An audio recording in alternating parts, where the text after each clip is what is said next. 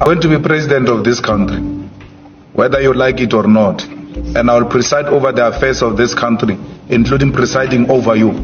I think you must start adjusting to that reality. The sooner you do that, the less chest pains you'll have when that reality comes.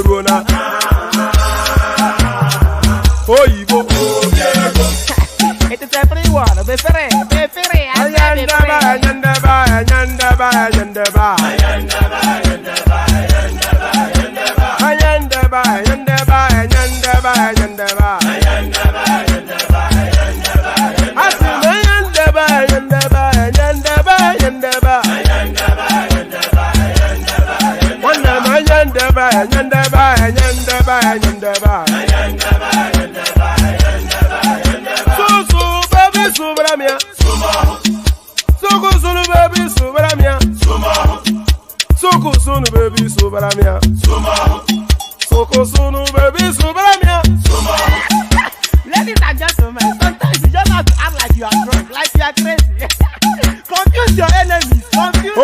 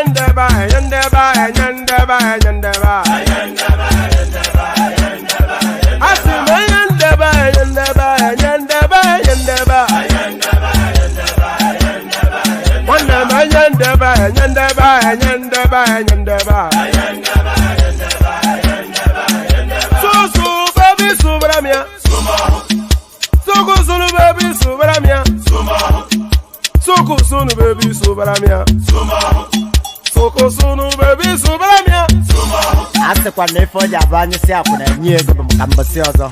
Since I was born, but now I am getting youth. Hakuna motangu, hakuna kogabu.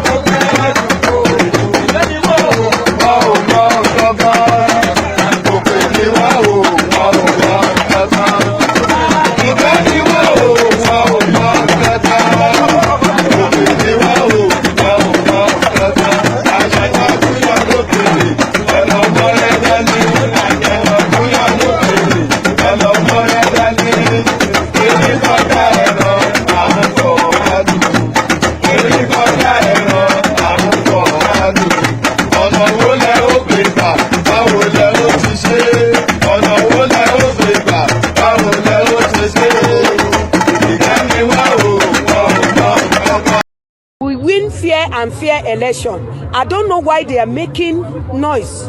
They are causing a lot of problem. They defeat us in Lagos. We didn't complain. We lost a lot of states. We didn't complain. I don't know why they are complaining now. They don't allow our Jagaban to rest. They are taking him to different courts. We will not allow that to happen. And we will continue to. Oh, sorry, you caught me in my bad habit. I vape. I used to smoke heavily back in the day, so I've not smoked in, I can't remember how long, over a year plus. But now I've replaced it with this. So now I'm trying to get off this. So you caught me in a bad habit that I have. So good day to you all. So what you heard there was the empire striking back. So the empire strikes back. Listen to this woman, and what you're hearing is the empire striking back. I'll play it again. It's only 23 seconds. The empire strikes back. We win fair and fair election. I don't know why they are making noise. They are causing a lot of problem. They defeat us in Lagos. We didn't complain. We lost a lot of states. We didn't complain. I don't know why they are complaining now. They don't allow our Jagaban to rest. They are taking him to different courts. We will not allow that to happen. And we will continue to. So what we heard there is the voice of Yoruba right there. Not a Yoruba woman, no, but the voice of Yoruba. I think you understand that. And by extension, the voice of Nigeria, because the voice of Yoruba oftentimes is the voice of Nigeria. And what is that voice saying? Enough of this nonsense. This is what they're saying, no? Enough of the nonsense. Now, the noise making has to stop. So just you're in court, stay in court, but please keep the noise down. People are trying to sleep. So there it is. Keep the noise down. People are trying to sleep. So keep the noise down. People are trying to sleep. So the headlines will be contending with 24 reasons that explains Tinubu'S victory. So this is an article that has stabilized the what they purport to be the pathway to Tinubu'S victory. So I have not read it, of course. We'll be sharing this together. So we'll be entering this blind together. So, but it does, there's intrigue wrapped in the headline. 24 reasons that explains Tinubu'S victory. So what reasons are those? And are they reasons that we concur with? So we go through that. So now this new headline, this headline now is the one that has inspired the headline for this session. Breaking news, federal government ban anti-inauguration protest, warns those thinking of protesting. So let's just leave it there. So we leave that as the headline, but I'll share the screen with you so you can see it as I set about reading it. But breaking news, federal government ban anti-inauguration protest. So just like you heard from that lady, now you're hearing from the central space, enough of the nonsense. Of course, not enough of the nonsense, don't have your day in court, but all these are taking over the streets and constituting a nuisance to time and space. Enough of it. So the language of enough is what people are hearing because, of course, people have had their field day. So now enough is enough seems to be what the system is saying. Misguided political actors scheming for interim government. So this is the DSS. So a lot of you will be aware that some elements have been going to the defense headquarters, making noise at the gates, requesting that a military takeover of the government is what the next step should be. So there's a lot of desperate and somewhat covert maneuverings going on within this space now. And the system is starting to rumble somewhat that, people calm down is what they're saying. Misguided political actors scheming for interim government. This is an alert from the DSS, and that's, again, a language of enough is enough. So enough is enough. Everyone will enjoy better Nigeria, whether you voted for me or not. So this is Tinubu now speaking the language of reassurance to the Nigerian space. So we gather together and regroup as one entity. So that's just what's going on there. So that's what's going on there. Let me say one more headline for you. So now, Tinubu's victory, war in AFENIFERE'S as Fasoranti falls Adebanjo. So you now know that, of course, off the back of this electioneering, the AFENIFERE'S space has been fractionalized somewhat. And we now have a new phenomenon where we have a Fasoranti wing of the AFENIFERE'S and a pro-Obi Adebanjo wing of the AFENIFERE'S. So there's been gentle jousting between those two spaces, but those gentle joustings now seems to be exploding into all-out war.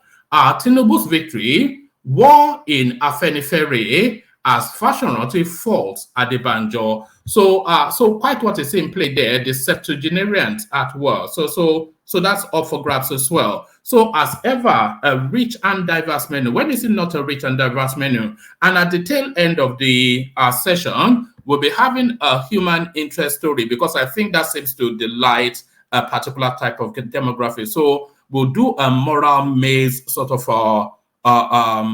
a topic at the tail end of the session. So a rich and diverse menu always is the case. A potpourri, as I like to call it, a potpourri. And by the way, we don't yet have a topic for the light-hearted thing we'll do at the tail end. So if anybody wants us to, like a boy meets girl, some girl got cheated, some guy abroad, all of this kind of, that sort of human interest storyline. If you have anything like that that you'd like us to discuss in the course of this session, send it to me via DM. My Instagram details are on the comment section, so just send them in. Then we give them consideration and probably present them on the screen. So a bit of housekeeping. Click on the like button as you're coming in. Anytime you see me looking in this direction is to check what the like buttons are looking, the like numbers are looking in comparison to the viewership, and it never really mirrors. So bring it anything near respectability. You are seeing the same screen I'm looking at. So if you look at the number of people viewing and you look at the number of likes, it's somewhat disheartening. But there it is. You can only really invite people to click on like. I know some people are watching on television, so they're watching on a big screen and very difficult for them to reach to it. But if you are able to reach to your like button, then just click on it to help the platform out. So click on the like button. And then if you're not already subscribed, as you are clicking on the like button, click on the subscription button as well. If you want to come join us live on the screen, click on this hyperlink that says StreamYard. So all of those are all those elegant and knowledgeable voices that you hear on this platform all the time. All they did was to click on the like button. Well, they clicked on the like button, yes, but all they did was to. So Thomas, please, Thomas, what are you doing now? What's this guy doing? Sorry, I've lost my thought. So all of these people coming on the screen all the time. All they did was to click on the hyperlink that says StreamYard, and that was all brought them in. So there are no reserved seats. It's first come, first serve.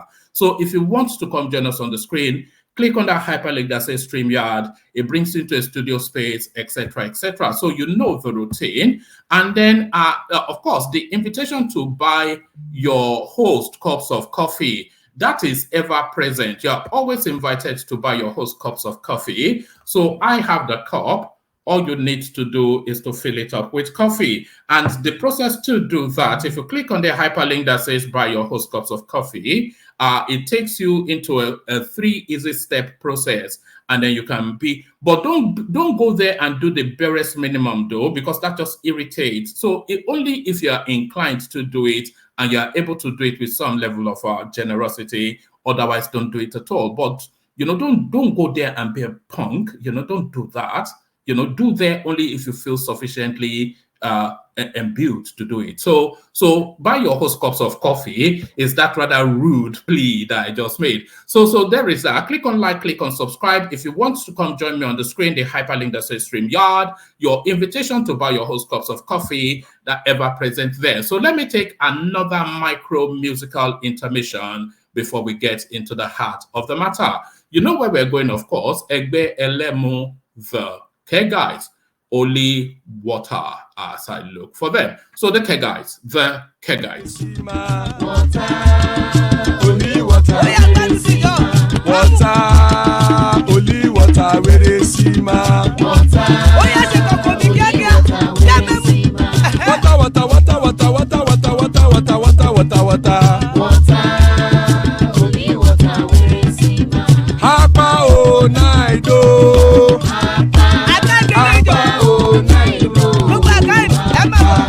Apa you don't come oh. Do that.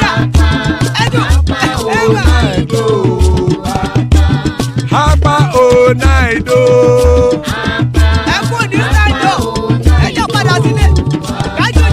Oro kẹ̀kẹ́ ẹlẹ́mù yé o.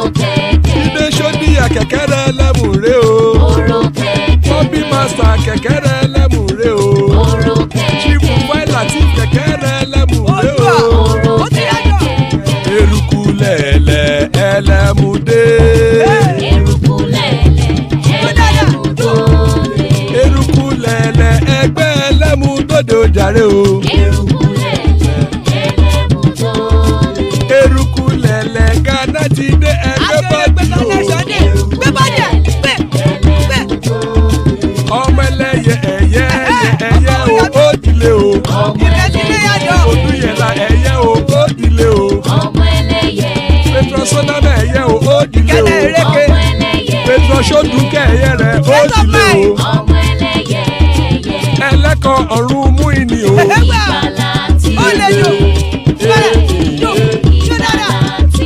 Àkùkọ ọ̀run méjìkọ.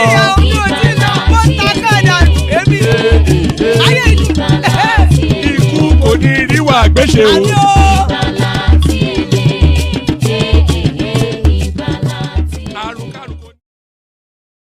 All right, may death have nothing to do with us. So, amen to that prayer on behalf of myself and you, my friend. So, there's no prayer more powerful than that. So, before I go to the readouts, there's this rather amusing thing that I saw on Arise TV earlier on. So, let me share that with you just for your delectation, just to titillate a little bit. So, let me share that with you before we go to the readouts. This amused me. I hope it amuses you. Watch this.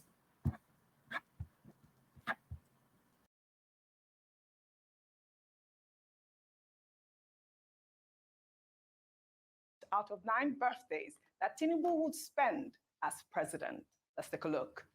To celebrate you on the special occasion of your 71st birthday, the first out of 9 birthdays you will spend as president of Nigeria.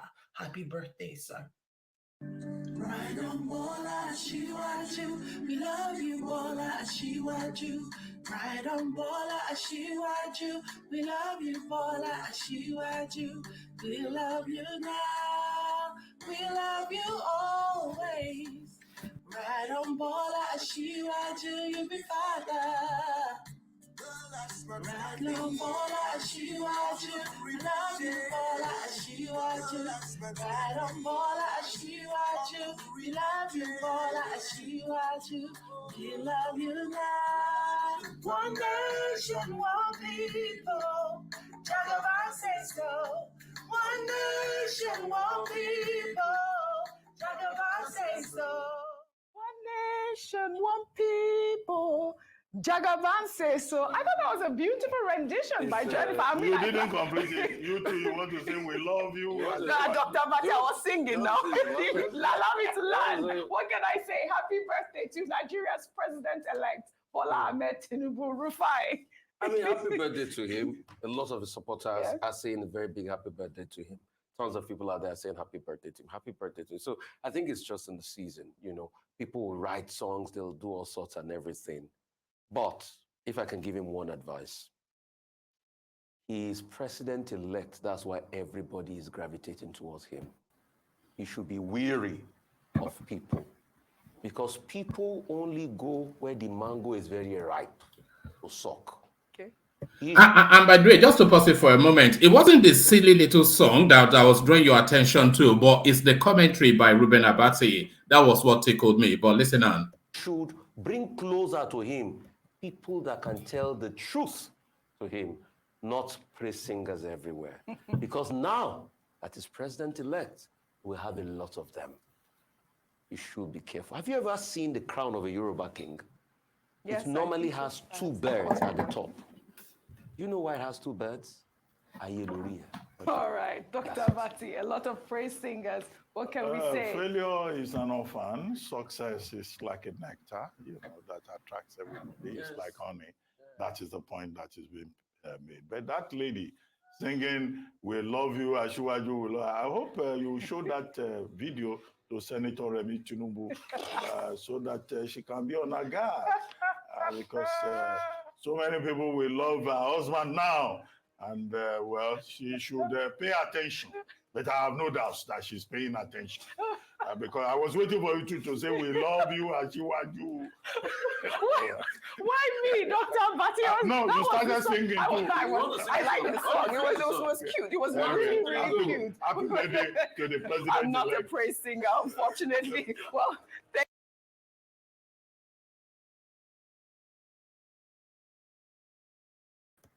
Well, all right, that was it. So it amused me somewhat the way Ruben Abate was saying that Remi Tinubu should proceed with caution, that other people will start circulating around Tinubu, the females.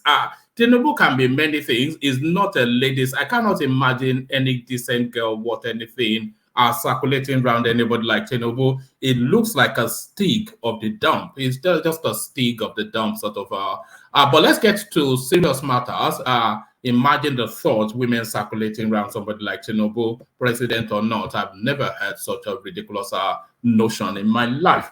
So let's get to serious matters. And the serious matter is this. 24 reasons that explains Tinubu's victory. So what are they? It says, in this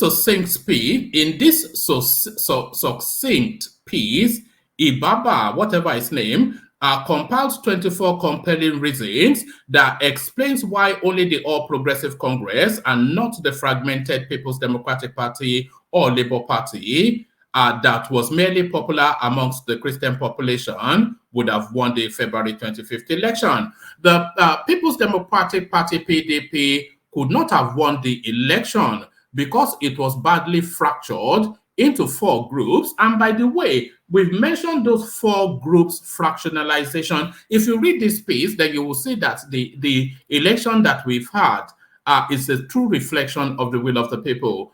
Because the politics of it landed it that way. It made it necessary for it to land that way. People's Democratic Party, PDP, could not have won the election because it was badly fractured into 4 groups, namely the Peter Obi Labour Party, the Rabiu Kwakwanso NMPP, the Governor Yemsin Wike G5, and the Atiku Abubakar Iyochia Ayu-led group, thinking that PDP could still beat APC after it had been dismembered.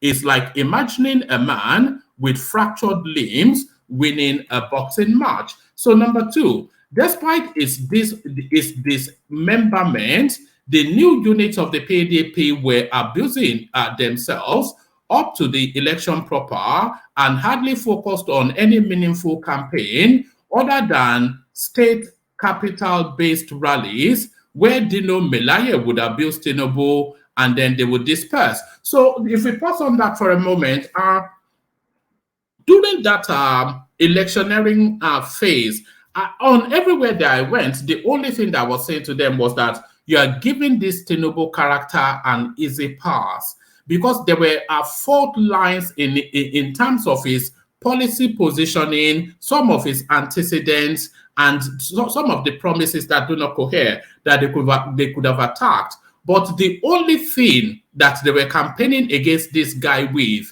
was Agbado and hand the shake. So that is not going to land with a presidency. So to add to the list, it's the poor campaign strategy of the opposition really that gifted this guy the victory. Despite its dismemberment, the new units in the PDP were abusing themselves up to the election proper and hardly focused on any meaningful campaign other than state capital-based rallies where Dino Melaye would abuse Tinubu and then they disperse. Number 3, Atiku was more concerned about hiring talkatives as his spokesmen rather than talkers. Whilst talkatives can talk from now until next year, making no important point or sense, talkers are exactly the opposites because they deliver messages as and when due and achieve the purpose. So if you want to make that distinction between a talker and a talkative, the spokesperson, the person that deputized, is it Kola Olobodinyo? It's not Kola Olobodinyo. Akin Oshitokun, yes, the person that replaced Donyo Kupe at the Labour Party. So he's a talker. Anytime that you listen to that guy, Akin Oshitokun, he delivers a point. It delivers, and it delivers a killer point with real punch against your opposition. But anytime you listen to people like Dino Melaye, you just want to pop the popcorn out and dance along with the silliness. So that's the distinction between a talker and a talkative. Number 4, Atiku relied too heavily on Delta State Governor Ifeanyi Okowa. Funding from Delta was unfortunately not enough for a presidential election, considering that Okowa also had a battle of his life to fight back home. So poor funding was one of the key things, really, because Atiku didn't have enough of the confidence enough to invest his own ill-gotten gains in his own ambition. But more crucially, money within Nigeria had no confidence in Atiku's ticket to back him. Because usually when somebody is running for a president, people pay forward into that presidency, just like Buhari's campaign was sponsored in 2015 because they knew the payout will come when this guy goes into governance. But money in Nigeria had no confidence that Atiku stood any single chance. And money always goes where the shortest bet is. And money went with Tinubu. But then, of course, he then relied solely entirely on the Delta State budget, which wasn't sufficient enough to carry a campaign. Atiku relied too heavily on Delta State Governor Dr. Ifeanyi Okowa. Funding from Delta was unfortunately not enough for a presidential election, considering that Okowa also had a battle of his life to fight back home. Number 5, Atiku arrogantly believes he could still be president faced with an outgoing Hausa Fulani president, and also condescending in his thinking that it is only through him that a Southeasterner can be president. Who is he? What is he? So there it is. And number 6, the PDP campaign concentrated more on the personality of Asiwaju, and this is what I was highlighting just earlier on. The campaign of both opposition sides were just poor, because they never pursued him on anything other than his hands were shaking and his legs were shaking. Whilst the PDP campaign concentrated more on the personality of Asiwaju, APC was more concerned about selling their party and their promises rather than the personality of the opponent parties. And that's a good summary of what happened, of course. You never really saw any frontal attack from the APC throughout the course of that campaign. A little dig at Peter Obi here and there when he was going to left wing, but mainly they concentrated on their promises. And the biggest highlight, of course, was Tinubu's interaction with the Lagos Economic Summit, where he fleshed out an excellent blueprint that tipped him over the winning line. Number 7, Labour Party could not have won the election too because Peter Obi was only popular amongst the Christian population of the country. It was hardly known in the core north, or west or east. How can you become president of Nigeria without winning votes in those 2 regions? And in the course of the campaigns, of course, we heard a lot about that space, that there was no campaigning, there was no signs of Peter Obi anywhere in the north. Number 8, the question about winning Abuja that the Labour Party is canvassing on is just nonsense. They simply see it as a straw to hold on to because they won it. Abuja is like every other state, nothing special, nothing sacrosanct about it. There is nowhere in the world where we have this kind of law. So there it is. Number 9, Labour Party was never serious about this election. They were only waiting to lose it and then go head to court. Otherwise, why would they not be concerned about hiring party agents, mobilizing them, and about the polling unit results? meant to emanate from the agent. So there is that.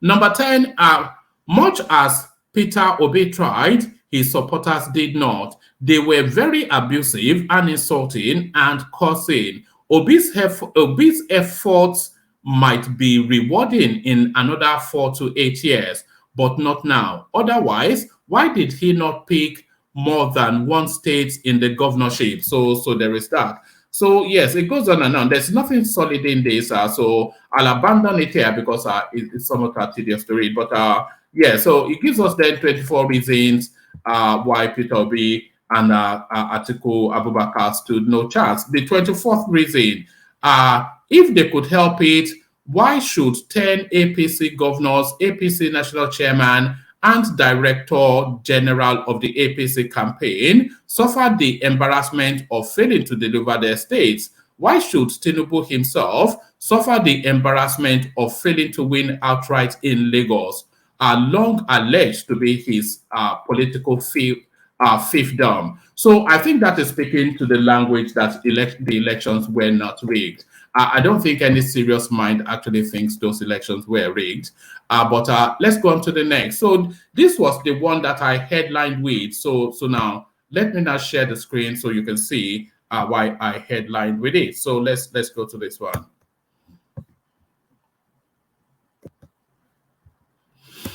All right. So there it is. Breaking news: federal government bans anti-inauguration protest. Warned those thinking of protesting against the presidential inauguration to stop or face the full weight of the law. According to the presidency, it is a total no to anti-inauguration protest, and anyone who tries to try the capacity of the government to deal ruthlessly with protesters should continue.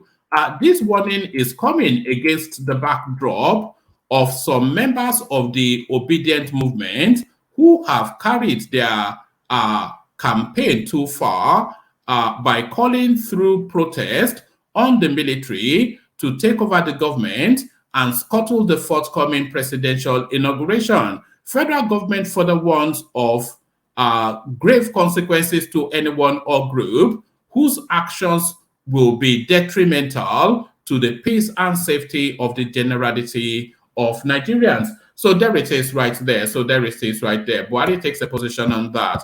So there it is right there. So let me just whisk through the rest of the readouts because I'm keen to get on with the session. Misguided political actors came in for interim government. So this is the DSS still speaking to that space.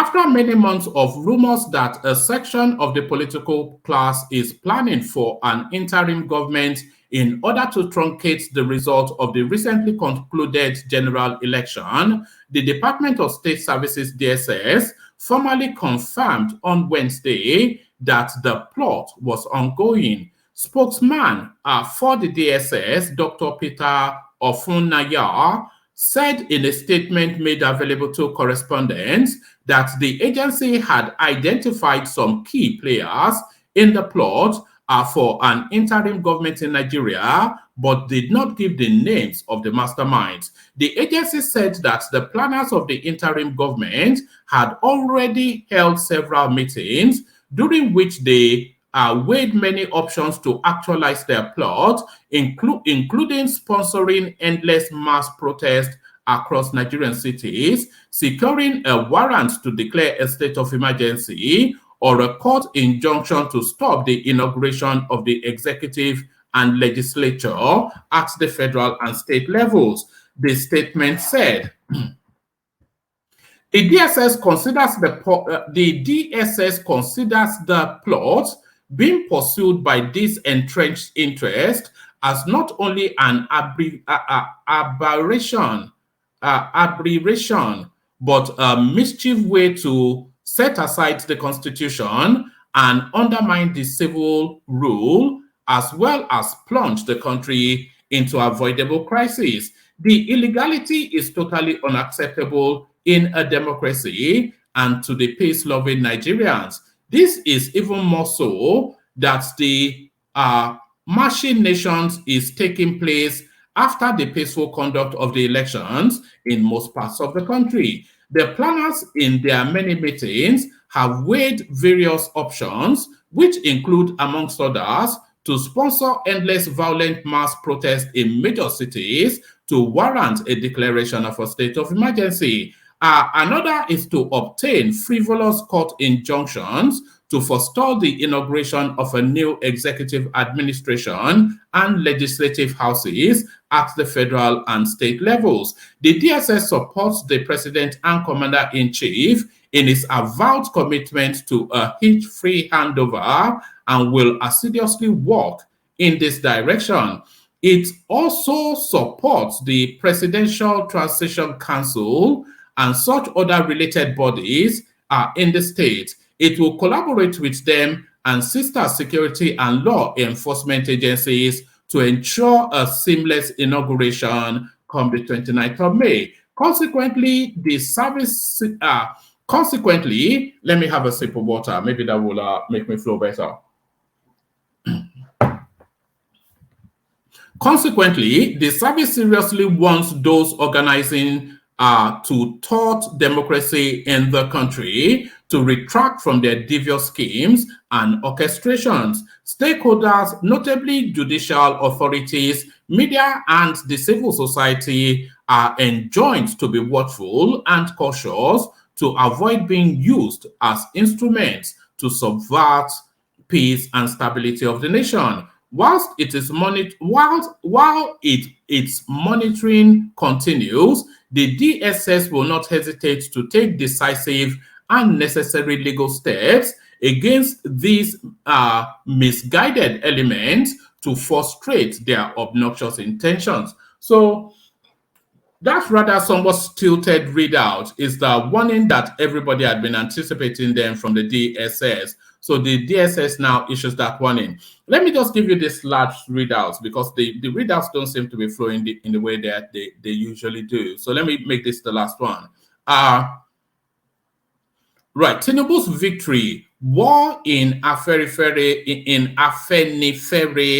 as Fasoranti fault Adebanjo.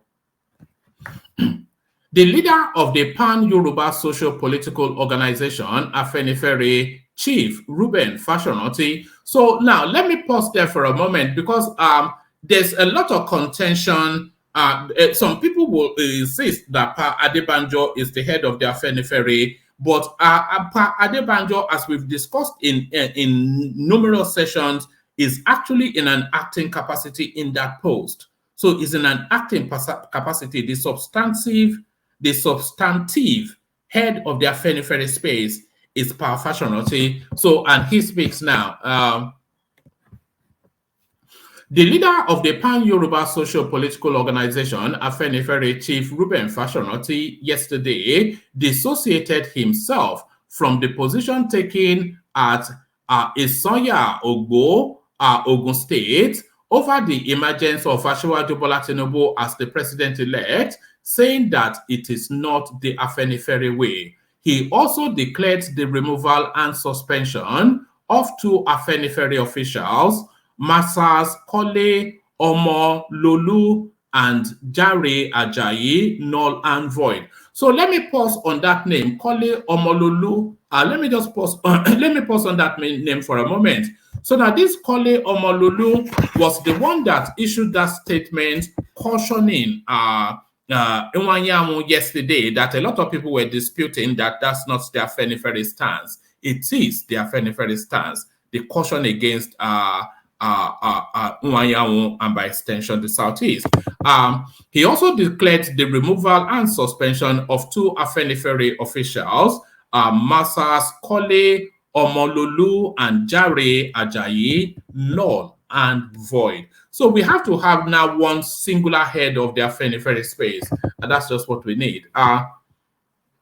Fasoranti, in a statement he personally signed, stated that being a law-abiding organization, AFENIFERE could not have asserted that someone other than the person declared by the body duly authorized by the Constitution and other extant laws of the land, is the winner of the February 25th, 2023 presidential election. Both Ajayi and Omololu were sacked for allegedly issuing unauthorized statements and constant denigration of the organization.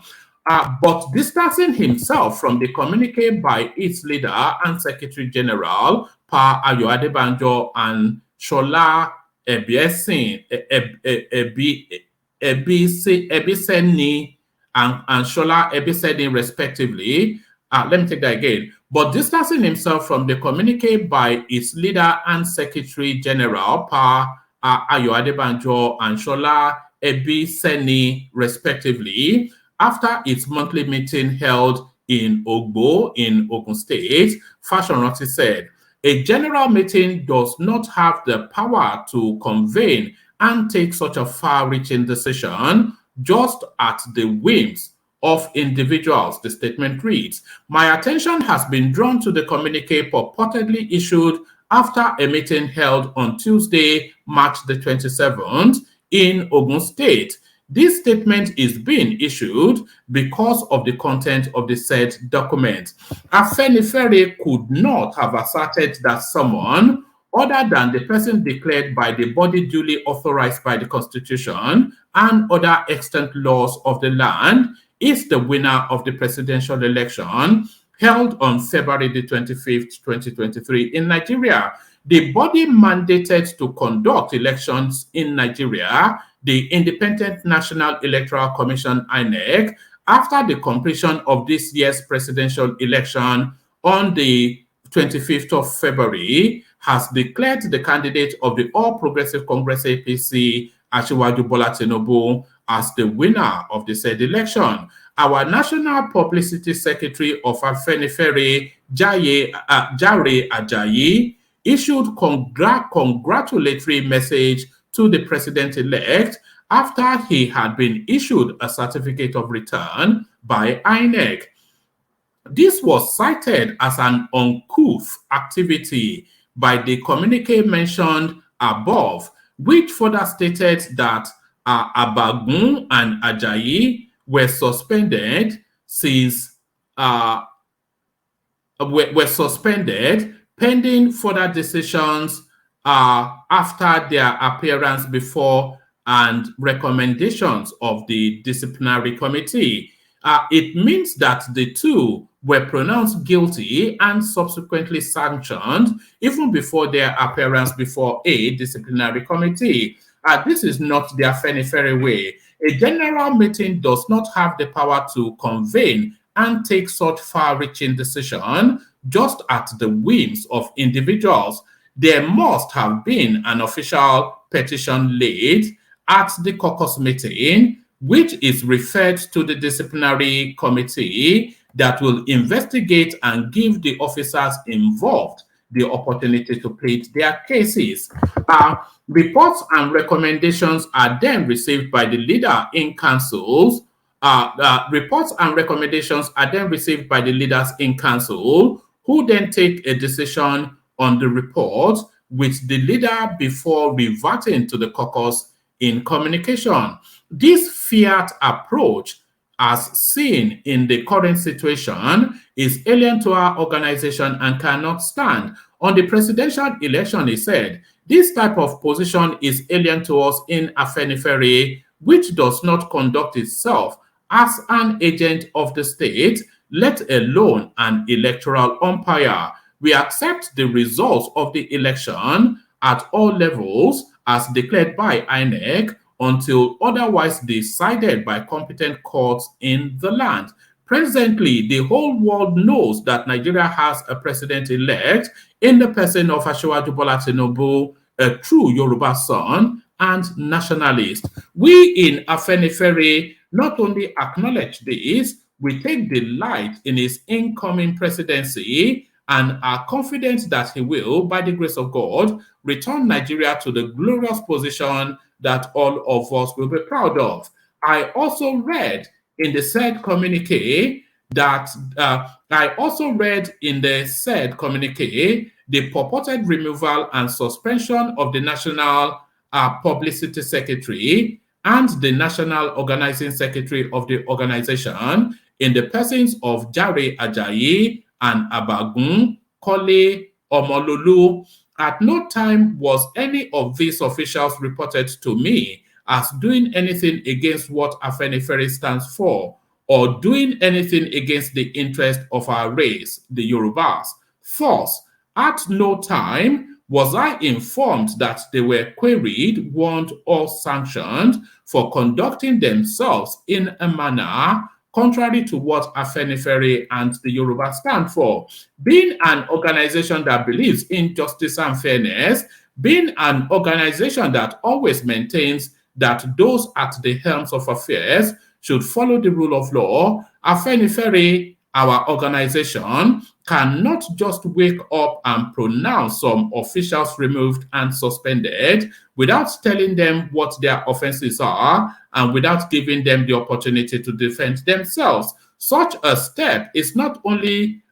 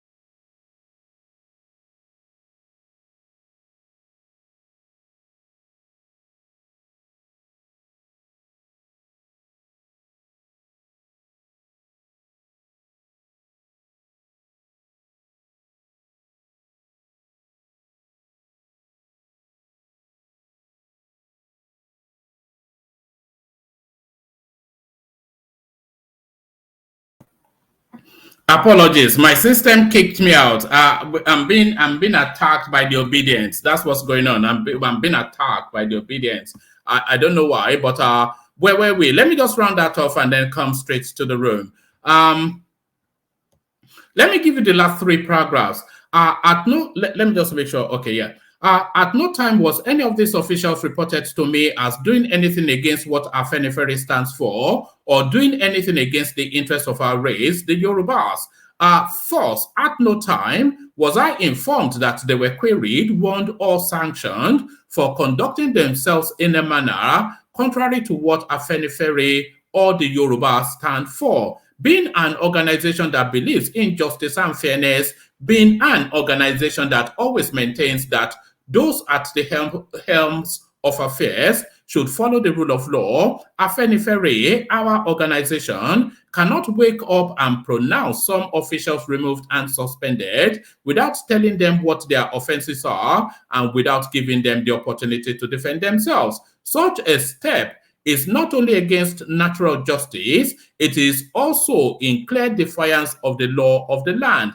AFENIFERE believes in the rule of law and in the fundamental right of all, including right of fair hearing. For these and other reasons, the purported removal and suspension are null and void. The two officials should be commended rather than condemned for the selfless services they are rendering to AFENIFERE, to the Yoruba race, and to Nigeria and humanity. They are hereby so commended. So open warfare between Fasoranti and Pa Adebanjo. Open warfare between Fasoranti and Pa Adebanjo. Solly, we say you. Gideon, good to have you. The majestic Rational Mind joins us. Sam joins us, and so does Temple of Truth, otherwise known as Desmond, the daddy of the bride, Ajane Koko, in the house. So good to have you, gentlemen. Good to have you. And there are still spaces, by the way, on the screen for anybody that wants to pop in. Let's kick it off. Actually, let's kick it off with you, Des. Des, are you ready? Yeah, hold on, I'm here. All right, brilliant. So now this AFENIFERE space now, Fasoranti at last asserting its dominion over that space and calling Pa Adebanjo to heel. Pa Adebanjo has been straddling sofa spaces in media houses, telling them that he does not recognize Tinubu as the president, but the law and constituted authority. Organizations are tasked by the constitution to organize elections have declared him a president. So is Pa Adebanjo breaking the law, and is he a fit and proper voice for the leadership of the AFENIFERE space? Yes. Yeah, Pa Adebanjo to me, because I don't know what is happening in Yoruba land.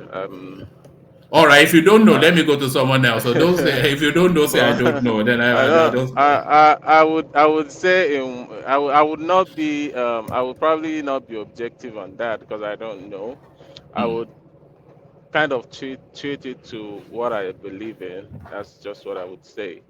I think Fasharoti, like we have said a long time ago here, have assigned Adebanjo to be the leader, and for him meddling in AFENIFERE'S business, to me it's quite wrong.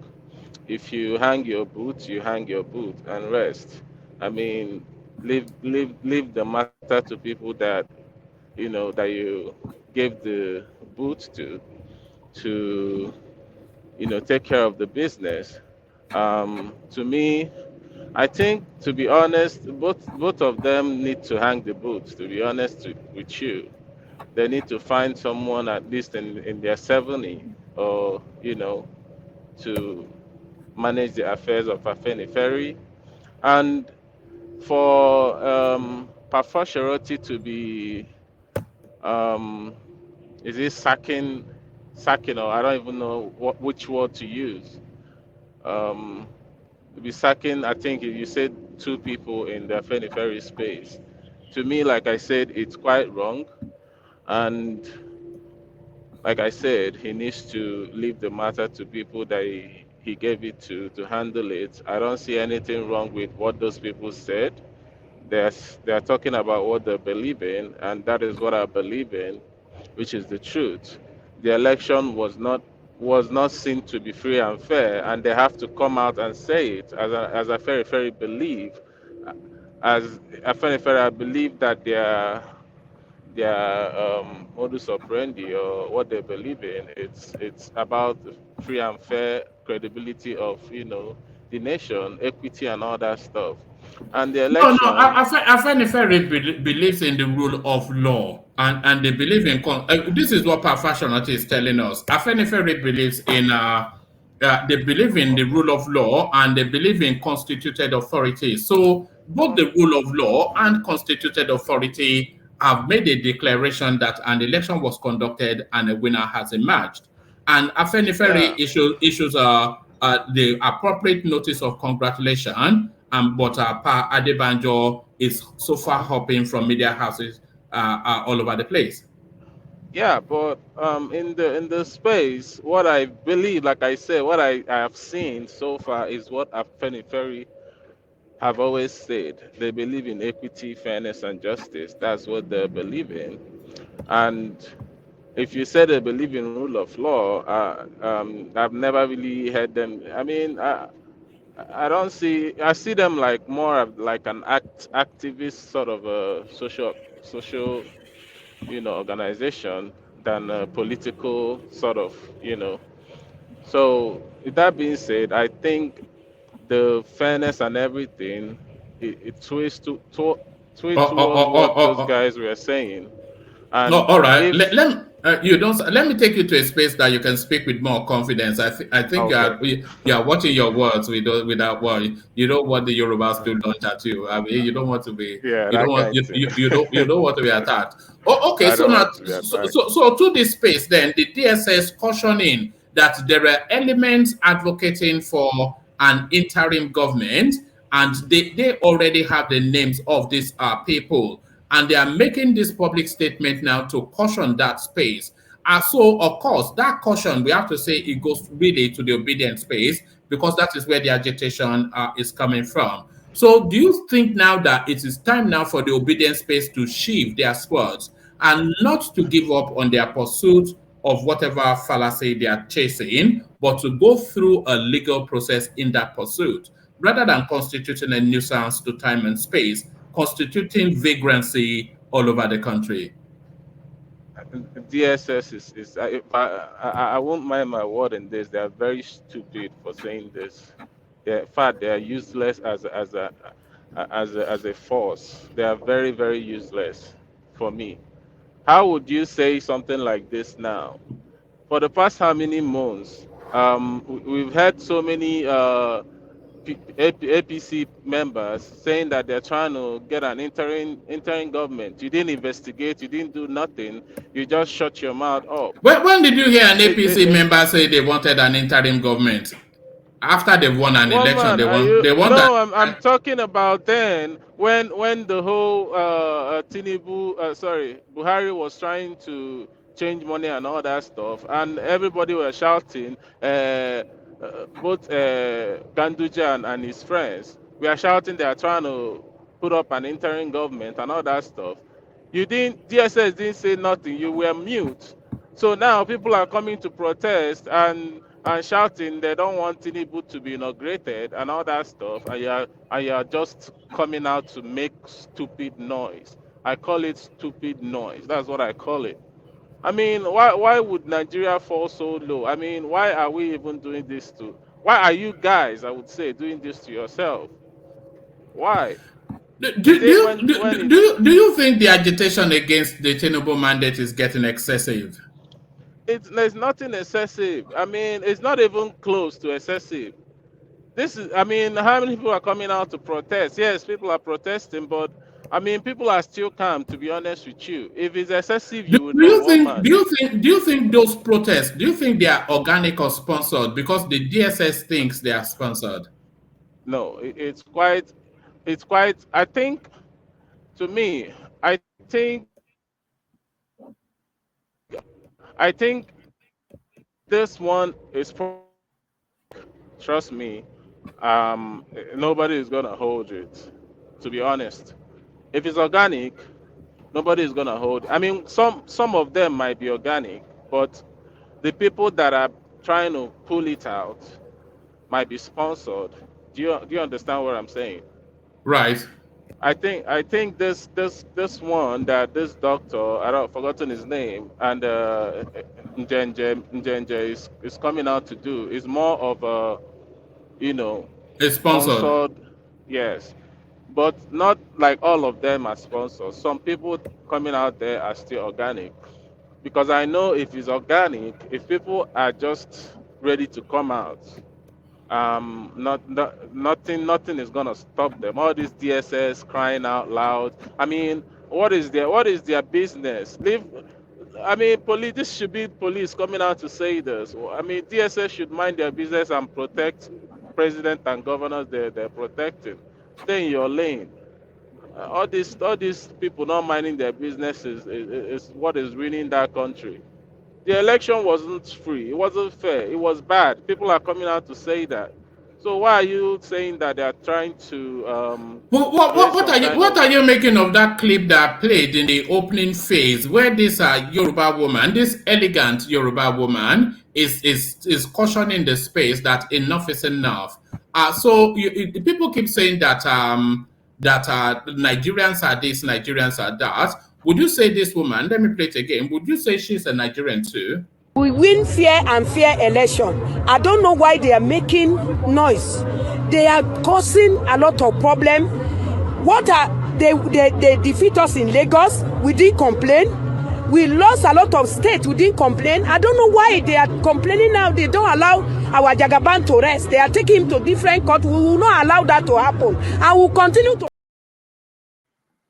Do you think that is the voice of the silent majority in Nigeria? That is the voice of nobody. Nobody.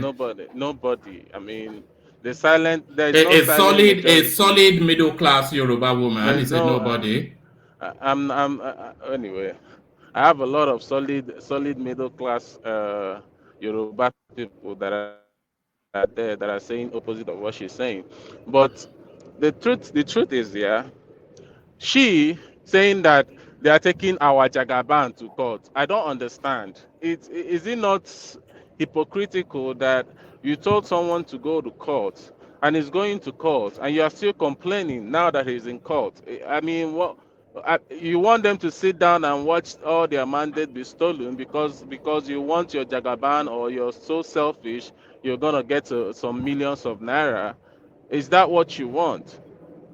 That's not how the country moves forward. It's not. People have the right to protest and to go to court, like they said, which they are now.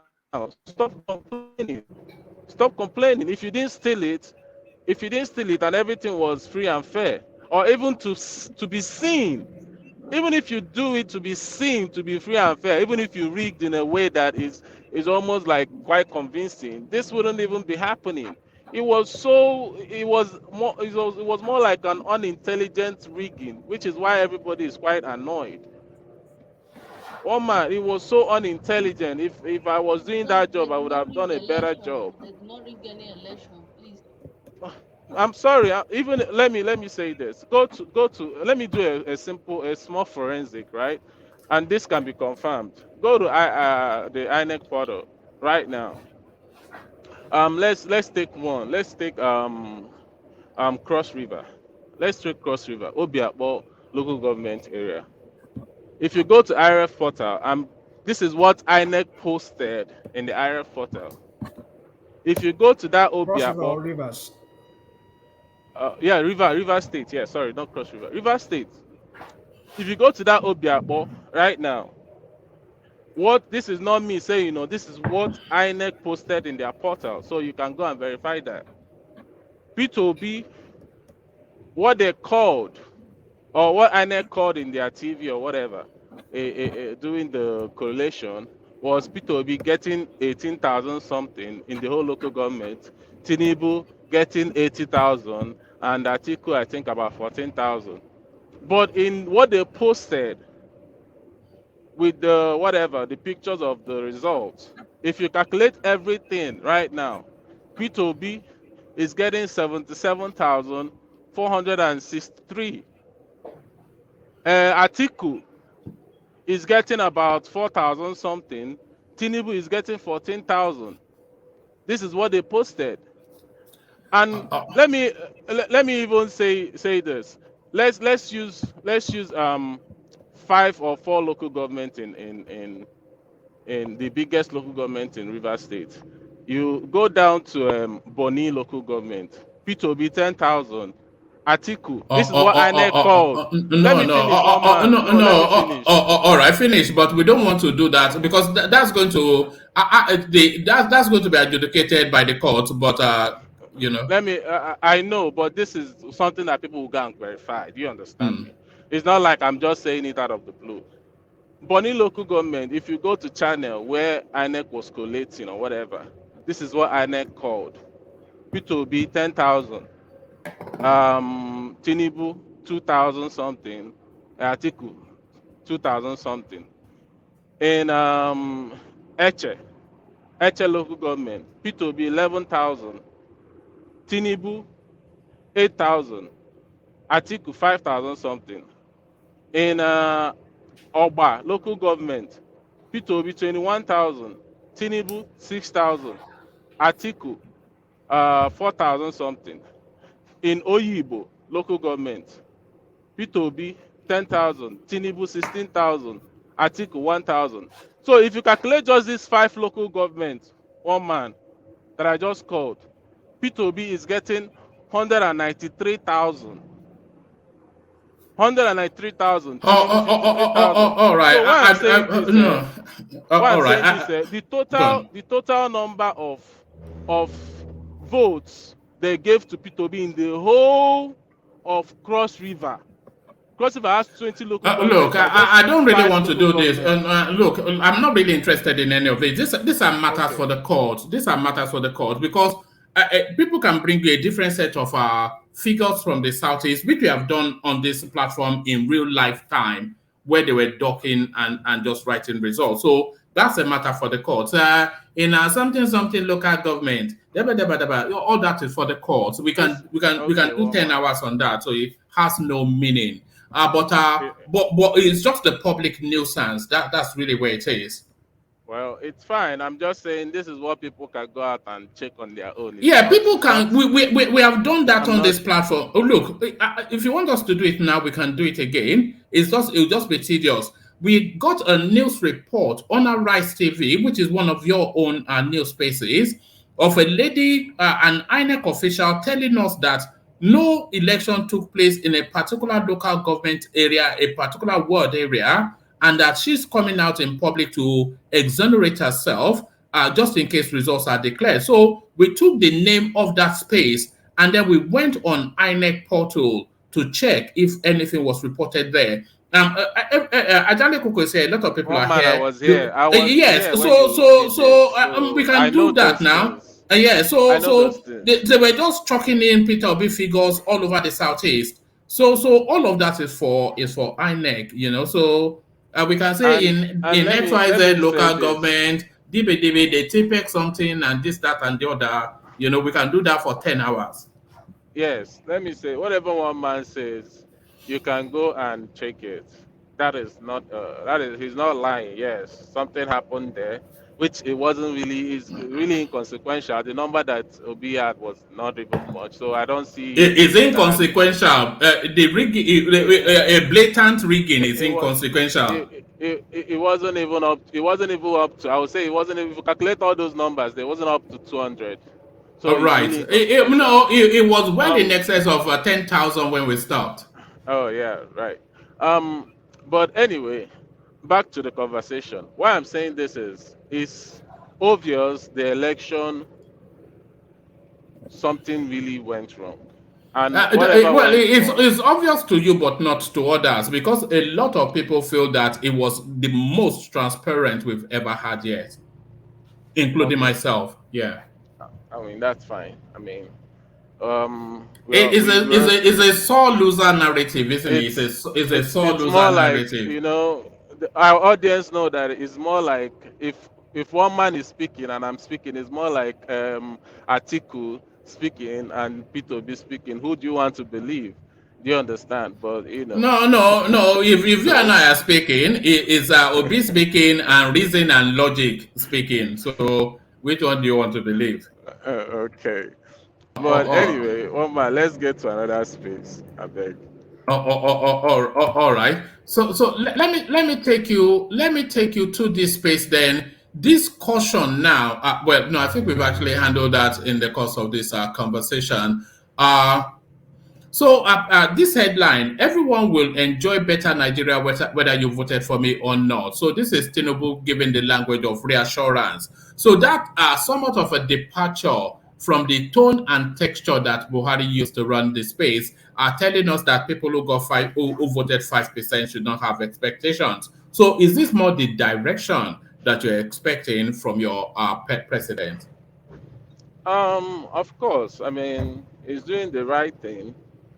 But the problem I have with all this Tinubu stuff, you can say all you want to say. People around you, you can have all the whole. I see it in this way, one man. Tinubu can be a good person, would want to do something right. But when you have too many bad people around you and they know your bad secrets and they know how they can, you know, it's just, if you ruin my life, I ruin you, that kind of thing. They know all your dark secrets and you know theirs. If they do anything, you can't say nothing about. That is how I see this government that is going to come in. You can't say nothing about it. So that's why I said, regardless of how good Tinubu is, both intellectually or even if he's too healthy, I don't see it working. He can be very good, but I really don't see it working. But I pray it works. I pray it works out for you guys. You know, I really do. It will work fantastically. Yes. All right. God, Let me it's move God the. mandate. Oh, you don't know. It's God mandate, eh? Tinubu is for God, oh. If you don't know. Mhm. All right, let me move the conversation onto rational mind, Des. But on my way to rational mind, let Tinubu take a parting shot at you. I suspect this parting shot will be played copiously in the course of this session. So Tinubu's parting shot to you, Desmond, as we go on to rational mind. I'm going to be president of this country, whether you like it or not. And I will preside over the affairs of this country, including presiding over you. I think you must start adjusting to that reality. The sooner you do that, the less chest pains you'll have when that reality comes.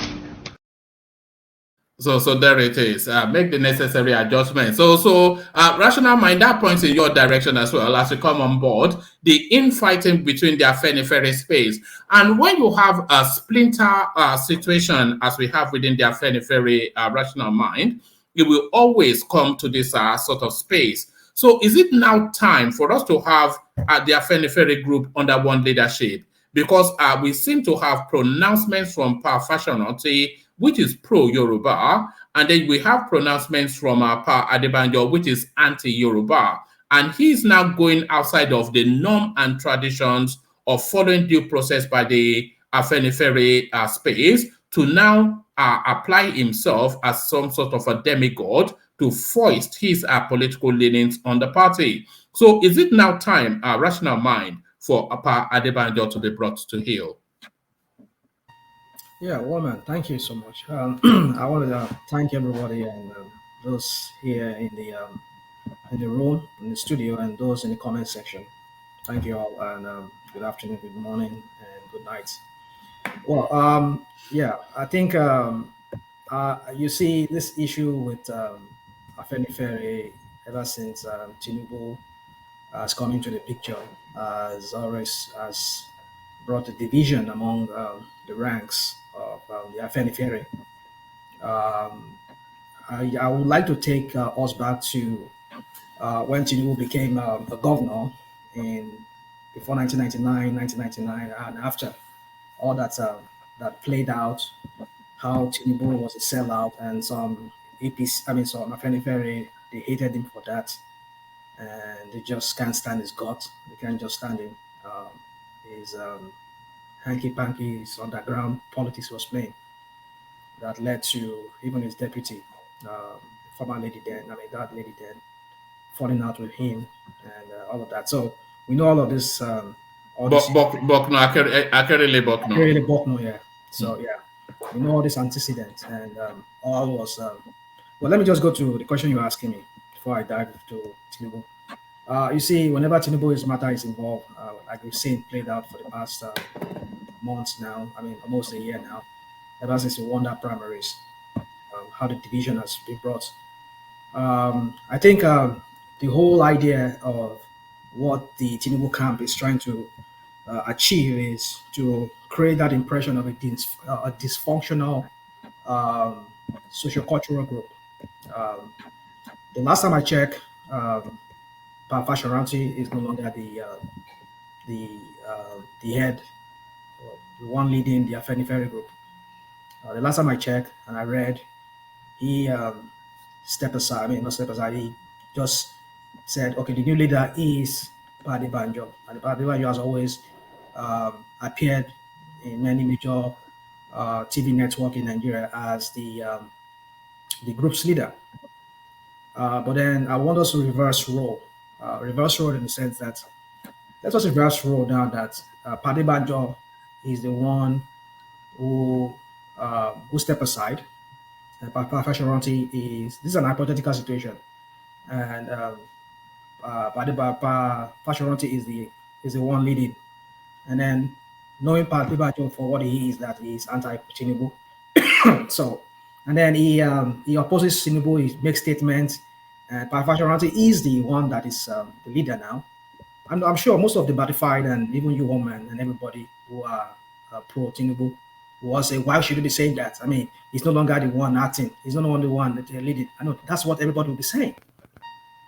But the Tinubu, what they've been known for, to bring discord, to bring confusion, just to sell one man. I mean, sell this guy. Just before we go to the Tinubu space, Fasoranti tells us that the AFENIFERE'S space, they've always been a law-abiding space and a space that respects constituted authority. Is that your understanding of that space, being law-abiding and respecters of our constituted authority?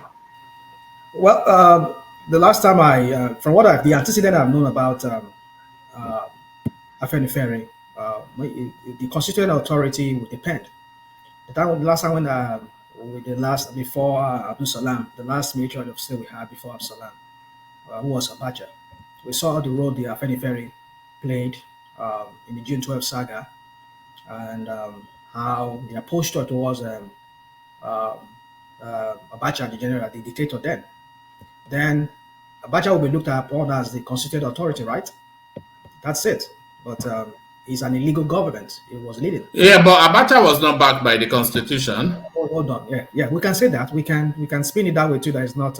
No, but was he backed by the constitution? He was a constituted authority then. He was not. How can you be a constituted authority? They suspend the constitution and rule by decree. When it doesn't favor us now, we can spin it that way, right? No, but it's not the constituted authority now. I hear you. Let's not argue that. But he is the de facto leader of the government then, and he had even some governments of the some other nations or governments or countries were doing they recognize him as a leader of Nigeria, as the head of state. So let's just not go into that. But what I'm just trying to say is that when you say constituted authority, I'm saying that when a government is viewed to not be constituted legally, or has not have no legality, or like in the case of Abacha, or there is like in the case of what is playing out right now, that even this guy was trying to point out to you, which I've been hearing stories about the INEC upload and all of that is showing different figures from what was declared. But we shall find out, like you said, it's in the court. So let the court take its position on that. So, but for me, like I said, AFENIFERE has always been this kind of person, kind of group, whereby they stand for what they perceive as justice. Now, you can say it's subjective. Yeah, it could be just subjective. Just the same way back then in Abacha time, people would say, no, Abacha is the head of state. You also respect the, so then it's subjective. So anybody, like you were saying now, is not constituted authority. So now we know Tinubu was declared as the winner of the election.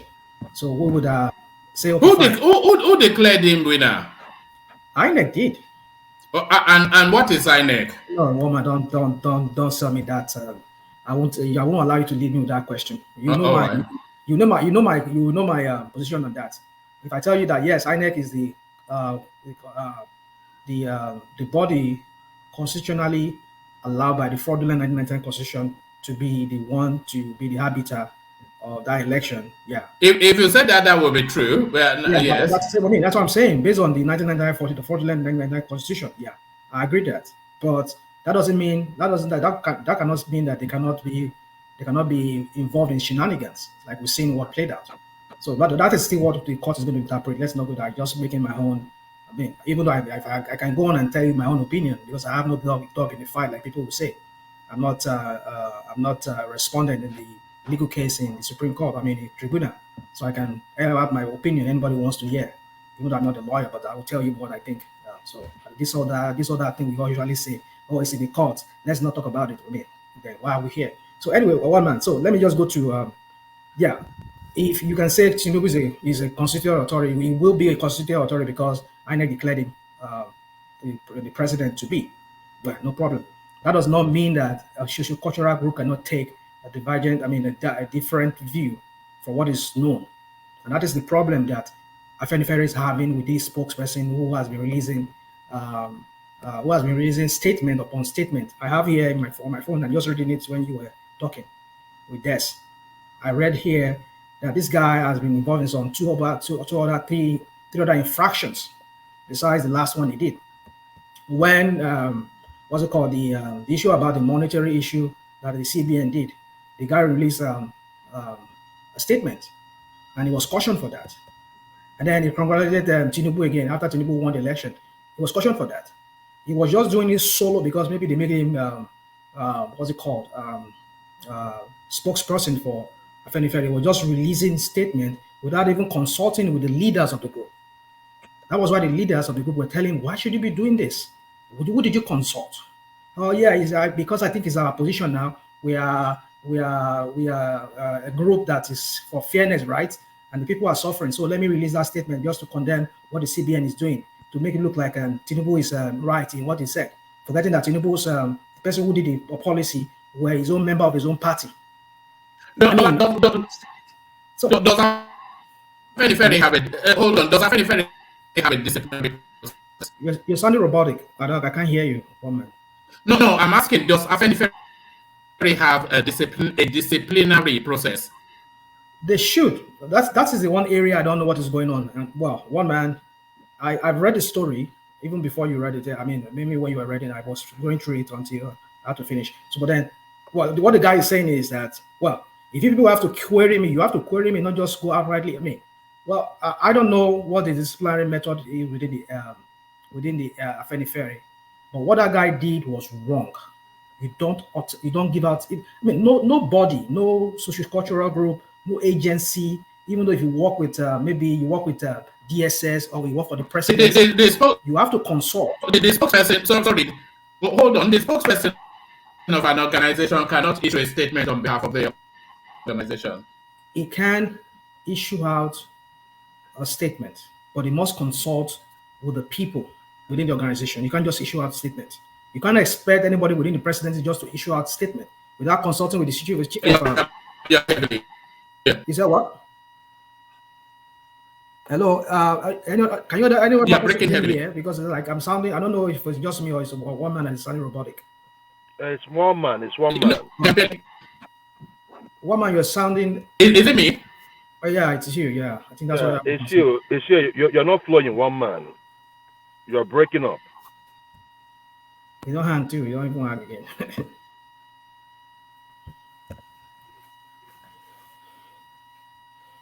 I think we can hear you. Are you there, woman?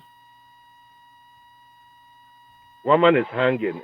His network is hanging. And he was saying that it's obedient people that are attacking him. One man. Ajale Koko, are you there? Ajale Koko is not there. Yeah, okay, all right. The impostor, beware of spinners. So what are we talking about? What are we talking about? I think so. I don't know what's going on. It's been anti-freeze. Yeah, it's frozen. So yeah, is that solid that is impersonating me there with this is irrational, irrational mind? I mean the same look-alike of my account. I'm like, what's going on here? A clone. Is Thomas back here? I mean, he's in here. Thomas, you want to take over? Yeah. You can continue. I think you are saying something.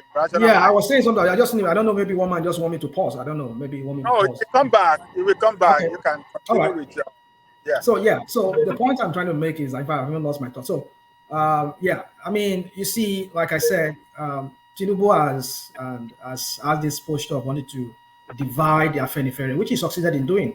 When he went to Fasoranti and he got that blessing and whatever, and people run away with it on many major newspapers and other media houses, and they're making it look like Adebanjo is not the leader. No, you see. Can I interject, please? Oh, Fash, yeah, go on. Yeah, you can't blame Tinubu for that. AFENIFERE, they've involved themselves in politics, and Tinubu played the politics. It's all politics. It's a game of politics. Divide and rule is part of politics. So don't blame Tinubu for that. They've involved themselves in politics. Okay?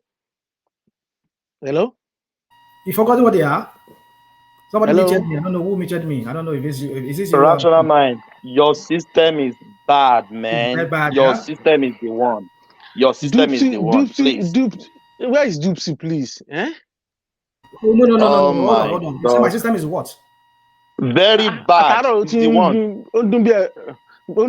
Your system is bad, bro. Can you post the link on this? Let me switch. Yes, I'll post the link. Please. Rational man, you don't need to. We are hearing you very, very well. We are hearing you. We are used to why, it. Why are you switching? So rational The, mind. the, yeah, the net his audio is not good, bro. It's not. We are hearing him, but the audio is not good. That's what I'm It's saying. been like this forever now, Thomas. No. This one is worse. This one is worse. It's irritating ears. Please let him go out and come back.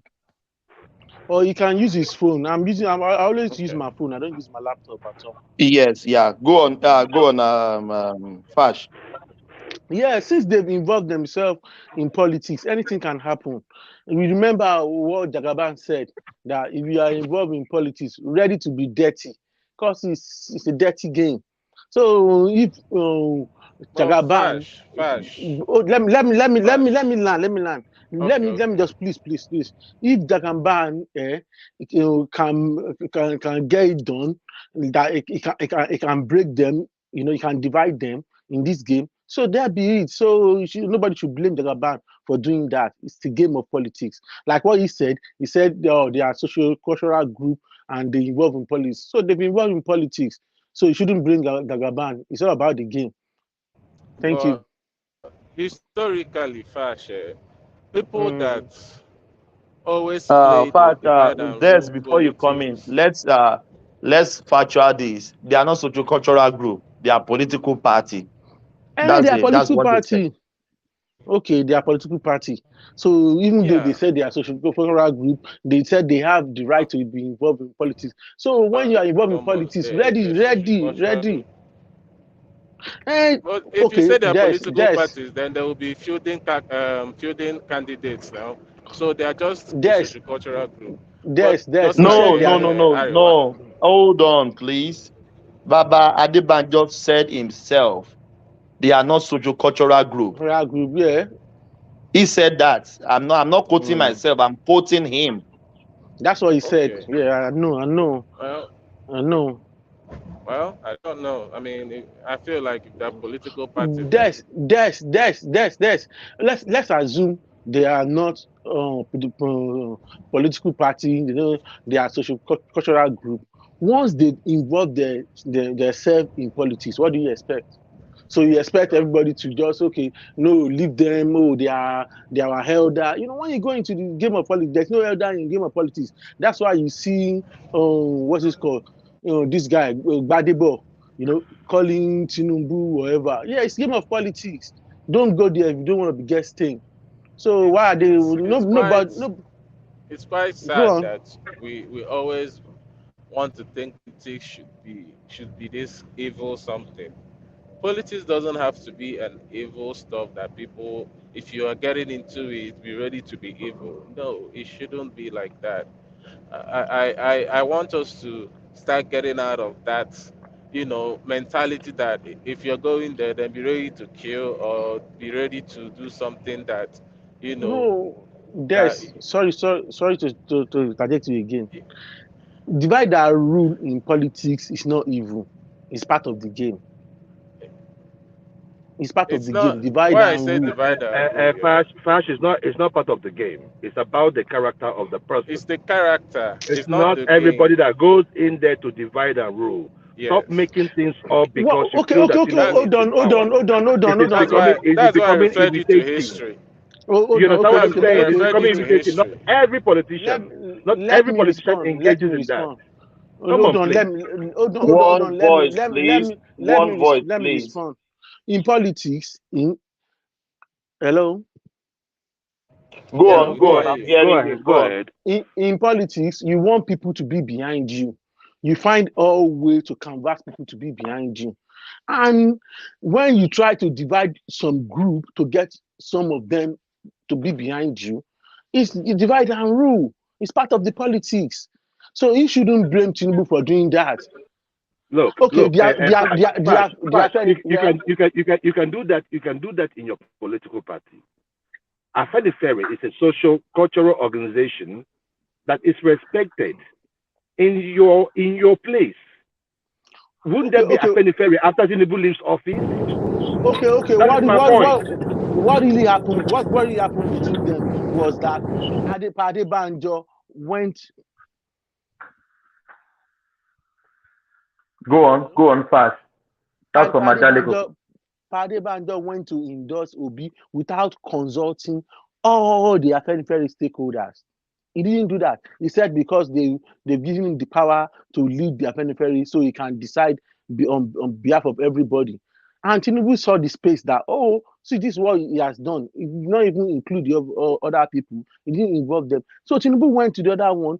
Will you support me? And they gave Tinubu their support. So you expect Tinubu to be looking, Abi?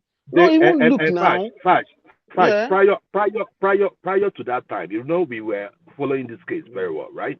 Yeah. What fascinated me was when Adebanjo endorsed Obi, or when AFENIFERE, it wasn't Adebanjo, it was AFENIFERE, because he is the leader. He is we can say he is the prime minister of AFENIFERE. Yeah. Let me put it that way, right? When he came out when they came out to endorse Obi, the likes of Keyamo and others were mocking the AFENIFERE. They were mocking them. What that investment means nothing. But still went behind to get that same investment. No. Hold on. The hypocrisy that had greeted the illegitimacy of Tinubu's presidency. Tinubu never mocked AFENIFERE. He didn't mock them. When you don't.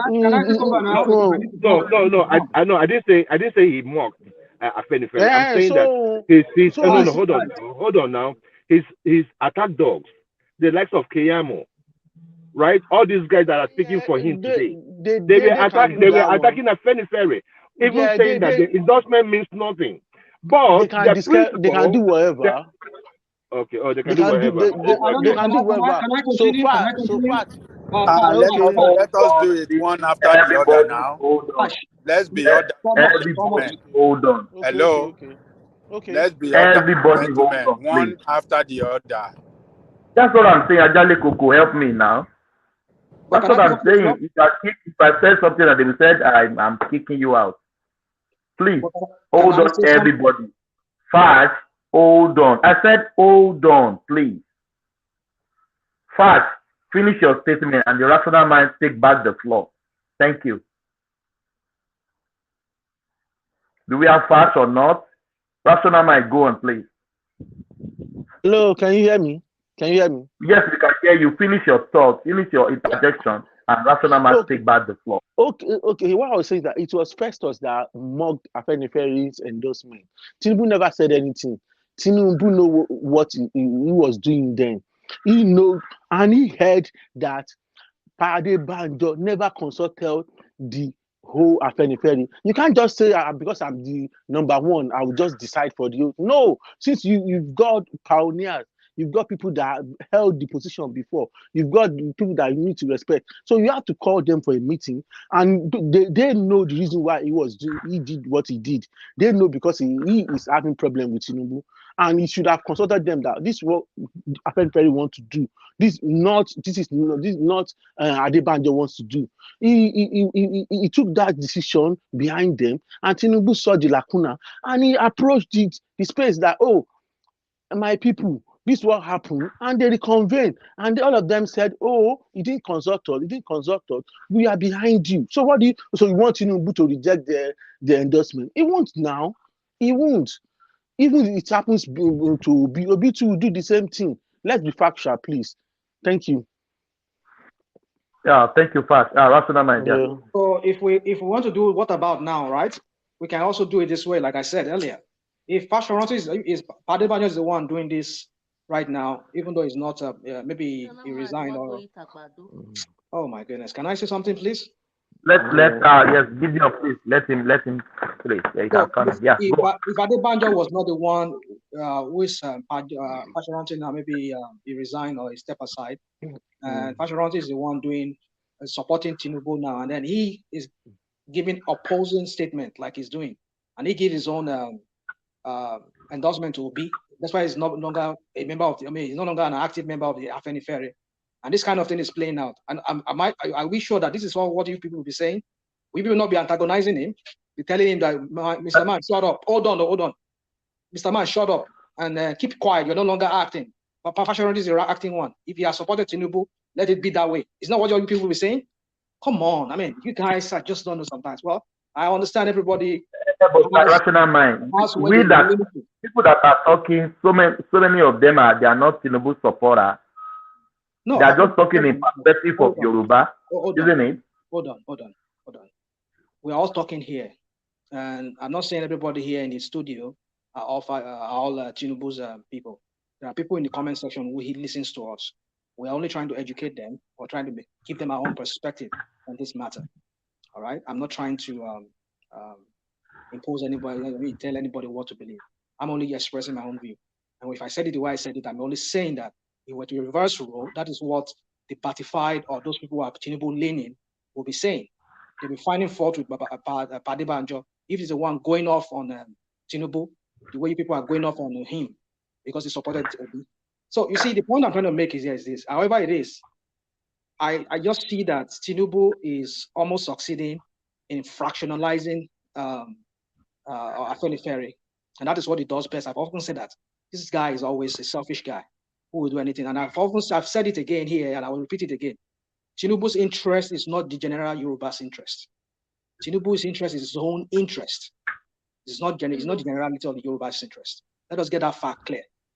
It doesn't represent me. You say what? Only you want I be Yoruba. Only you want I. You feel talk. No, feel talk another person. Well, I mean I'm telling you what it is.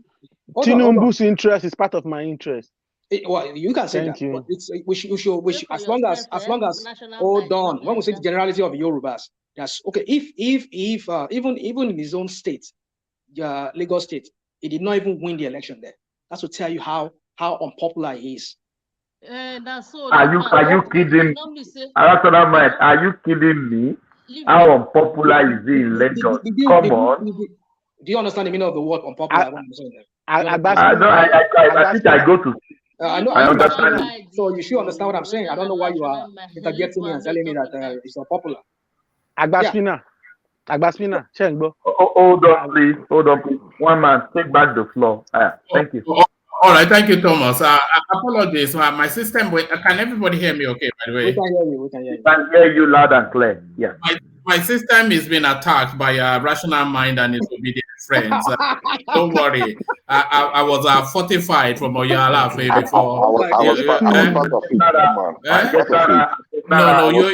it. No, you're on my side. Joel, you're on my side. You've always been on my side. Don't worry. But yes. So apologies for that. I'm sure you guessed the system went down. Thank you for stepping forward. But why did you remove Des, by the way? I don't know.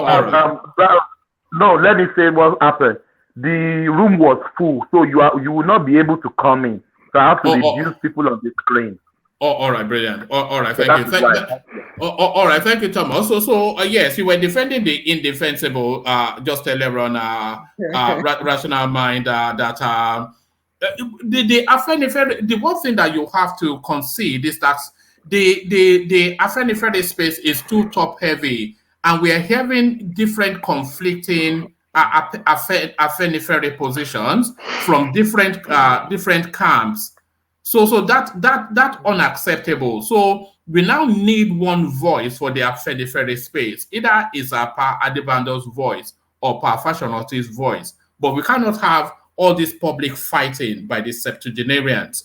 I think we can all agree that Rational Mind. Of course, yeah, they should put their house together in order because but I don't see it ever coming together because since they've already given their endorsement to somebody, I don't think they will. In fact, we need to understand something clear because I heard when Fash was saying something earlier when I was trying to come back in. He said something about. We need to understand that the AFENIFERE has been talking about their endorsement of an Igbo person even before I think Obi came into the picture. They've been saying it that for equity and balance or whatever, the thing must go to the southeast. Even before Obi even came into the picture, and when it happens that they see that Obi is the guy that has the weight, they have to throw his weight behind it. So we should not say because of they have some animosity. Well, it could be they have some personal grievance, like I do with. Well, let me not say personal. So you have some. Can I interject, please? Hold on. Maybe they have some kind of beef with Tinubu, which, like I said, he dated way back to 1999 after he became the governor and his seeming wanting to like impose himself on the AFENIFERE group back then, wanting to call the shots, and where the other people were even more. That is not true. That is not true. What is not true? He wasn't trying to impose himself. What was good? It started in 2003. They were trying to support Obasanjo, and he didn't want to toe that line. And that was what break that platform. And he decided to remain. And that was the reason why he was the only governor that was remaining in the Southwest with the 80. So it's not that he was trying to impose himself. They went with Obasanjo and they lost their position. That was what caused the rift in the AFENIFERE. And they broke into two factions. We have AFENIFERE Renewal, and they also have the old AFENIFERE. And the AFENIFERE Renewal was trying to go with the APC, and the old AFENIFERE was trying to go with the old guy. Eventually, they didn't have no platform because they lost their political relevance. Now, what Adebanjo is trying to do is to have a political relevance again. But unfortunately, all of them are old people and they have no political relevance any longer in the Yoruba land. Nobody even listens to them. So it's not today that AFENIFERE has been fractured. It's been fractured since 2003 when all the 80 governors lost their position except in Lagos State. So to say that Asiwaju was trying to impose himself on them, that wasn't true. Remember, his deputy governor then was the daughter of one of the AFENIFERE founders. So, and that was what caused the rift between them. And she couldn't go with Asiwaju, so she decided to go with her father faction. So, not that he was trying to impose himself. He just didn't want to support. Hold on. Yeah, we've had this story many times told the way you told it. And it seems logical that would be the logical explanation behind the fallout between Tinubu and the AFENIFERE back then. As we saw, it played out, like you said, those governors, they lost to the PDP then when they started saying they want to. But there are other more stories behind it than what you're saying. There are other stories behind it. But that's what we're told about it. Yeah.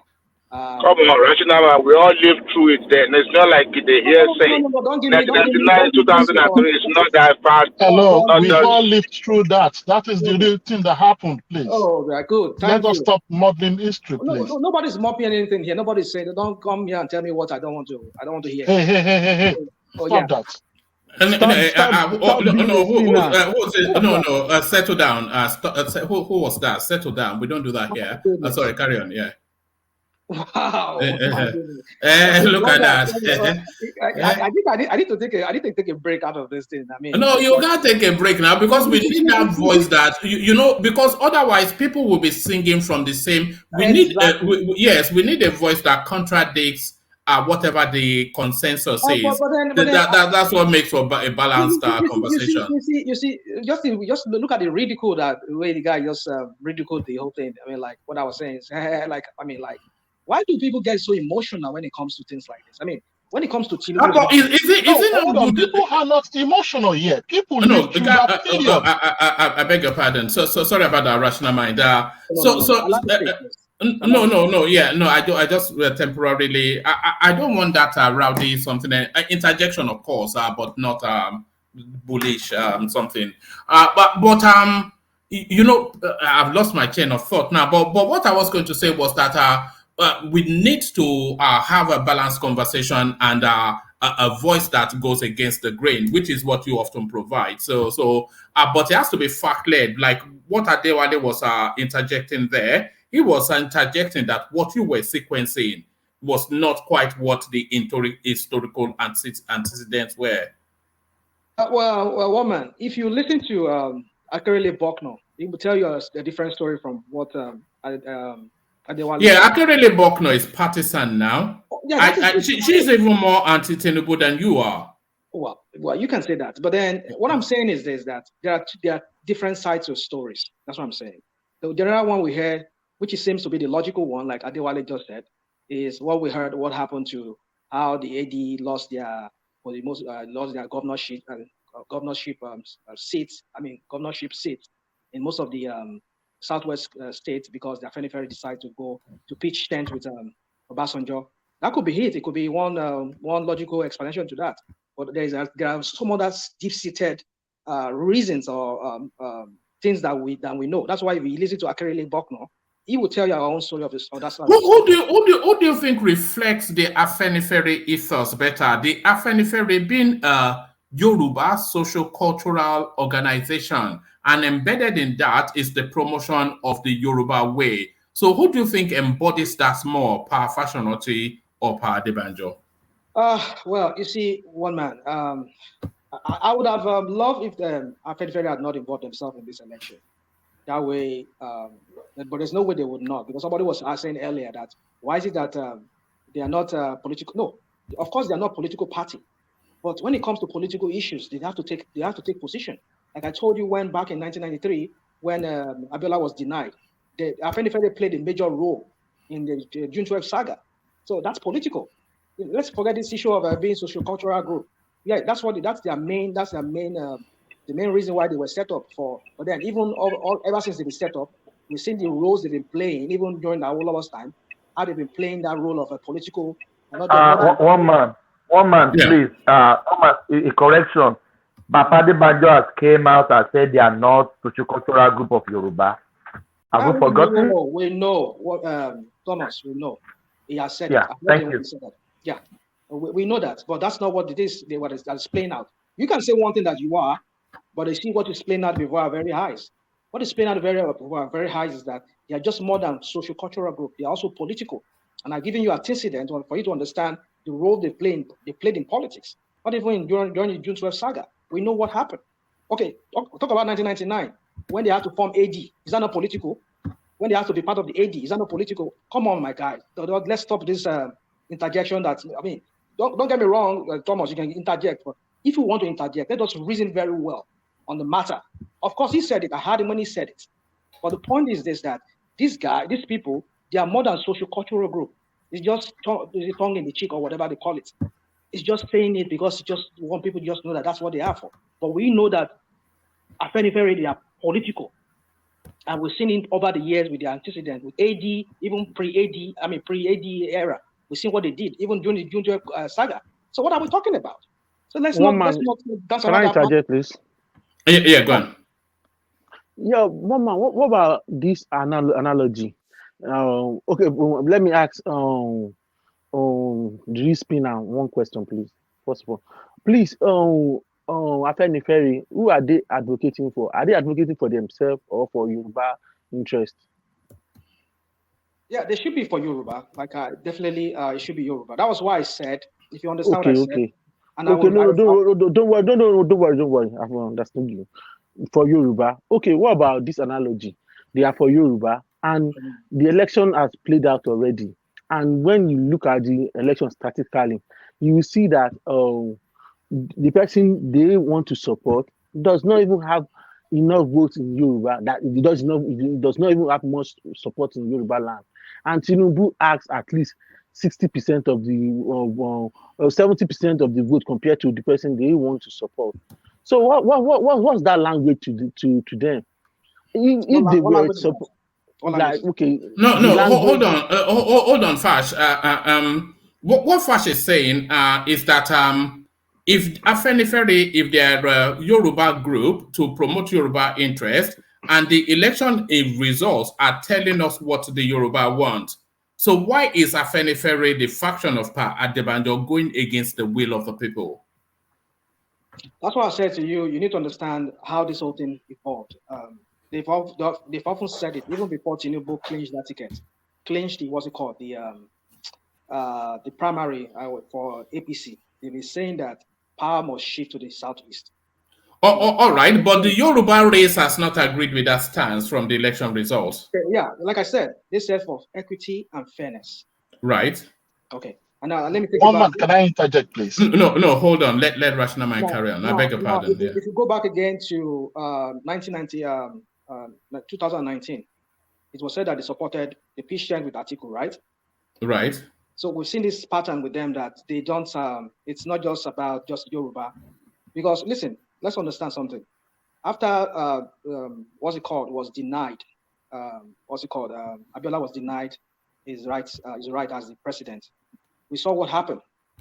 Now they had to negotiate that, okay, this time around, let it be that it's going to be an all Yoruba even though we know at some point some people try to contest, but they make sure that at least the North and some part of even the Middle Belt, they come to that understanding that the Yoruba should be the person, Yoruba people should be the people producing the next president. That's the understanding they have. We know it's not written out, it's not written in pen and paper, whatever. But at least that was the understanding. And then that was how we know the story. Let me not go into that. But what I'm trying to say is this: what do you want to address what Fash put forward first? Because what Fash is putting forward is that we have had an election, and a good 60 to 70% of the Southwest, they voted for Tinubu. So that is to signal then that this is the direction that the Southwest wants to follow. But Pa Adebanjo, he is riling against that pronouncement from the Yoruba space. So is he speaking on behalf of the Yorubas because the Yorubas have spoken for themselves, or is he speaking for his own pecuniary interest, which is historic issues with Tinubu? Woman. The Yorubas have spoken, so why is he contradicting? Well, we can say the Yorubas, the large portion of the Yorubas spoke in the election when they voted. Yes. Yeah, I agree. I agree with you on that. So why would Pa Adebanjo contradict here? It should be assumed that, I haven't been there. But the point is this. The issue on ground, it dates back before even the election. They've already taken a position. You can't expect them to be reversing themselves. They will look stupid and foolish. That's it. Also, they'll continue against the will of the people. No. Don't. That was why I was taking you back to 1999. That the Yorubas were allowed to contest, to produce the two major candidates because they want to compensate them with what happened.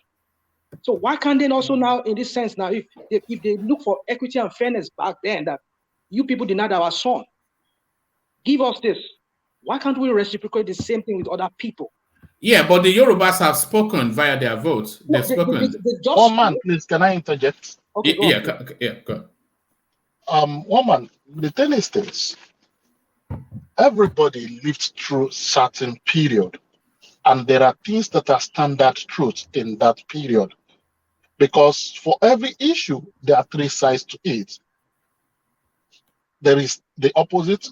What is facing me is not what you've seen. Then there's this middle point, which is like the third side of a coin.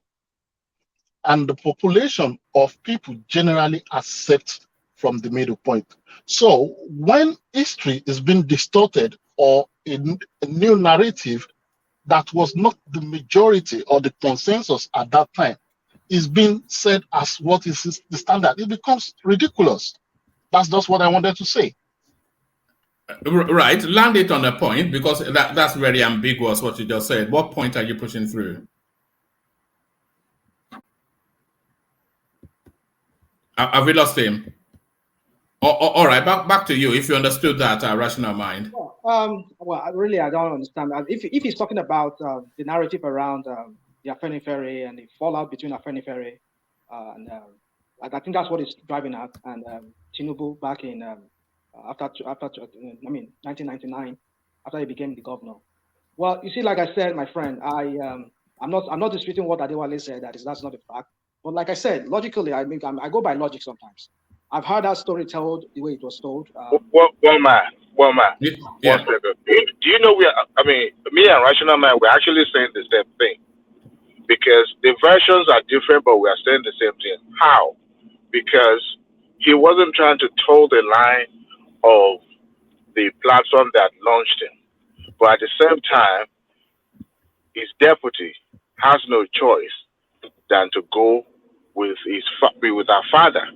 So it is possible for the Bucknell to come out to say, well, he's trying to influence the decision in the AD there by trying to change the people's mind to tell a different path.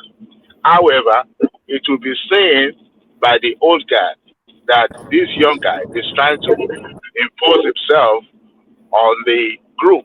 However, he himself is trying to channel a different path. So at the end of the day, when the fallout happens, he has no choice. So that's not mine. We are saying the same thing. It's just the version that came out was what makes it different. However, it was so obvious and glaring then that the AD that supported PDP then ended up, kicking them in the butt. And that was the reason why he was the only one man standing to today from that platform. So we are saying the same thing. It's just that the version are different.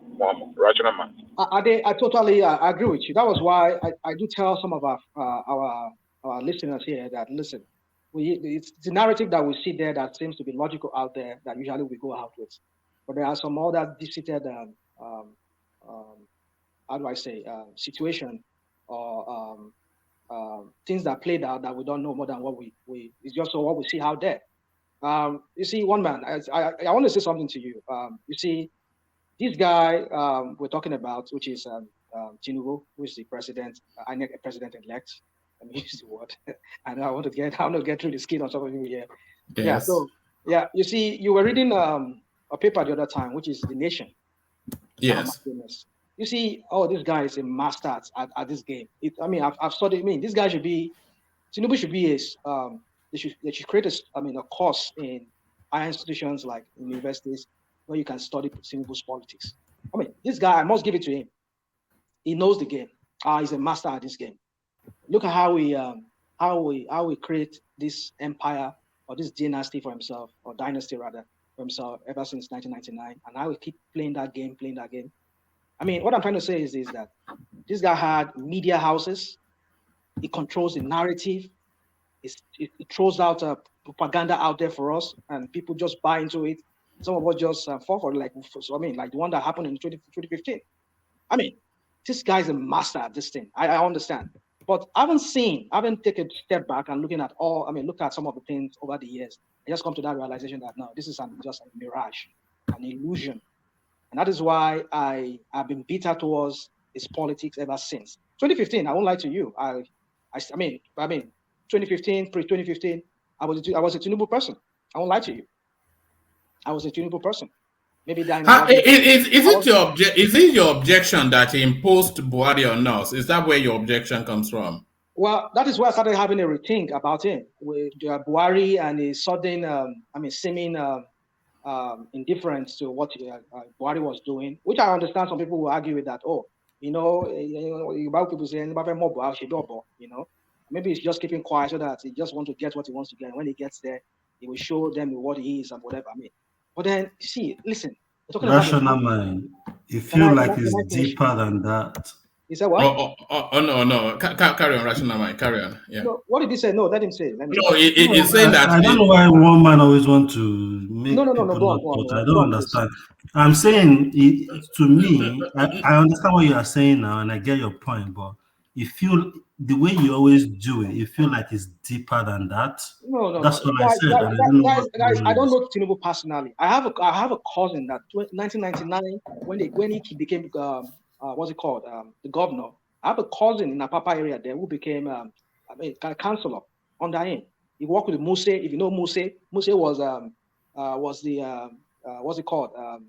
Apapa local government chairman there. My cousin was his right-hand man, to Muse. I think Muse is dead now. The last time I heard about it, he died. So these are people that were very close to Tinubu. My cousin, usually I go with him, but then I'll just go with one of those is the AD or AC, AD then,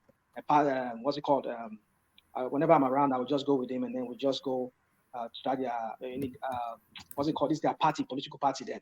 I've never met Tinubu. The closest I've been is that I just heard that he was around and they were having a meeting, and that's it. I was in his car with him, sat down in his car.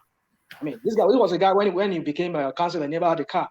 Let's just leave all of that. So my point is this: I don't know him, but I'm saying that pre-2015, maybe after 2015, some few months after 2015, I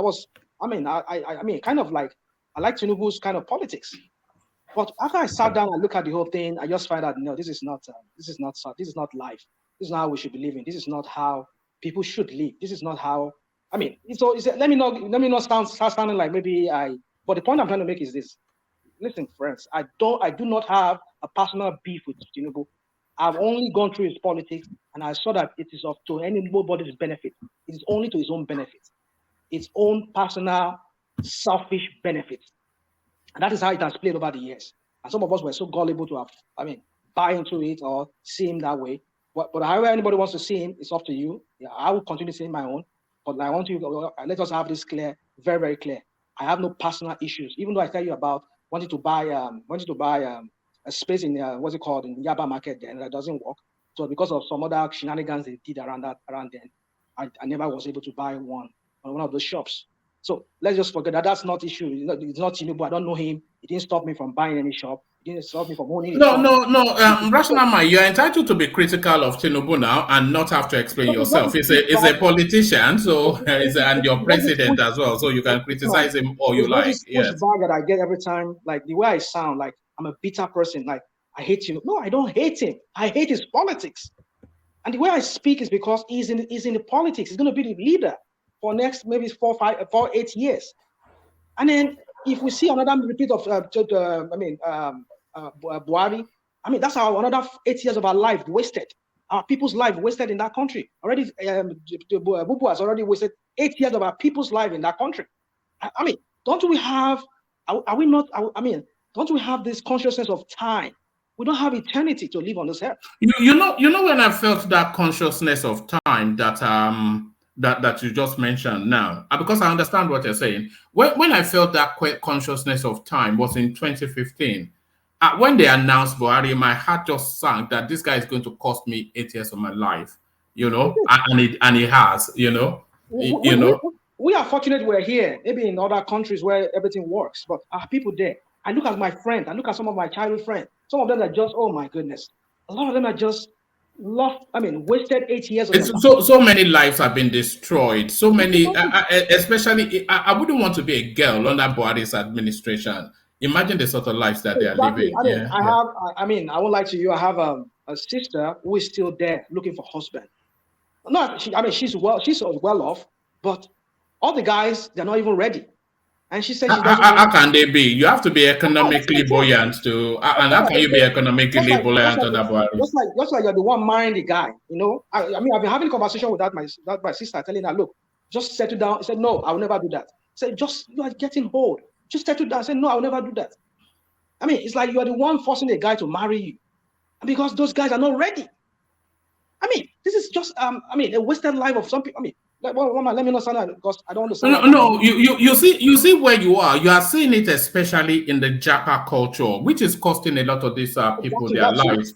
So when the average girl finishes uni 24, 25, and then you expect her to go through a period of settling into a job for about 2 years, and then the boy comes to ask for a hand in marriage. But then when she finishes uni now, she has to make her way outside of the country to then go to some foreign place where she has to rebuild her CV again. Exactly. And then the average girl now, 30-something before they can really get married. And all of that, Buhari, So that's the cost of all of these things that we talk about.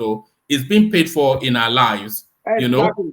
And not that they are coming to shoot you at home, but they remove the options of life from you through bad governance. Exactly. And then they ruin your life. But our people who don't seem to have that consciousness of time, that is why we keep repeating the same mistake over and over again. I understand we are all, politically we're divided in that country, and ideologically we're divided. That is why a lot of us, we don't even know what we want. I don't know if you've been seeing it for images coming out from Lagos that I saw today of people protesting. These are people who said, we voted APCO. Look at what they're doing. Look at it now. Election is done now. Sanwo-Olu has jacked up the yes, the price of the buses. It only lasted for 3 weeks. Yeah, so just imagine. That was one of the most cynical things I've ever done. For people who might not understand what our rational mind is talking about 3 weeks to the voting to the governorship elections, the Lagos state government, they reduced the prices of public transport, state-owned public transport, by 50%. They did. And just a week after the election, they put it back to 100%. Just imagine. But can I interject real quick on that topic? For that topic, real quick, rational man and woman. When the price of the transportation was reduced, they actually put advert out there saying that because of the cash crumb, that was a reason why they did that. And now that the money is gradually circulating and is in circulation now, they have to go back, because this is most of this transportation has to operate at a full capacity and at the same time at a certain prices. So they put it out there, but people just don't pay attention because, of course, it was an electoral process time. So, and at the end of the day, now that they've, go back to the old price, people think, oh, it was for election purpose. They actually put an advert out there that this is for mainly for the shortage of cash and the circulation. But that shortage still persists now. I sent my mom on an errand just earlier on, and she couldn't fulfill it because anytime she goes to the bank, they didn't allow her to withdraw more than X amount. So she had to go for 3 days before she was able to get sufficient enough to do what I requested her to do. The situation is still there now. But it's not as prevalent as it was. They didn't even gradually increase it back. They just removed the subsidy, just 3 weeks, just for the elections. 2 days ago, the CBN actually, CBN that actually gave a directive that, in communication with the NLC, that they will release certain amount of cash to commercial banks. But you can't compare what it was, prevalent at that time to what we have now. Everything is getting. It's not going to take just a result. It's going to be gradual before the money. Okay, so why couldn't they then wait for for situation to return to normalcy before? It's just too cynical. I'm a Sanwo-Olu guy myself, but I because I saw that headline earlier today and I thought, wow, this guy is so ruthless. It was just a political ploy. But they told the public then that this was the reason why they were doing it. Like you said, they told the public. But what about the MC Oluomo and his Christians? I mean, what did they say? And his minions that are also taking 30,000 something naira from bus drivers who are doing this. Others, I mean, apart from the BRT, the other transportation means, they charge this guy 13,000. I want to see videos of people protesting on Twitter and all the rest, even on YouTube, even on Nairaland, I've seen. So the problem is, Rational Mind, can I just speak to Tinubu and Buhari? I want you to find, as a form of, comfort in the fact that Tinubu and Buhari, they are different politicians. Buhari became a politician, and this is the first time he will be holding public office after leaving the government in 1983. You agree with me, right? And this is like the first experience as a first democratic person or democratic public office.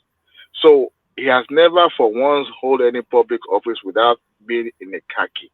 So the experience that he had, and that was one of the reasons why people supported him en masse then, with the hope that we were in a desperation moment and we needed somebody who would take that decisive, action and take us from that what we were at that time to, another platform that was better.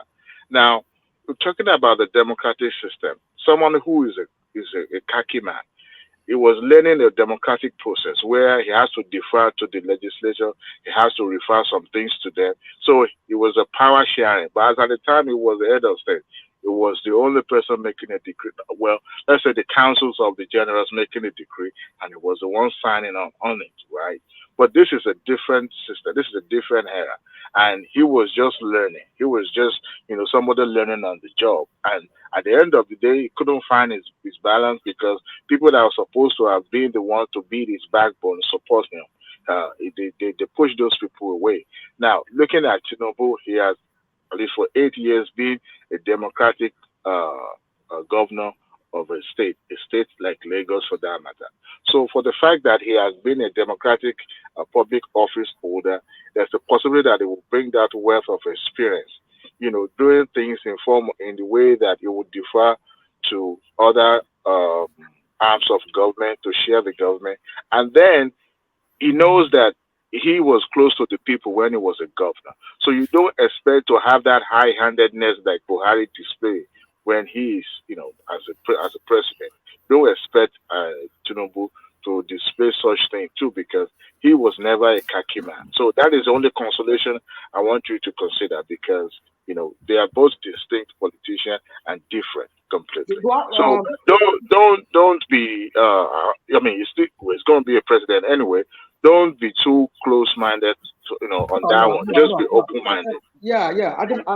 Listen. But the fact that I speak about Tinubu this way, if he does separately, he does something different from whatever mindset I have about him, whatever things idea or conclusion I've made about him.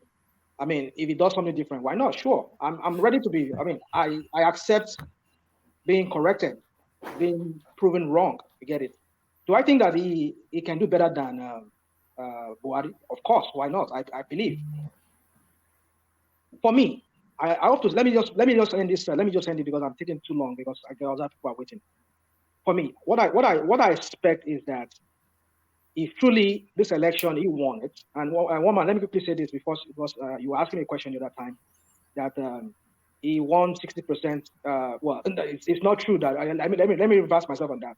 He did not win the majority of the vote from the Southwest. No, he won it. The figure he won is the majority of those who came out to vote. But I think it's about 1 or 2 million people vote from Southwest total that he had. But the majority did not come out and vote. That's not the well, who takes responsibility for that?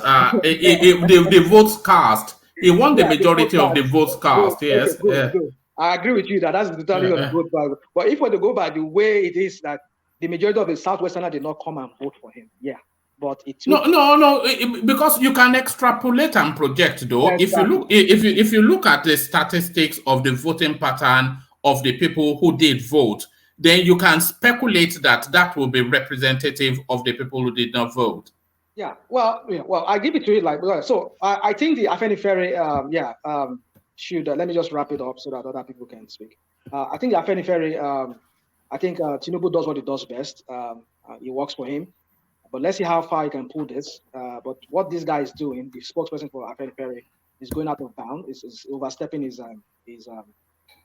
what he has. Of course, he might be the spokesperson, but he needs to consult with the elders of the AFENIFERE group in whatever statement he has to put there, so that they sanction it. They said yes. That's our position. Release it, but that he's doing it unilaterally. He's doing it by himself. That would be a violation of his position of his. I don't know whatever their charter of whatever they call it says about whoever is a member. But then that would be a violation. But I understand this guy. If you were to check very well, I think is it Episheni say something different. I think you were reading the other time, one man. Did you not? The other guy from Mondo. What's his name? Something Episheni. Yeah, the name I was struggling with. It looked like an Edo name. Well, one thing you should understand is that people from Mondo we refer to as a family as Ebimi. In fact, I have a cousin. A cousin that bears Ebimi. Her name is Ebimi. So yeah. So it's one of those names from the Mondo area. You people will say Idile. Now we call it Ebi. Ebi means something as Idile. That's how we say it. So anyway, it's Ebisheni. I think that's how it's pronounced. Ebisheni. So anyway, so the point is, I think he said something right that conflicts with what the other guy said, right? No, he did not conflict with anything that the other guy said. He actually concurred with what the other guy said. But what they were putting out was contrary to what to Adebanjo's politics, and then he suspended them without following due process. Well, that I don't. Well, let me just end it there because I don't know more. But the thing I just know is that it is wrong for Tinubu to be dividing this social cultural group. But if it works for him to realize his, to get that legitimacy that is seeking, because I know what he's doing right now is just doing everything to get that legitimacy, starting with his own ethnic group, which is Yoruba. If you can get that legitimacy from them, maybe from there you can go. He already has the legitimacy from the Yorubas. Let me just Can I interject, please? No. Washanamai wants to round off, and I think Joel wants to come in because he has to go for work. Let me end it there, one man. Let me just end it there because last chance. Yes. Please. Okay, go on. Rational mind, please. Tinubu didn't divide the AFENIFERE. They've come into the game of politics, and anything can happen. You know, it's all politics. Just say, hold on, please. Just say it. He outsmarted them. That's what you need to say next time, please. Not he divided them. Yeah, if you come into politics, they will divide you. You know, it's a game. So he outsmarted them. So let's just take it like that. Thank you. Spinner. Bye. Look at that. Beware of the spinner. But no. Okay. So thank you, Rational Mind. Stay with us. There's still a couple of topics that I want to run you through. But like you said, let's bring other voices into the conversation. And that voice, of course, none more less majestic than Joel of Nashville. So Joel of Nashville joins us after a long hiatus. Joel, where have you been? Your fans have been harassing me on Instagram. One man. It has been it has been tormenting for the past three after the presidential after the governorship election. I wasn't really happy about how it all turned out. And I just want people to understand that it is not about the person who won, but it is about the process that brought the person in, and which is the issue you just raised up now about Sowolu and the 50% off. My family called me and they were telling me about it, and I said, yeah, because my immediate younger brother voted for Sowolu. And he was telling me, I said, yeah. He said some of his boys came back and told him that they removed the money. I said,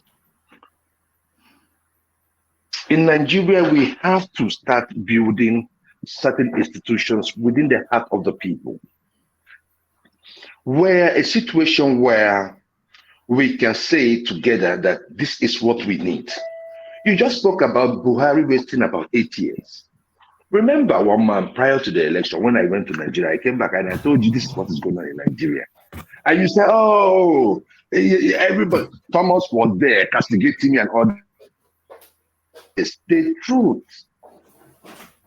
will always prevail. And the truth is that Nigerians are suffering. It wasn't because of the election that I started saying that. I said that because I was like, we cannot make another mistake. And looking at Tinubu himself, like I told you, Mama, I don't have anything against Tinubu. He was my governor for 8 years.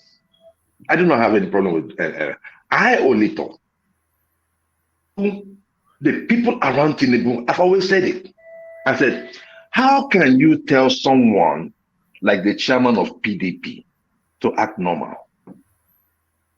How can you tell someone like Festus Keyamo, who is a senior advocate of stupidity, to act like a son? Do you think he's going to stop after swearing in? These guys are not going to stop. Can you have the lives of criminal and FFK speaking of for Tinubu, a man that we know that his case is still in court? A born criminal, someone that was indicted by the former minister of transportation. We have him in government. The government is already compromised. As far as I'm concerned, I pray that is everybody's prayer. Okay, he has gotten the presidency. Okay, let him work. Let the people around him, because I saw people singing for him, happy birthday and all that. The praise singers are around him. So, but is that not the natural course of affairs, though? Whoever wins, the praise singers will gather. Exactly. Yes, they will gather. Things that will occur. I get it. I'm not holding that against him, but I'm just only saying that the people around him will also determine how far he delivers the deliveries of a democracy. It is very, very important. And the process that brings these people in has to be scrutinized. For me, it's about the process. If it be that the people put you in there, and you as a politician knows the people put you in there? That's it. What is hard in that? There is nothing hard in that. Let the people put whoever they want into power. Look at what is going on in Lagos State today, one man. In Balogu Market, in flames, one of the buildings there. People committing arson in the name of politics. But you can't say per se that people committed arson. How do you know that it was? Adele Coco, look, let me just say, let me say this. Hold on. As investigation being carried out, I mean, how did you get to know that it was an arson? Adele Coco, yes. When you're breaking heavily. Yeah, go on. Myself? Yeah, but carry on. Okay, if you walk like a dog, if he walks like a dog, quacks like a dog, if he walks like a dog, quacks like a dog, then most likely it's the dog. What are you trying to? Election, what I'm saying to Angelica, please, this is post-election, so let's talk like reasonable people. Okay. Because if after election, hold on.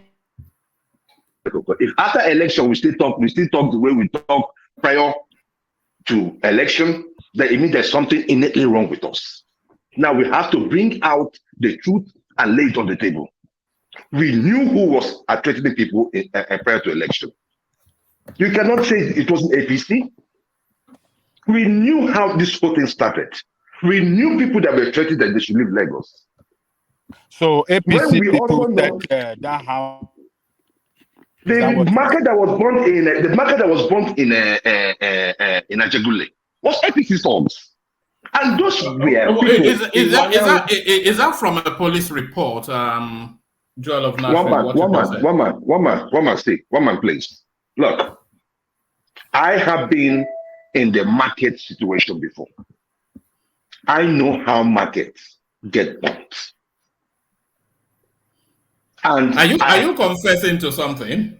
I know what government response is on. If a market gets burnt and it was caused by a natural disaster, the government just give palliatives. If a government comes out to build that market, it means that something went underhand. Joe. It is. Please, let me just flow and if you want to ask me a question. I just want to interject quickly. You understand what I'm saying? So that is the issue we have. The truth must always be told. It doesn't matter. The elections are won and gone. Elections are over. So what we are living with right now are the consequences of our actions. We saw it on TV. We saw Olomo threatening people. We saw them going to pulling booth. Just on that MC Olomo space. The market you are referring to, they've not carried that information. The fire service have not told us that it was an act of arson. You have not, but you are pitching. It was an act of arson. Yeah. Look. Let me just say this, please. Let me just say this, Angelica. What of the one at the time? Personally, yeah. What are we doing? Please, let me just say this. Can I say this? Okay, go ahead. Adele, you said what report? And I think one man also was. I mean, there's any police report? Has there ever been anytime you've heard in Nigeria, especially in Lagos, where there's a market that got burned and there's a report that was, published publicly and telling us what happened? Well, several instances. I recall a market that got burnt in they call it that gutter area. I can't remember, but they said it was as a result of the person coupling wires together without putting the necessary something, and then that sparked up and latched onto flammables, and the whole market went aflame. So that was the report from the fire service and by extension the state government. But it's a leap to conclusion to say that it was arson when there are no reports. It was because one man, the news out there. Those days when we didn't have the new media. The government can actually confuse us. They're able to put their shit together. Today we have the new media. And the people on the street are talking. Shot the security guy that was there, a Yoruba guy that was at the gate there, asking them, why do you want to burn here? They shot him and killed him. Is that reported anywhere? The people there, the people on this, when governor, when you can laugh all you want, and I just let people, if you wouldn't mind, go check. If you wouldn't mind, if you wouldn't mind, we laugh here. Just and act like people that are grown. You don't want So the issue there. Let me talk. Let me just plan my thought. If you want to, not if you're at the background, you're laughing. That is disrespectful to everybody on the platform. The authority to come out and tell us exactly what happened. You are, painting a narrative. One was reported at Jalekoko by the authority. The Gateman will report there. What constituted authority? We knew what happened in Lagos, and it's still happening. People protesting. The people in Amowon. Do we have government in Lagos or not? We have government in Lagos, but it's the same government you protected. The political rascals in Wanyan were referring to, and rightly so. The political rascals. When an incident like this happen, we have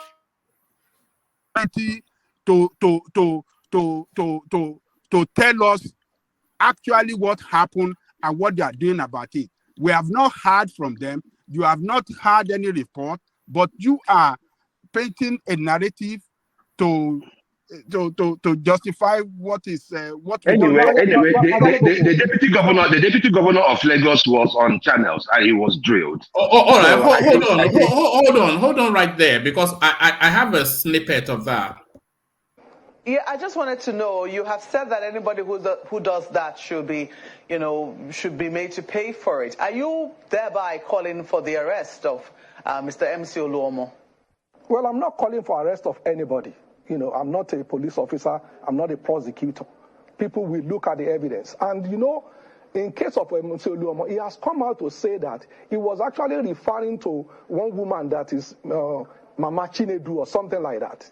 So there is a video that shows that. And that woman said, well, he was talking to me and that we've been friends, or he's been my customer for years, that he was talking to her. So, so I don't know. I don't know the facts.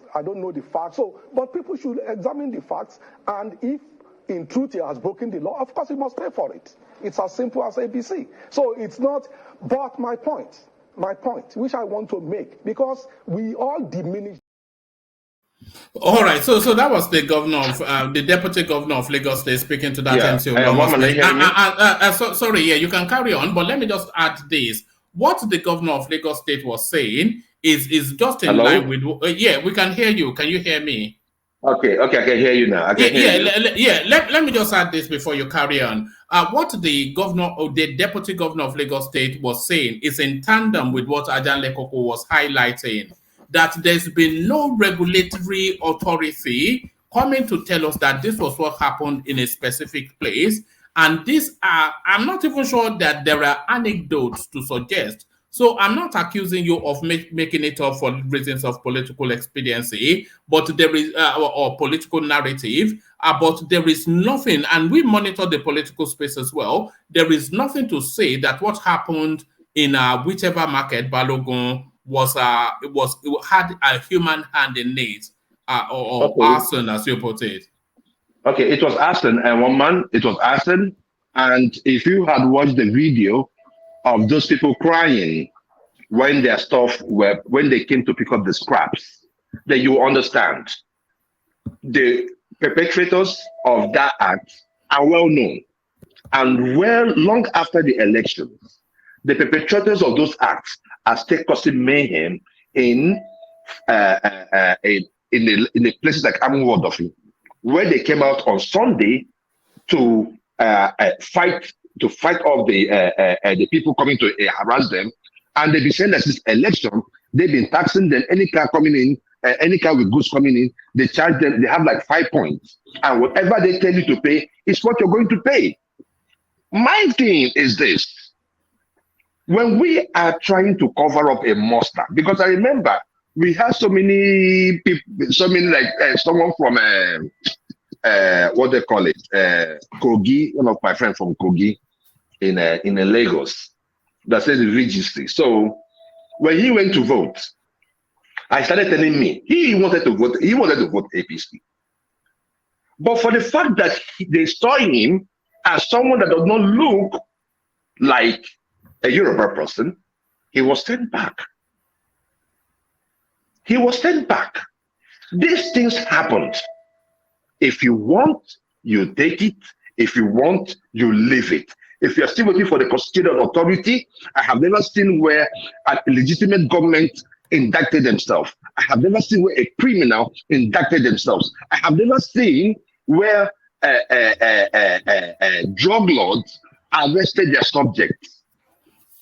What we are seeing in Nigeria today is all right. I'm just using that as a narrative, right? Yeah. I'm just using it just to explain something, right? So I cannot indict myself. If I went to steal, I cannot indict myself. And if I use certain people to cause certain mayhem, there's a way I'm going to treat the issue with kid gloves. It is natural, unless you don't want to believe it. But I know what I'm talking about. All right, Joel, let me ask you one thing. What's the way forward from, because we seem to loop around in this perpetual cycle of this conversation. There's a strong element of deja vu to it, because we have it endlessly and relentlessly. So what's the way forward now? There's very little likelihood that anybody will be taking Tinubu's mandate off him and handing it to Peter Obi. I'm sure even you must concede that the law will take its course, and it will take its course.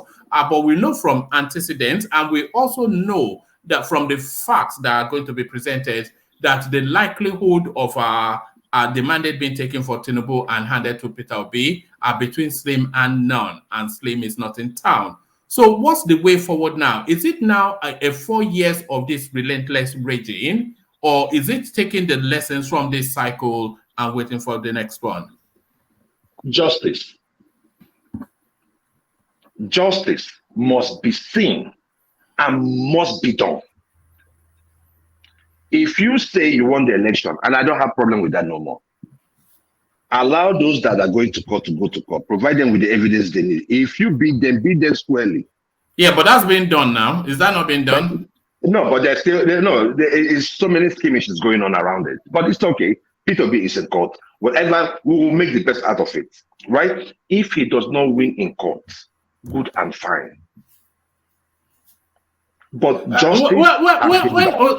Sorry, when the court returns its verdict, will it be sufficient enough to satiate the obedient space, especially if it doesn't go the way they hope it would?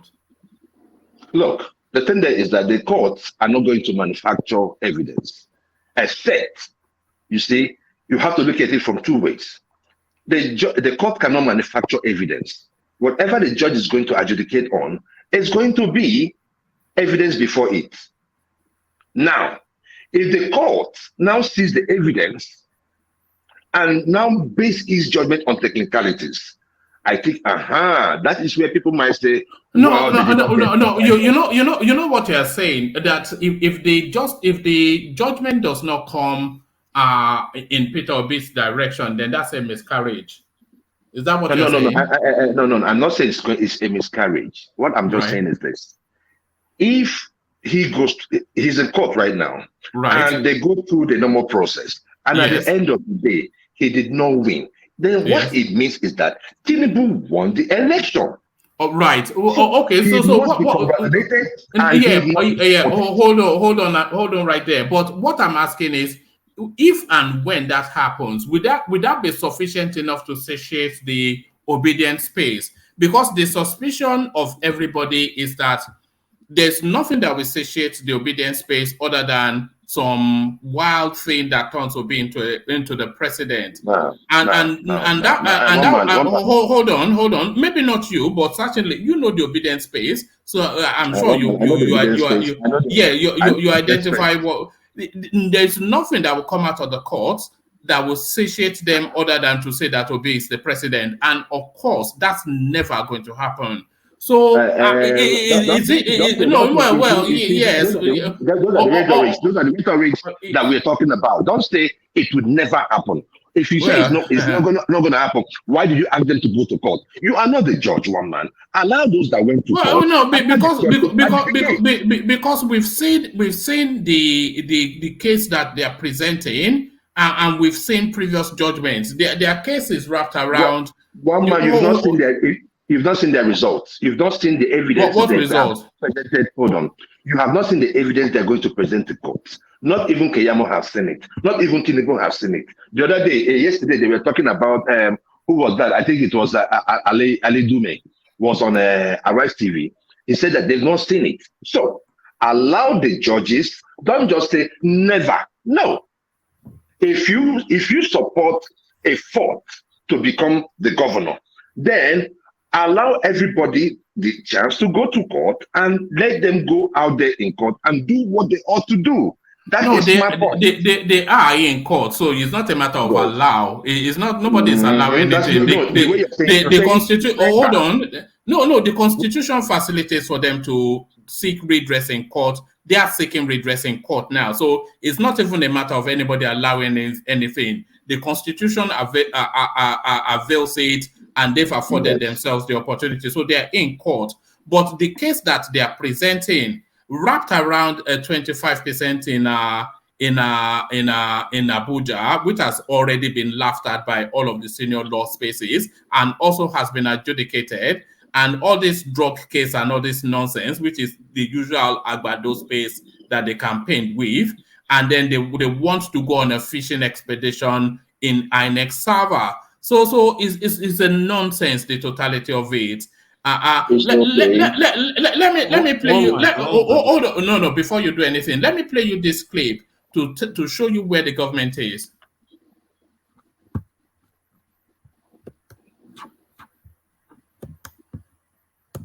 By those who have gone to the Presidential Election Petition Tribunal. Arise News analyst Dayo Shobowale joins us now to discuss the presidential transition plans and the federal government assurance that the court process won't impede power transfer. It's great to have you. Very warm welcome to Newsday. It's a pleasure. Yeah. Now, if we just backtrack a Presidential Election Petition Tribunal. Arise News analyst Dayo Shobowale joins us now to discuss the presidential transition plans and the federal government assurance that the court process won't impede power transfer. It's great to have you. Very warm welcome to Newsday. It's a pleasure. Yeah. Now, if we... So this transition is meant to be, and they have set up committees. The president-elect has nominated 2 people to join the committee, and then the Nigerian business as usual, they say members of the committee will follow them to the World Bank extravaganza, which is what Nigerian leaders love to do. Stay more abroad than finish the business they have to do at home. So this transition is on course. And then again, for those casting doubt or aspersion in the transition, you see, they do not know about the presidential system of government, which is what we practice. You have 3 centers of power, and they are separate and equal. And there's a system of checks and balances. This is the executive that is in transition now. That's nothing to do with the judiciary. The judiciary is to interpret the Constitution, and it is going to do that. It is going to do that. The prayer of Nigerians is that it should do justice no matter whose ox is God. Certainly. So the legislature, they have started meeting. So our democracy is on course, despite all the fears and incitement of both the media and the politicians and those who lost over the quality of the elections. The elections have come and they have gone. The ball is in the court of the courts. So let justice prevail. Definitely. Even President Buhari has said it himself that come May 29, he's going to be as far away from Abuja as possible. But we do know that the process of interface is necessary so as to keep Nigerians abreast of the developments and to build inclusiveness and lay a solid foundation for the transition of power. Do you think that the current transition committee is doing that? Are they keeping Nigerians abreast enough of the happenings? Of course. They said they have set up 3 committees: inaugural committee, transition documents committee, and security and facilities committee. And they speak for themselves.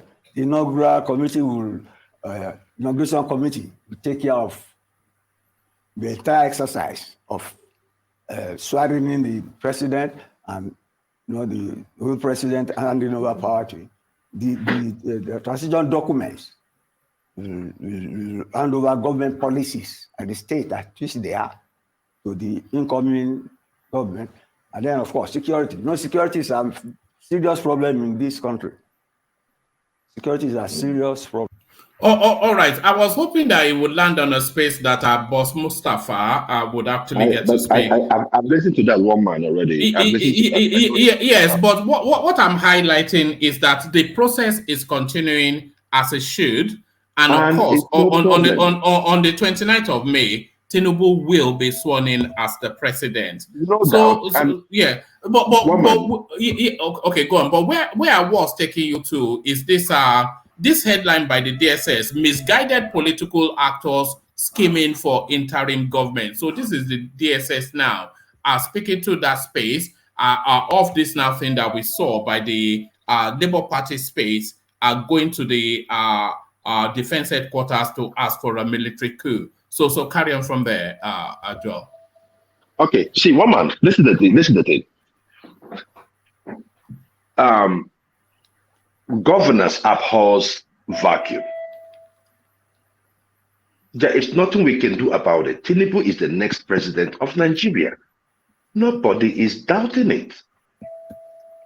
Now, is his winning legitimate? No, it is not yet legitimate because there has been accusations of malpractice and what have you during the election, and the competitors with which he competed with said they are going to court. So until that phase is phased out, his government remains illegitimate, but he will be sworn in. No. Sorry. How is his government illegitimate? People his are illegitimate. How is his mandate illegitimate? The constituted authority to give legitimacy to his mandate have given him a certificate of return. So that mandate is legitimate. For it not to be legitimate, it has to be delegitimized by a process, and no process has delegitimized it. So how can you say it's illegitimate? That is the reason why he's going to court. As the court said, it's illegitimate. As far as look, Tinubu was elected.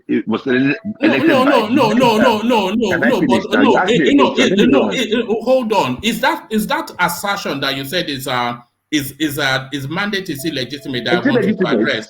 Oh, okay. How so? Okay. The issue there is that the process that brought him in, the announcement that Jega made, right? I mean, you're taking me back to what happened. The announcement that Jega made was wrong.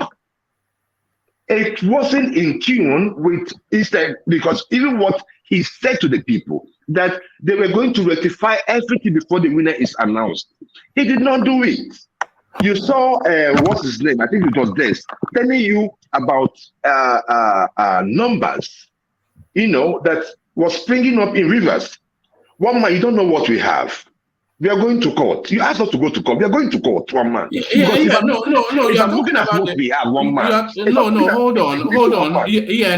We know all that. Everybody has something. But yes. What you're talking about is a process that he did not go through one phase of a process or the other. But that is separate and distant from the votes cast and the results announced. So as far as the process is concerned, the constituted authority that guides that space has given us a winner and given him a certificate of return. So that is legitimate. And it is legitimate.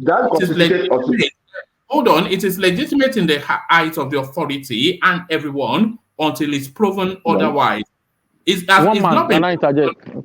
hold on. I want to dwell to be clear on how things are positioned. It's not by will and emotions. It's not from not this kumbaya. I know. What I'm saying is that he is standing on an illegitimate mandate. And I stand by it, and the country stands by it. Everybody that saw the illegitimate the Labour Party is not the country. Let me finish that. Let me finish one more now. Let me just finish. You see, you're doing this in DOG was doing to me when he was anchoring the program. Let me finish. Let me land. So the issue there is this: if we say that Tinubu is standing on an illegitimate mandate, it does not mean that we are necessarily right. It does not mean so. So it's just totally, it's just talking for talking sake, Abi. No. I'm talking about me. I'm talking about say, look, the court is the one to make his mandate legitimate. No. You are wrong. You are wrong. You are wrong. No,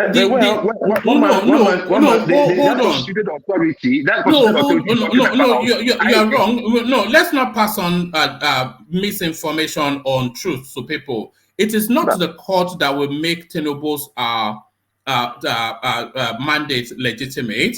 The INEC that guides the process, they make it legitimate. What the court can do is to delegitimize it, not legitimize it, but so as it stands at the moment, it's a legitimate mandate because the constituted authority that guides that space makes it so. For it not to be legitimate, it has to be delegitimized by law, not by the will of the emotions of sectarian politics. No. Well, that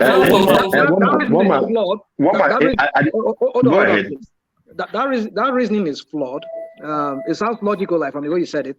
But if something can delegitimize something, it means that that same thing that delegitimize can also legitimize. That's the rationale. It cannot legitimize because it's already legitimate. It reaffirms its legitimacy. By your reasoning, if it delegitimize something, it means that thing was not even legitimate in the first place. Well, how do you mean? Well, what are you talking about? No, that's what I mean. If you are going by what you're saying, yes, the court can delegitimize a mandate. Yes. So which means in the first instance, that mandate that was given to that person was not legitimate. No, it is legit. It is legitimate. Unless, I mean, do you want me to go down to base level? What are you? We are following your logic. Please. Can you hold on, Fash? Let's Fash, please. All right, for Fash, come in. But you think about what you said, a rational mind. One man, let's look at it this way. What about if they don't go to court? Is the mandate still remain legitimate if they don't go to court? Because it was not challenged, so it remains legitimate. So you're going to court to challenge it, to legitimate it.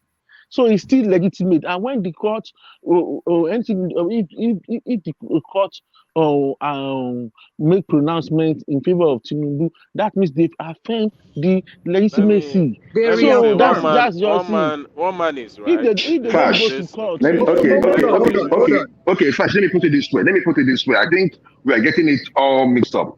The INEC, the right is the authority from the Constitution. The Constitution derives its authority from the people.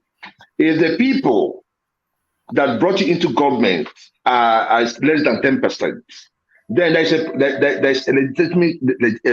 legitimacy issue. No, there's no legitimacy issue now. Allow me now. On paper, you're just making up stuff. You're making up stuff. Let me say something. On paper, it might look different. On paper, it is what it is. Tinubu won. But in the minds of the people, the optics less than 10% of you, less than 10% voted you into power. It calls for a serious action, especially on your party. Let me ask you a question. The problem you guys have is that you guys don't allow people to talk. You've made the point now. Let me ask you a question. Let me ask you a question. Okay, go on. You guys talk here every day. You know it's an interactive session, so it's not a sermon. I know, but allow me to land my point there. You asked me a question. That's what I'm saying. Okay, carry on. But we all know where you're going, but carry on. You know, so the issue there is this. In the minds of many Nigerians, and that is how you build a nation. You don't just build a nation by just standing there and you keep commanding. You need the support of the people. You need the people to believe in you. For me, I have no president until the court decides. Period. And it's like that for many Nigerians. Until the court decides and I know fully that this is what happened. But am I going to support Tinubu? I'm not going to stand in his way. Who am I to even stand in his way? But I am not going to ever look at him and say that this is the president, this man ought to be the president of the Federal Republic of Nigeria. Because he came in through a crooked way, through a wicked way, through a way that is so all right. That's just no. That's mantra. You're mantra chanting now. It's not mantra. I'm not telling you. All right. Let's have a conversation now, Joel. But go ahead. A conversation. You can ask me a question now. Anybody can ask me a question. No, we can have a conversation. So if we have a conversation, then obviously we come in between each other in the course of speech. Woman. Yeah. Can I interject? Because I see some people are talking. All right, go on. But I wanted to challenge on some of the things he said. But come in. Okay. You see, when some people have the idea in their head that on the other side is always a lie, everything is a lie, and when they talk, some people can't talk. Markets in Nigeria, different markets. Fire has been a government market over 2 years ago. Go and check the statistics. Before even the election at all. So all those ideas, it's Hassan, is this, stop all this. You are the one that is saying is after election. We should leave this propaganda alone. Let's face reality. Let's face what's DOG, it is ridiculous. It is ridiculous for you to make that statement. After you say what was going on. Let me talk, please. Because you didn't allow me to talk when I was going to interject you. You know, I didn't want you to. I don't want to talk to his building because you're not reasonable. Talk to no, hold on. Let's not get it personal. No, because DOG has a way of making things look like it is somebody is like, if you want to make a point, make a point. Don't come and say these people, certain people are talking. No, if you want to pinpoint, you say these are the same people saying this. Don't come here and start talking. You always like talking like hit the name on the head. Stop running around it. That's what I'm trying to make you understand. All right, let's not go down the personal road. Let me ask you a question. You said 10% of the people voted for Tinubu. You said less than 10% of the people. What was the total the voter turnout for that election? You say? What was the voter turnout for that election? The voter turnout in that election was high, but there was a lot of suppression. It was high? Yes. And there were less than, there were about 24 million people in total. Yes, there were more. That voted. Yeah. Okay. If you are going to be making up stuff, then there's no. I am just saying, one man. I am telling you from the evidence. You asked me, right? I am not going to preempt what the judges are going to do. I am telling you that from the numbers that we have, that more people voted. And you're telling me no, that why must I believe INEC? Who is INEC? No, INEC has been all these results in the past, fourth election in the past. Is that the INEC we should believe today? All right, it's a meaningless conversation if we cannot. Hold on, everybody, hold on. Just mute yourself, just please.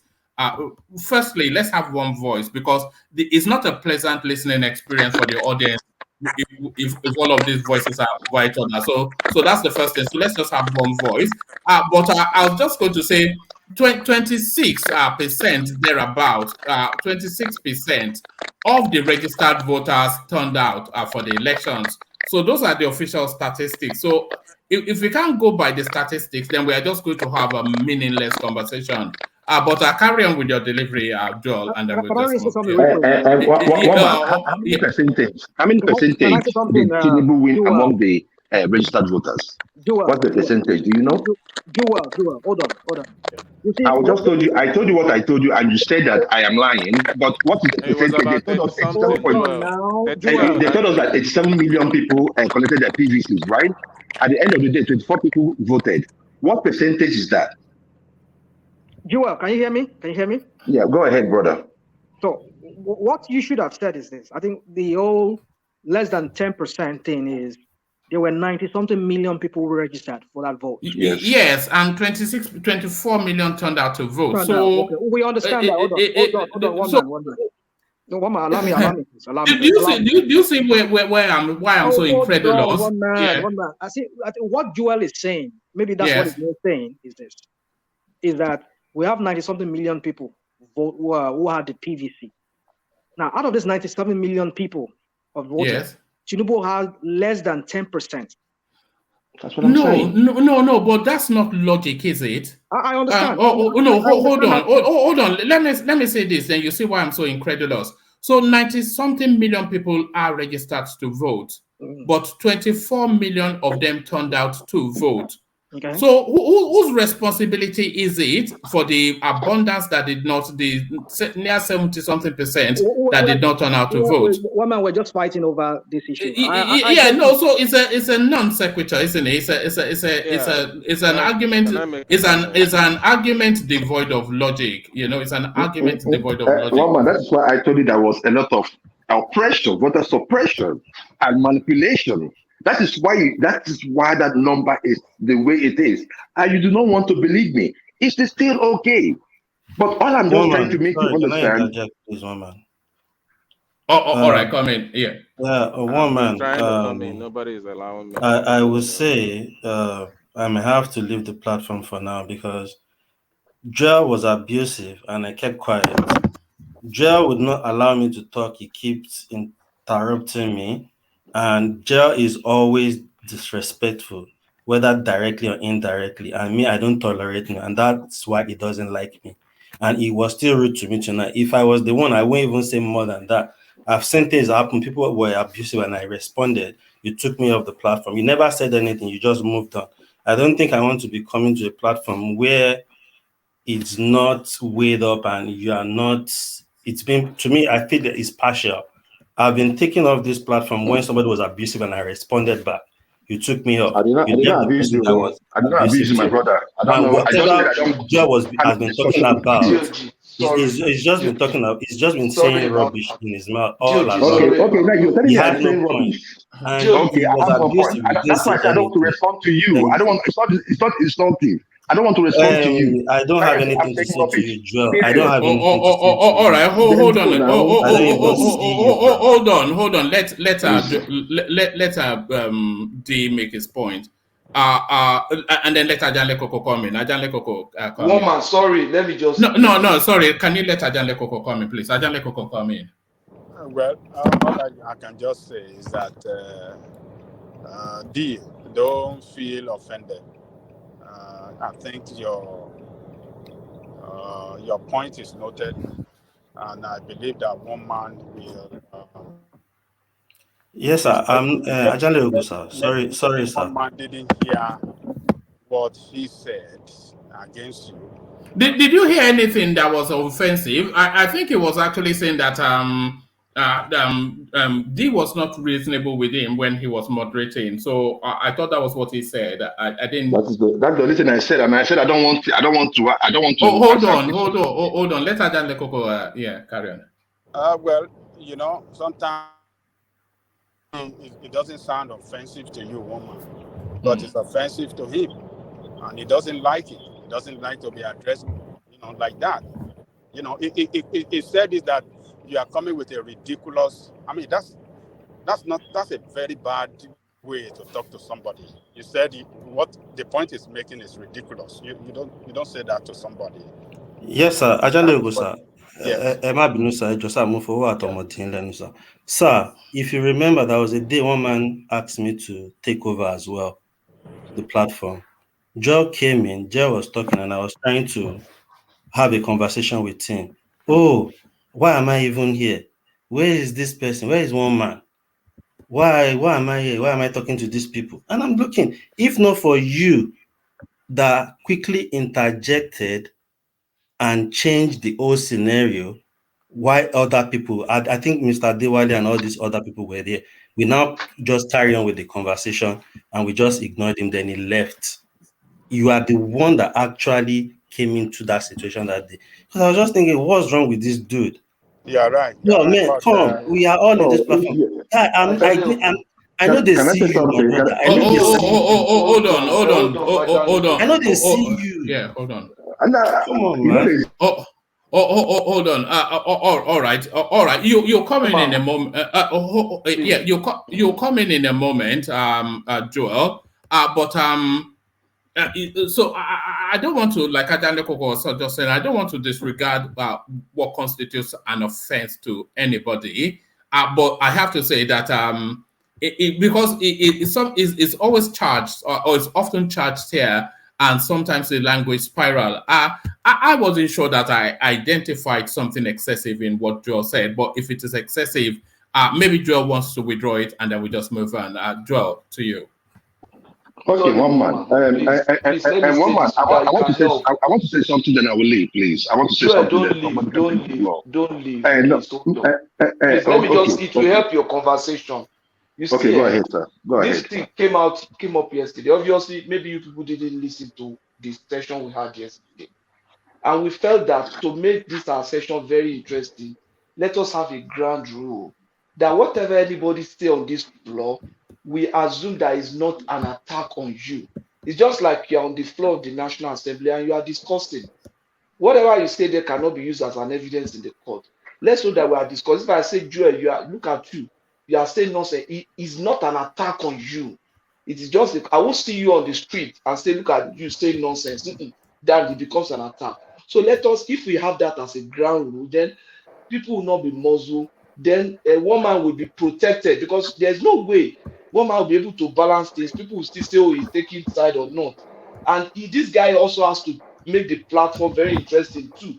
So to protect him and to protect all of us, let us know that this is a ground rule, that whatever we are saying here, we don't really, if it looks like it's a personal attack, we don't really mean to attack anybody. So it should not be seen as something that is directed at you. So that's the only way we can have this conversation and can enjoy. So nobody should take anything personal. Sorry, DOG. It's not about taking something personal. Let me tell you something. There is standards to everything, and there is levels to this shit, bro. No, there is a way we come and talk to each other. You don't know each other from anywhere. I don't know where you're even talking from. And we come here and we talk every day. Yes. You get me? Like, so you can't come here and families now. I can't talk to you in a disrespectful way because I don't even know you. Let's have the conversation. If you see me on the platform and you feel, oh, I don't want to talk to this guy, you can as well leave. You don't have to come and nobody leaves. Nobody leaves. Nobody leaves. Yeah. We are brothers together here. Man, let's learn to live as such. And then let's attack our conversation. Can you just apologize and let's just move on? Okay. Yeah, nothing to really apologize. Let's see ourselves. Yeah. Apologize to DOG. No. Hold on. Okay, sorry. I know that bad deal. This is your apology. You can shove that apology in your household, mate. No. So that's where the line was crossed down. Yeah. All right. So let's just go with what Patrick said. We have to use parliamentary rules on the platform. Like in Parliament, for instance, what you say there is not you can't be taken to court for it because you are protected by parliamentary rules. So let's have parliamentary rules, but also let's be mindful of the language. I know that we like to hold on. You can come in, Gideon, but let me just say this. I know that. I won't tell you one thing. Be like say you be Agberu. Oh God, we are trying to douse things, and you are sparking it up again. Look at this. Are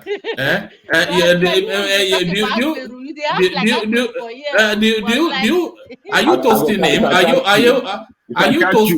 Are you toasting Joel Gideon in the middle of no toasting now? You can leave that till after hours. No toasting. Yeah, let's use parliamentary rules, but let's be guided because there are certain characters on this platform. Ajane Koko knows them. We all know them. They like to prod at certain personalities to get that reaction or whatever. But let's just be. I don't want to remove the edge, but let's be mindful of the language. It's just yeah. Sorry, DOG, are you still there? He is left. Oh, anger, it's not good. Anyway, I want to say, I want everybody to learn from me what peace. I don't take anything personal. I don't bring yesterday issue to today discussion. You know, I don't take anything personal. It's just discussion. We talk and we go. And I want to address you immediately when you tell me. What peace? Yes, no. Yes, me. No, me. No, me. I don't take anything personal. I don't get enemy. I don't get enemy here. I don't get friend. I don't get friend. I don't get enemy. If you attack me, I will shoot your fuck up immediately. And I don't take it personal. If you notice it, I don't take it personal. What peace? Yes. I've been trying to get in touch with you. I want to say there was a day you made mention about.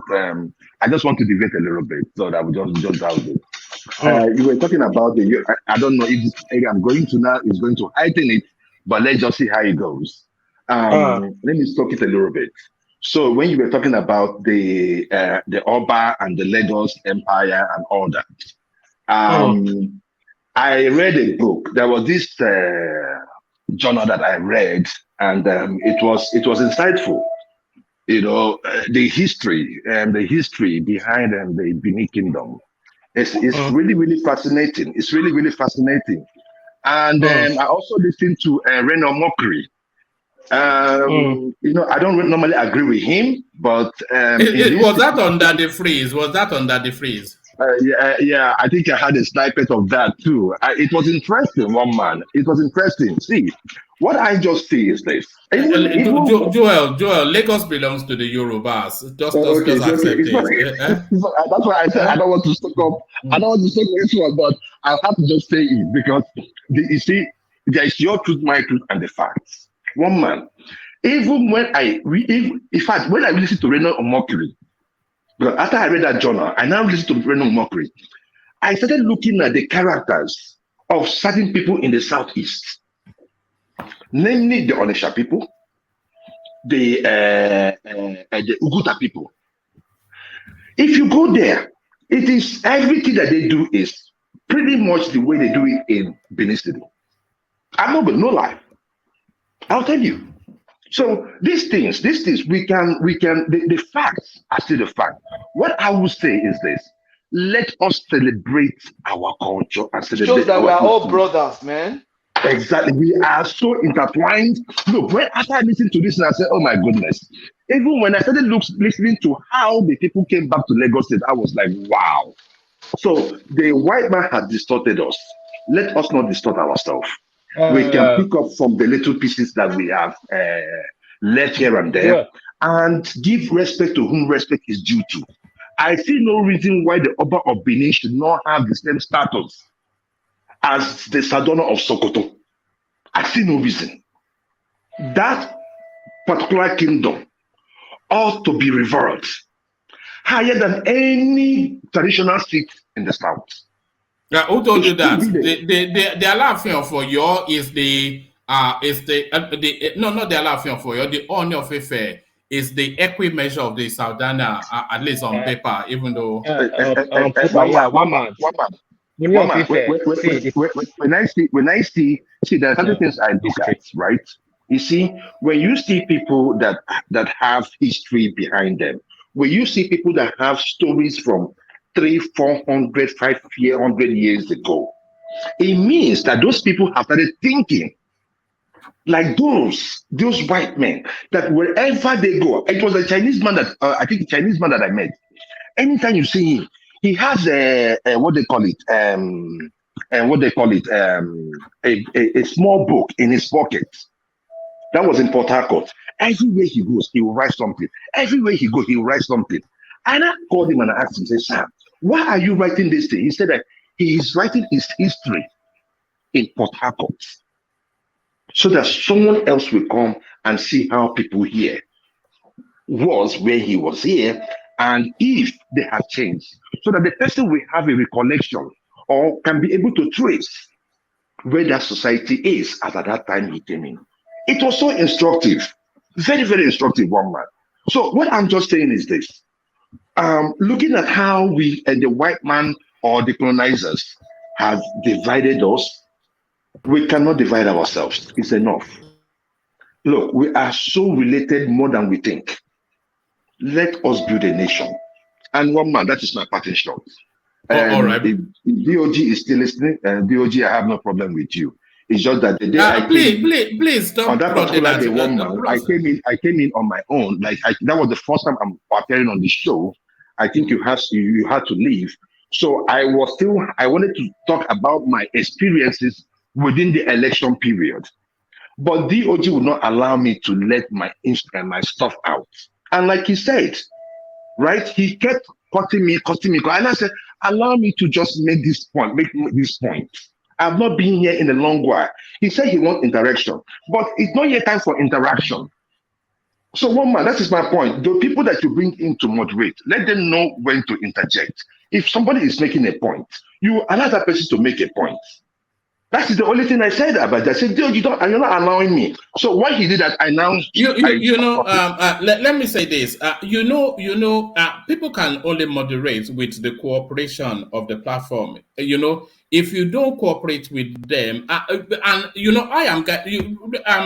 Alexander came on the platform and told me off publicly yesterday. Ajale Koko was there, and Ajale Koko, rather than back me, he backed Alexander. So we can all be corrected. Because I have a complaint. No, hold on. We cannot be corrected, but people can only moderate if you cooperate with them. If you try to we have to. Is the respect for authority, isn't it? And whether you like it or not, whoever the moderator is the authority. Yeah. But one man, the thing. And the other thing, please stop. Don't prod that DOG, because I know you prod at him. Don't prod at him now. Can I make my complaint, please? Because we need to address my own too. I'm a very, you guys know I'm a very calm person. I'm ready to complain. My complaint should be about Thomas. I think Thomas, he has a tendency. Sorry, ladies and gentlemen, we will get back to the politics in a moment, but this is it. How this wayward children. I think Thomas has a tendency of being a dictator, to be honest with you. Exactly. You're right. And he does it in such a way that I'm like, I don't know how to explain it, but if you've watched him moderate, it's more like if you're not saying what he likes, he just removes you. That's how he does it. He doesn't even, and I don't like it. And I remember one day I asked everybody, why did Thomas remove me? I couldn't even understand the reason. It's like as if he has this personal issue with me. He came in and you asked him, why did you remove this? It's like he has this personal thing with obedience, to be honest, that he's like, I don't want to you always have to go too far, eh? He just put you in the backstage or something. I don't understand it. Yeah, one man. You remember I made mention of Thomas. I said my own. I know people will not like what I said, but I made my own clear. I said it. The day and that's the reason why, I like his style. Don't get me wrong, everything about Thomas is not bad. But that aspect, when Thomas says, everybody shut down, stop. No. Come on now. How about bro? Bro, come on. Calm down. Authority. I'm like, like you're gonna say, stop. I mean everybody. Oh no, come on now, Thomas. Just model. I'm not saying he's perfect. I'm not saying everything he's doing is bad. He's doing a great job. But let him just like make some changes. All right. Let's be guided by what rational mind said and get back to the politics. So everything noted. So I have to report rational mind. No, enough of all of that. So everything noted. So I don't really have to speak to anybody because everybody is listening to what you're saying and whatever necessary adjustments are they. Because when I hand over to somebody, I'm handing it over in trust that they moderate the space in their own style. So everybody has a peculiar style. But if the feedback is that somebody has to make the adjustments, whoever the feedback is, I was fed back to by Ajande Koko and Alexander yesterday, and of course I took on board what they said. I make the necessary adjustments. So the necessary adjustments will be made by whoever needs to make those adjustments. So let's just leave it at that. And get back quickly to the politics and let's take that politics then to Patoski. So Patrick, are you there? Unless you want to round off, Joel. Yeah, I'm here. All right, let's take the politics to you. And we're back to that vexatious space, which is the AFENIFERE'S space. I don't know. One man. I said I'm already done. Okay, I said I'm signing out so that you guys will continue. I'm listening. I'm in the show. All right, brother. One man, can you bring in bring in DOG? Let me go. I need to run real quick. All right. Yes, I think DOG has left, but there are two people waiting in the. Yeah. So thank you, Rational Mind. Thank you, Rational Mind. Take me off to. If there are two people, take me off. Then I'll listen. Let me just be listening. All right, and thank you, Joel. So let's substitute you for to Niger and Dorati. So thank you, gentlemen. So let's take that conversation then to Patrick, and a bit like is it the Joker in Batman that always wears this suit, which is one side good and one side bad. This is what we seem to have in the AFENIFERE'S space with Pa Adebanjo speaking for the left wing or the east, should we say, wing of AFENIFERE, but Pa Fasoranti speaking for the Yoruba space. So the elections have come and gone, and a winner has emerged, and the AFENIFERE'S space then, guided by the authority that superintends elections in Nigeria, congratulated the person that authority has announced as the winner. But then, of course, Pa Adebanjo, who seems to be on a personal mission, has now suspended the two functionaries of AFENIFERE that made those congratulatory messages. So Pa Fasoranti, the overarching head of the AFENIFERE space, has now felt the need to come out into the public space to say that this is not how this organization functions, and he has lifted the suspension imposed on these two functionaries. So now this fractionalized AFENIFERE is imploding, is cannibalizing itself from within. So now things are coming to a head now, and we need one uniform head for the AFENIFERE space. So the AFENIFERE is a social political organization to promote the interest and politics of the Yoruba sub-region of the Greater Nigerian space. So the Yoruba sub-region of the Greater Nigerian space, they spoke on the 25th of February and said that this is how they are pointing politically by voting en masse for Tinubu. So that's the Yoruba speaking for their political will. But Pa Adebanjo, who arrowheads although he's in an acting capacity, Pa Adebanjo, who arrowheads the AFENIFERE space, he's saying that by fiat, he will overrule what the Yoruba nation has said via their mandate and tell us that the election that the constituted authority has told us has run its natural course is illegitimate. So things come to a crescendo. So where should the AFENIFERE space balance between this Pa Adebanjo faction and Patrick? Yeah, it is a very, very difficult situation because I was raised a Yoruba man, so speaking about elders a bit somehow for me.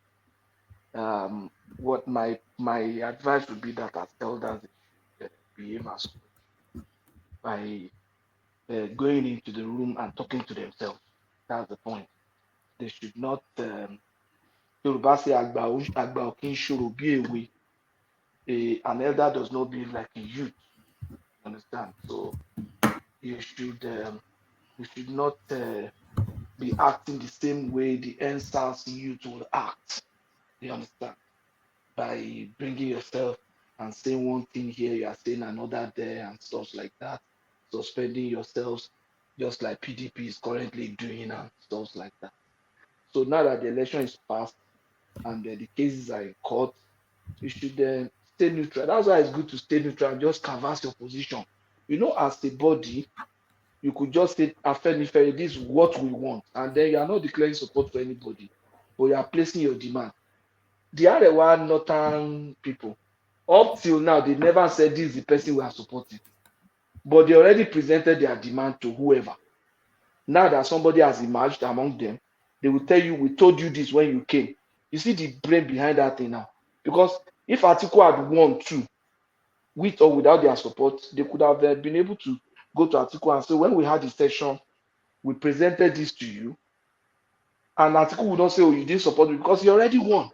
So the same way now, they can go to Tinubu and say, "When you came to us, we presented this to you." They can make those demands. But when you already now take a position and they didn't even present so much of a demand other than restructuring. Of course, the president cannot restructure the country. So if when educated people start talking of restructuring and they are talking to the president, you must restructure Nigeria. And I continue to wonder, do these people really understand what restructuring really means? If it is what they really want. So it's they should call themselves to order, and older people in the system should also talk to them among themselves. The Alania Kennedy and all of them should say, let's call ourselves to order and let's make this right. But what Adebanjo is doing Is it a matter of talking to or a matter of stepping down? Are we at the space now where one of the two of them has to step down for the other? So we have one voice I think if two of them have to step down, not even one of the two. You understand? The two of them are old, actually. I don't see what they are doing. Can I interject? Yes, you can. I mean, what kind of suggestion is that two of them have to step down? Two of them could step down now, and then let's have a neutral and a more vibrant AFENIFERE. They are old already. No, let me say, one is the head of the constituted authority of AFENIFERE, and that is Baba Adebanjo. Baba Fasoranti is a retired leader of AFENIFERE. He doesn't participate actively anymore in the activity of AFENIFERE. So when somebody in charge as the head of AFENIFERE speaks, he speaks for the interest of that group.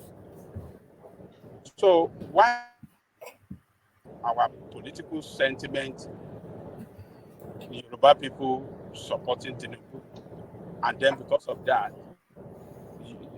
and because you are lying that, and you don't want to respect authority of Baba Adebanjo. I think that is totally unfair. It's unjust. We are not doing good to ourselves when we know the truth. We don't want to say the truth, but because of our political affiliation with one politician, we want to rubbish that organization and the people in charge of that organization. I have never seen any one of the active executive of that organization speaking against the organization.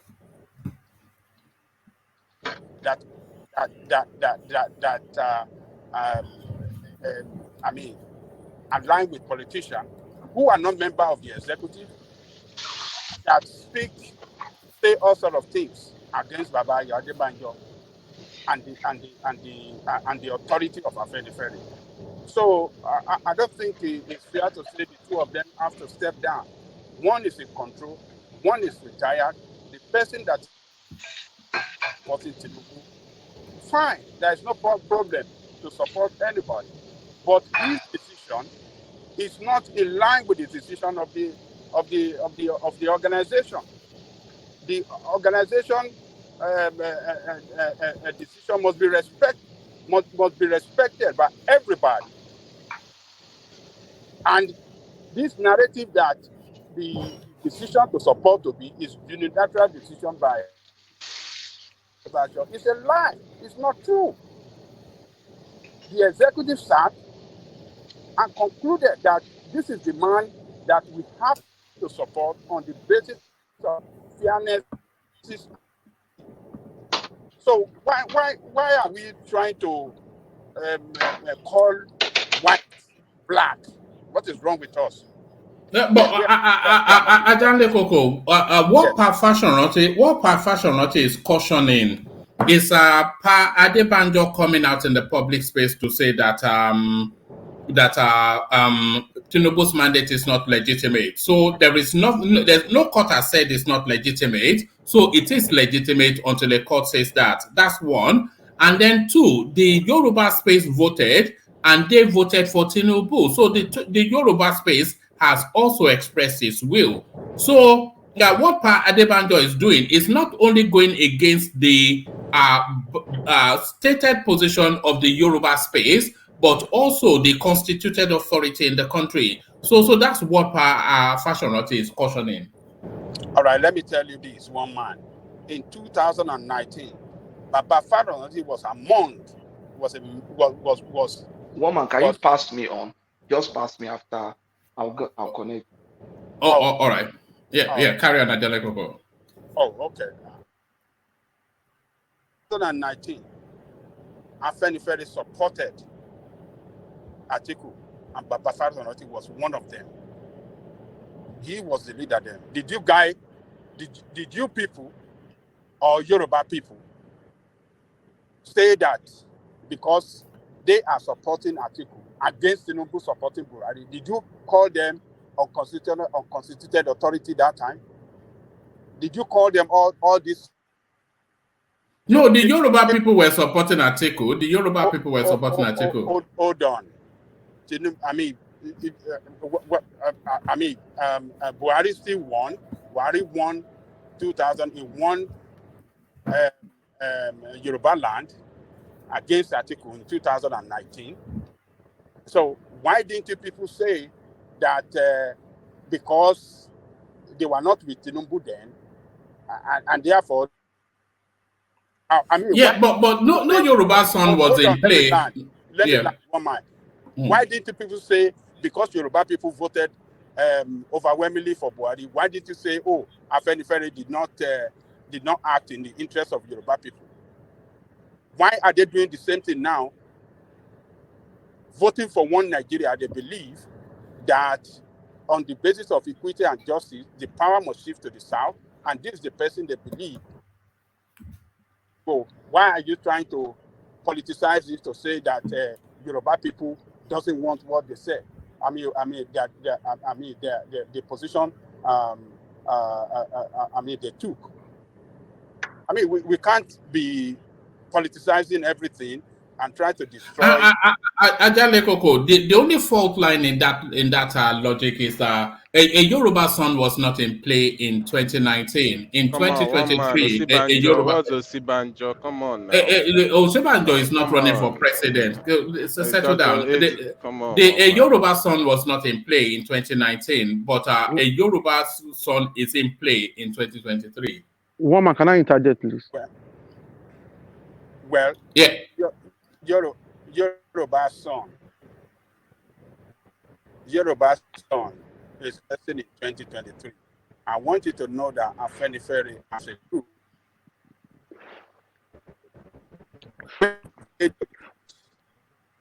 We're losing you, Ajanle. Yeah. Okay. When Can I come in? play their, Okay. let me run down. I will Yeah. let you in now. Yeah. When AFENIFERE play their politics in Yoruba land, they are playing it as an integral part of Nigeria. But when they are playing it at the national stage, they are playing it in relationship with Nigeria. And as such, they can go any way they feel that is good for the interest of Yoruba people, as well as the interest of Nigerian state, for the unity of Nigeria state. And that is what they have done this time around. And you people cannot just say because a Yoruba man is in the state, they automatically have to support Yoruba. No, that is not what they stand for. They stand for justice, equity, and justice. And they have always been doing that. They did that for Jonathan as well. They have done that for Buhari as well in 2000 and, is it not 2008 or 2007 or what? They've done that for everybody. They stand for Nigerian unity. So they have supported Buhari before. They have supported Jonathan before. Can I just support some of the stuff you are saying? And another angle of the support. I think if somebody was like AFENIFERE, if somebody was behaving like AFENIFERE right now in 1966, maybe we wouldn't have had the civil war that we had. Because you have to be level-headed and understand that there has to be balance. And some of the stuff that I saw in the document is quite explosive, actually, that AFENIFERE got information that the results are not as they seem. And that is one of the reasons why Fasoranti, I don't know how to pronounce his name, is opposing it now, even if he signed up to the document. And I think there has to be some... What document? Sorry, what document are you talking about? The communique that was released by AFENIFERE on March 27th. So, and... what does it say?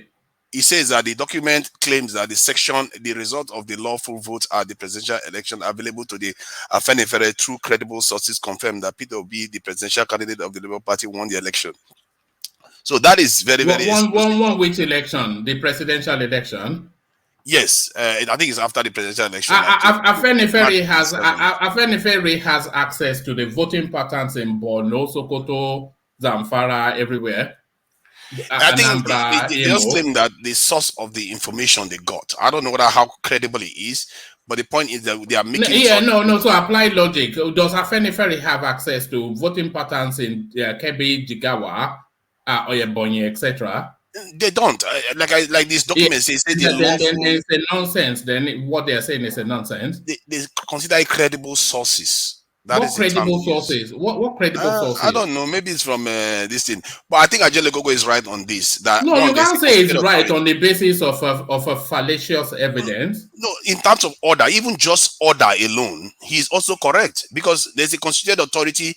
You can't just have people talking from both sides and it creates confusion. And I think the deeper arguments about equity and all those things also matter because there is always going to be reckoning balance. This thing where people don't see balance, it has repercussions. What is AFENIFERE? What's AFENIFERE? AFENIFERE is acting like a fair arbiter. No.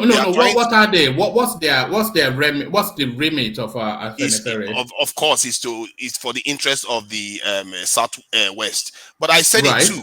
That if somebody was doing the job of AFENIFERE during the time of 1966, you wouldn't have had this issue that you had in the North because people would have seen that it was unfair what Nzogu was doing. Forget Nzogu. AFENIFERE is a regional organization, not a national organization. So it's a regional organization that speaks the politics and language of that region to the national space. Not selfishly. I think from what they are doing, they're making calculated judgment. No, because if you are too narrow, it's actually not in the interest of your people. How can you be too narrow? Your interest of your people is the interest of your people. But think about Aguin Rosie. If Aguin Rosie has executed all the forget Aguin Rosie now. No, let's stick with the contemporaneous politics because Aguin Rosie is not a. What we're talking about is that the Yoruba space had a son in this election, but Pa Adebanjo, he said he was going to back Peter Obi. Pa Fasoranti, who is the life patron and subsisting president of that, because Pa Adebanjo will establish is in an acting capacity, he came out to say that no, that is not the position of the organization. The position of the organization is to back their son. So that played out in that phase, in just pre the election thereabout, and then post the election, the results that we got from Yoruba land is a ringing endorsement of their own son. So, which is to validate what Pa Fasoranti said, that the Yoruba interest is to back their son. So they backed their son at the ballot, but even post the ballot, Pa Adebanjo is still insisting that his pecuniary will has to override the will of both Pa Fasoranti, or the pronouncement of both Pa Fasoranti and the will of his people. But Fasoranti is not the executive of the organization. The Adebanjo, if I'm not mistaken, is the one actually in charge, and the committee and the top members of the organization decided on this. And he is coming from above, or because it was somehow associated with the organization previously. What do you mean somehow associated? Making pronouncement. No, because there has to be order. You can't have Obasanjo telling Buhari, causing problems when Buhari is the one in charge of this. Yes. So it is that order that we are speaking to now, because the organization is fractured along ideological lines. So the ideological stance of Pa Fasoranti is that the organization is for and to the will of the Yoruba people. But Pa Adebanjo, he is saying that the will and interest of the Yoruba people can be overridden by what he may deem as national interest. But the Yoruba people spoke their will at the ballot.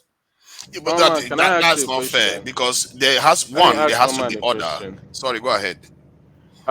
What is the total number of votes that Tinubu got in the Southwest, and the total number of votes Peter Obi and Atiku got in the South? No, we're not talking about Peter Obi or Atiku. We're talking about the overwhelming will of the Southwestern people, and that was Tinubu. No, you have to get it. No, you can go and look at it. No, I'm only going to access it in the way you can. But what's the? Okay, just, let me say this. Yeah. One man. Yes. In the context of Nigeria, right? Is there talking? Yeah. He's trying to, but his connection is bad. Can you hear me though? Yeah, carry on. Yeah. So when I'm saying this in the angle of, if you say Tinubu got the mandate of the people in Nigerian space, you have to check it. If did he get the majority of the votes casted in that Nigeria? If you compare it's just like other election. If you say Buhari got 15 million, if you add Atiku's votes and other parties, is not still compared to Buhari's votes. It's like that in all election. That's why I'm using it to. If you calculate the number of Obi and Atiku, it's more than what Tinubu got. So he didn't get. No. So sorry. Can you give us the figures? Okay, Tinubu got 8 million. 8.9. No, we're talking about Yoruba land. That's what we're talking about. I don't know. That's why I say you should tell me. Yeah. So you don't know is the answer. That's why I don't know. That's why I started. Can you tell me? If you could tell me. No, I will only go and start looking at INEC figures in the same way that you can. So you don't know. You don't know, right? No, I know that he has the overwhelming will of the people because he won with most of the Yoruba votes. I know Obi won Lagos. I know what's his name? Atiku won. Obi won Lagos by 10,000 votes. Atiku won Osun by less. Yeah. So I'm just saying, if we had the calculation, which you don't and I don't, so we don't really know that for certain. But Tinubu won by an average of 60 and more percent in other Yoruba spaces. Oh, okay. Well, which constitutes the overwhelming will of the Yoruba people. But the higher argument is, what is the will of Yoruba people? They've expressed it at the they've expressed it at the ballot. But that's for the AFENIFERE to do. The AFENIFERE is an organization that No. The Yorubas have expressed their will at the ballot. Okay. Have they not? They voted for their son. And AFENIFERE is saying the will that they have voted for, they don't like it. That's just it. No, AFENIFERE is not saying that. Pa Adebanjo is saying that. Which is the leader of the AFENIFERE. To be fair, so. Adebanjo no, is he is not. That, though. Adebanjo is just only saying he's seeing it. He's looking at it from the macro level and saying, okay, if the justice has to be done, we can't just take our person's side just because for the sake of it. That is what AFENIFERE is doing, and I think it's a very valuable service that they are rendering. That no, that's not what AFENIFERE is doing, though. That's what Pa Adebanjo is doing. But he's in charge, though. He is not. When his decision has been overridden by superior authority. Then I don't understand the structure of the organization there. Because so that's where the problem is. There are two voices speaking from the leadership position of AFENIFERE, and that's where the confusion is. Ajale, okay, do you concur that there are two leadership? There's two leadership of AFENIFERE, because I don't understand. There has to be only one. No, one man is painting a wrong narrative here. We have one AFENIFERE, and that AFENIFERE is headed by Baba Adebanjo of AFENIFERE, not Baba Fasoranti. Fasoranti is retired. He's acting on his own volition, not for the organization, which you have the right to do. You have the right to support Tinubu, no problem about that. But as far as the running of AFENIFERE day to day, the face of AFENIFERE today is Baba Adebanjo. And they are the one that run the day-to-day affair of AFENIFERE, and not the general secretary. When the general secretary come on Arise News or on other news platform, they say all of them align with Baba Adebanjo. None of the executive that run the organization ever spoke against the position of Adebanjo. So what are we talking about? So we cannot just Baba Fasoranti is speaking on his own capacity, not for the. How is he able to overturn the suspension of those two people? How is he able to overturn it, Pa Fasoranti? What did you say? I said, how is Pa Fasoranti able to overturn the suspension of the two people that Pa Fasoranti suspended? Baba Fasoranti suspended some people. Yes. Let me bring this to you again. I'll try and be very, very swift with it. Where is it? It says the leader of the Pan-Yoruba political organization, AFENIFERE. So that tells you already the leader of the Pan-Yoruba social political organization, AFENIFERE, Chief Reuben Fasoranti, yesterday dissociated himself from the position taken at Ogun State over the emergence of Bola Tinubu as president-elect, saying it was not the AFENIFERE way. He described the removal and suspension of two AFENIFERE officials, Masas Kole Omololu and Jare Ajayi, as null and void. So the two people that Pa Adebanjo suspended, he lifted the suspension. Fasoranti, in a statement he personally signed, stated that being a law-abiding organization, AFENIFERE could not have asserted that someone other than the person declared by the body duly authorized by the Constitution and other extant laws of the land is the winner of the February 25th presidential election. Both Ajayi and Omololu were sacked for allegedly issuing unauthorized statements and constant denigration of the organization, but distancing himself from the communique by its leader and Secretary General Pa Ayo Adebanjo and Shola Ibisheni, respectively, after its monthly meeting held in Ogun State. Fasoranti said, a general meeting does not have the power to convene and take such a far-reaching decision just at the whims of individuals. The statement reads, my attention has been drawn to the communique purportedly issued after a meeting held on Tuesday, March 27th in Ogun State. This statement is being issued because of the content of the said document. AFENIFERE could not have asserted that someone other than the person declared by the body duly authorized by the Constitution and other extant laws of the land is the winner of the presidential election held on February the 25th, 2023. The body mandated to conduct elections in Nigeria, the Independent National Electoral Commission, INEC, after the conclusion of this year's presidential election on February the 25th, have declared the candidate of the All Progressive Congress APC, Asiwaju Tinubu, as the winner of the said election. Our National Publicity Secretary of AFENIFERE, Jare Ajayi, issued a congratulatory message to the president-elect after he had been issued a certificate of return by INEC.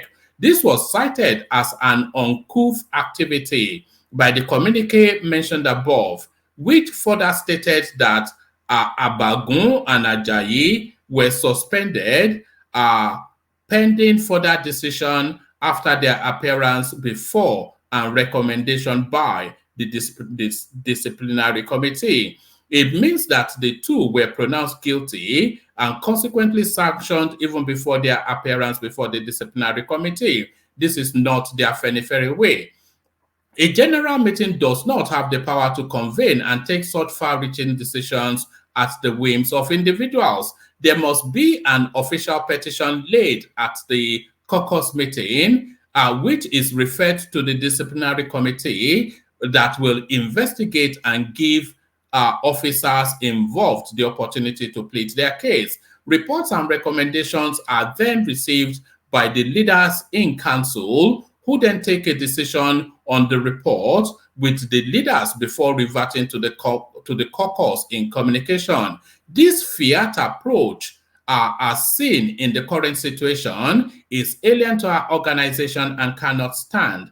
On the presidential election, he said, this type of position is alien to us in AFENIFERE, which does not conduct itself as an agent of the state, let alone an electoral umpire. We accept the results of the election at all levels as declared by INEC until otherwise decided by a competent court of law in the land. Presently, the whole world knows that Nigeria has a president-elect in the person of Bola Tinubu, a true Yoruba son and nationalist. We in AFENIFERE only acknowledge this. We take delight in his incoming presidency and are confident that he will, by the grace of God, return Nigeria to the glorious position that all of us will be proud of. I also read in the said communique the purported removal and suspension of the National Publicity Secretary and National Organizing Secretary of the organization in the person of Jare Ajayi and Abagun Kole Omololu. At no point was any of these officials reported to me as doing anything against what AFENIFERE stands for or doing anything against the interest of our race, the Yorubas. Thus, at no time was I informed that they were queried, warned, or sanctioned for conducting themselves in a manner contrary to what AFENIFERE or the Yoruba stand for. being an organization that believes in justice and fairness, being an organization that always maintains that those at the helms of affairs should follow the rule of law, AFENIFERE, our organization, cannot just wake up and pronounce some officials removed and suspended without telling them what their offenses are and without giving them the opportunity to defend themselves. Such a step is not only against natural justice, it is also a clear defiance of the laws of the land. AFENIFERE believes in the rule of law and in the fundamental right of all, including the right to fair hearing. For these and other reasons, so now listen to this. So for these, and this is where it really kills it off. For these and other reasons, the purported removal and suspension are null and void. The two officials should be commended rather than condemned for the selfless service they are rendering to AFENIFERE, to the Yoruba race, and to Nigeria and humanity. They are hereby so commended. So that's Pa Fasoranti then, asserting his authority as the authority within AFENIFERE. So he has cast aside the suspension imposed by Pa Adebanjo. He has also read the riot books on conduct to Pa Adebanjo, and he has, by this letter, stated without equivocation, apologies to Thomas, that he is the leader of that organization, and that organization being a Yoruba organization. So there it is. There are two areas that are query. One, he keeps using the term race, which is very interesting. And the second, don't worry, we consider ourselves a race. So if you have any objections, then the letter does not even imply that he has. Anyone can write that letter and say, "I have authority to." Like, what do you mean, anyone? I can't write. What do you mean? You can say something is null and void. You're not Yoruba, so you probably don't understand it. Let Ajanle come in. Yeah. One man.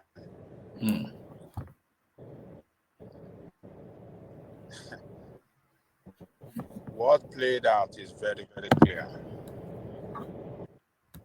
It's very clear in the sense that Baba Fasoranti is not acting in the best interest of the organization. A leader,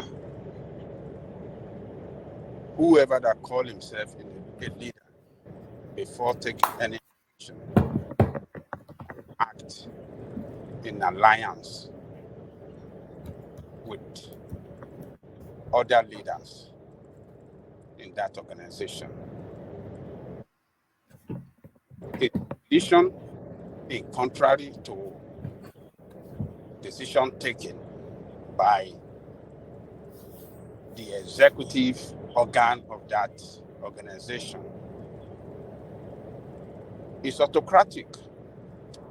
That is not the way organization is run. Baba Fasoranti is wrong. No, he's not wrong though. He's saying that they didn't follow due process. Go on. And by the way, you can come in to Nigeria. Not being Yoruba is no say, but I just wanted Ajanle to go first. Anybody can come in, but carry on, Ajanle Koko.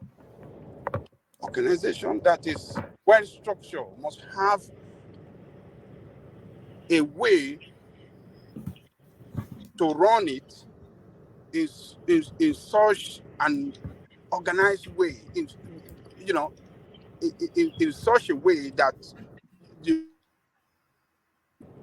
see it run like an organization, as an organization, not like a personal one-man business.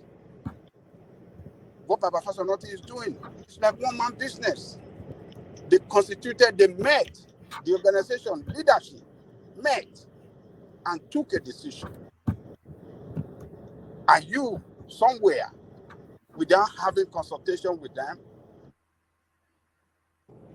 You say you are overturning, you overturn the decision making. It is wrong. It is not done like that anywhere in the world. So that must tell you that Baba Fasoranti is acting on his own. is not acting in the best interest of the organization. And in addition to that, these two gentlemen that were suspended because they acted in such an in discipline. They committed an act of indiscipline in that organization. They were not authorized to make statements, and they went ahead to make statements on behalf of the organization without the authority of the leadership. That is an act of indiscipline, and they deserve to be. The executive met in Ijebu to conclude the kind of disciplinary measure to effect on them. So what are you talking, one man? What are you talking, Baba Fasoranti in Ekiti?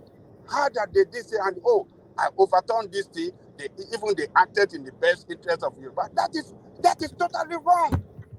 Organization, you cannot, unilaterally, without consulting with other leaders, overturn the decision of an organization.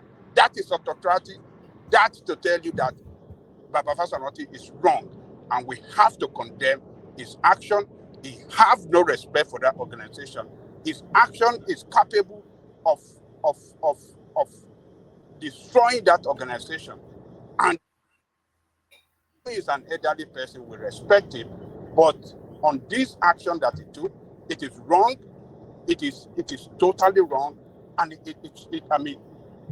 that organization is better than that. That's my take on that, one man. Ajale Koko, a lot of the things that you said, is it not really Pa Adebanjo that stands accused? Because what Pa Fasoranti is actually accusing him of is being autocratic, that he's making this decision outside of the laid-down processes of the organization, and the decision that is making, it goes against the will of the people. So that's why Pa Fasoranti has stepped in to correct him. Pa Fasoranti is not saying the truth. How does it know? Okay, for them to even sit down to say, let us make decision. It was unilaterally by Baba Adebanjo to say, I fired these two guys. The leadership met and took a decision. But you that were not at the meeting, you that did not consult with anybody, you said you override. Where is that done? It is never done anywhere. It is not an autocratic organization. Keep meet and discuss matter and take decision that is good for the organization and the generality of Yoruba people, as well as generality of Nigerians as a state. Ajale Koko, when Pa Fasoranti said that the suspension that Pa Adebanjo imposed on these two functionaries, that the suspension is null and void, on what authority is he saying that? I think it's just, I think Baba Fasoranti is just acting autocratically, and I don't think what is said can take any effect. It's not going to hold any water. What is, he cannot overrule the decision of the leadership of the organization, because it's non-active anymore. So I don't know. You say it's non-active. A few months ago, he publicly endorsed Tinubu, and now, fast forward, he's now stepping down decisions made by Pa Adebanjo. So he's very active. He's not active, and in the leadership position as well. He's not active in the organization anymore. He's acting on his own volition, and he endorsed Tinubu. Did that stop Baba Adebanjo to support Baba Adebanjo and the organization to give their support to Obi? He didn't stop them. He couldn't stop them. So that's why the language of faction has now come in, isn't it? Because when Pa Adebanjo endorsed Peter Obi and Pa Fasoranti endorsed Tinubu, the language of Pa Fasoranti's faction and Pa Adebanjo's faction, it has now come into the lexicon of the AFENIFERE narrative. There is no faction in AFENIFERE. It's Baba Fasoranti that is acting on his own in the best interest that feel is good for him and only for him and personally for him and not for the organization. Does Pa Fasoranti's position, does it reflect the will of the Yoruba people? The Pa Fasoranti position, does it reflect the will of the Yoruba people? One man, can I interject? Yeah, before you interject, let Tunaija come in as well, because I stopped him in mid-track and I'm sure he wasn't happy about that. I was just highlighting some stuff on the chat. I think sometimes it's not necessarily about the direct will of the people, it's about what is good for the people. And I think Adebanjo, the one in charge of the organization, actually is correct. Because I have said it before, if there was an organization like that doing this in 1966, we wouldn't have the problem we have in Nigeria. Fairness is for the greater interest of the community. And besides, there has to be rules. And I think that on that two level, that's where I agree with this thing. But there has to be rules. And he's breaking rank constantly. It's not even the will of the people, because I did the maths now. One man, you can do the maths. According to Southwest, if you calculate the whole number of P2B, Atiku, and others, and Kwankwaso and everybody, it's more than what Tinubu got. So it's not speaking for the whole Yoruba. Yeah, what do you mean? What sort of anyway? What do you mean? You want me to do the math? I'm just ignoring that. Tinubu won the overwhelming mandate. Do you want me to call the numbers? All right. Call us the number. Okay. Because I didn't do the Tinubu own, because what the video one man played of the Hausa guy that wanted a Senate president was saying that they gave Southwest gave Tinubu 1.5 or whatever. I didn't do his own because he already did the math. But what I calculated with all parties was round me up for 2.1 something. So as you can see, not the majority. Okay, so the number you gave now, let's take the other number. Let's just take it for the face value. So one person won 1.5 million. 17 people won 2-point-something million. It don't matter. It don't matter. What matters is 2-point-something doesn't want this man. That is what we are driving at. Okay, that is kindergarten mathematics. That is kindergarten mathematics. We are talking about one person.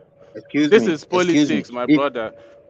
Listen, we're talking about. If one person, if one person win, only him 1.5 million out of, let's assume is like what you're just given now is like 3 million or let's say 3.5 million.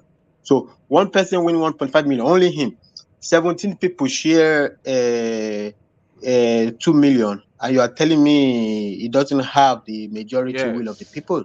Yes, that's what I'm saying. Let me tell you what you have we don't need to have don't worry about that. Don't worry about that. What you simply said is that 14 million people does not want to be in Nigeria, or 15 million people don't want to be. So why is he making all that noise? Yes, that's the corollary now. If you add Atiku's vote and Tinubu's vote and Kwakwanso vote, those are the number of people that does not want to be. That's what you have just said too. Even will be that. Wait. Let's even go by your logic. We're talking about the logic here is let's go by your logic. No. We are not talking about no.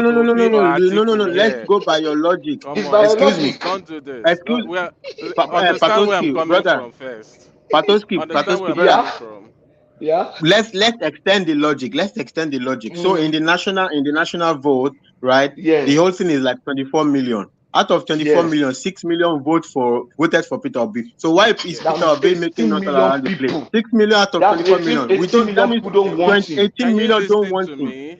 Can you excuse me? 18 million don't want Peter Obi to go and rest. By your logic. By your logic. Can I talk? No, what? Come Let on me now, talk simple. first. By your You don't logic, know my 18 logic. million don't want You're Peter Obi. twisting the logic first. No, You're twisting the exactly as logic. you presented it is what One I'm giving man, it back to you. understand what I mean, but you're Exactly. twisting The it. people that don't vote for Can Peter I Obi make my are too point much. first before you? All right. Times All right. three don't want Peter Obi. But that's not One even what I voice. wanted to speak to one man. That's not what I Yes. wanted to speak Let's to. go I'm back just to the trying to tell you Fasoranti space. Yeah. Yeah, I'm telling you, it's kindergarten mathematics. Don't bring it in, brother. No, it's this now. You know this now. Can I make my Carry on. point? The point I made before this came out. But The point I made before this came out, because one man we argued it. That's why I brought the math, right? I said that in the presidential election, there's never been a time that the president didn't win the majority of votes, even if you add all the votes of the opposition and the whole others. Okay, so how many of those times? How many 3-horse races have we had? 3-horse races have we had? It doesn't matter. I'm just saying. Look at this guy. You wonder why people ignore you. Listen. We are talking about what the reality is. The reality is there's never been a time, and even if it's 3-horse race, we have had 3-horse races all the time. There's so many people that have actually argued. When? Like, what do you mean all the time? 2019 was it 3-horse? Not a horse and a hot dog.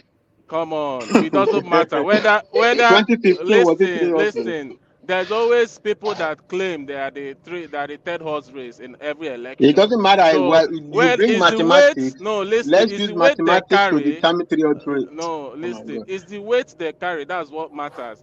Exactly. How many times have we had 3 people with? How many times have we had 3 people with almost equal number of big numbers? That is 3. Look, brother, we have had. Let's get back to Pafasha. This will frustrate you. Let's get back to Pafasha.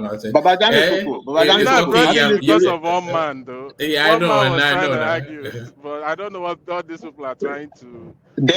Actually, we have done this argument in the past. I mean, it's really it's shocking that don't worry about it. Stop saying the majority or whatever is. Yeah, of course we have. The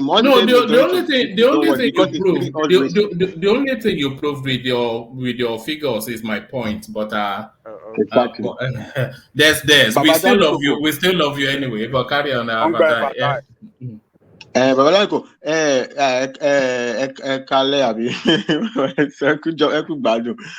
what I didn't get is, well, you said Fasoranti is not the leader or something, and is acting autocratic or something like that. I don't get that. I didn't get that line. Who is acting autocratically? Adebanjo or Fasoranti? Fasoranti doesn't play that organization. He's still a respected ex-leader. No. He's not ex-leader. He's the leader. Fasoranti is the leader. Hold on. We last time that we did this thing, we forwarded an article where he tendered his resignation. We read that article. So he's a retired and who appointed? Okay, so if Fasoranti retires, by the way, I don't think it was resignation. It was, but let's even call it resignation. So if he resigns, that means we have a vacancy in the leadership. So how did Adebanjo then fill that occupation? Vacancy. He is the one that handed over to him. Oh, exactly. So was it the board of AFENIFERE'S that appointed Adebanjo as the leader? What is the appointment? Situation? Who appoints the leader of the group? Is it one man, one person appoints him? Fasoranti writes a letter like, I don't have my health, maybe is kind of weak, so my secretary act for me. It's like what they call power of attorney. I give a power. I have a not in terms of equivalence. Approximately. Act for me. Act on my behalf. That is what Adebanjo is doing. Adebanjo is not appointed by the board. By the board of AFENIFERE'S. No, don't bring Wayo English now. It's not power of No, attorney. it's not why you're English, Baba Jale Koko. I'm just trying to. Hold on. It's not power of attorney. It's not. I say approximately. I didn't say it is. No, I say because when approximately. you are saying a power attorney, you can be interpreted that it's still in. No, I'm just using it to explain as a correlation. All right. So when he was leaving, he told the organization, "This is the person I would like to take over from me." Yeah. Because I've seen him as in acting capacity. Stable, yes, that have the capacity. Yeah. And Adaleoko. Head problem. Sorry, Adaleoko. Yes. Adaleoko. Ṣé wàá bẹ́ngbà tó sọ pé we want this man to take over from me. Patoski it doesn't matter whether Balanko was there. And hold on, let me make this point. And since he left, they never had meeting from in his house anymore because he said he's tired. Because of my health problem, I have to retire. So the baton of leadership to Fasoranti, Adebanjo. And since then, Adebanjo has been speaking, he's been holding that leadership position. Yeah, but I don't. We know this fact. I'm not arguing with those facts. I'm not arguing about those facts. I am saying I'm talking about constituted authority. If a leader is gone, who is going to let's say elect a new leader?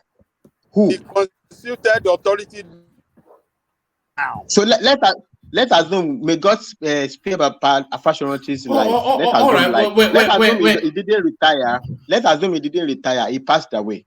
Is it the one who has the authority from the grave to appoint Adebanjo? No. Okay. If that incident had happened, as you just mentioned now, then leadership will have sat down and then appoint one of them. So there was no leadership who sat down when the leadership position was vacant. No leadership sat down to appoint Adebanjo. But then you are saying, by all means, hold on, Fatai. So when he recommended that this person I want, and an capacity. Yeah. When he recommended, was there a leadership meeting to approve it? From me, let me answer the question. Okay. He said, "This is the person I believe can do the job, and I would like recommendation. to hand leadership to him." Yeah. Others in the position of leadership accepted, so they ratify it. Oh no, they didn't disagree. No, did they ratify? Did they ratify? How did they have? Did they ratify? Was there a board meeting to ratify it? Was there a communique to ratify it? Was there official ratification? They have a constituted leadership body. All right, gentlemen, we're getting to bog down in minutiae, but I land that point, Ajale Koko, and I wanted to get So the constituted leadership organ of the party ratified it, accepted at the No, Baba, there was no ratification. The line up behind there was no ratification. There was no ratification. Okay. They didn't disapprove, but there was no ratification. Adebanjo is acting on the recommendation. Is acting on the recommendation of Fasoranti, right? No. So if we are acting on my recommendation and I see you are going out of line, I can come in. Fasoranti is still the leader of AFENIFERE'S. I think it's inaccurate because if he's resigned and handed over to a new resign, leader, what do you mean resign? I even checked ChatGPT and asked for who is the leader of AFENIFERE. ChatGPT even recognizes that it's Adebanjo, not Fasoranti. Wait. The resignation of Fasoranti is not to the secretary; it's to the board, who would then appoint a new leader.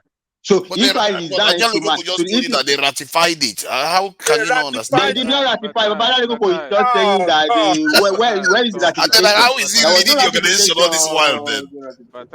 There was no ratification. There was no leadership. There was no board ratification of Adebanjo. It's only recommendation of Fasoranti. There was no ratification. Okay. All right, and to buttress that, Fasoranti, he retains a veto power in that space, which he exercised just to all the lift time this. by Yeah, virtue of yes. We just by made that virtue one of up. He doesn't him. have a veto power. We can't No, just no, make no, up stuff. no. Hold on. Let me tell you why I didn't make it up. Pa Adebanjo suspended Pa Adebanjo suspended two functionaries, and Pa Fasoranti declared that suspension null and void. So that's a veto. I think what they did was that they is adopted the withdrawing. communique within the No, he organization has that also no. brought He those did not people adopt back. the communique. Don't confuse it. He did not adopt the communique. The communique was issued by Adebanjo.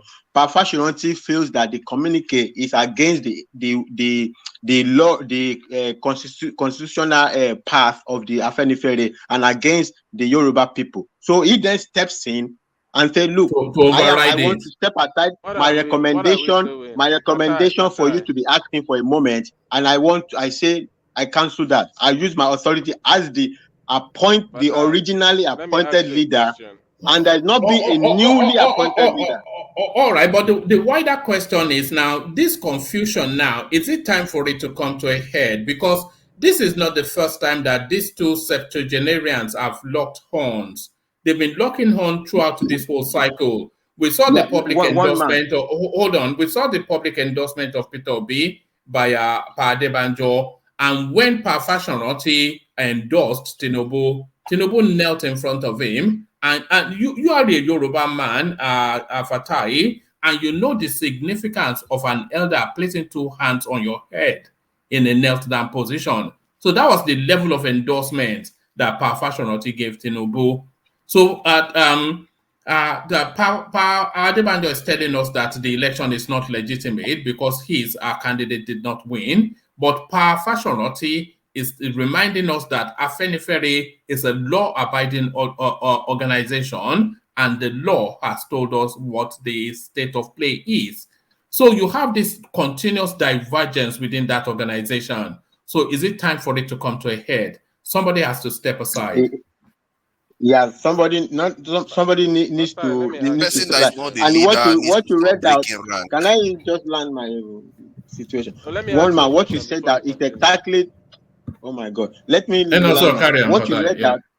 What you read out is exactly the reason I was asking Babajani Koko, who is acting autocratic, right? So whether you agree with that Tinubu is the president-elect or not, right? The law of Nigeria, as it is right now, appoints INEC to be the one to make the declaration. If you don't agree with the declaration, you go to court, right?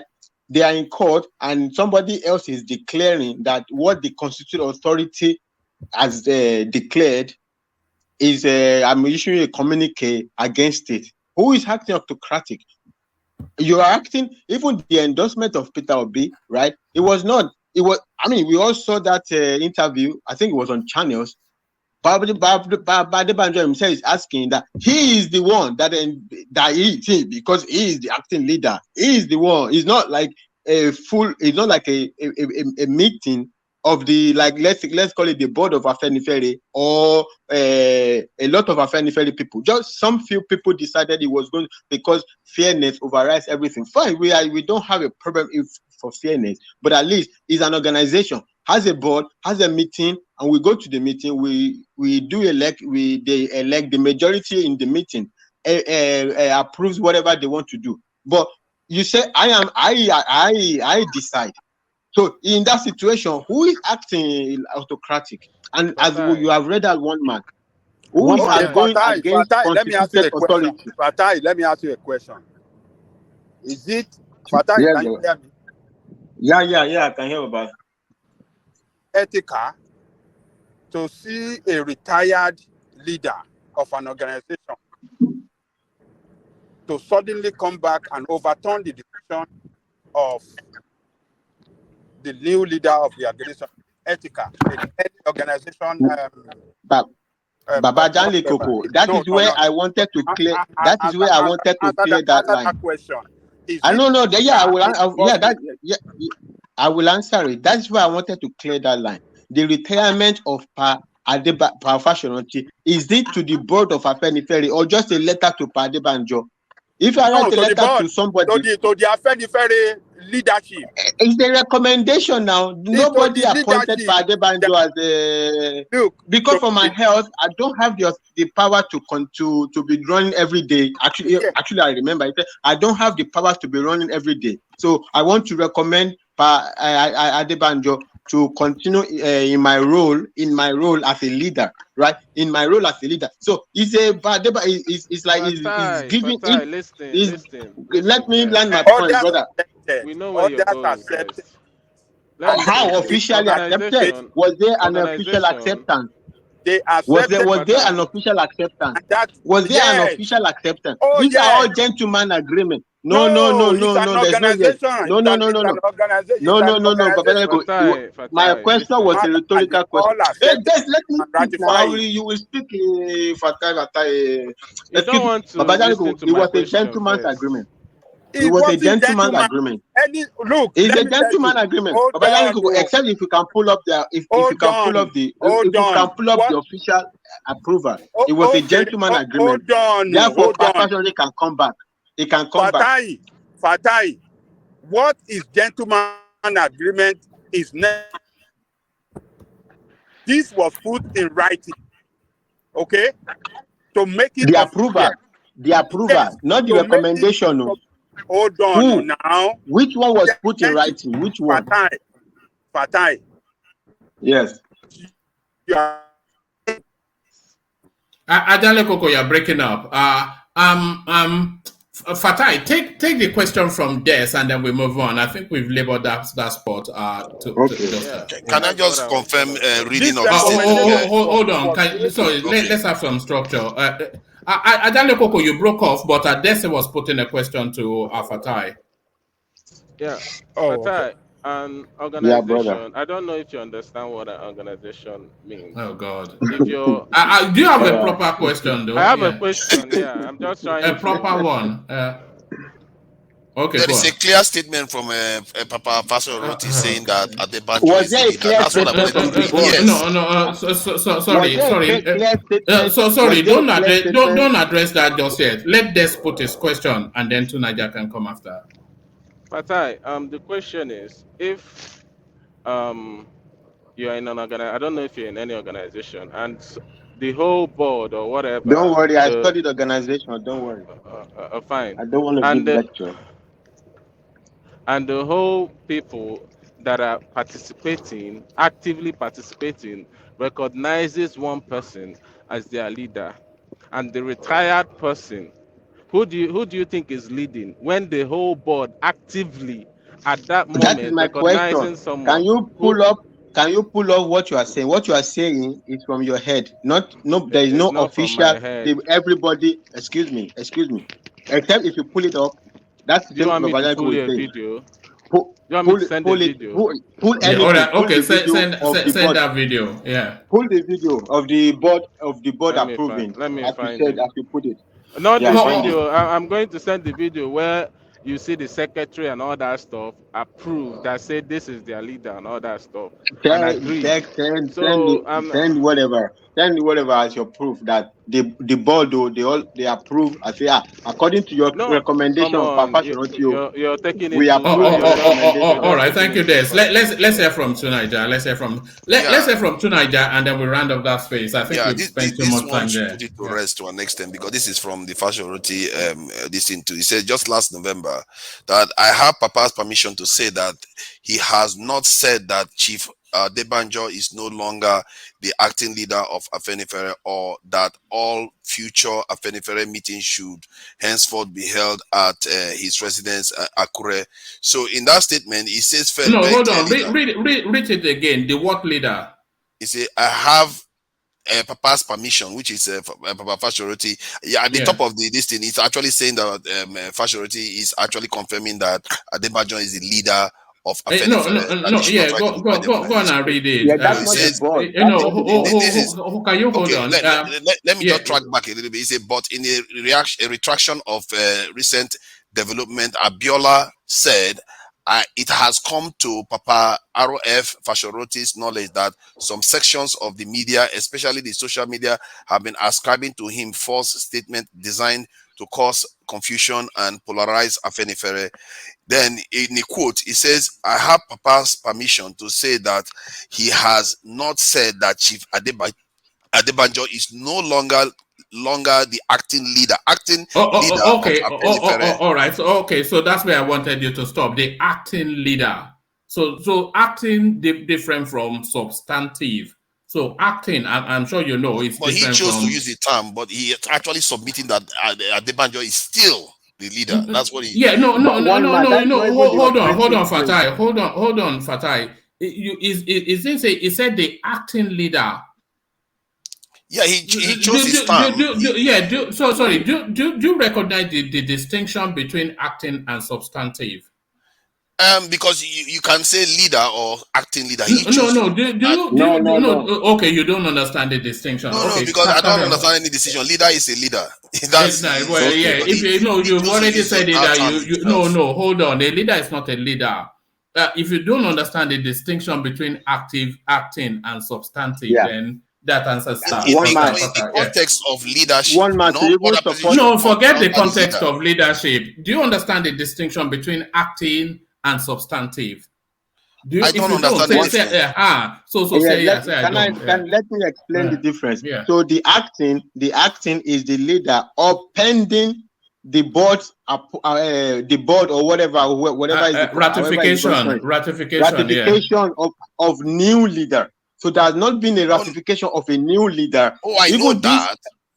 Let me land it. Even this acting situation, it's only between Fasoranti and Adebanjo. There is not even the ratification. There is not been the ratification by the board of AFENIFERE. So it's only gentleman agreement between Adebanjo and Fasoranti, which everybody says okay. And if Adebanjo is in an acting capacity, then the substantive leader remains Fasoranti.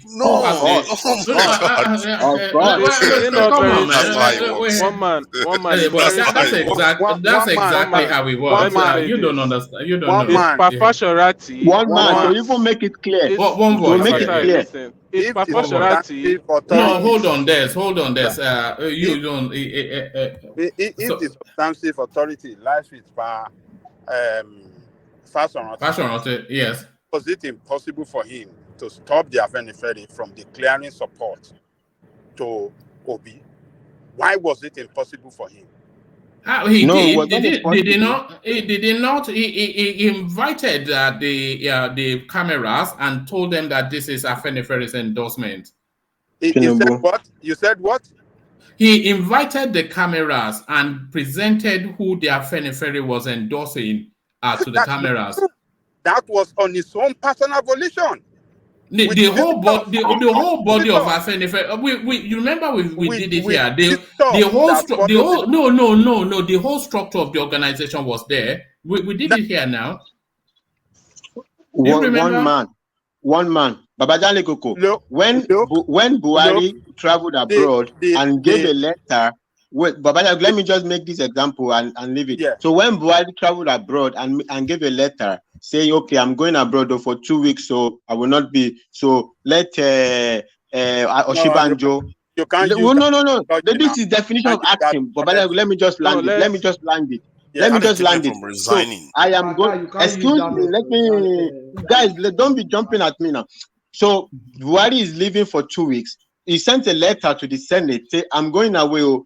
Let Oshibanjo act as the president. The first question here is the Senate approves it before Oshibanjo become even the acting. There is a Senate approval, which is similar like the board. That is what I'm asking. Fine, where is the board? That's similarity for. Wait, let me land my point. Let me land my point.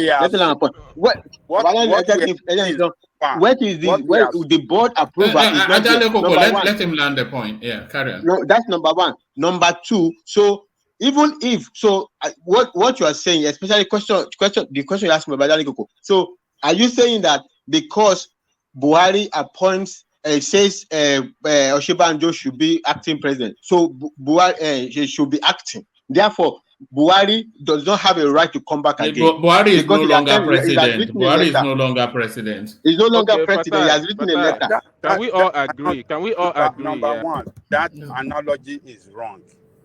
It's the same now. The organization is the same everywhere. Acting is acting. Adebanjo was acting. Adebanjo is acting. It is not the same. And why I said so? Okay, how is it different? Man said, I am sick, I am retired.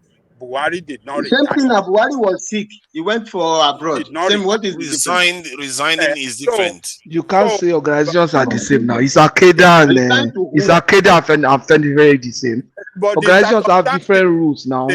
So you cannot use that method. Yeah. It's a different circumstance. This one said, exactly. I am tired, I am sick, I am Patoski, is that my and he handed over to that person to continue. So what so far what we have seen is we've seen all the executives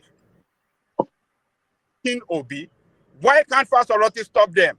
Ajale Koko, that's not. Hold on, Fatai. Ajale Koko, that's not correct.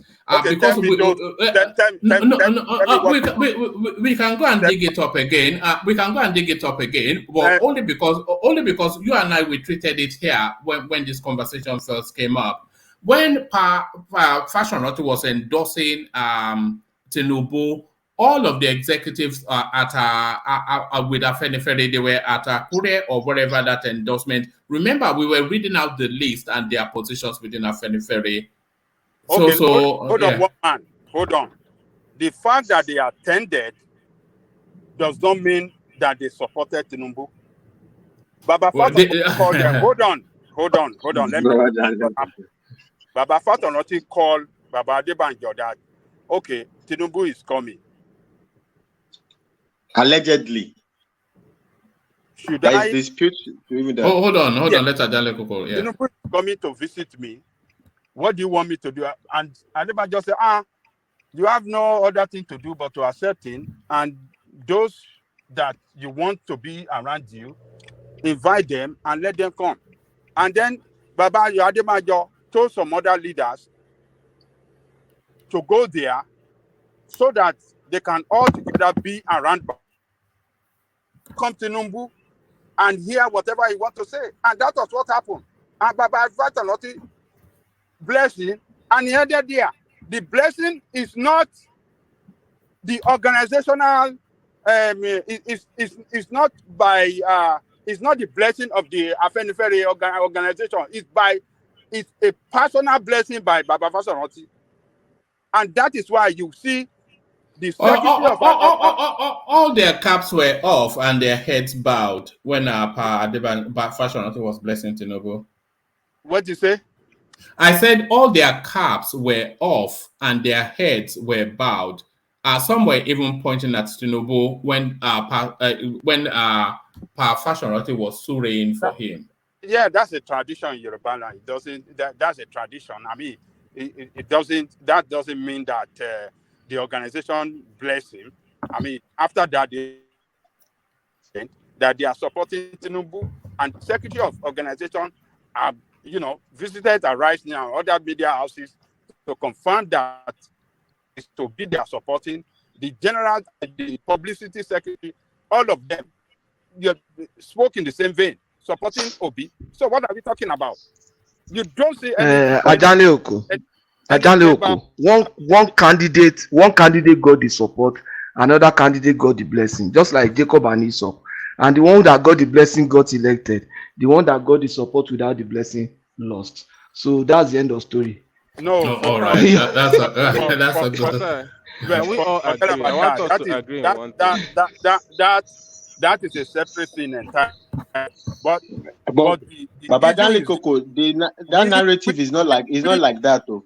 We Yoruba people should learn to say the truth when we want tribal, or sentiment narrative.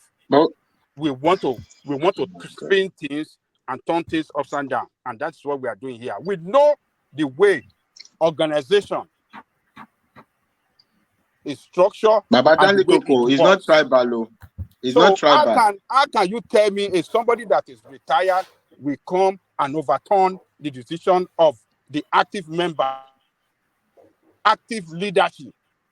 It is never done in any organization. What are you people telling me? That is retired that you are talking about. That is autocratic. That is autocratic, and that is unacceptable. So you are calling it retirement. Yoruba people in the comment section. Ajale Koko, you are wrong. All this thing because it's your tribal this thing. You are all supporting. No, it's not tribal, Ajale Koko. It's not tribal. It's not tribal. You are calling it retirement. You are calling it is subjective. That word retirement is subjective. It's not clearly defined. All right, Fatai, let me ask you a question. So and then from this question, I want to move on to another topic because I think we've overlabeled this. But from Adebanjo's assertion that Tinubu's mandate lacks legitimacy, and with DSS cautioning the space around this sort of rhetorics, do you think it is quite appropriate for the DSS to invite him, not arrest him, but invite him for questioning and a warning? So do you think the DSS should invite Adebanjo to calm him down? Well, if he's taking action, I'm sure. I think the DSS mandate goes to the extent with regard to action. But I don't think if he's speaking this, I don't think they are going to call him in because he says whatever. Anybody can say whatever they want, right? And as it's been clear, there has been overturning of that communique by the same organization. So if he continues on, despite the overriding of that communique, then there might be some issue with the security or the law or whatever. But as it is, I don't think that they will. The DSS is not particularly a police authority, not like the regular police, right? I don't think they don't police language that much. I understand. So the police actionable threats to whatever it is that their mandate is. So the police actionable threats that somebody is speaking, really, where they can caution, be careful about your words. I don't think they will go and call you in just because you are speaking, except if your speaking constitutes let's say if you speak now and what you speak makes some people to take certain action. Those are. But if you're just speaking, if nobody cares about the communique, or what Padema just said, if by himself is not actively organizing to overturn the election and a whole lot of stuff like that, or calling people go and do this and do that, I think the DSL will just be looking at him.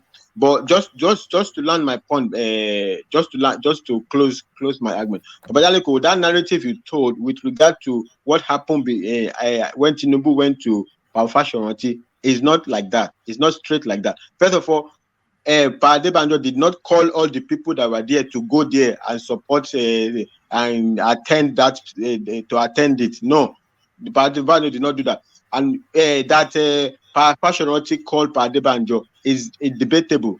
No, it did. No, hold on, because like I said, we treated it here.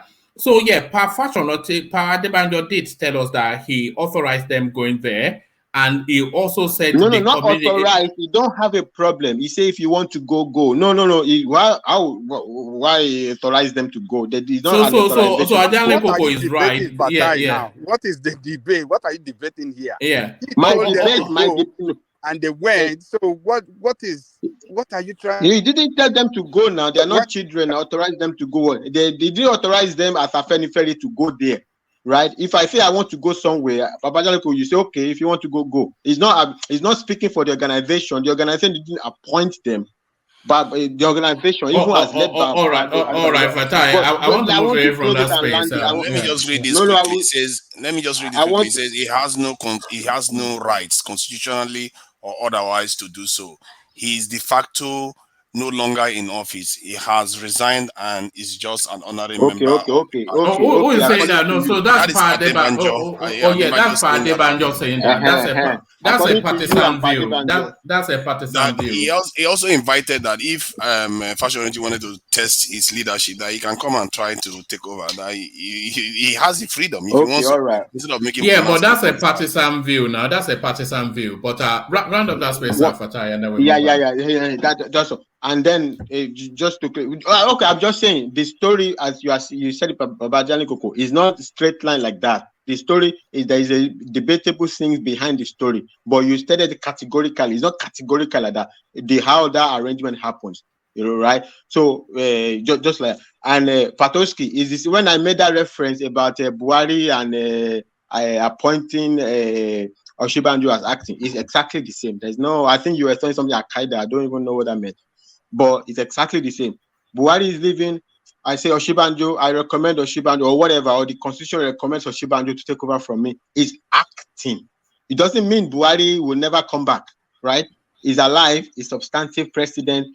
Where everything is, when he's back, he will go back to the Senate and say, I want to take back my authority, and he has to go to the Senate because he gave the letter to the Senate. He gave the letter. It's very important. He gave the letter to the Senate according to the constitution. I say, okay, Senate, that letter I gave you, I want to take back my authority, and then they approve it back. In this case, also, Fasoranti gave a letter. All right, to a couple more Adebanjo minutes, Fatai. Yeah. And at any time, he can say, Adebanjo, that letter I gave you, because I'm still alive, I'm the substantive leader, I want it back. And retirement in this case, I stand to be corrected.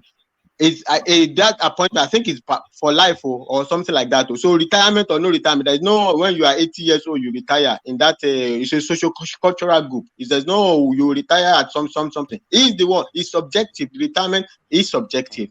My final point is, it's not Fasoranti that's acting autocratic. But Adebanjo is trying, after seeing many out of line, is trying and saying, and finally say, okay, when I see, like you step up. When I see that there is too much out of line, I'm going to step up, and that is what is happening. But Fasoranti is not acting autocratic. All right. That one is for sure. All right, thank you. Point made. All right, thank you. So we move on from there.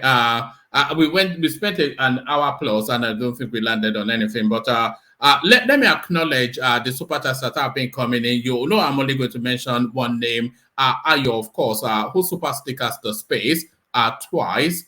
And then our day comes in with a super chart. That was to the Joel phase. It says, Joel, as much as I disagree with your narrative intended to say, I suspect. So, Joel, as much as I disagree with your narrative today, but I suggest you don't leave. We like diversity, of course. Joel is going nowhere. This is home for Joel. And of course, you know where I'm going to next. Ayo does as he always does. So I wasn't actually saying Ayo does as he always does yesterday.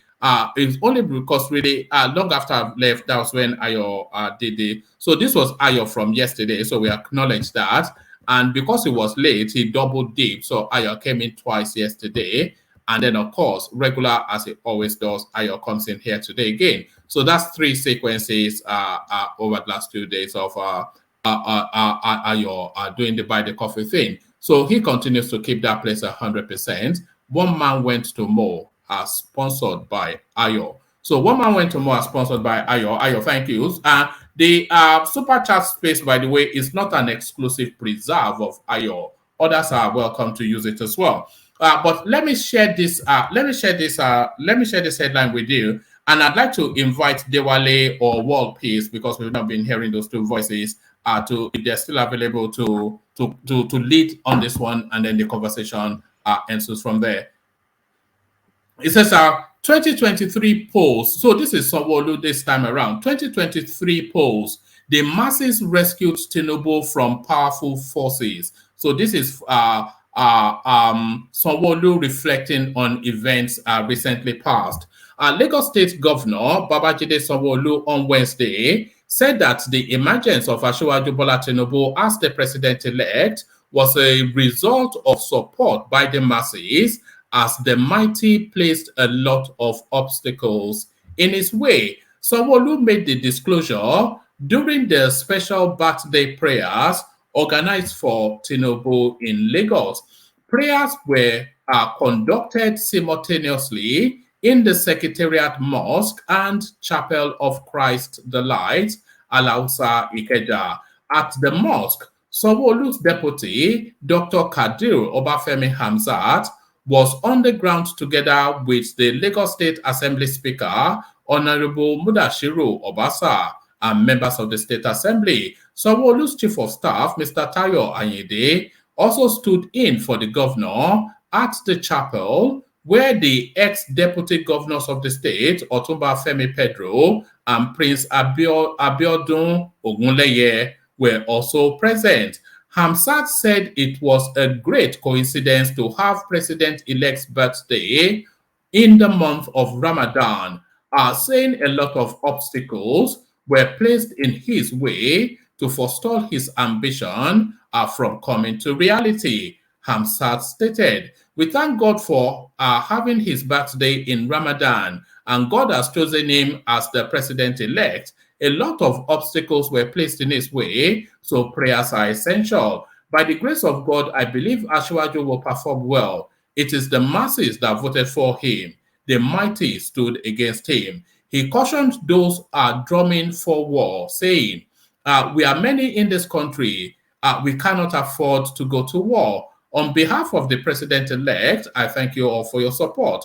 On his part, the chief of staff said, today is an auspicious occasion because it is a day we gather to celebrate the anniversary of the birth of a great man, a visionary, transformative leader, and by the special grace of God, the President-elect of the Federal Republic of Nigeria, Bola Tinubu. On behalf of my family, government, and people of Lagos State, I congratulate and rejoice with our leader as he celebrates his new age and wish him many more years in good health, happiness, and above all, God's mercies. And they said, His Excellency Asiwaju Tinubu is a pride to us in Lagos and a priceless global icon, an unrelenting fighter for democracy, an inextinguishable guiding light to the nation, and an inspiration to me as well as the Progressive family.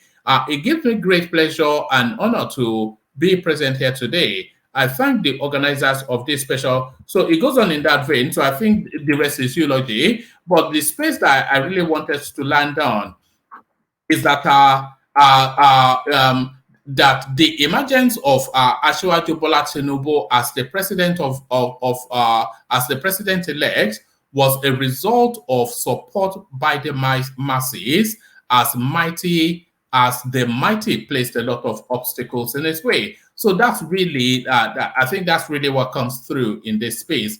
So, so either to Dewale or to Niger or World Peace, I'm not sure either. Let Dewale go first. All right. So to you then, Dewale. So those words then echo really what just happened in this electoral cycle, because Tinubu has to represent the will of the people, because any and everything that could and should have stopped this guy was placed in his way. His party, the upper echelons of his party, they were fervently against him. Abubakar Malami was bending the law to stymie this guy. Emefiele, he changed the whole currency of the country to stymie this guy. A lot of obstacles right from the primaries up to the point of getting that certificate of return. Within his own party, they tried to stymie this guy.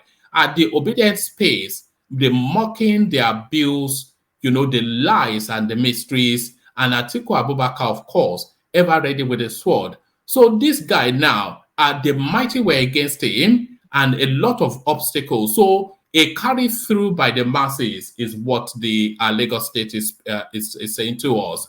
Do you concur with that, Dewale? Of course I do.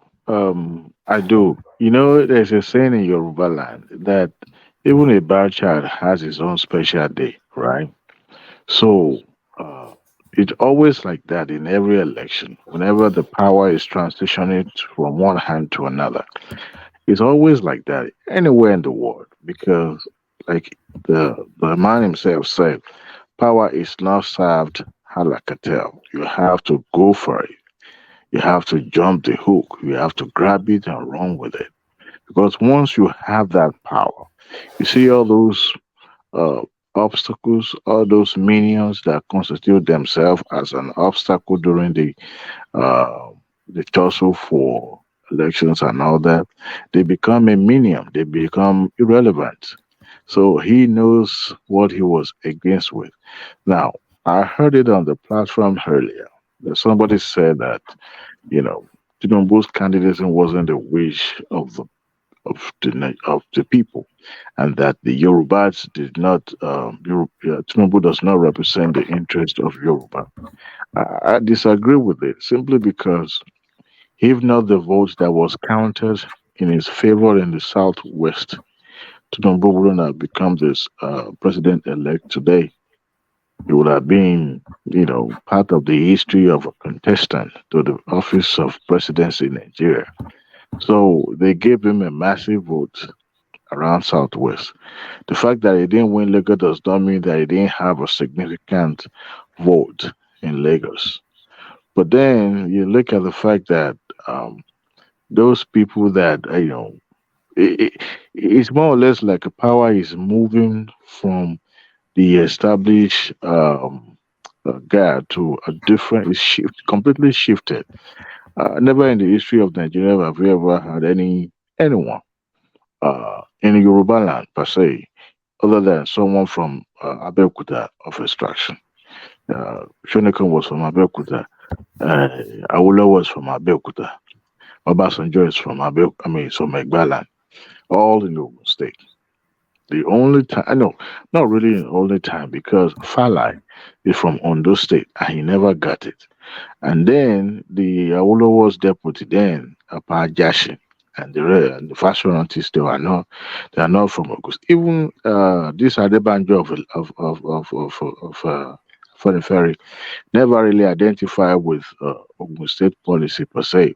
He was more or less in the federal. He was more uh, person of Lagos politician. So yes, at the end of it, when you look at what he was able to, the orders. I mean, it's not yet Uhuru for him yet. You remember the case, the election petition is still in the court. But then it's like more or less you have the thought you're on the fourth laps, about to get to the finish line. So, and you know you are the one at the forefront. So we can celebrate to the point that he knows he's going to be sworn in on the May 29. But yes, uh, the fact that he won the election, whether people admit or deny it, it was people that voted, not alien. And you cannot rig election where you didn't have enough vote to rig the election. I'm not saying there's no rigging. At the end of the day, we look at it. Dewale, do you think the fact that he had all of these obstacles that we all know and recognize, the fact that he had all of these obstacles in his way, which he had to surmount to land that ticket, do you think this ultimately will prove to be a good thing? Because then he would not be under obligations to any oligarchical structure. Then, of course, you say he has his own team, but then those teams are not really essentially the oligarchs. So the oligarchy, the northern oligarchy were against him. The oligarch in the financial sector, which was Emefiele, he was against him. There were elements within the South led by people like Rotimi Amechi. They were against him. Even within Yoruba land, some of the leaders of the thought spaces in Yoruba land, they were against him. So he surmounted all of that to land himself as the president. So do you think this ultimately will prove to be a good thing? Because it's not then under obligations to most of the traditional power blocks in Nigeria. Without mentioning the word, if you have to benchmark his pathway to presidency, together with his predecessors, or should I say the previous president, those one we can say had it on the platter of gold. Look at Buhari himself. He was carried. He was, literally carried to the finish line. Remember, without the support of APC and part of APGA and ANPP, he wouldn't have become a president. So he was more or less like carried across the finish line. And what he faces there wasn't even much of opposition because the entire country was solidly behind the coalitions of those political parties. So, but the same thing with Jonathan. Jonathan campaign was more similar to Obi's campaign. He had this, poster picture of a child brought into, what you can call a regular Nigerian home with no shoes and deprived of. Sorry, Dewale. Where I was inviting the conversation was more to the lack of to the power blocks being opposed to him. So So do you recognize that as a thing, and do you think that will serve him in good stead ultimately for the future? I mean, I don't think Tinubu has ever had it really, smooth. Every path to his, victory, whether governorship or he has always been murky. Has always been. Remember the primaries before the primaries, and what is the guy? This guy that died in Lagos. So yes, I think it will be part of his story that while he was contesting for presidency, the opposition was much. Of course, it's expected in any election, but if you look at it, the election itself was more or less like a tribal or regional or sectional reflection of all those, and at the end of it, they even make it more, tough tougher for him, to get to the presidency.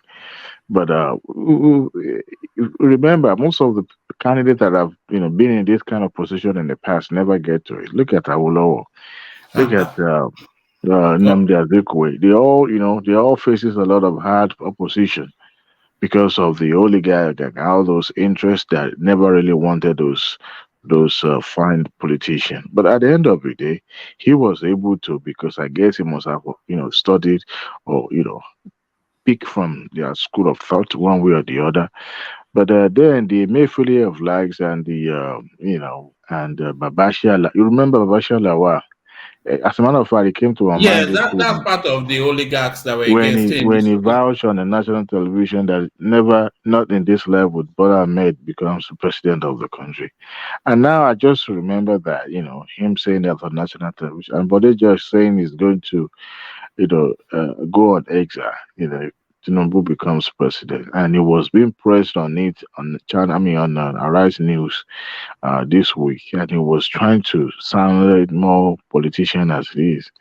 But then, the Emefiele of likes were just a small screen. Emefiele doesn't really have more political stability to constitute an obstacle to Tinubu's presidency. He was a tool being used, by the power that really wanted to stop him.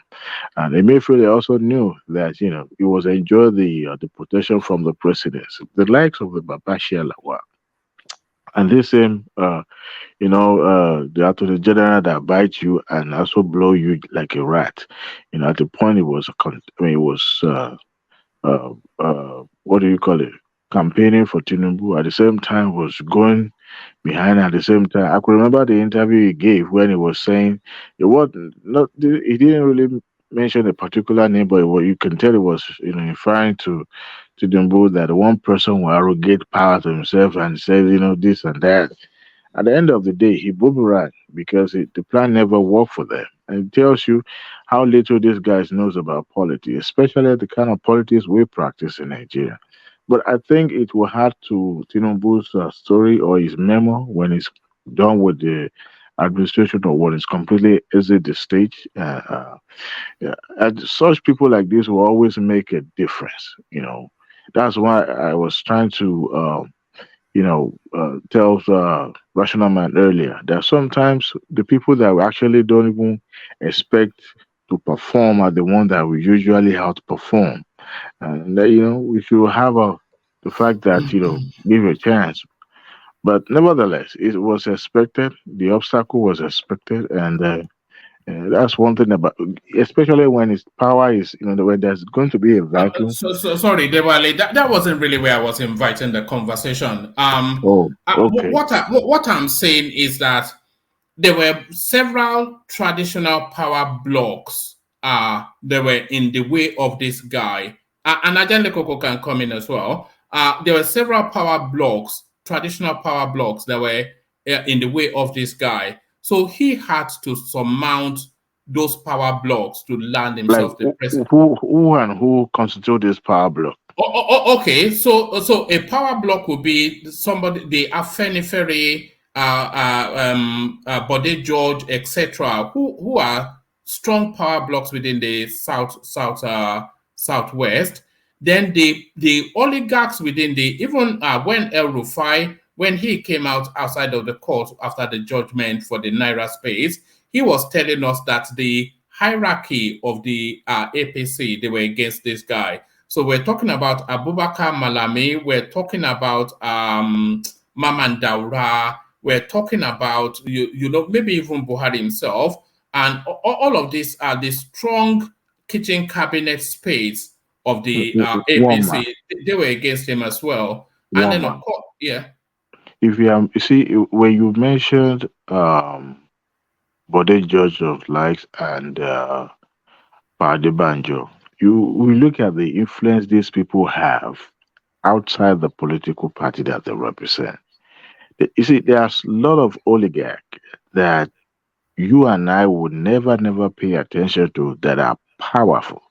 Who would have thought Tinubu, as a politician, will be visiting Tony Elumelu in his house, in his home?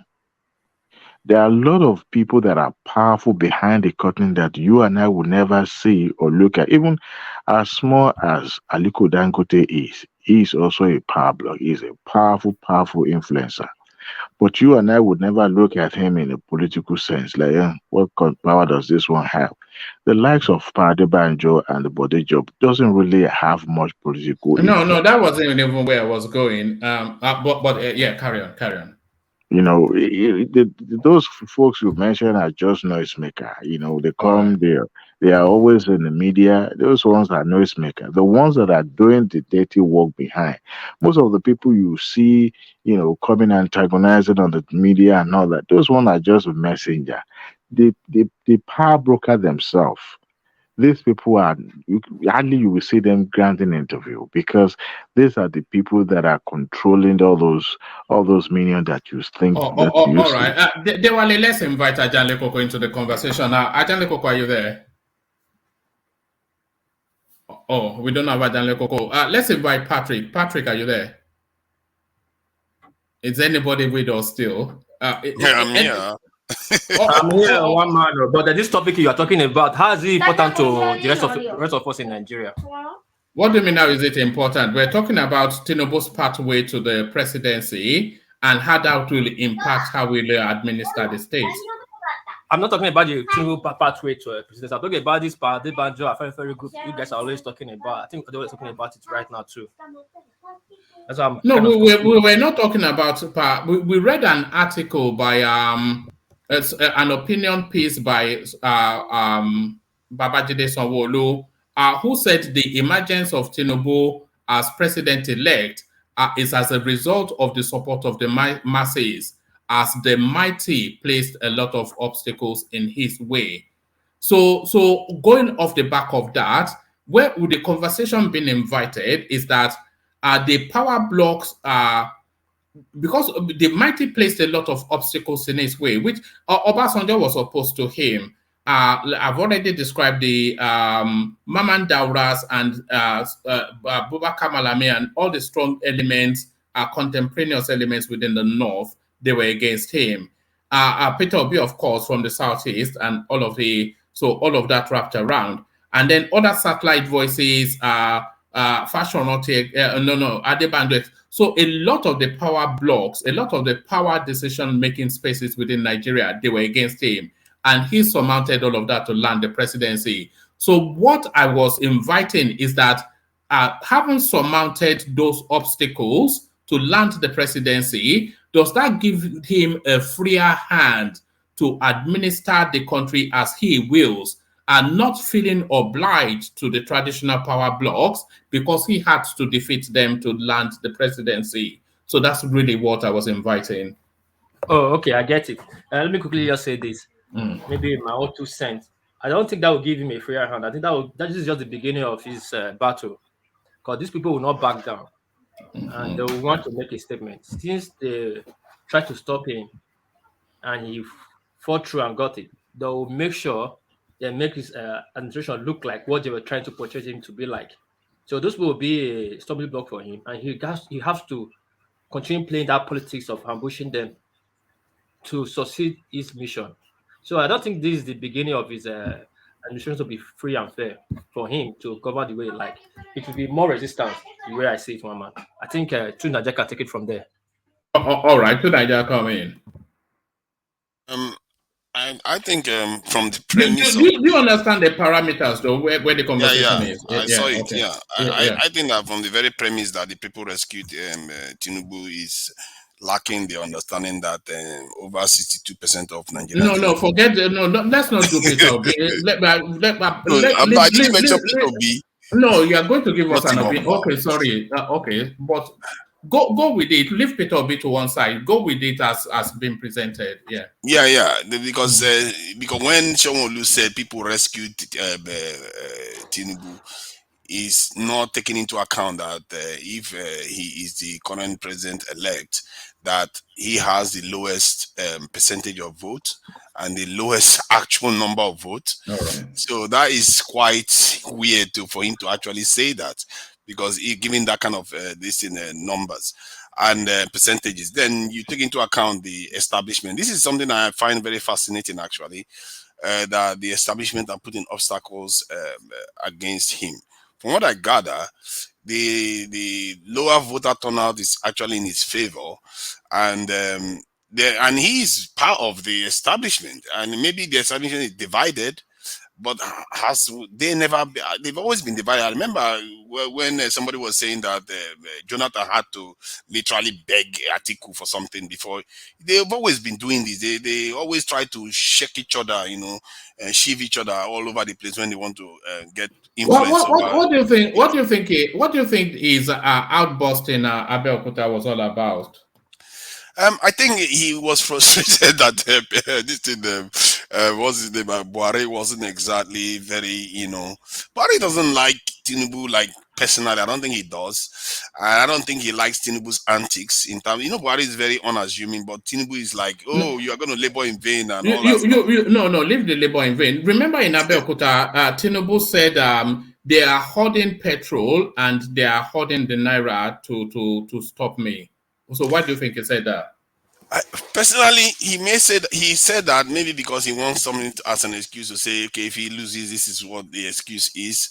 But I think the truth is, if this result is true, if I'm to interpret the result for what it truly is that the power of religious vote is very, very strong. And we underestimate that aspect in our election, when even in Western countries, it's still very powerful today. Because if you have a Muslim ticket, they don't care who is on the ticket, especially when religious voters are concerned. They don't care. They will vote for you. And that may explain the result we are seeing, if the result is accurate. That's why Tinubu got the vote he got in the north. Because when they see Muslim ticket and the other guy is pure Christian, they don't care. They will just vote for Tinubu. And so that's what I think may account for that. The fact that he even got 37 to 38% of the vote. But anything else like establishment, I think. So we were talking about power blocks. We're talking about power blocks. I think he's part of the establishment. They are just having divisions, and this is not new. Where did he go first? He went straight to London. These people, they are not here to pander to the masses. They are here to pander to their power blocks and wherever they want to do what they want to do. I've always said it, I've said it before, that at the top, there's a division in the way they think, there's what they expect in the country.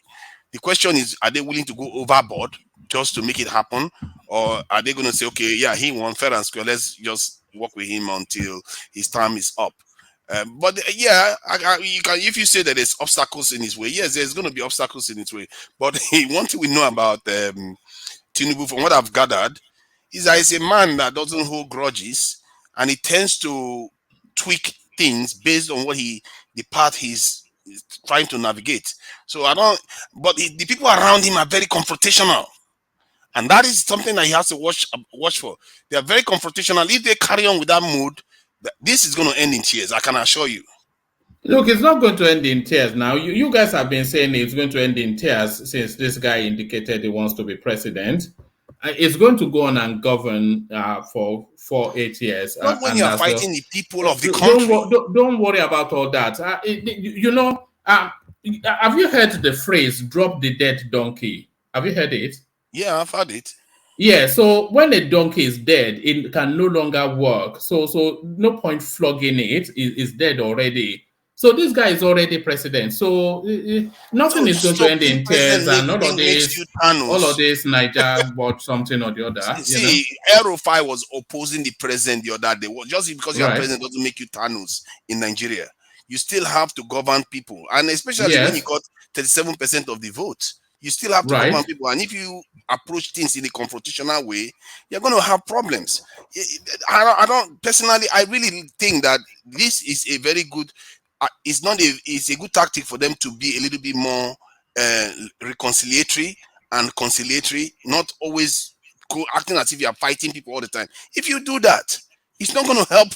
Who is acting like they are fighting people all the time? The people around him, just like the people around P2B does this too. I don't know why they do these things. Tinubu'S, all this public pronouncement is national unity.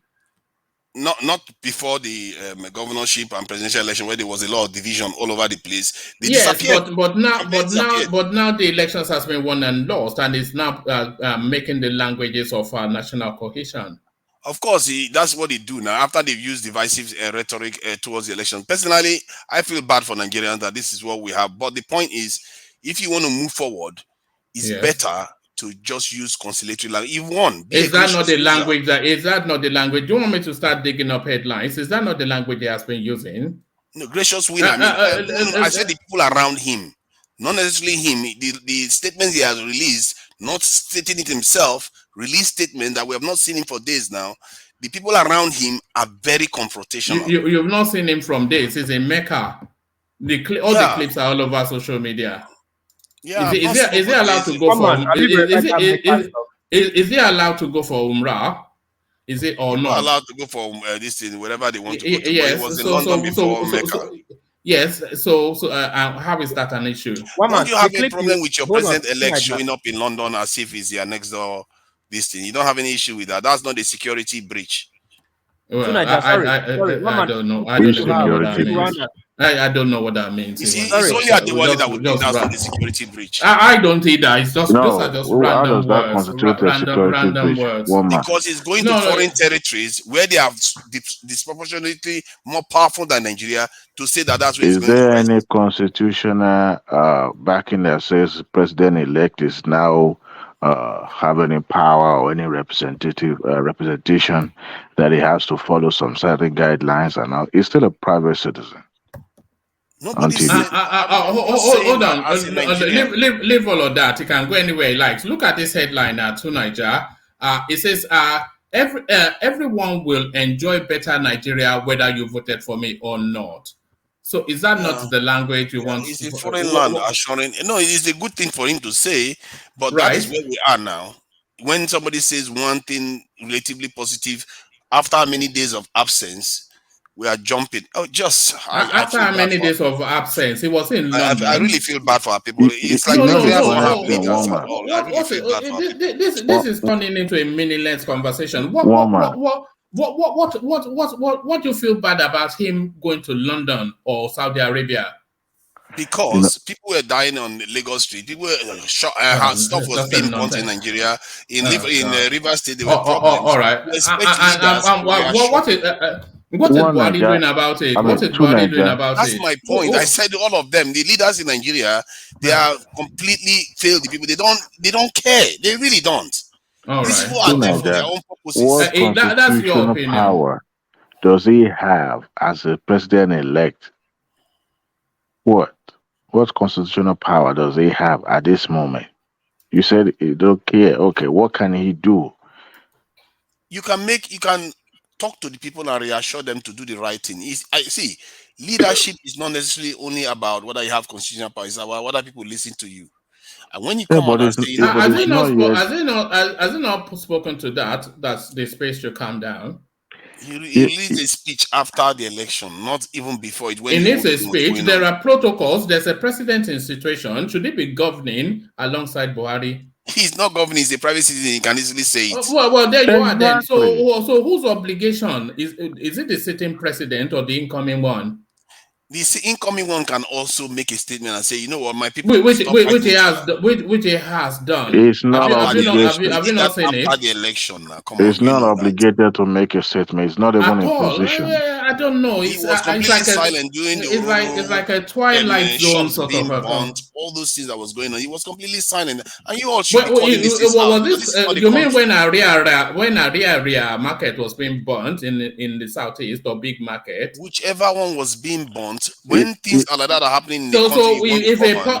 if a pocket gets picked in Jalingo Central, should Tinubu make a national broadcast? Of course not. Come on, that's not fair. But I'm talking about Yeah, something is that divisive. not the level of ridiculousness we are What you are saying is that this is something that other nations do. This is not like this is what leadership. What other nations? What other nations have Any private nation citizens making national broadcast on behalf of the not national. Nobody said national broadcast. I just said he could easily come on TV and say, you know what, come on TV. and say, That's not a national I am broadcast. not. People will listen to him. You know, let me give you good example. Would it not be overstepping his bounds as when the president is in situation? Of course not. He's a citizen. He has a right to tell Nigerians to go. It should be making national broadcast to national issues, overstepping the president. No, he's just advising Nigerians to behave. As a matter of fact, in what capacity? In what capacity? To be united is to just in what capacity? In what capacity? As a Nigerian citizen. As a Nigerian, why don't you make the national broadcast? Nobody cares about my opinion, man. The Tinubu is a different character. He's a leadership. He has leadership. I wonder if you listen back to these things that you say sometimes, but I quite funny. You know, to Nigeria, you to other people to talk. I'm tired. To Nigeria, you know pretty well that he, at this moment, does not have any constitutional power. Neither does he have any role to play in this current administration that is yet to hand over. However, in his capacity as a non-politician or as a president-elect, he could make speech, but it's not in his position to make speech. Now, when he becomes the substantive president, then we can hold him accountable for not being care. But as of now, there's no way you will travel around 36 states. I know flying around and all that, jet lag and all that, and the series of endless meeting every day. And you wouldn't take at least a moment for yourself just to rest. Now, the fact that the man at this moment he has no obligation to Nigeria. So now that he has taken time to rest, whether in a foreign land, as a matter of fact, I learned something today while I was watching the Rise News. You can be a citizen of America and still contest for the presidency of Nigeria. He has no obligation to Nigeria now. Wow. So guys, I don't know. It doesn't. You know what obligation does he have? It doesn't. Every citizen has an obligation to Nigeria at all times. This is getting is ridiculous beyond my tolerance level. Ridiculous now. Okay, that's fine. Of course, it's ridiculous. It's just ridiculous. You know, the guy has released a public speech to say everybody come together. He's even released a speech to the Lagos State space. And that's the most he can do. And we wonder why Nigeria is where it is. If that's yeah, but of course that's what I believe. That's what any rational mind would believe. There's a president in situation who starts with the role of administering the country. I beg, please speak your mind, Gary. Let's hear from War Peace. It's just ludicrous. I tell you, Tunaja is just something today. I don't understand. Tunaja is a simple logic. Sometimes we try to make our own rules. I don't understand some of the, Who is a government led? There's no way in the world you have two presidents at the same time. all he can do is to just his media can release just a message, a snippet like way he does right now. He cannot govern when Buhari is the governor, president of the country. He cannot come to national TV and be making statement. That is treason. He can be arrested. You cannot. What? Yes. You can go for an interview. Which interview? As what? See, when P2B went for press conference the other day, Like you know what Peter Obi is a nobody now. Who is he? He's a nobody. See, that's this kind of language that, man, you guys. But he is a no. Okay, who is he? People want a good country at all. No, What kind of language is this? Okay, who is he? Peter Obi is a nobody. Oh God. What is it? Okay, what is his title? What is Peter Obi's title in Nigeria? Yeah, he's a nobody. But my point is that when so Peter Obi can do anything because he's a nobody.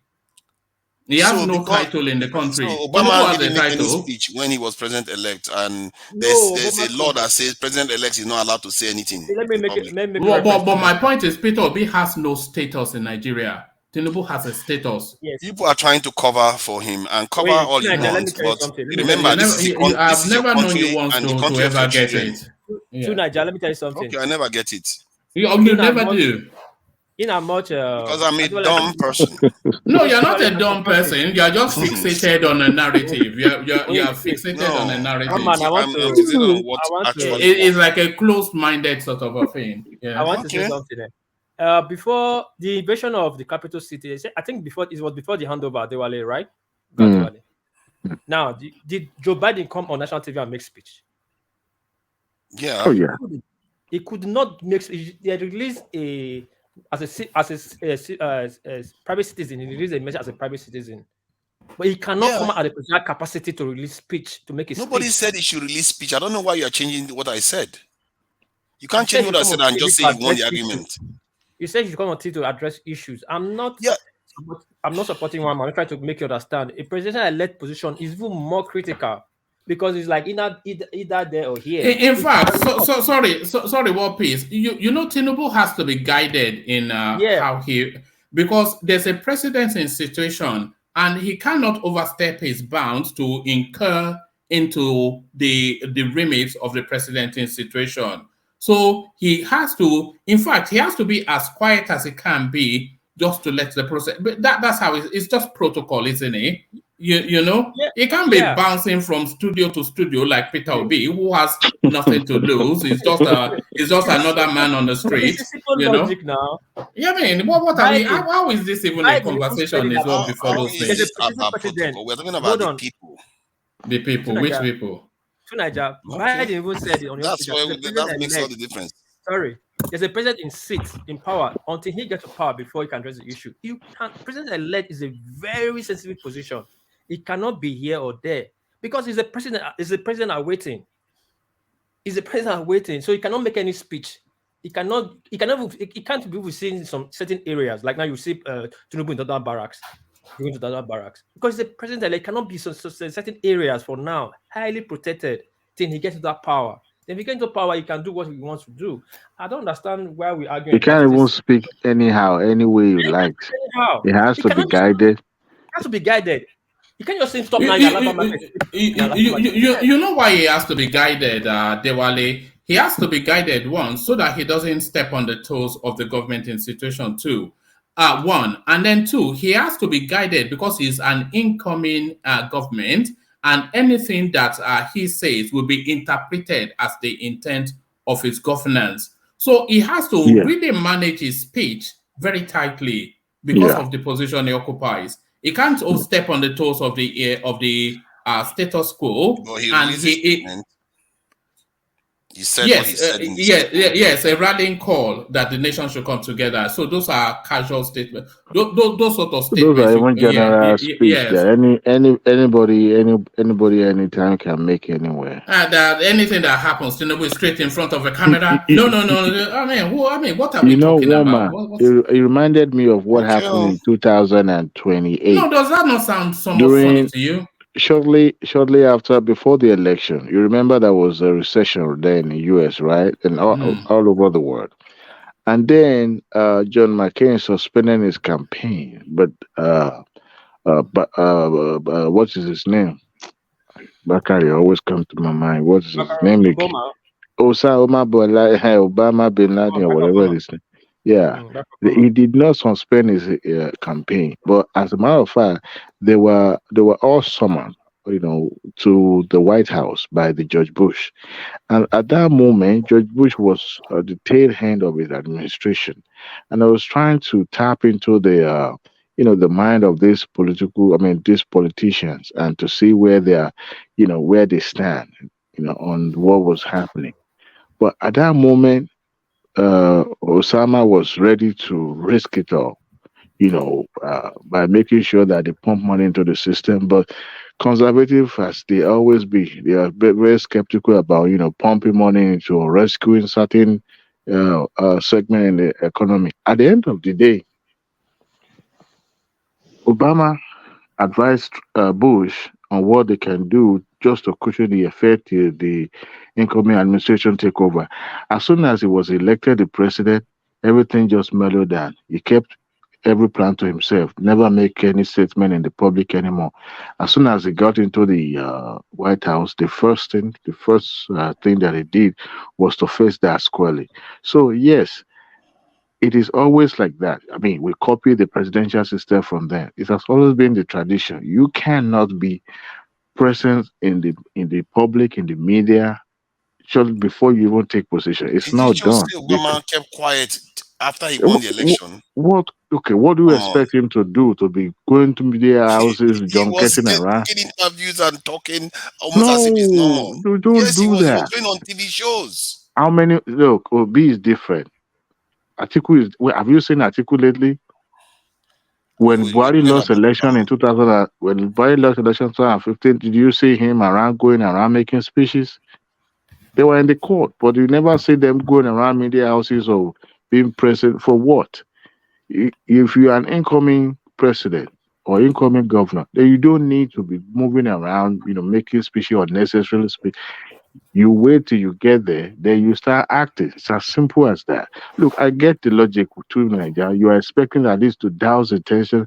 You can only say little because at this moment, even your presence can be misconstrued as, because you have people that are In completely fact, disliking. any public statement by Tinubu is more likely to inflame than to douse, because Exactly. the obedient space, they're still reeling from their laws, and they're just charged up as they always are. So anything he says, they will just start the screeching and the squealing, that they just It will start actually help him. It will actually help him because if they believe that he is more hands-on compared to the absentee landlord we've had for how many years now, then it might actually help start conditioning the people to accept him as a leader, because they say, "Oh, look at how he's responding based on what is happening now. They will He's actually not trying do to do the right that. thing." The If I obedient may, space will. is Tuna just talking about what's happening in Lagos or what? No, No, no, that, all that over the that's the country, all over the It might country, even be when seen there as was so much usurping the division. president. It might even be seen as usurping the power of the current. And Of that's the what I current just said. I'm president. not That's saying that's that you what should I make a that's what split. I You was can trying just to go for an explain to neutral. him now, but he doesn't get it. Tunaja, let me make something clear today. As we are talking right now, Nigerians are going about doing their businesses. It's we that we have enough time in diaspora that we're talking much about this thing at the media houses. Other than that, people wake up, go to work, come back, and live their normal life. True, but I do see them I'm going to also. be president of this country, whether you like it or not. And I will preside over the affairs of this country, including presiding over you. I think you must start adjusting to that reality. The sooner you do that, the less chest pains you'll have when that reality comes. And there it is. So That is just ridiculous. That's Tunaja's cousin. yes. Someone with Yeah, the extreme views. that guy is guy crazy. will never rule South Africa. How are you sure? Never. That guy, It's never going to He happen. may rule us. he will See, never, he might actually rule. Don't underestimate that guy. will No, never it's rule. never going to happen. His views are extreme. He sounds like Tinubu to an extent. Tinubu has always No, assumed he was going to win. He's no, that always doesn't assumed he sound. was going to win. No, his views are very, very extreme. That's not Tinubu. Tinubu is moderate, it's measured. Extreme. Do you know how extreme situation we are in? Sometimes the way he talks sometimes, you almost sound as if It sounds like Showore. Like we are in Exactly. such a but he's not. It's different from Showore because he's engaging. He's actually getting elected. Showore is not getting elected. That's the problem. 40,000 Because votes. Showore doesn't Hi, understand politics. that must That's the hurt. difference. 14,000 votes is what Showore got. Showore is not getting elected because those of you that are supposed to stand up for what Showore stand up for are not. Those of you are because not. we don't believe You in what guys he's are not. standing up for now. Because you guys. That's the problem. Because we don't believe in what he's standing up for now. your You support believe to in your criminals. We believe in ourselves. We don't No, believe you in don't believe Showore. in We yourself. believe in You ourselves. We don't believe in criminals. Showore. You keep your voting support for to criminals. Showore South is Africans sometimes believe in fighting for their right.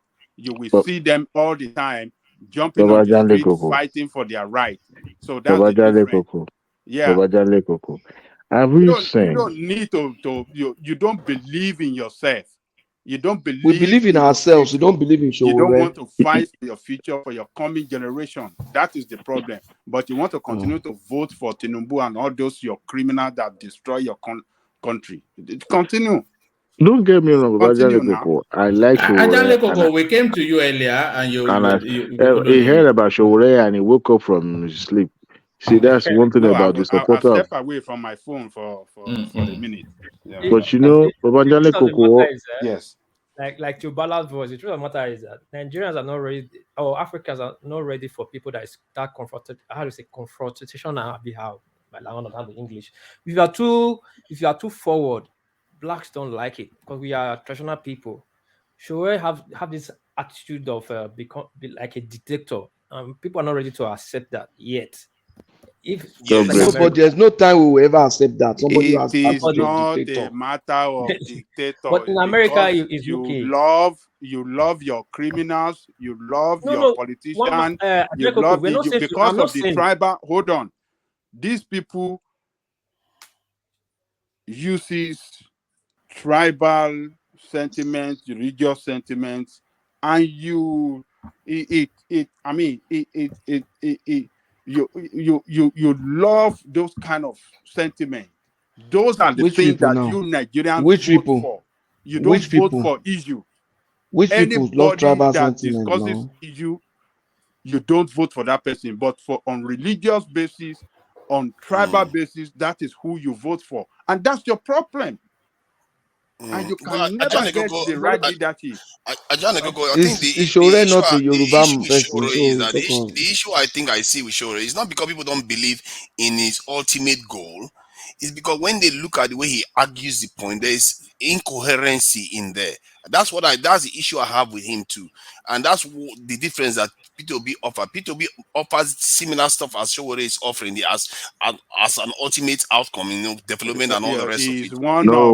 Obi didn't say he's going to lock people up. Showore says he's going to lock people up. Criminals. That's the problem. You don't love people that stand No, for issue. Babajale Koko is not like that. Right thing. You don't No, love. See, that's your conclusion. That your conclusion is how would you have a has no combustive president who you can never trust his temperament in the public? On this platform, This guy is never measured. Going for Tinubu, you will see Igbo going for Tinubu. What is responsible for that? I mean, you will see Igbo going for Obi, Yoruba going for Tinubu. What is responsible for that? Is it not your tribal sentiment that Yorubas are also going for Obi now? Obi won in Lagos your tribal now. sentiment?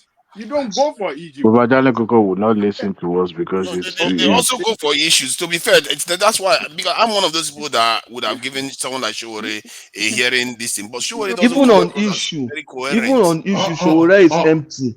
So, all right, gentlemen, let me ease myself out and hand over to Thomas. Carry on. So, how can? Sorry. Thank you, Ayo, for the super chat and the coffee, and out there as well. So, the super chat still open for people who want to super chat Thomas. So, Babajale Koko. So, what is wrong with Showore is the chairman of his party and the candidate. So in his party, there's nobody is qualified enough to be the chairman of his party. Forget about Showore. What is wrong with Adewale of SDP? Babajale Koko, we're speaking about Adewale. Nobody mentioned Adewale now. Okay. Let me tell you what is wrong. Let me tell you. What is wrong with Adewale? So, okay, let's talk now. Let's talk. Okay, you see, in a democratic setting, you have the power of choice. The fact that I don't choose Adewale does not mean something is wrong with him. And the fact that Showore is there does not mean I must choose him. By my own judgment, Showore is not capable of ruling the country. By my own judgment, by your own judgment, he is. So respect that. Respect that. To the problem we have in Nigeria, right? You say what? Tinubu is the answer to the problem we have. Tinubu is more relevant to solving that problem than Showore. Okay. How is it more relevant? You haven't answered my question, though. You haven't answered my question, Bajale Koko. How come Showore is the chairman and the candidate of his party? Forget about you. Why would I forget? So these are traits of a dictator. Because you can't tell me there's no reliable individual. So society where we live in, people vote for issues. And one of the issues is that somebody is a dictator. Who is more knowledgeable? Who is more who understands the problem and the answers to that, to those problems let me answer. Who are facing in the country. Let me answer. You see, let me answer. Hitler did a lot of infrastructure in Germany. Hitler was a nationalistic leader. Hitler was close to the people. Hitler was an orator. Hitler had all those things, but Hitler was a dictator, and that was what destroyed everything. So what are we talking about? What are we in a demo? Hitler was a Nazi, a dictator, and destroyed everything. He built infrastructure. In short, there are still buildings today in Germany that were built by Hitler. Because he wanted to control the world. Dictatorial. Extreme dictatorial. That's where it starts. And he started aligning with people like Mussolini, other dictators. At least Obi has chairman of his party. Obi has people working for him. He has structures. Right? Obi his structure is evolving. Under Labour Party. Now Obi has was able to. The structures are evolving now. He has more structure than Showore now. When you put Obi, he has structure now. Obi has compared to Showore, he has House structure. of Representatives. Compared to Showore, he has structure. You guys. I'm just asking. And you don't want to get it. You don't want to. What are they getting? Showore is a nowhere now. It's not Showore that will make us get it now. When Showore will become president of Nigeria. If Showore becomes the president, I will not come. What's wrong with you? Okay. I'm not supporting him. Why are you saying Showore will become the president of the jail? I will not come to Nigeria for that 8 years. I will not come. I support him, but I tell you this.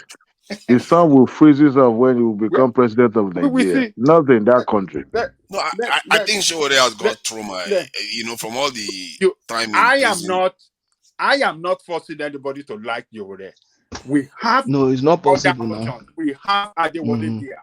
Still, you know why people won't vote Adewale, but all these criminals, these are the people that you love. Look, because they are like them. Someone like Adewale will work for some of them. He will go there and sell everybody out that work for them. Like Adewale. These are the people. Forget about Showore. Adewale is there. You know you will. That's why you talk like you. Another guy. There's this other guy from the north. Maybe YPP. I can't remember. The YPP guy. The reason why people won't vote for Adewale, you know why? One Prince something. Prince is YPP. Yes, that's another brilliant chap. You guys he is. Love them. But we don't want him. We want Jagaban now. Because Jagaban is more like it. You know, me, I care. One time, Chief Ganefani was leading a conscience party, right? And he contested for presidency.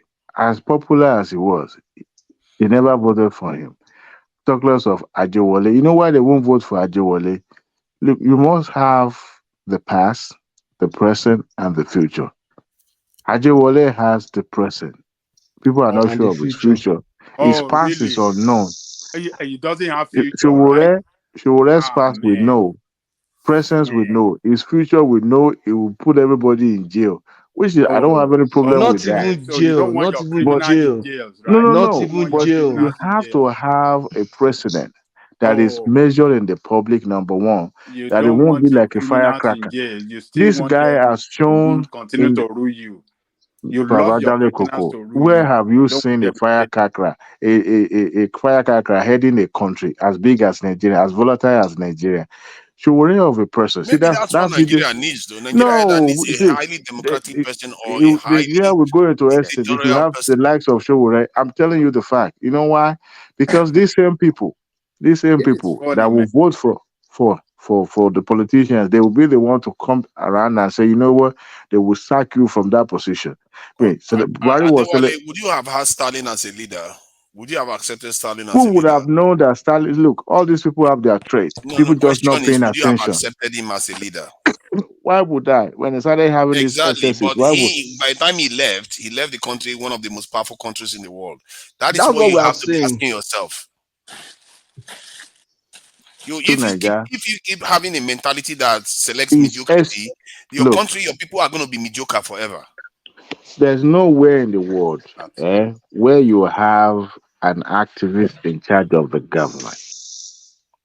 It would never all go well for that country. You know why? Lenin was Because an activist. who? People like Lenin, the Marxists, they were like an activist when they That's were Obama why in was their power. an ideology. That's activist why too. their Obama was an ideology is not activist. working. That's why their Obama So was an ideology. activist. it's Oh, working now. He They led are the this ones that country spread all the well. way to China till today. They look, are still listen. There will dominant. always been a Obama was power an block. activist. Adewale, you said there's nowhere in the world Where? where you see an activist Where? leading. Obama But was Obama an to the activist. activist. Activist for Eh? kilo fight Which for. kind, What which was he kind fighting for? activist? Obama What Which was was an kind of, Obama Was an fighting activist. for? activist. So It's in what do I you What beg mean was you, he now? fighting Gary, for Eh? which kind of in Obama? America? Obama was Which what Obama is was which an kind activist. Obama? So Which Obama what was are an kind you of activist, a talking activist? about? fact. Which activist? process Where? did he march In on? Wow, Indonesia? Jesus Christ, Adewale, In come on, stop Indonesia or doing He that. where? was an activist in Southside In Chicago Indonesia?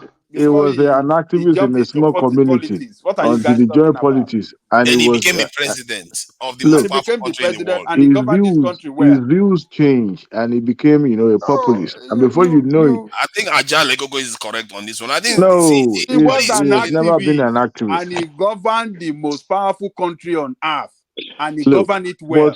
even Obama himself was measured. With temperature, it was. I mean, temperament, it was measured in the public. Unless someone like Shomure, confrontational.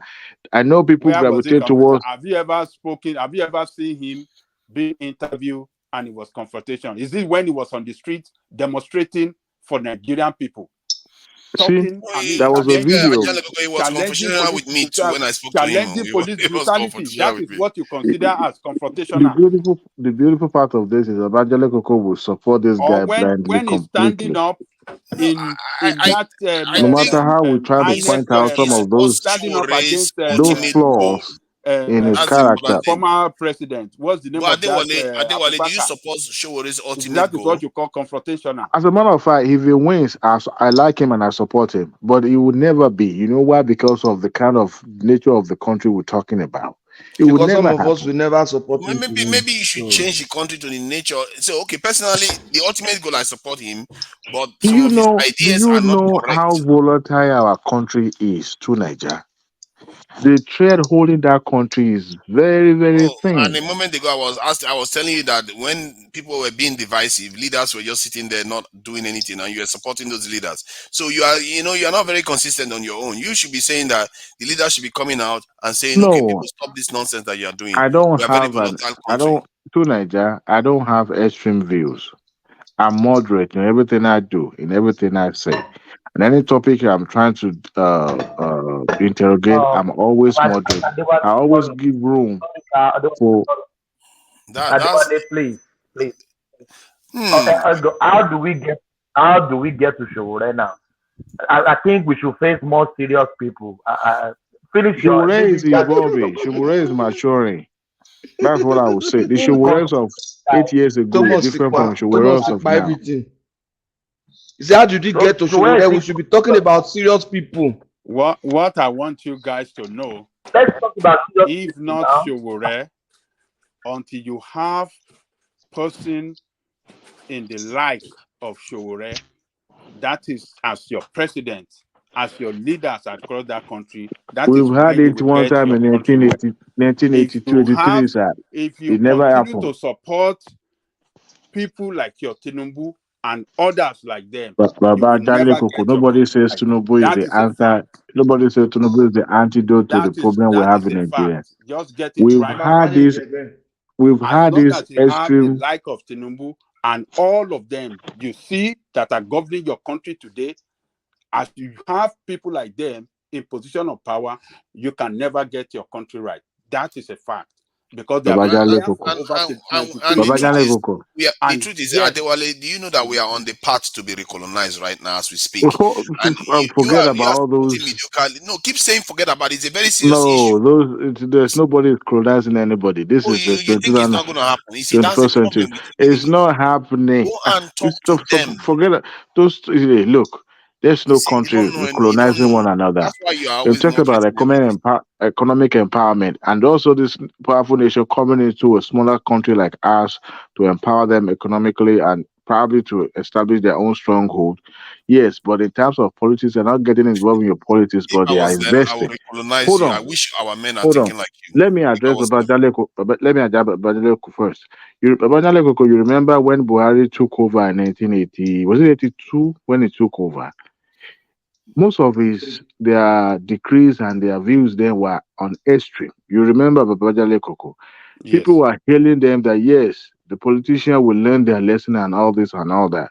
But when he came in, his views were completely out of it because number one, they were hauling journalists to the prison. Politicians were given 300 years of imprisonment, and everything was just on the extreme side. At the beginning, people were like, "Yeah, this is what we wanted," but when they started feeling it, people cannot even say "pim" in the public, and they make a decree. That decree puts journalists in the prison, in jail, across the Degree country. number 2. So at the end of the day, people now realize that we don't need this kind of an extreme measure in the system. We need someone who will balance both the ups and downs of the country. Now the country was overthrown. I mean, the regime was overthrown by Babangida. Babangida came in like a smooth operator. Everything mellowed, and the country back into their normalcy and everything. Now the reason why I say country doesn't need that extreme view or extreme policy No. See where because you got it wrong. When Babangida came in, that was when the nation started to go down.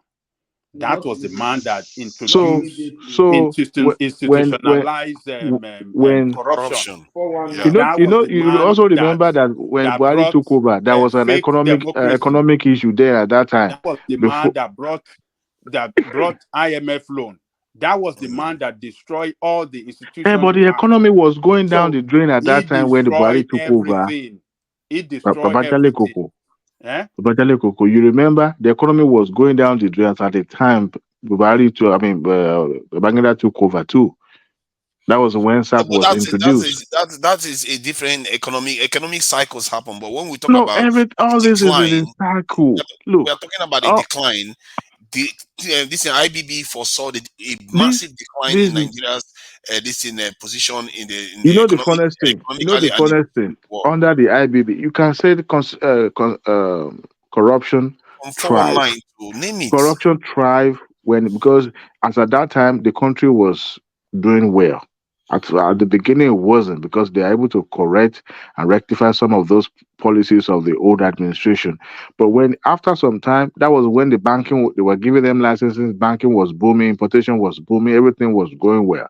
People were having money, people were doing well, right? Because the extreme views of the previous administration was so extreme, and the country at that time it was just like every part of the country could feel the presence of the administration. Now, the reason why they didn't last long was because of the high-handedness. There's no country that needed all that. You need a balance. But that was the reason Babangida put more civilian in the administration more than any other military administration combined in Nigeria. We had the likes of professors, doctors in in its administration. So a country has to be balanced. Not when you have He even one changed his name person. from head of state to president. You know, that was a political gaming. That was all those play, you know, they're trying to play game. But you could record it, the country recorded massive, massive development. After that time, Third Mainland Bridge wouldn't have been built if not of Angidas now. So, I mean, it was during his time that Abuja started developing and rapidly because he wanted to leave Lagos by fire, by crew. So, I mean, when you put that side by side, a country does not even need to have such a strong dictatorial person in power because that country will break. But now we're talking about the likes of Showore. Showore has evolved. It's evolving actually because if you look at the Showores of Adewale, let me ask you a 8 question. years ago, Let me ask you a question, Adewale. So, you believe that if Nigerian have Showore as their president today, he will govern by dictatorial style? Is that your belief? yes. Why? Tell me why you think so. That he will Oh govern well, dictatorial style. okay. Don't let us look too far. The man has a political platform. He has a political platform. He is the chairman of the party, and at the same time, the candidate of his party. Now, every decision making has to go through him. The same thing that killed Conscience Party of Chief Ganufayemi, the same thing that is affecting Showore, because he was not able to expand. Why In do you politics, want to hold on? You want to use only one incident Are you interrogating this man or you want him to talk? Hold on, let me land. You are interrogating him now. Hold You say on, why? He has given you the first one, then he has not finished. Say you want to use only one. Hold on. How do you know he will not give you a second one? Let me ask Adaleko. How do you know he will not provide the second one? Okay. He has not even finished the first one. You say you are using only one. Hold on. Yeah, you can. Let me land this. So, for what he went through, the way they hijacked his party, and the way he fought to get his party back, so you don't think that he have to manage that party well before giving it to another person, a trusted person that will not collude with the government again, you know, to destroy what the party stands for. Okay, that one incident. Can I speak to that? Think so. If he becomes the president, so he will be the minister of finance, minister of. So he will act totally against the constitution of the country. That is what you are saying. Even if it doesn't even act against the constitution of the country, a tree does not make a bush, right? You must work with people. Part of the quality of leadership is to be able to trust people and delegate assignment, delegate work to them. But when you don't trust people, you're looking for people that will be a yeser to you. From time to time, as a leader, one of the things being taught a leader, a subordinate will go against the leader. Okay, have a robot. Adewale, he got this party back. Can you guys hear me? He got this Yeah, party we can hear back. you. Oh, okay, great. He got this party back 6 days to the close date for nomination of 6 days to the end INEC nomination form, or how did they get it? 6 days. And that is why, to quickly submit his name, person's name, he put his name there so that they can get registered by Okay, after the nomination, what happened? actually, He still wouldn't be able to change it. That's a good point. But the point that Adewale made, the ability or the skills to work with people, Showore doesn't have that. I mean, it has to be. Which people does he have to work with? I tell you, well, you are the only one that is defending Showore here. Corrupt politicians. Well, work with. Well, it's actually corrupt politicians. Exactly that to that point. Yes, exactly. To To be able to your corrupt politicians. Yes. Do you know that? Do you know what that party stands for? What does it Do you stand know for? what the party stands for? African Action It stands Congress, for something like. Yes. it Do you stands know for what the the party party stands for stands heaven for? and New Jerusalem. Heaven. Do you know Well, it's a Righteousness. party? Is a party totally Ajale in Koko, Ajale opposition. Koko, see, It Ajale is Koko, totally see, in can I, opposition can I add against something? the see, establishment. Yeah, Angelico, the reality is that it doesn't matter if you have to work with criminals or people that are so righteous. You see, a leader No, has no, to no, have the no. It's skills a to party. traverse. It's a Allow me. party. It's a You don't even have party. to trust your It's a subordinates, bro. party Exactly, to that created. point, correct. It's a party But created to to have that run in skill to able total to traverse opposition and of the work with people from establishment. different background and Yeah, Hold and on. gentlemen, let's hear from Prince Daddy. Let's hear from Prince Daddy. Yeah, yeah, It, Prince hey, Daddy. it's a party one man, you back created to long time. run in total opposition against the establishment. Now Uh, you are That, saying let that them you go give and you work with the points now. establishment You again. said they should give you points. Ajande Koko, let Prince Daddy flesh out a position just so we know if we agree or disagree with him. Prince Daddy, good to see you. Yeah, you too. Thanks, woman. Yeah, I was just trying to support Aduali's point that even Shura doesn't have that skill, that skill to be able to work with people, regardless if they're criminals or not, politicians or otherwise. You know, Nigeria, just like you guys know, is very complicated and diverse in every way possible, and that's only one thing that I would say Tinubu has over Obi, for example. You know, to be able to have that support uh, in every region of the country. So Sure, on the other hand, no, is quite combative in his way he does his things, insulting people. See, even in the corrupt state, you can't get that far for someone that's trying to make a change and bring about real, genuine change.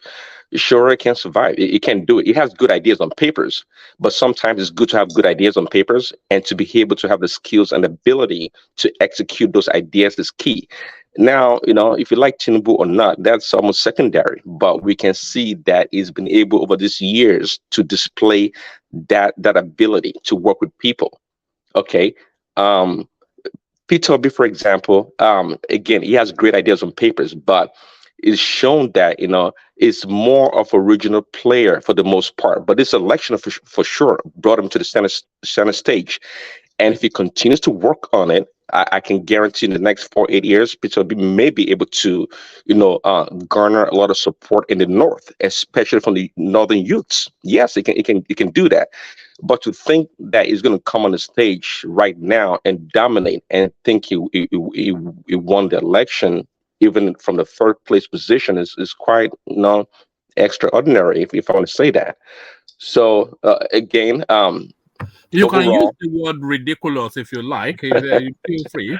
Okay, well, I'll try to refrain from that, but the reality is that Nigeria is such a beautiful country and it also a very complicated country. See, the way Tinubu, not tiptoe per se, but he understands that he knows better. I think Tinubu knows better that if he officially comes to power, that he has to find a way to, can I say, appease the Easterners, Easterners, maybe that. But he knows he has to have it talks about a government of competency. Well, we know we have a lot of competent people in the Southeast for sure. So he knows in order to have a balanced state, everyone has to come into play.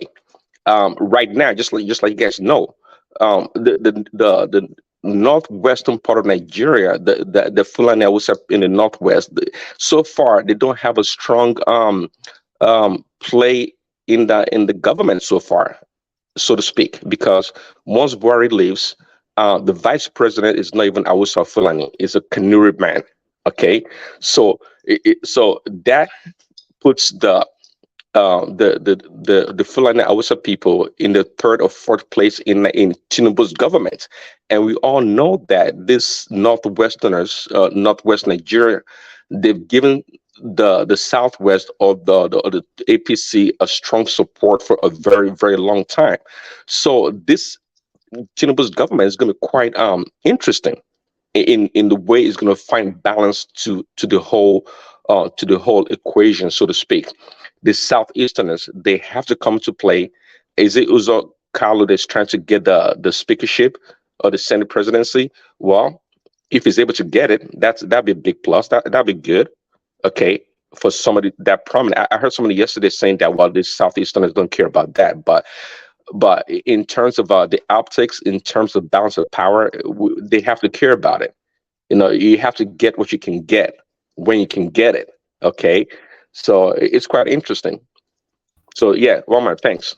Are you sure you're not Babati in this, guys? There's a Babati, Ajale Koko Babati on the guy. They have the Are you same. not hearing Babati in his voice? Yeah, Eh?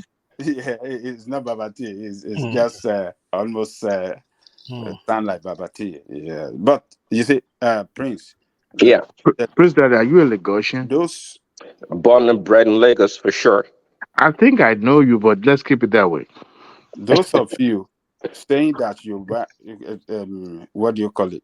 Showore cannot work with other inability to form alliance and to work with other people is one of his problems. In this last election, he was able to form alliance with PRP. That is the party that have the same political ideology with his party. That is a party that stands for poor people. That is the party that align in everything with what AAC stands for, and that is the party they work with. It's a total establishment party. You can't say you want to stand up for Nigeria as a political party, as a new political party, and you want to align with the criminals that you have in place that destroy Nigeria. That means your effort is self-defeated from day one. And Showore is not ready to take that part. And that until Nigerians,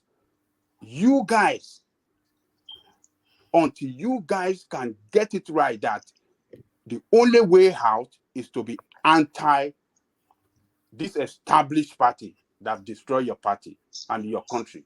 But the more you continue to shuffle among them, Buhari administration is the one we can hold responsible.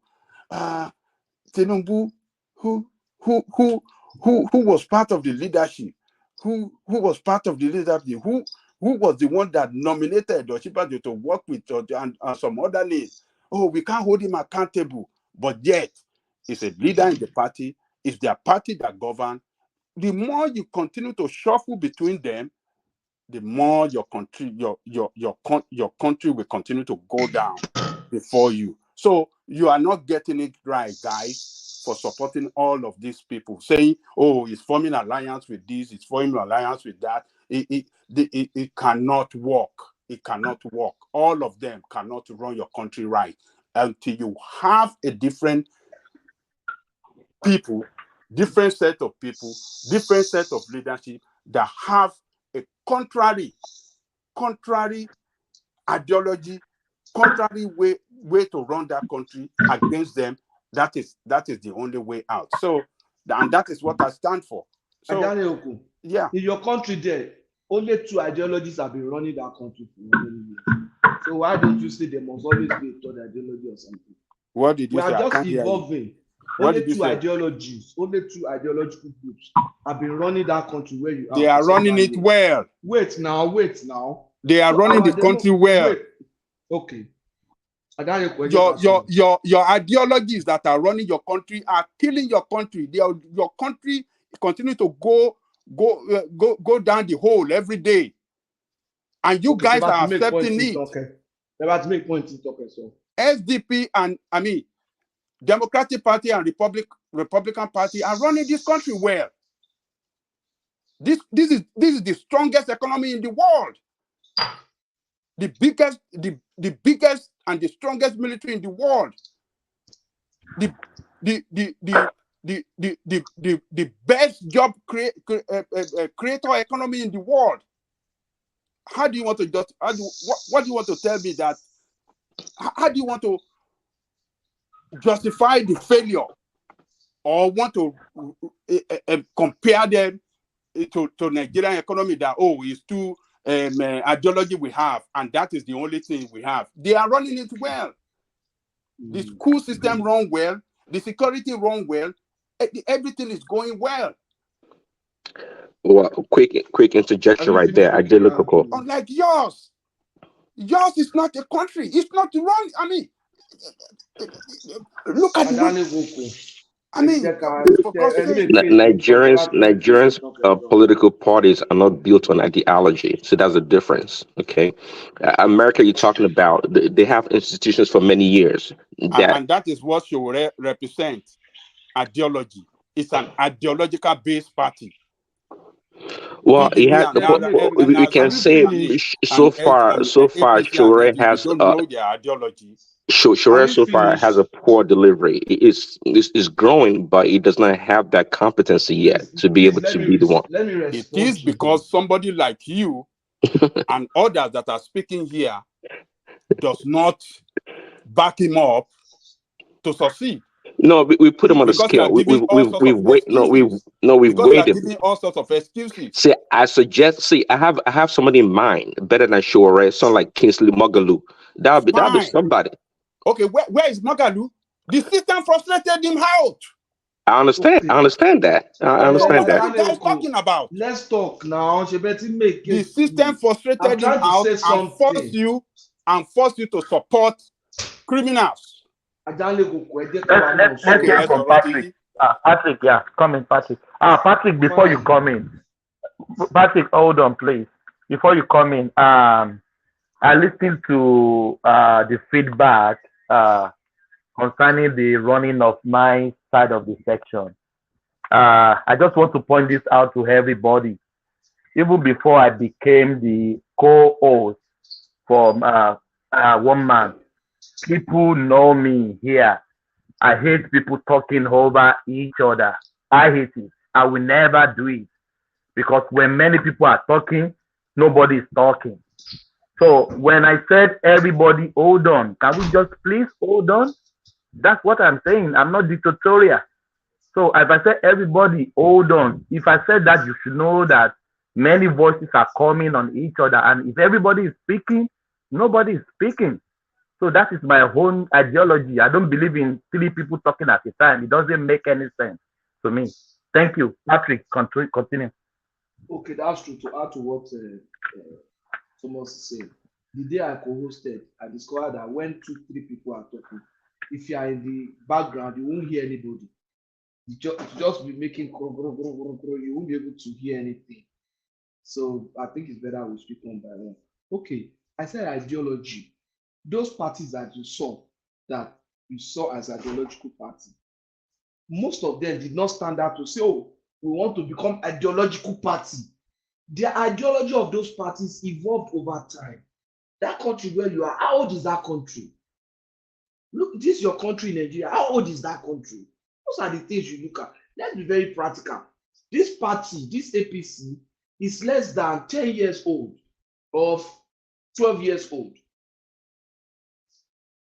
So you expect in another 10 years, they will be evolving. I know, for example, I know that they have evolved one ideology.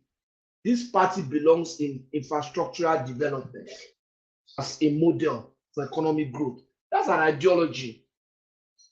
The Labour Party, for example, believes solely in human capital development as a model for economic growth. They believe that the Obi Group believes that infrastructure does not necessarily promote development. But when you invest in people, those people can develop, and those people can further now develop the system. So those are ideologies. They are evolving over time. You need to go and read this book, Why Countries Fail, Why Nations Fail, and go and read The Mystery of Capital by Hernando de Soto. It will tell you the story of America. In those days, there were omonile in America. Omonile. They just go and grab one land. Another person will come and chase you from there with gun and say it's his land. Another person will say it's the one that's been farming on it. So those nations went through all these things too. But with time, they were able to develop. We are not saying that we'll go through that at the same time, but we can go through it in an accelerated manner. That's the point. But on the ground of that, why are we not supporting Showore? We are not supporting Showore because he has not been able to sell his ideology to us. What he's selling is rubbish. And we are not buying it. And we cannot be blackmailed into buying it. the way Adebanjo is doing now. You are just trying to blackmail people to buy it. You can't buy it. If he can come down to sell it to us in a convincing way, then people will buy it. If I vote Showore, I would rather go and vote Nnamdi Kanu because I don't see any difference. What has your Tinubu sold to you that you bought that is good for you, or Yes, your APC? What your APC sold? What your APC sold? What your APC sold to? Hold on. What you bought for APC in 2015, we have seen what he has given the country. He has sold it the to bankrupt. me. Hold on now. Your APC have bankrupt the economy. Your APC have insecurity worsened under your APC. The currency has been badly devastated under your APC. This is all what your APC sold. Hallelujah. That you bought, and you want us to continue to buy it. Hallelujah. To buy into that bad market. You are marketing bad product to people. You don't even think about the coming generation. Disaster. Showore will be a disaster. What you have not tested Showore. Disaster. But what your party brought on this nation is a generational disaster. To get out of it, only God will save us. Atomic disaster. Yours is a nuclear. If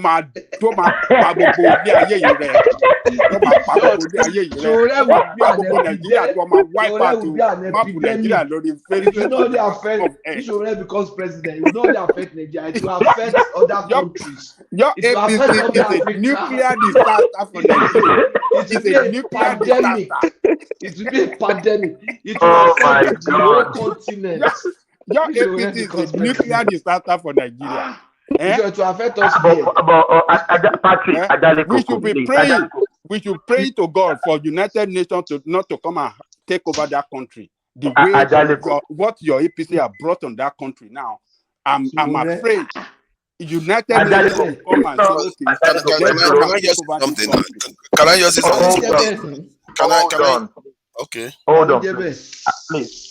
Adebanjo, is it not the right time Showore to just pack it in and go back to, because the last election the last election he got 33,000. This time he got 14,000. So the next election maybe he'll be having 1,000. So what is the point? To go back to Sahara Desert. Where was you? Sahara reporter. Reporters. You can't hold Showore responsible for what you are going through in Nigeria. It's your APC, your Buhari, Tinubu, and all of them are the ones that destroyed that country.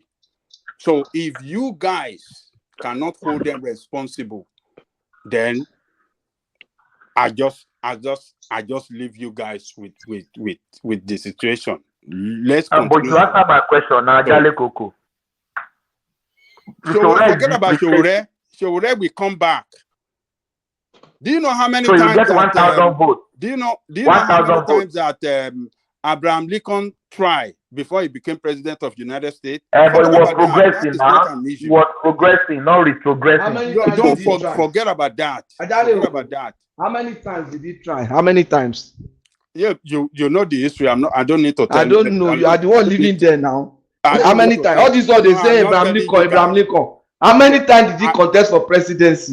This one they are saying it as if the man was contesting 7 times. I don't need to tell no more than Atiku. Go and search the history. So what I'm telling you, Showore will come back when the time comes, when your suffer enter bone. You will go the way of Showore. Suffer never enter bone.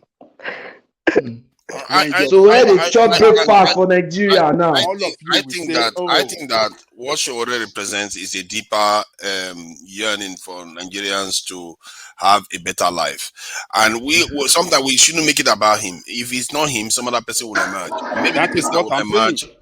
Showore is representing nothing. Than he is. Showore is representing nothing. Oh, no, you can say No, that. no. See, if it doesn't represent anything, maybe except the leaders that are in office now embrace some of his the ideas in terms of what is good for the Nigerian people. Because you people want to better themselves, and people, institutions, and people keep blocking it. Eventually, you're going to get a leader that is so radical that they are going to be like the type you see in Russia, in China, in many countries that have decimated millions of lives because they felt that these people are in the way of progress, and they were right because they went on to create some of the most powerful nations in the world. So you have to be careful what you are wishing for when when we keep blocking it and saying it's okay. I just released showed a statement that a British Prime Minister was talking about recolonizing Africa, and like they shouldn't feel sorry about it again when they do it the next time. And the world is moving on. We are here arguing having petty arguments. The world is moving on. I can tell you right now. I was in a lab recently where they are actually looking at using quantum this in technology to just plot movement, because at the quantum level it's very, very accurate. So some of these things we're talking about, we don't even understand that the world is leaving us behind, and we are basically a slave race as it is. Soon they will take over directly, and we're here talking about who is ruling and who is not. But it's okay, you can carry on. Leave them, let them continue to promote failure. I mean, we are all alive, we all witness them. Let them continue to. Nigeria is always speaking as if the have heaven is about to fall. They Because have you a don't correct see system. it. You don't see it coming. That's the Corrupt problem. We system. have such myopic view. We don't project through time. They do. They are not stupid. They see through time. We don't. See the problem. We practice, I guess, in Nigeria, pure democracy, right? Because if you guys want the kind of development that about 5 years ago, it was Peter Obi that was like up and down talking about China this, China that. This time around, he stopped talking about China.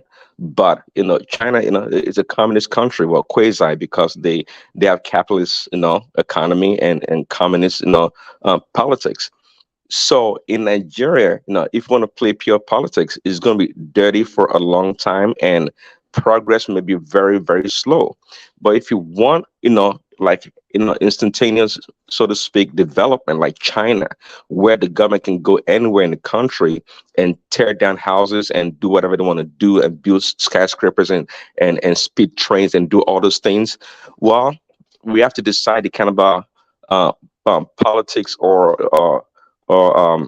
political system. Evangelical favors that It because sounds like I think Sowore that's what would do he likes. I think Sowore that's would what do he's such alluding to. things.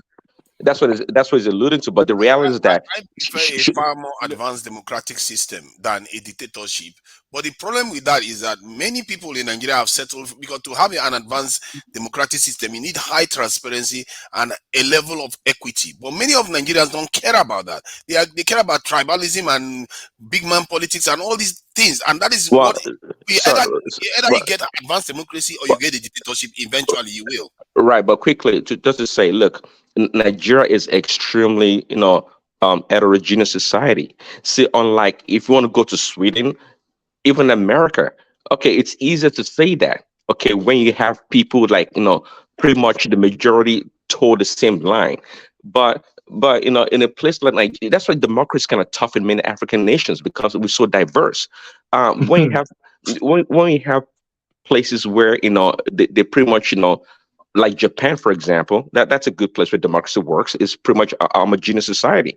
But Nigeria is very complicated. Let's not deceive ourselves. Sowore, Tinubu, all of them, they can't just do it overnight. It has to be the people that are groomed with the right thinking and ideology to buy into the system and bypass the ethnic, situation or problem that we face in Nigeria. That's the truth. Switzerland is quite this in diverse too, but they have about 7 presidents at the time. They consult the people constantly on any big decisions. So you can have an advanced democratic system that is even more advanced than that of this in Switzerland. It's just we need creative thinking. This thing that we just bottle ourselves into small thinking, I don't know. So that's the point. See, the kind of democracy they have is I think it says Switzerland, right? You have to look at what that definition of the democracy is. We don't say they can have 7 leaders at the same time. Well, we don't have that in Nigeria until we sit down and define our own democracy the way we think it should be. Maybe we make a progress. Maybe a democracy of each region being represented, like the way we kind of had it before in the regional governments back then. Maybe each region has a leader that's represented in the center. Maybe that'd be a good way to We go about already it. have that now. Our governors are basically regions to themselves. They are immune. They are like gods to themselves. And No, but they take orders from the center, from the federal government. you go They and get tell Erufai allocation. that now. I'm From sorry. the emperor. It's a badly Emperor in structured, Asuro. system, and that is where the problem, that is the root of the problem. When you don't have a country that is well structured, clearly with a clear definition on how to run the country, then you can't run a successful country. The structure is bad, no clear definition on how this is the way we have to run the country. The constitution is corrupt, the institution is corrupt, everything is just The people themselves are the problem. No matter what, because look at I saw police officers not You're right, obeying the law. Nigeria. No They matter, are not even if you have enforcing a perfect anything. constitution, you still have you People still have to have change. people that are corrupt, morally corrupt. True, yeah. Was somebody was arguing against Janle Koko today that the AFENIFERE'S should not follow the rules. Somebody was a leader. We should. This is why No, I we are disagree not with Tinubu. revisiting that No. affair I'm just talking topic about order. anymore. I'm just talking about chain of command. We have a habit of breaking chain of command as we see fit when it suits us or when it's our tribe person or something like that. It's really wrong. We need to follow chain But of command. Nigeria, But there has to be. are you waiting for Afenifere or Aneze or Arewa to you yourself make a decision on who to follow? Do you wait for those people to make a decision for you? No. The argument I'm making is that we need to learn to follow chain of command orders That's because right. because when you follow order, it's not about your own individual intelligence. It's about group intelligence. For us, our group intelligence is very, very low because we don't know how to follow order. We are always disordered all the time. Whose order are you talking about? I'm sorry. Individual order or Well, government order? the rules I'm that are sorry. written down, we disobey the rules all the Well, time. I'm sorry. Because I think we need society. we need just following orders is good, but we know what happened in Nazi Germany, right? Okay, so we don't want to follow orders blindly. We need checks and balances. Actually, That's what we what need. happened in Nazi Germany is the war, but in terms of following orders, they developed their country. They were one of the most advanced countries. When that Well, happened, you're absolutely right, but that's why I said we need to have checks and balances. Yes, they were a great nation. They were technologically advanced more than America and many other nations. But eventually, what did it lead to? Catastrophe. Okay. catastrophe I because of agree the with war. you. Check But they are and still balances more advanced and, than us today. and the rule of law. Mm-hmm. That does not exist in Nigeria. Imagine a country that as big as Nigeria, the local government doesn't function. Local government authority does not function. How do you going to record development? How would you record development? How would you record economic development? How would you record infrastructure? How do you record any development when the authority at the local level that are closer to the people does not function and not allowed to function? Even checks and balances That is don't the work. base of the economy. That is the base of the system. That is the root, the base. By who? By who? Who doesn't allow it to function? Didn't you see one of the forces saying that they cannot know Tinubu how? and all of them. How? Didn't you see all one? your No, APC didn't and you your see PDP. that police official or military official that was saying, All your I Have don't you know how to forgotten that the recognize a child when I see Constitution empowered the state governor to have power over those local government and to take their money and tell them what to do? It's not the federal, it's the state now. So whether you are mentioning Tinubu Okay, or but Buhari, you guys have been supporting these criminal parties. who is supporting who? Hold on Abajale now, Koko? hold on. You guys been supporting these criminal parties. No, Electing Babajale senators. Koko. You Hold on mentioned those who is. let me make my point. No, Because don't generalize. Don't are you generalize. not That's my APC guy? who? Are you not for APC? No, I'm not. Okay. I am But not. Patrick is for APC. So Oh yeah, that's yeah, Patrick. yeah, that's Patrick. Let me mention Patrick then. But Patrick and all of you saying that, oh, let's support the system. Oh, Showore doesn't this thing. But these are the No, people that are Babajale that Koko. are hold on now. These are the people that are making alliance. Oh, they Tinubu do this, do that. He has been part of the system. They have been sending senators to the National Assembly, and they never corrected that. Make it a law that local government should be autonomous, their money should be autonomous, they must not be interfered, their activity must not be interfered by the governor. They never make it. Why? Because that is holding local government not to function is the power, is their power of operation, is their power of godfatherism in politics. So all these are the things that Jore want to fight and correct, but all of you doesn't want to see it.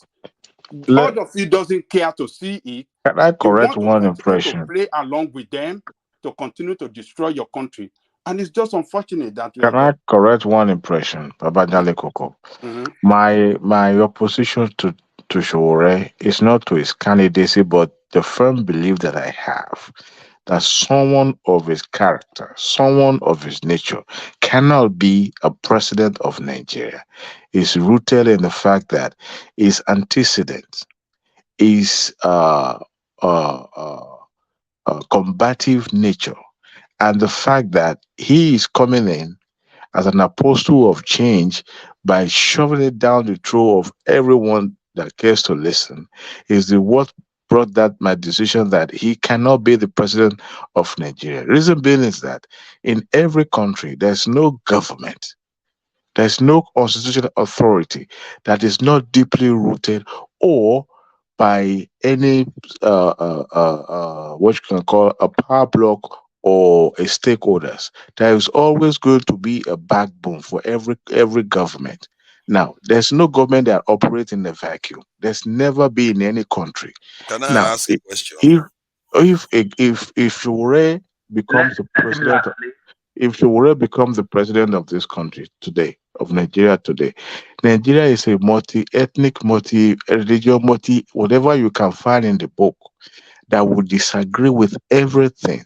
But as a leader, you must have the temperament to be able to integrate all those different voices, all those different factions, to bring them together and hear out their differences and find a path, find a way Who to are the unite everyone. who are these Now, people you are mentioning that you want your to bring together? The existing power, the establishment? I'm Are not those the talking, people you are look, talking about? those power will fight him to the nail. They So, will fight him. And I tell you this, Abadale Koko. so who are the people you are referring to? He must bring together, he must do this. Who are those people? They're in every sector in Nigeria, Who, whether what do you mean by sector? Who are those sectors? I mean, we have got to represent that sector. up to this moment, it's not that the federal government cannot make electricity available in Nigeria. But those folks that were given licenses to import past my neighbor generator, they would never wish that there will be a stable electricity in Nigeria today. So these are the same power block that will be, contributing money and giving it to politicians to sponsor them. So what you are saying is that we should just give up and just let No, you it see, to you run can't because give this is up. But what you are saying now. this is no. Because There's the a logic politician to there's a they logic. are friends to Babajale politicians. Koko. But Politicians will not the let it easiest work. thing to do in life is to criticize. It's the easiest job anybody can ever have. So, do you But think that the So ultimate goal, what so sorry, let me just ask nothing him, can do you work. think the ultimate goal, there's logic to see, things. Adewale, let me just ask now, do you Can think I the just ultimate goal of, are you going to finish? Okay, you have been talking for over an hour now. I like it when we have this extreme perception of where things should run. but we fail to understand that we are living in a society that is different. It's not like the modern democracy, modern economy, modern everything. This is an emerging society that is still trying to find its cause, find what make it strong, what make it thick, and we are still disagreeing. We are still fighting, back and forth. Yeah, painting a wrong narrative. I am not. No, I let am me not tell you. Babajale Koko. When See, in the Nigeria in is the 60. 70s and the 70s, we are of the same level of development with Well, China we don't and have this level of awareness that India. we have. We are even more advanced than South Korea and most of these countries that we see in South Asia that are economic power, South Asian country. We are more advanced than them. Nigeria was teaching them a lot of things. The funniest thing, So Babajale when Koko, you are saying that we we are, are, we are trying to find ourselves, what is it what are we trying to find? we We have have bad leadership that every part of our life. destroying your country. We are not finding ourselves. We used to be, a fast developing, a fast developing Someone, in the areas of in our industrial growth was fast developing in the 70s and Babajale in the Koko, 80s. Babajale Koko. Someone posted This is what something I on said. my You wall. cannot be a jobless person in the 70s and in the 80s. You can't see unemployment in that country. In the 70s and in the 80s, that what is regarded as There's no unemployment unemployment in the is when 70s and people are Babajale switching Koko. from one job to the other. That's to tell you Haba. the fast rate at which our industrial growth was was recorded then. It created a lot of job opportunities for the economy back then. But what happened? Why are we not moving up? Why do we how do we become a country that lost it in entirety? The industrial base collapsed. Because some people settle for mediocrity constantly, and What they is? think that It we just should just collapsed remain like this. completely. Everything collapsed completely. And then you are saying that, we are still finding. How long will you find when you see even the politicians for the 23 years they've been in government now, they destroy everything again? Where is the development? No electricity, Babajale Koko. nothing. Somebody posted something to my Facebook wall and said, we exaggerate yesterday to make today feel jealous. And today is going to be another yesterday by tomorrow. And we are still going to exaggerate today as it is. Go and tell Now, the Chinese that now in reference to oh, 1960. no, Babajale Koko is That's reminiscent not about real the in past. all cases. You are trying to paint a wrong narrative. That's not No, accurate. it's not. He It's said, go not and tell wrong the narrative. Chinese that. The It is Chinese in today the. I is like It that. is. definitely better It than is the yesterday. stage of Naija. development that we found ourselves. Look, the level of what the development we have today was not recorded in the past year Babajale Koko was making reference to. Tell me the areas of where we have the development. Tell me. We are catching up. I mean, No. now Tell me the those world is. areas Catching up. where we have development Babajale today Koko. that we The never wo- You're had in see leaving us the the past. further fact behind. the fact that I'm able to communicate with every single one of you right Oh, now. stop it. Adewale, stop this. Okay, what should I stop about it? What if Show there are joking. Are still you joking? some places in the world where they Are don't you even have joking? electricity? Let's talk Are about you the joking? internet. Huh? Are you joking? I'm not Eh? joking. Eh? It's a Only fact. tribes, only It's a forest it's a tribes This is don't fact. have that. development. Go to Sudan. Is this, Go to this Oman. invented by Wow. Nigeria? Is this invented by Nigeria? You don't No, have to be the invented. The technology fact that that was they have invented in access to the it. 18th centuries, we still can't master it. 18th century, that's when the technology was invented. We can't master it. The Look, first refinery was built in 1901 and it's still we active shall till have today, you seen and we can't even any get for country in working. Africa that build all the technology? Have you? Pardon? Have you any country in Africa that build a technology that is inventing? Okay, the one But you that's had, the why problem, can't you isn't it? manage We it need well? to No, solve that we problem, have an economic. not to say it's We have okay. an economic that is dependent, a dependent economy, and it was made so by the power that be. You're talking about the powerful countries. The entire Africa is not fare better. So when we So, try to okay, you are isolate saying the Nigeria, powerful countries that bid, they partly cause this thing, because in the end, we are the ultimate response. We are responsible for our own fate. the So, natural resources that you so are what are we exporting. doing to counter that? Don't you think that someone like Showore will move the Look, dial a little bit compared to people that just settle for mediocrity?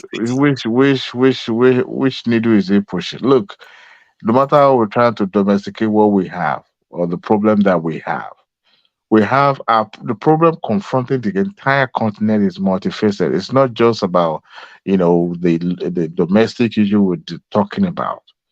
Even we should have already become So the then, president how of does your vision, how does your way of looking at things, address some of the points you just raised, the this. challenges that we're You facing? know, I was trying to draw everyone's attention to the fact that we are recording some level of growth, and you guys were saying no, it's not even the growth. Even if Please it's a flesh it growth, out. I would like to understand more.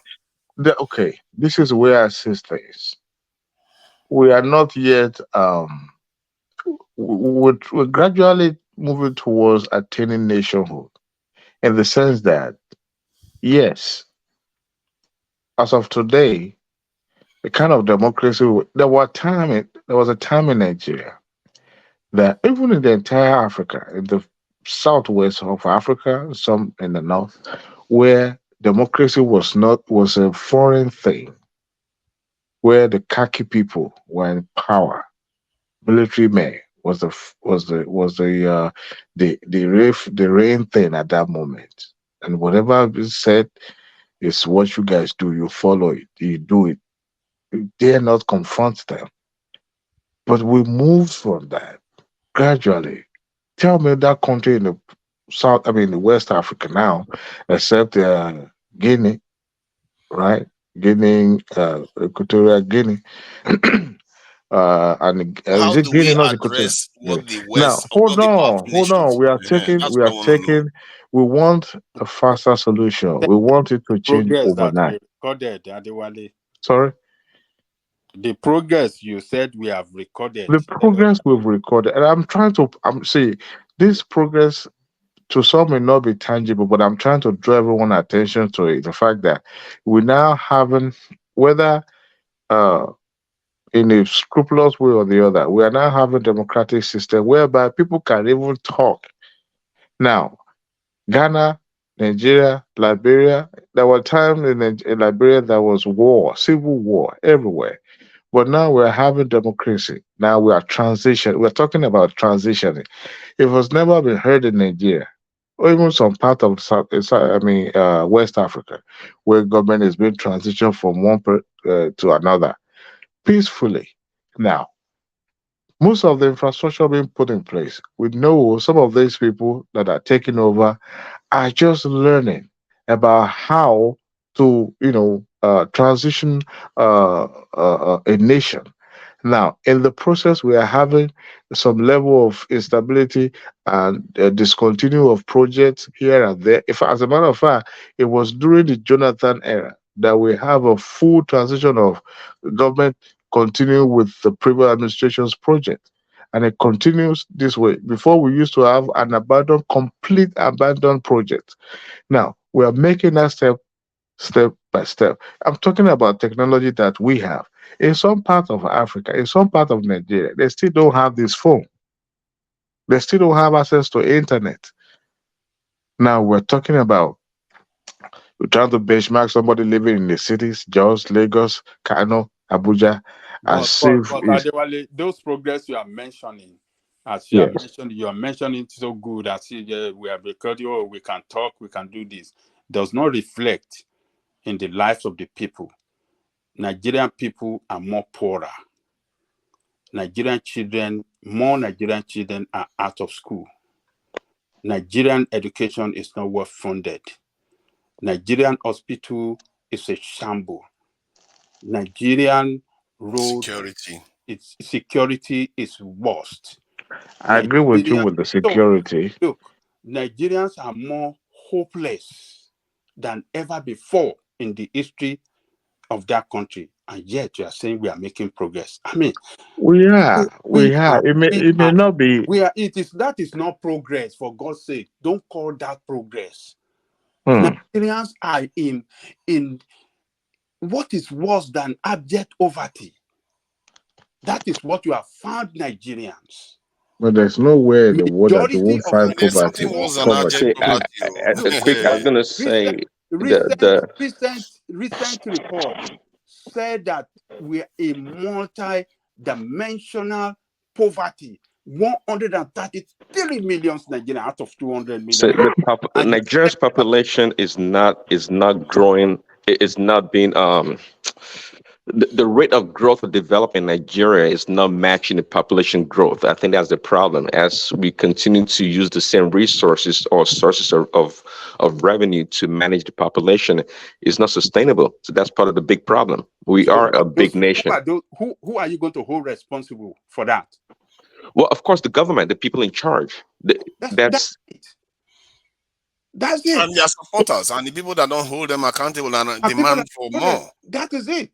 So we say, okay, quickly, so in other words, we need to have a better management of the population and other resources. For example, the city that I live here in the States, the city was built, okay, beautiful city, but nonetheless, they had to stop and say, hey, the population is growing because a lot of people from California and other places are moving to the city or to the state. So now there's a lot of construction going on because they have to expand the highways and build more houses and whatnot. Okay, they have the resources to do it. Because now, when they did their budget or forecast many years ago, they did not anticipate the population growth. They didn't know what the economy was going to turn to, but that's what they're faced with right now, and it's a heavy burden on the system. But of course, in America, they can find a way to get money and from the federal government or whatnot. But Nigeria that still borrows money and still have a lot of leakages in its revenue collection, and the poor NMPC or oil revenue, it's a big problem. So we are growing at a much faster rate than we are able to manage or take care of our population. That's the big problem there. So we have incompetent people managing the resources of the country. And who are these people? They are the politicians. These politicians that you guys are describing as, the people that can work alliance, they can work with people. They are the Ajaleko, why are you using these we guys? We never supported them. Hold on. These are the people that destroy this country. They fail to run that country well to the advantage of Nigerian people. Well, Ajaleko, I was going to say that. Do you know America is probably I'm not trying to exaggerate, probably 100 times or more wasteful than Nigeria. There's so much waste in the American system, it's unimaginable. But of course, in America, they can print money. Its American dollar is strong. So when it comes to waste of resources, American government in itself is not the best manager of resources. I can tell you that for a fact. I disagree. I disagree with you. Well, of course you can, but okay. Let me say this. What you see as wastefulness from the American administration is geared towards development of the people. Is one way or the other contribute to the development of the people and development of the source. Whatever you see as,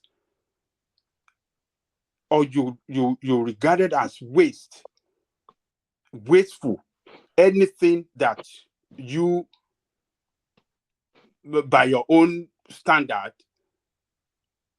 sees as wasteful in America, somehow create assets for some people or for some sector of the economy. So the way the economy works in this country, Americans that are doing it like that create some, somehow when they allow some wastefulness to run in their system, is purposely done to create resources and assets for people somewhere. But that is not the case in our own situation. But I Jolly Coco, I see what you're saying, but at the Yes. same time, the wealth that's created is concentrated in the hands of a very, very few Americans, especially in the military sector. Okay, so there's no, you can't say, it's a good management of resources when you But spend $100 on the. when you talk about the military, don't even go there. You know why now? America want to control the world. Okay, well, that is true. Okay, we can leave the military out of it, but before, for example, it used to be in America, like, I know there was a complaint even when I went to Lagos like a few years ago, like, what is taking this Lagos state government to complete this real project that's taking like 10 years or so? But I also learned that in America that even to build a highway, sometimes take up to 10 years because of the approval process that the state or the local government has to go through, and the federal government to get it done. It takes much longer. Oh yeah, So regulations and all those sort uh-huh. of. But politicians, some will push it back, some will say it's not possible. They have to go to the Congress of the city, the city Congress for their approval, and then they go to vote. I mean, on election day to vote whether to build that kind of project in the city. There's a way they do their own thing in a democratic manner. For to represent the position of majority of the people, approval of the majority of people. Like in the city where I live, they wanted to build,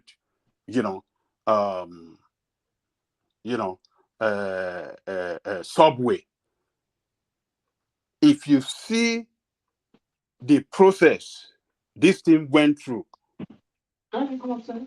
the pro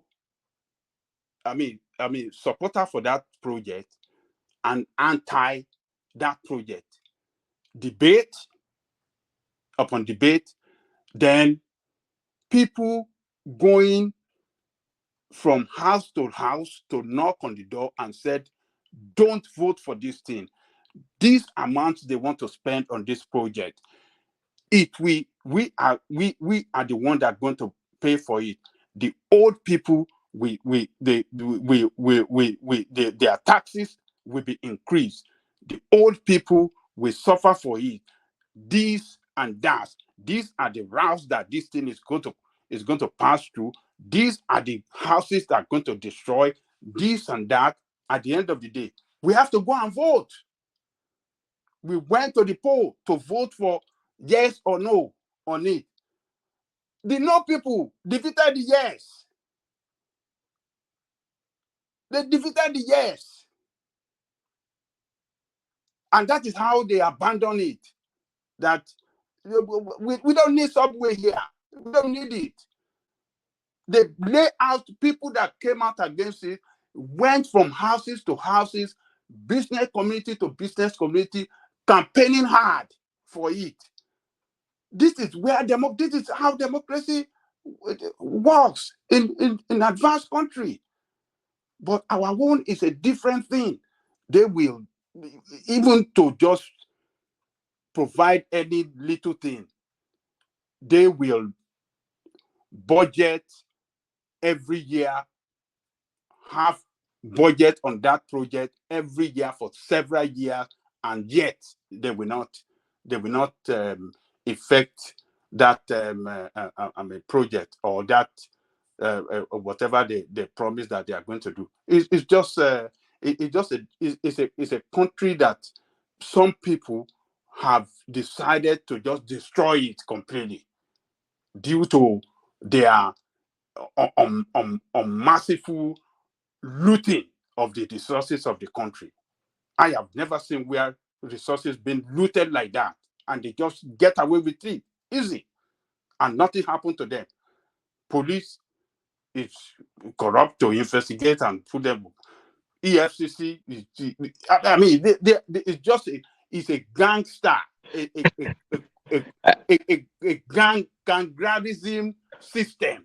Angelico, I'll tell you that are connected.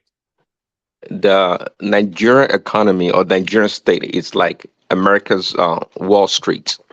Everything is based on short-term gain. That's the fact.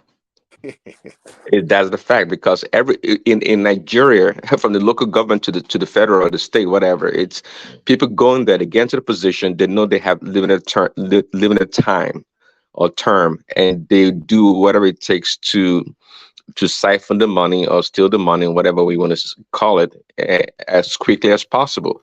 Well, it's not different from America. If you look at the Wall Street in America, the companies are almost concerned. They're always concerned about short-term gain. How much money is the company profitable this quarter? What are the stock holders going to get? How do the stocks look on out there to the consumers?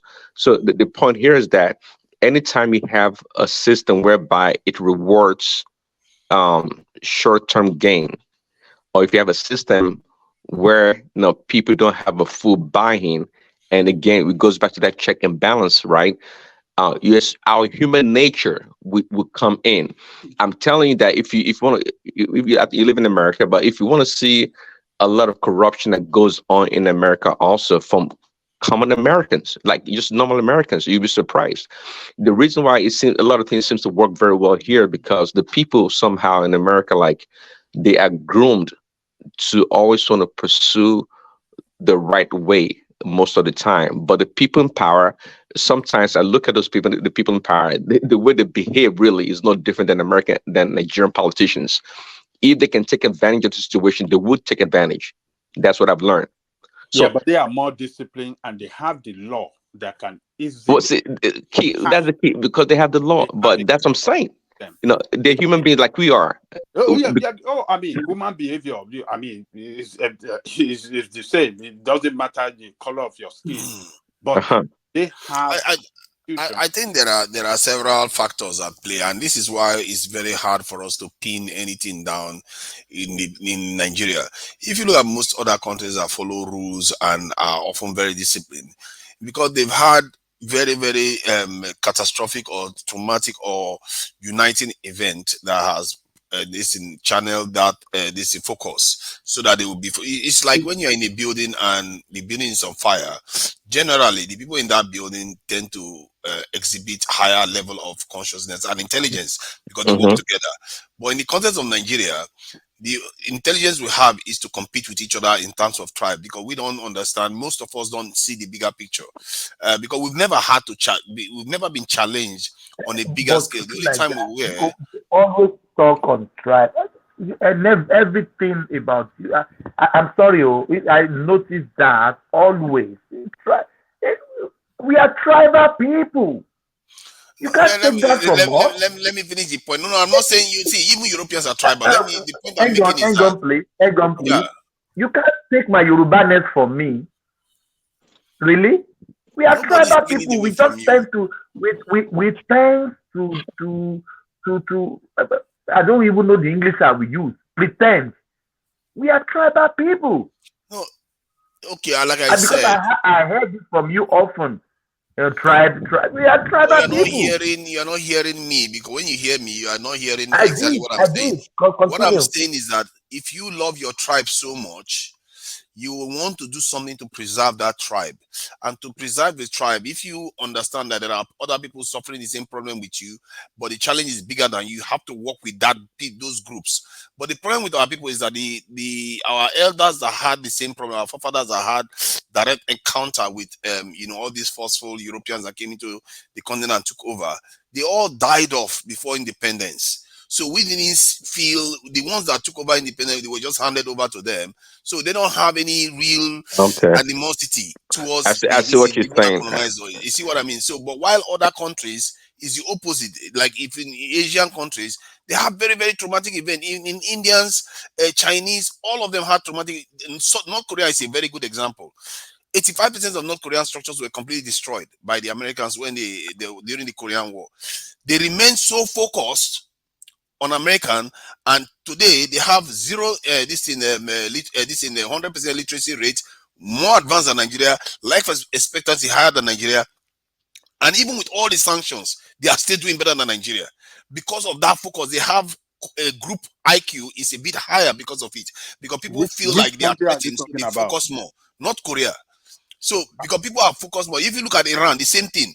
But we as a people, the people that experience that trauma that should have united all of us in a common goal, were gone by the time So, this thing so they I handed mean, over to us. we also had the Biafran War was catastrophic, was damaging to the country. How come that didn't unite us as one? Because it didn't, because it was one section against the other section. It made it even worse. Hmm. It's not, and it doesn't address, it doesn't confront the bigger threat that we face. The bigger threat is other world, or NATO, Japan, this in China, people that are organized in a billion.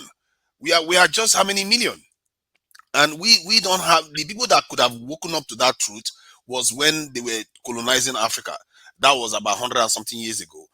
Those ones experienced it, they fought the war, they could have passed it on, but the colonial these powers won the war and then went to transition. So all their children didn't know it. Most of their children were even educated in the West. Hence why they've all signed up to them now. Our presidential elect is going to the people that enslaved his forefathers, this land to go and rest. This is a problem. We have not woken up to our place in the world.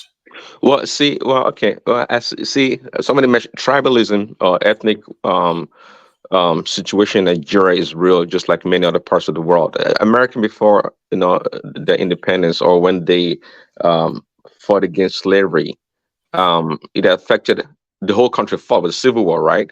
But at the end of the slavery, I mean, black people suffered under other discriminatory conditions and policies. Did that unite all Americans? So I mean, some people benefited, some did not, especially the black people back then.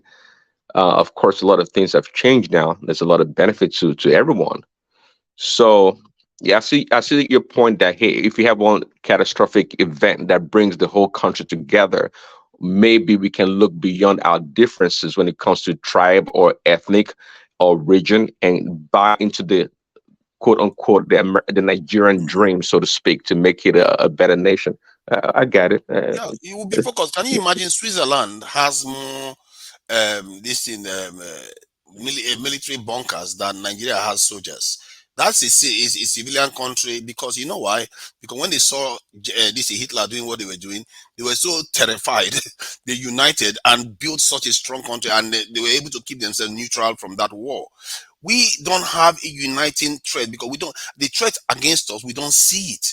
It's in Western overseas, and whenever See, we hear about them, they are talking about human rights. How are we supposed to see them as enemies? That's the well, problem. yeah. See, in Nigeria, see this. I mean, looking at world leaders in different countries. Now, usually a leader comes about and say, okay, this is what I'm going to do for my country in my tenure, and see what comes about it. It happened in India back, I think it was in the 70s or 80s. Their prime minister back then said, hey, I'm going to invest a lot of money or resources in building our educational system and investing in technology or IT. And look, down the years, 20 years later, India produced the probably the most IT or software programmers or designers in the world. So when a leader comes about, you talk about Switzerland, they build bunkers. Well, that's usually a vision of the leader. Say, hey, this is what we're going to do, and they embark on it, and they get it done because they stay focused. Um, until we get a leader like that. And I think we probably did back then in Nigeria when we had the regional government system in Nigeria, when Awolowo, Zik, all the different regions decide to work on their region and bring about development and innovation. And I think they did a good job. But But they will again, also, this do you think the people will follow a leader that tells them, you know what, we need to arm ourselves to the teeth? Because the people need to be convinced that there is an enemy. But generally, our people don't see enemies until somebody tells them, and our leaders don't tell them. Our leaders are educated in the West, they have their children in the West.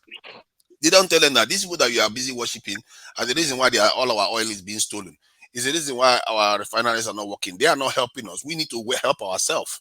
That's what we need to do. So, see, but our leaders don't tell them that. So, because they are all in cahoot too, anyway. well, my position has always been, I don't care.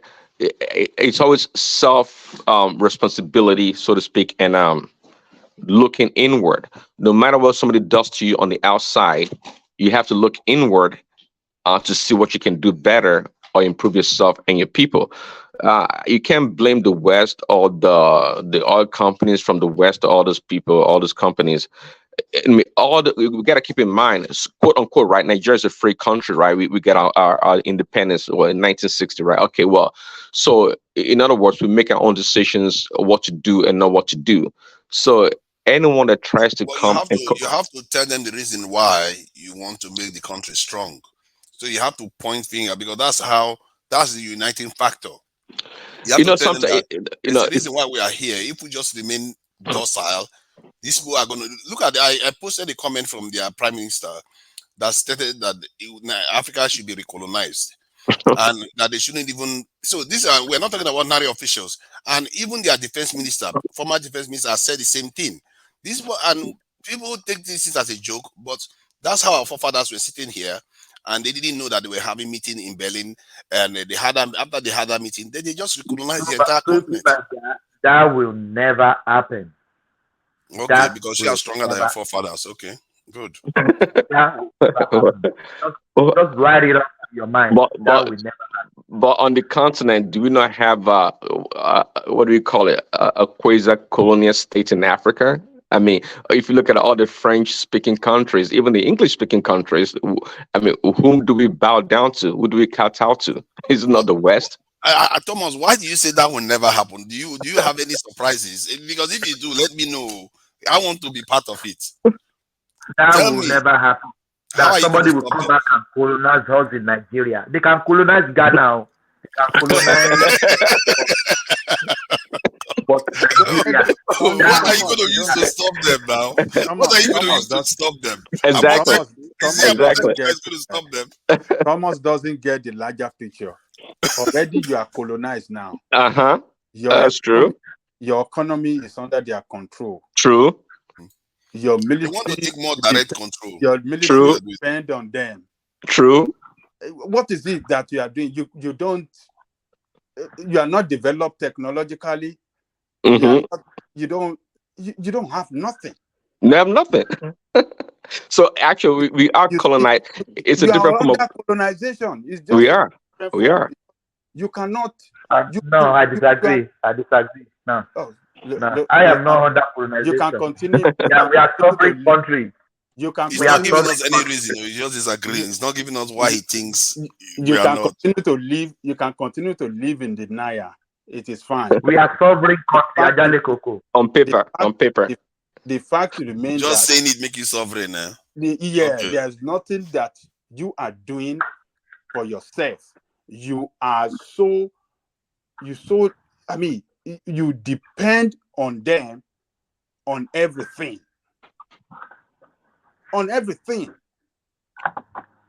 That is true, especially the Nigerian state. What does Nigeria produce apart from the so-called oil? We don't even produce that. We just get it from the ground. Use that. Yes. You for your electricity, for you to have electricity, you have to depend. They have to come and do it for you. You cannot do it yourself. But we pay our money to hold on now. We pay our money. They don't hold it. Hold on. They don't hold it. Hold on. To build road, you can't build road. You have to get this thing from them. You can't build bridge. You can't do nothing. What are you talking about? You can't. I mean, that train, that what did the mono train they did in Lagos? Are you the one that built? Is it not Chinese that came to do it? Well, do you know there are Nigerian companies that build roads, good roads? They are beginning to, but they're not building on a large scale enough. We should be building the whole African roads, even if we're doing it on a large scale. We have the skills, but we just are not organized. The caterpillar that they are using, are you the one that built this? Come on. Come on. Yes. No, don't have to. You don't know more. Oh my God, Thomas, come on. See, you see this kind of stuff. I don't know. I live in a Western world. Why? But it's a third world country. You expect more than that? Thomas, for 400 years, Oyibo people have been coming to this in Africa. Our forefathers didn't bother to say, you know what, how did they make these ships? Maybe we should kidnap one of the ships and take over and figure it out. How did they make these guns? Maybe we should kidnap them and make them tell us how they make the guns. For 400 years, they sat there and waited for themselves to be colonized. Kidnap ship and carry and go about. Take it and you know, kidnap it and maybe follow them when they are going back and find out how they live in their country. And understanding the technology. Exactly. But they didn't do anything. And we just sat there and we are still doing it today. So you know you have to realize the mistake. That's why for me I don't want to make the mistakes our forefathers made because they have to be very we have to wake up to it. Is the reality of it, too. A nation that colonization is no, come on now. Nation that cannot stand on its own. Medicine, you cannot manufacture your medicine by yourself. In case of this, there are medicine companies in Nigeria now. Hold on. Health-wise, you don't have the capacity to, to care for your citizen. You don't have the capacity. And what I mean by capacity, it should be able to have the wherewithal in times of emergency to take care of the health care of your citizen. You don't have it. And what I mean by capacity, you must be able to have a manufacturing, pharmaceutical company that can produce medicine for your citizen to consume or to treat, to handle the health care of your citizen. You don't have it. And it's not because our people don't invent. When you know what they do, when we invent stuff, they buy it from us, and if we refuse to sell, they will use the WTO trade protocol. There's this protocol that they use to maintain intellectual property rights. They will say, okay, somebody has invented in the West, so you can do it. You want to take them to court? Good luck with that one. You're going to lose. So they suppress our growth in so many ways that most of us can't even start comprehending. So you don't have it. Then your own natural, your own tribal, traditional medicine, you don't develop it either. So what do you have? We do have a low model. You know? He could Hold on, please. We are not the worst in Africa. We are still the better. Is that your standard now? We are not the worst. We are not the worst. Hold on. We are making progress, isn't it? Where are the worst? We are making progress, isn't it? Progress. Thomas, life expectancy in Nigeria is about the worst in Africa. You went to Nigeria recently. You saw the people outside suffering. Is that a progress for you? A country making progress, you will see it in the life of the people. The quality of life the people live is what we use to measure if they are making progress, or if that country is making progress or not. Life expectancy in Niger is higher than that of Nigeria, and they live in a desert. Hey God, life that people live is what you will use to measure the progress that that country is making. But it's a disaster. People are killing each other every day. Thomas, give us any country that is doing worse than Nigeria. Let me just check it. Life expectancy in that country, and you see whether Nigeria is doing better than any country. Just give us one in Africa. And Africa is the worst in the world, but just give us one in Africa.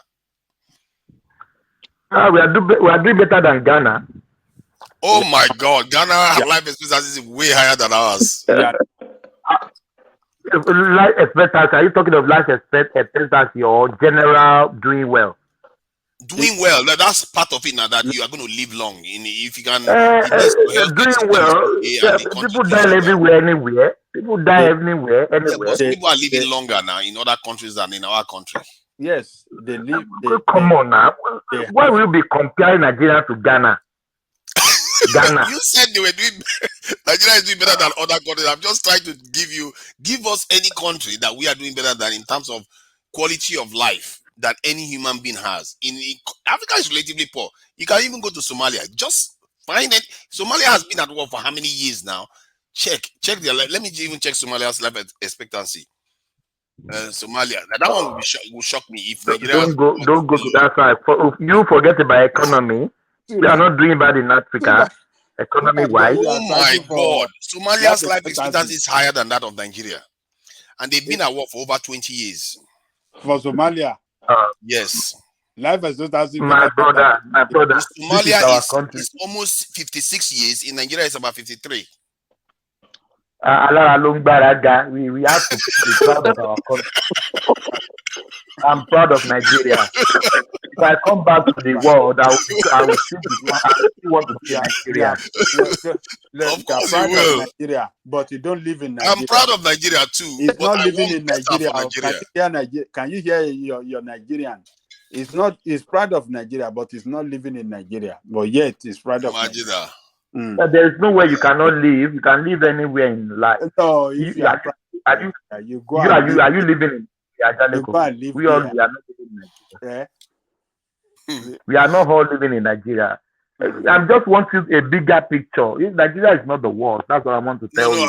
You see, the areas Nigeria is better compared to many African countries. To be fair, Nigeria doesn't have a foreign military base in Nigeria. Hold on. Nigeria is not better than any other country. If you live, hold on, and I will tell you this. For you to know how people live better compared to other countries, go to rural area. Don't look at the life in the city. The population in the city is not as much as the one you see scattered in the rural area across the country. Go and look at the life people in rural area live. That is where you will know that it's. Do you know there are some part of that country that they don't even know that government exists. They've never seen. It's really sad. They've never seen any form of government presence in their life since they were born. Come on now. They have local government. Hold on, man. We have local government presence. We have not been at war for 20 years, and our life expectancy is lower than local government Somalia. Does not function, Thomas. That is really disturbing, actually. Local government does not function. Jesus Christ. There are some part of Nigeria that the no road connection to where they are. No road connection to where, and yet they are in Nigeria. No road connection. They will get there later. They will get there. We are getting there. Oh no, man, Nigeria. No. I think all of you cannot be condemning Nigeria now. I am the host now. We are not condemning. We are just saying that things are bad. You guys are condemning. No. I'm saying that things need to improve faster. Well, those situations are unique to Nigeria. I mean, China, India, even Russia, they have the same problem. Not all parts of the country is connected, especially in India for sure. No. Hold on. You can say they are not connected, but they have the presence of government in their life, wherever they are.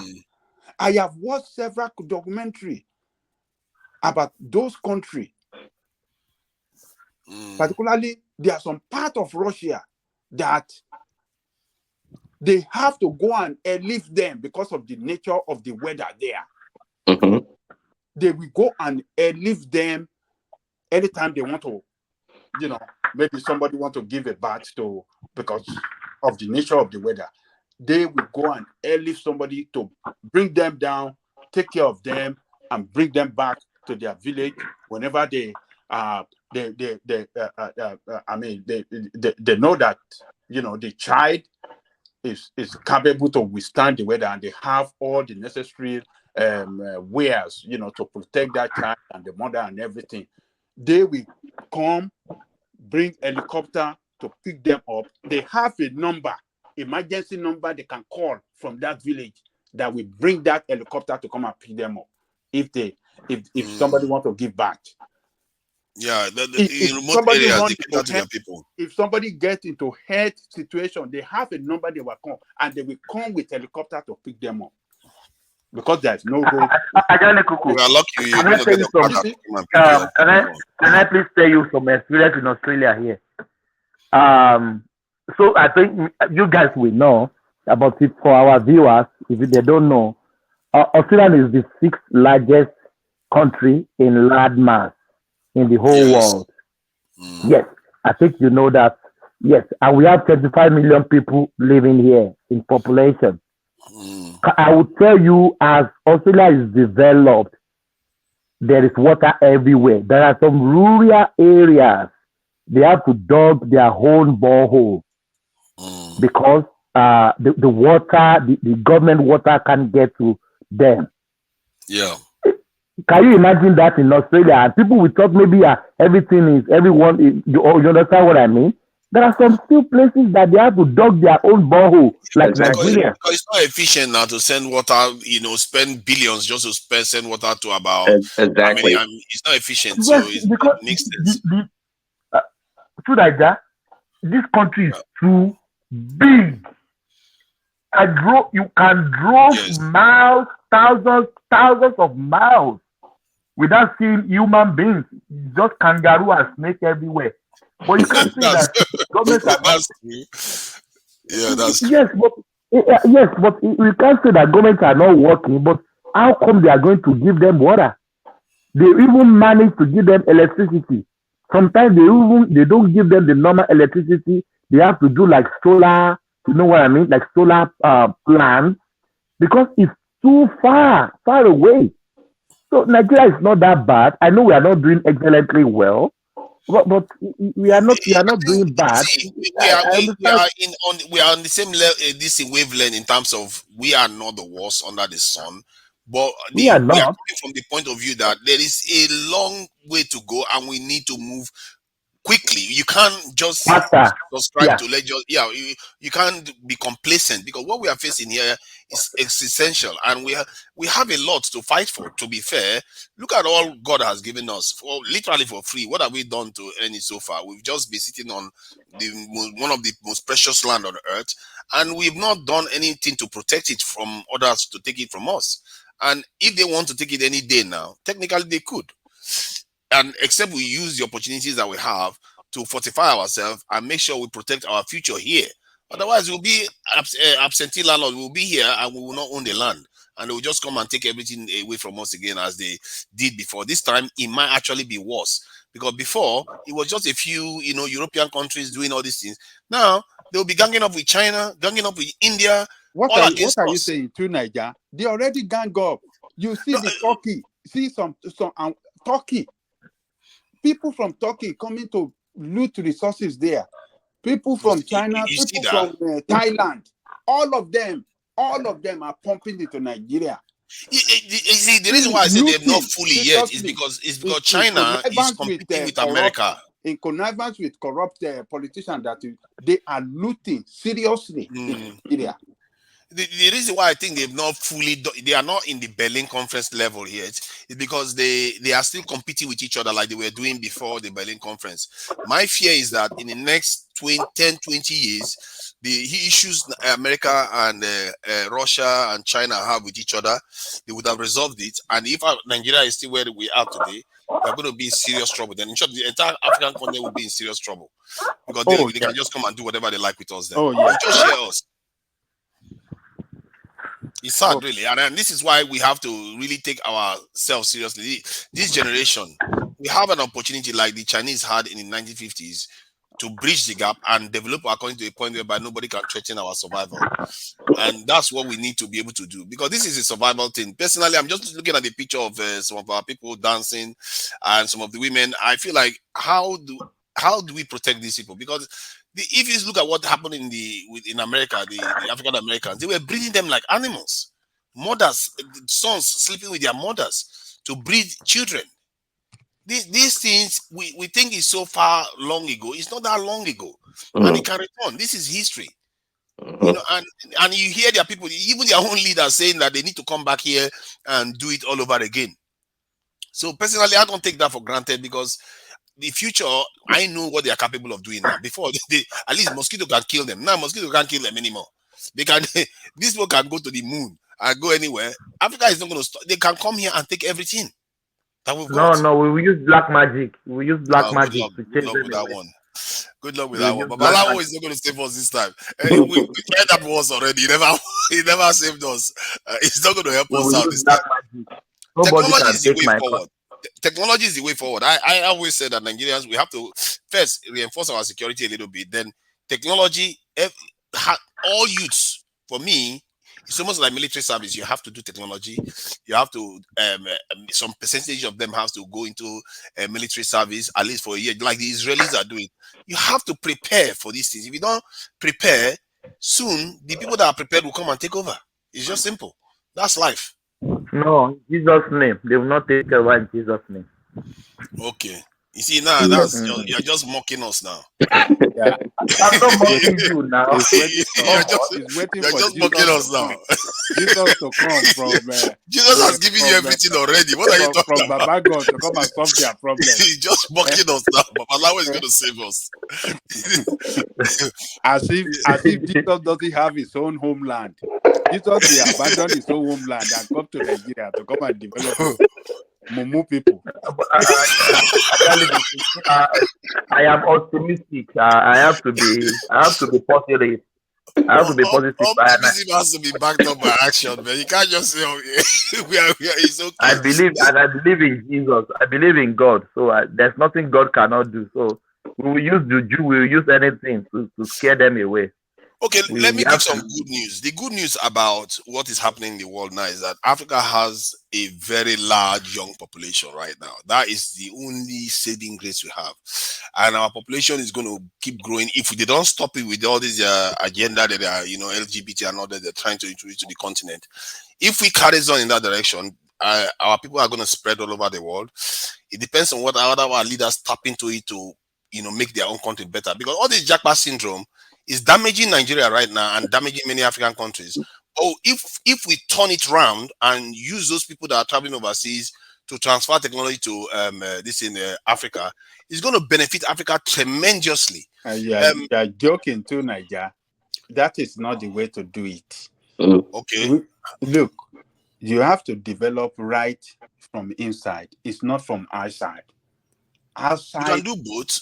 Look, yes, I agree with you both. But when you abandon inside, and you think people in diaspora are the one that will come and develop that inside for you, it's not gonna work. You see, the young population, if they don't invest on them today, if they are going to turn to a disaster tomorrow. Yeah. And we have seen the little, and that is what, example of that is what we have seen that happened in the north about banditry and this Boko Haram, because their leader failed to invest in them and they turn out to be criminals. So our own time, our own, we read books small for South, and that IP is there. And if we are not supported, our young ones are not supported with everything to succeed, they will turn out to be a disaster for that spaces in the South in the future. So far we have not been tapping into the young population. We've, as if anything, we have stood them down. They are not helping to defend their country. They are not helping to a lot of them are not even into technology that they should be in, because technology is the future. I don't know why anybody send their children to go and learn even law now. Technology is going to take over all those things. So I feel like 80% of our youth should be going to technology. If we are a very smart country, this is the time we should draw out like 30 years plan and start to invest on the education, introduce technology to the school system. Children must begin to learn essential. Yes. Computer and all these technology must be introduced, and STEM education must be introduced. It has to be compulsory. Even if you are low of the class, you have to learn it. Schools are doing that. Private schools are doing but that. it's only private school that we need it on a large scale. Of private school to generality. Where have you seen? Or do you think that it's private school that developed this American or country that you live? Is it private school? So when you don't pump money into your education to develop your education, you can't have a future. You can't. That is just only. Well, yes, I agree. The reason why I use that this thing about the diaspora is because the other day I know that the Chinese did the same thing where they tapped into the diaspora to reach the country. But another one that they are doing now is they will send their people from their continent, from their country, to go like to African countries and other parts of the world to start a business, buy up a business or start up a business. And the power of this thing is that you can go to another country, like the way they were doing in the West before in the early 2000s and mid 2000s. They will send people into like America. They will buy up an American tech company and they will transfer all the intellectual property rights back to China. So now the Chinese people are going to start being able to manufacture those things. So, and this type of trend, you don't see it in our leadership at all. They don't try to bring technology into Nigeria to this thing so that we can start doing value added manufacturing and selling these things over the world, given that our labor force is cheaper. So we have a lot of potential that we are not even tapping into at all. And our population is so young.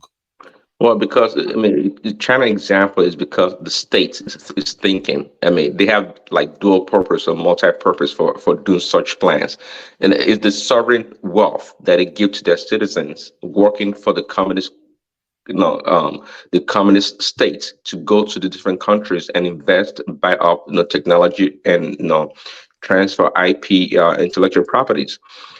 That happens, but in Nigeria's case, I'm thinking, okay. For Nigeria, a very quick way to absorb a lot of the youth is the military. If you have like a really robust military, we can have millions of youths in the military, not necessarily to go to war, but to be a place. To maintain order in the country too. At least Boko Haram will not have space to operate. Eventually, that's what it's going to become. Because, for example, in America, they have the National Guard. They're more or less like they can deploy them to do construction and do all kinds of work in the country, disaster, all kind of stuff around. So the military, if we spend just a decent amount of money into the military, that'd be a good place, a very quick place to get a lot of these young children. It will pay for itself too, because because the economy will improve, security will improve, our people will start coming back from overseas. So exactly, it pays for itself. It's going to have a cascading effect, help with the security. I don't know, maybe it happens in your country as well. Here in Australia, if there's any like COVID time, if there's any shortage in any sector, maybe the nursing sector, any sector, you will just see the military coming to help in the hospital, in the aged care, in their uniforms. I said, what is going on here? These are military people. I said, yes. If there's anything in the country, even in any flood, you will see them, deploy them there. Because they're well trained in logistics and mobile. Wow. That's what the military is there for, to ensure order in the state. Whatever threatens the state, the military is supposed to step in to assist, even if it's to build bridges, to help with flooding, rescue, anything. That's their job. And we have lost. Our military, we created them almost like a kind of force to suppress the people. No, Originally, not to See, protect the nation. well, the military is a good one, and another quick one would be the IT sector because of the scalability. Now, for example, I know El Rafai in Kaduna, I think is doing a great job there, just like they do in Lagos, right? But if you can build a lot of regional IT hubs across the country, that would be another quick way to get this youth because they're already good in technology to get them into being productive part of the Cyber economy. security is the key one. And Yeah, we have so many problems. Look at the data. Recently, I even heard about the concept of data sovereignty. I didn't even know that was a thing, but it turns out that it's a big deal because they said data is more valuable than oil now. But all our data is in foreign hands. We don't have data centers on the continent. Most of our data is in Western and European distant countries. So when we start training our youths to become tech savvy, all this is we'll have more manpower and in a large enough ecosystem to protect our data. We'll start having them on the continent too. So can you imagine if America cuts us off our data right now? Oh my God, family WhatsApp will collapse. And communication will collapse completely. And look at to tell you that America they value these things. Look at what they are doing with TikTok right now. Yeah. They are going after TikTok because they know the implications of another country controlling so much of their information. They know the value, but we don't even like we're just completely asleep. Literally, we are in slumber. Russians don't do this. Well, because Nigeria. Remember that time they said our satellite is down. That maybe we don't pay or something. Oh God. So the Nigerian state treats everything like natural resources, just like our oil, the petroleum, the crude oil. See, we're not used to developing things and producing, making things out of our raw materials. We rather, ship them out to different countries to have them as finished products. We treat our citizens the same way. That's the way we do everything.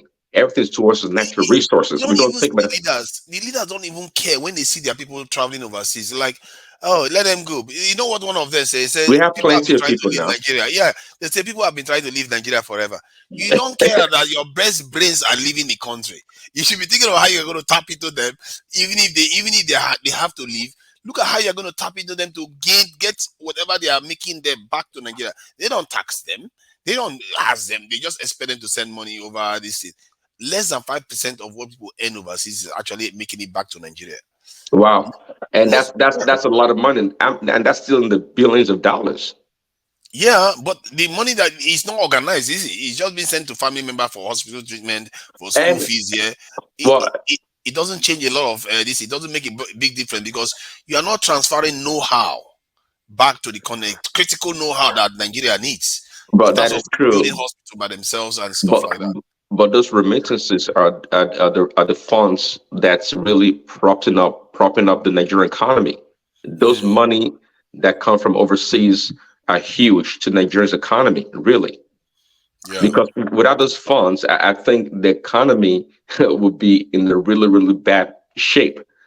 I mean, that's just the reality. So we think, but imagine if people can actually send money back home and invest those funds in critical sector in the country, Nigeria will be light years ahead of many African countries, really, because we have a larger population and we have a lot of people, and a lot of Nigerians are successful overseas.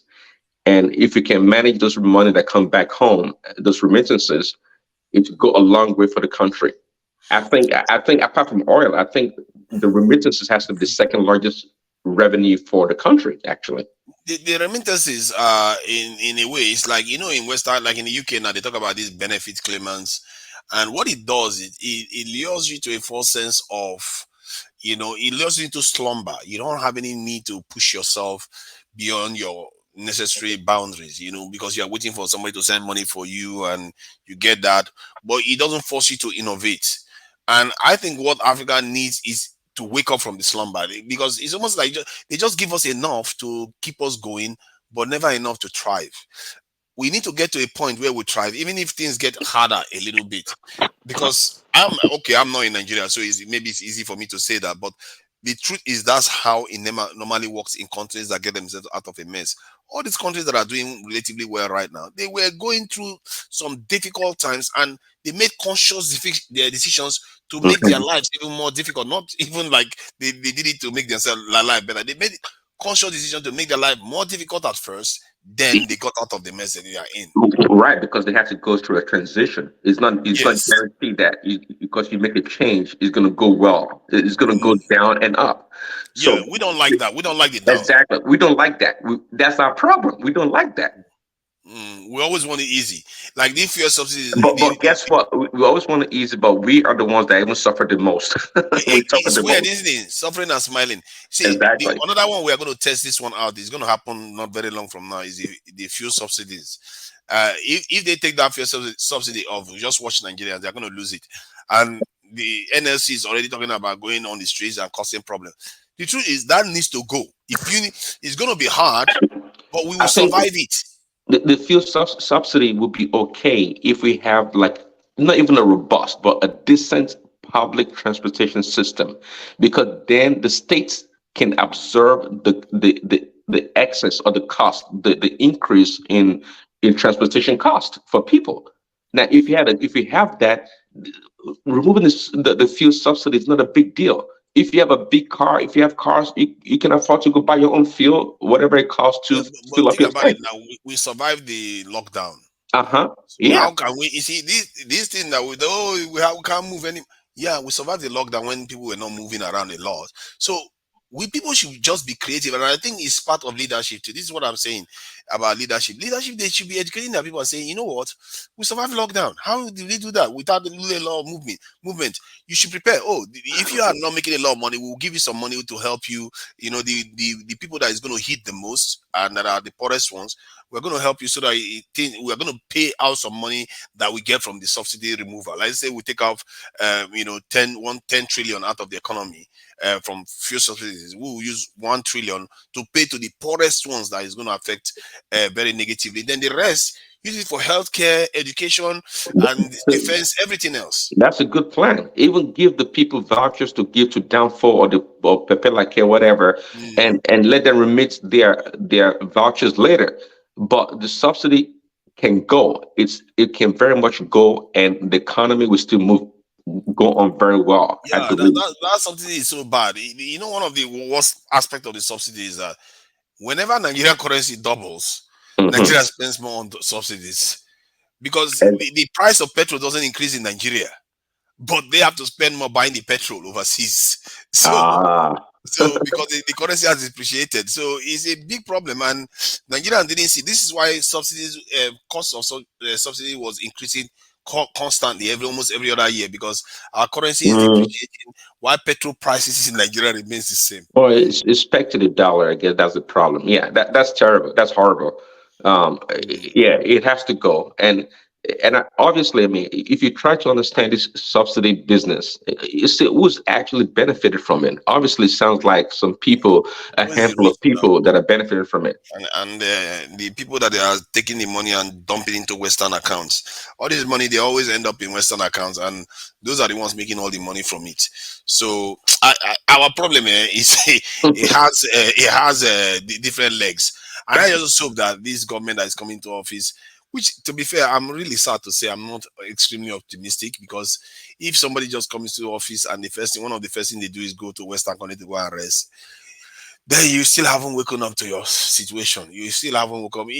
How can you feel more comfortable chilling out in a country that, these people, their forefathers enslaved your forefathers and colonized your forefathers, and the first place you run to is them? You don't see Asian countries doing this.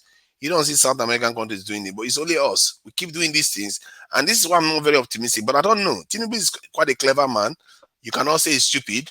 Well, see, I'm not sure about him resting in Western country, but the only candidate that actually said something during the it wasn't a debate, but during the before the election was actually Tinubu. He made a point about because everybody's going crazy with this renewable energy and this, but and as Tinubu said, hey, Nigeria is not up to that stage to try to abandon fossil fuel in order to pursue all this lofty green energy thing. And that was the most that was the most critical thinking any one of those candidates ever said. You see, I like that when he said that. I liked when he said that. Yeah, The but question, that's then he went on to say that if they want us to go clean energy, they should pay for it. You see, exactly. you see what he should be careful. You see, by saying that, you might fall into a trap. You see, because once you do that, they'll say, okay, yeah, we're going to pay for it. They'll give you the sources of renewable energy. After your time in office, the next person that comes in, that source of renewable energy, you have to be buying it from them because you've not developed your own still. Now you are beholden to them again. You see, you have to think deep. People have to think deeper about this. And look at what the Chinese did. The Chinese was like, we are going to keep building our coal power plants until we are satisfied that we Exactly. can maintain our own renewable energy sources. They Yeah. didn't rely on Americans to do it for them. Yeah, that's the way to be.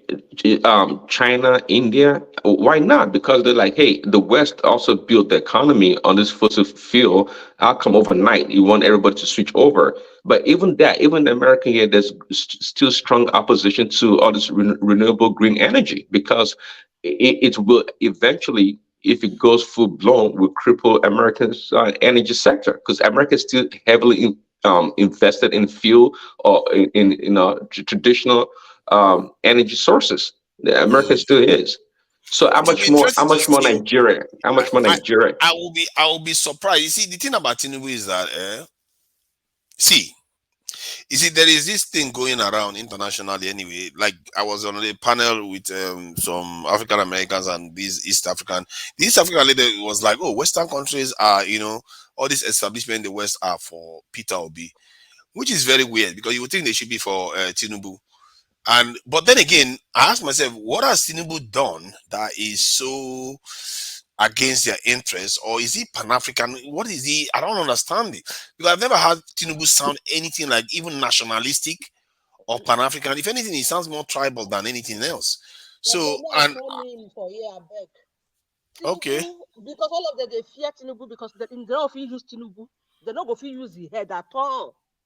You're right. They fear Tinubu. Tinubu is now great person you they see. So this man go work for Nigeria.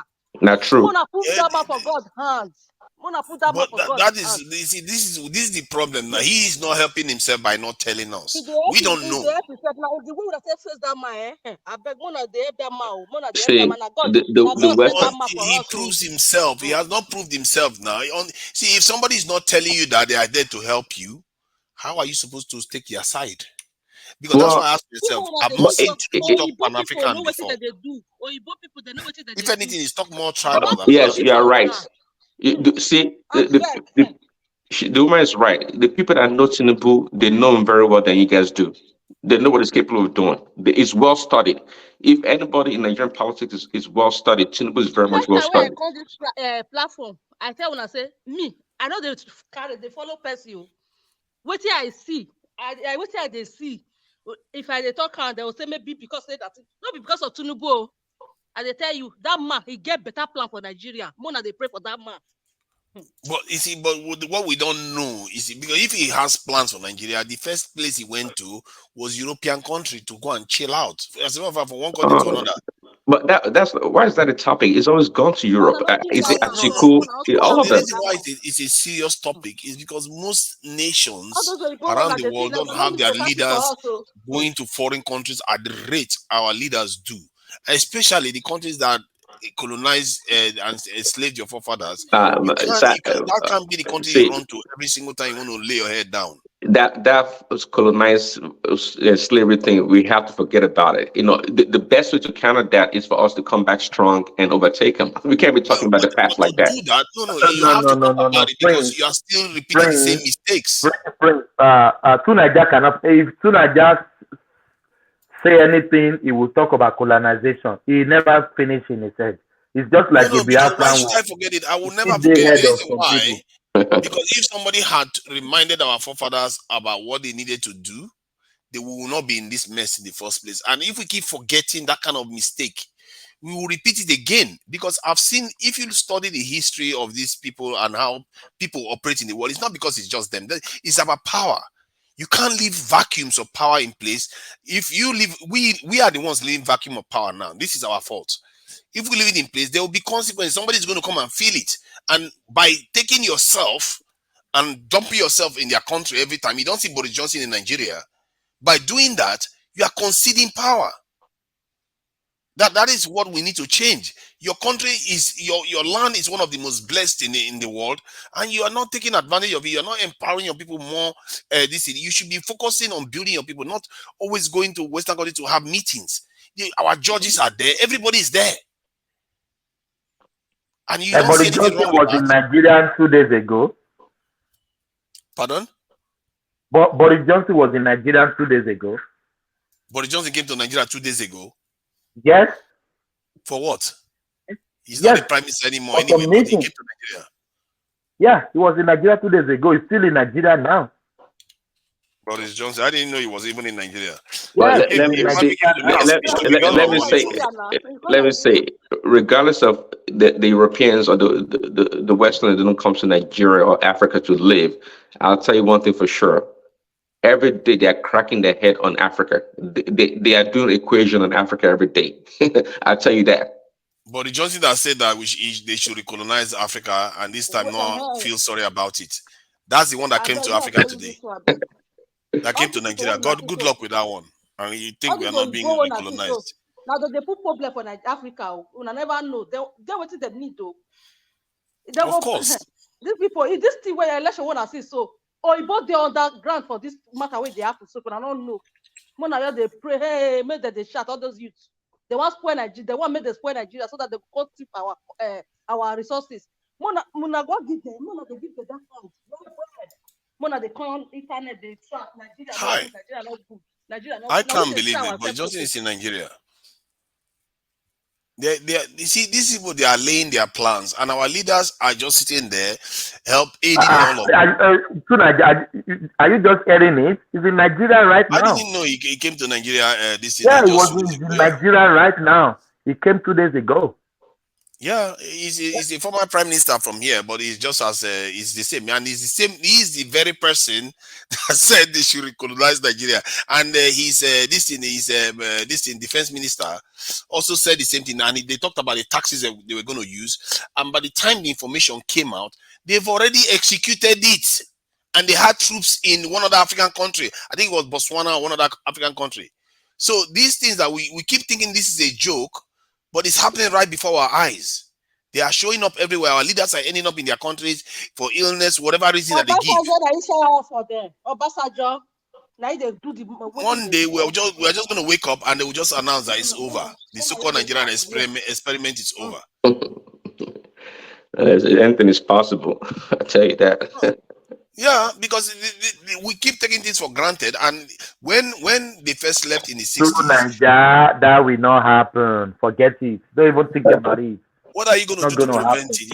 If you don't have any not power going to happen. Why would it not happen? They can take Ghana, they can take Togo, they can take Benin Republic, not Nigeria. Nah. Okay. Nah. Have you ever seen any man that has any opportunity to gain more power without any opposition not take it? Good luck with that one. Say no. You have to look at it from the point of view that if it was you, what would you do? Just think about it from that point of view. If you were a Igbo man, you had the power to take all these things from these people. What would you do? Would you say, "Oh, let me go to church and fast over it for 32 days and 32 nights"? No. You'll be like, yeah, that's an opportunity. My family will be better off. My people will be better off. I will take it. Ask yourself, what would you do? That's how you know. So this for me is very, very simple, and that's how I reason. And I'm a very nice person, actually. I like to think of myself as a very nice person. And yet, when I ask myself what I would do, this is what I'm telling you. I'm telling you that I will take over Nigeria. I will take over the entire continent. It's not going to happen. Forget it. Don't even think about it. Don't think about it. Answer what you would do. Answer me what you would do. What would you do if you are in their position? No, that mentality. The fact is that they are getting. Nah, forget it. You didn't answer the question because you will do worse than they did. What they've done. See, they're getting everything they need to get from Nigeria or African countries. So there's no need to overwhelm the continent by trying to invade. But trust me, everything that helps the economy, they are getting it. If they were not getting it, it would be a different ball game. China is changing the equation. That is why now they are becoming more robust about it. That is why I agree with you. In the previous this in arrangement, they didn't have much of a need to come in now. But China is changing the equation, and now That's they true. want to show, Yeah. show their presence here even more. They want to, because otherwise China is just going to come and liberate the entire African continent and get them developed, and the West Well, will be that is true. Well, but see, with African, it's always too late. I mean, back in grad school years ago, I said it. Look, when China was trying to make inroad into Africa, I said, look, that was a great time, the great opportunity for Africans, Nigerians to partnership with China and drive the whole narrative. But as usual, they want to be our leaders want to be greedy. They rather go the corruption way than to say, hey, China, we're going to work with you. Come, let's sit down at the table and let's work together. Which is not really far from the Chinese model. The Chinese, by their nature and their culture, they will listen to you. They will work with you. Unlike the Europeans, for example, that hey, you have to bow down to them. The Chinese or the Asian would be more than happy to work with you. But we Africans, up to now, we're not taking advantage of the opportunity that China is presenting to us until it's too late. That's the key term. Always too late. And that's my fear. Everybody's planning for 30 years time. I think 30 years time it will be too late, because by that time the Chinese and the Americans and the Russians, the Indians, they would have aligned themselves. They would have resolved their differences. Oh no! And once they do that, then we are all this is because of the vacuum that still exists in Africa. They will just do whatever they like with us. They will share us, just like the way they did in the Berlin Conference between the Europeans. It will be too late. So just like you said, whatever Boris Johnson is doing in Nigeria, and even the Biden administration and other the Western countries, they seem to be like more interested in what is going on in Africa. Because why? Again, China is there. And they know China, they have a policy of, hey, I don't care what you guys do, your democracy or whatever you guys want to do. I'm just coming here to get the natural resources. I need them. So unlike the West, they'll come here, hey, if you guys are not democratic, or if you don't do this and that, we're not going to give you loan. And China don't really care much about that. And that's what the West fears. They fears the China model. Okay. You see, my calculation is that China may even be more insidious than the West. The reason why I agree. The reason why I say that is because China, the way I want to approach this thing is that they have this Belt and Road Initiative that they are doing in Europe. And if you look at it, it cuts through from Asia all the way to almost this in Portugal and Europe, in the middle of Europe. What that is doing is the entire continental Europe, because that land is a one land mass. When you say Asia and all the rest, it's just a statement, but in reality, it's just one land mass. And if China unites all those areas, including the Middle East, that is whole chunk of landmass with all major powers in the world are on there. Africa is just on its own. And if you look at the kind of projects they are doing in the Middle East, they are actually more advanced projects that they are doing in the Middle East than in Africa. And in Africa, their most advanced projects in Africa are happening in North Africa, not in sub-Saharan Africa. Everything we do seems to be always the lowest ones, the worst ones. We are not pushing. Personally, if I was our leader, I would be extremely alarmed with what I'm seeing. All our young people will just be there and watch all this transition happen in their lifetime, and they don't have any prospect. There's no development on the continent. They should be tapping and being very, very alarmed by what they are seeing. Because personally, maybe it's my cause or it's a blessing that I can see these things coming down the line. And it's not that long from now, 30, 40 years, this world, the whole entire European continent will be more united. If there's not going to be a nuclear war, they will be more united because they would have resolved their problems. Where would Africa be then? Would we be advanced enough to defend ourselves? And if you're not able to defend yourself, you are the one calling for trouble. It's just as simple. It's not their fault. We unite ourselves. We unite ourselves. What? Okay, now you're talking about unity. 1 minute ago, you're talking about the Oluomo and all the rest. See, you see why? When did I mention Oluomo? No, it wasn't you. It was Adewale. sorry. I see now. You see why it is. You see why a common danger unites people. That's just by perceiving it. Can you imagine if it actually happened? It will unite us. But the problem is that by the time it happens to us next time, it will be too late. And I don't know whether one can even, if you look at it on paper, you can almost argue that it's too late for us. If you want to project it that way, that since we need a stimuli to unite us, the only stimuli that will come is the one that will be too late. I don't know what to make of that. And believe in me, I'm trying to find other. I've been asking somebody was saying, no, you don't always have to experience trauma, that there are other ways to unite countries. And it's true. Like in the case of Ethiopia, they had this common project where they are building the national dam, and anybody that threatens that dam is against the entire Ethiopians. It unites them.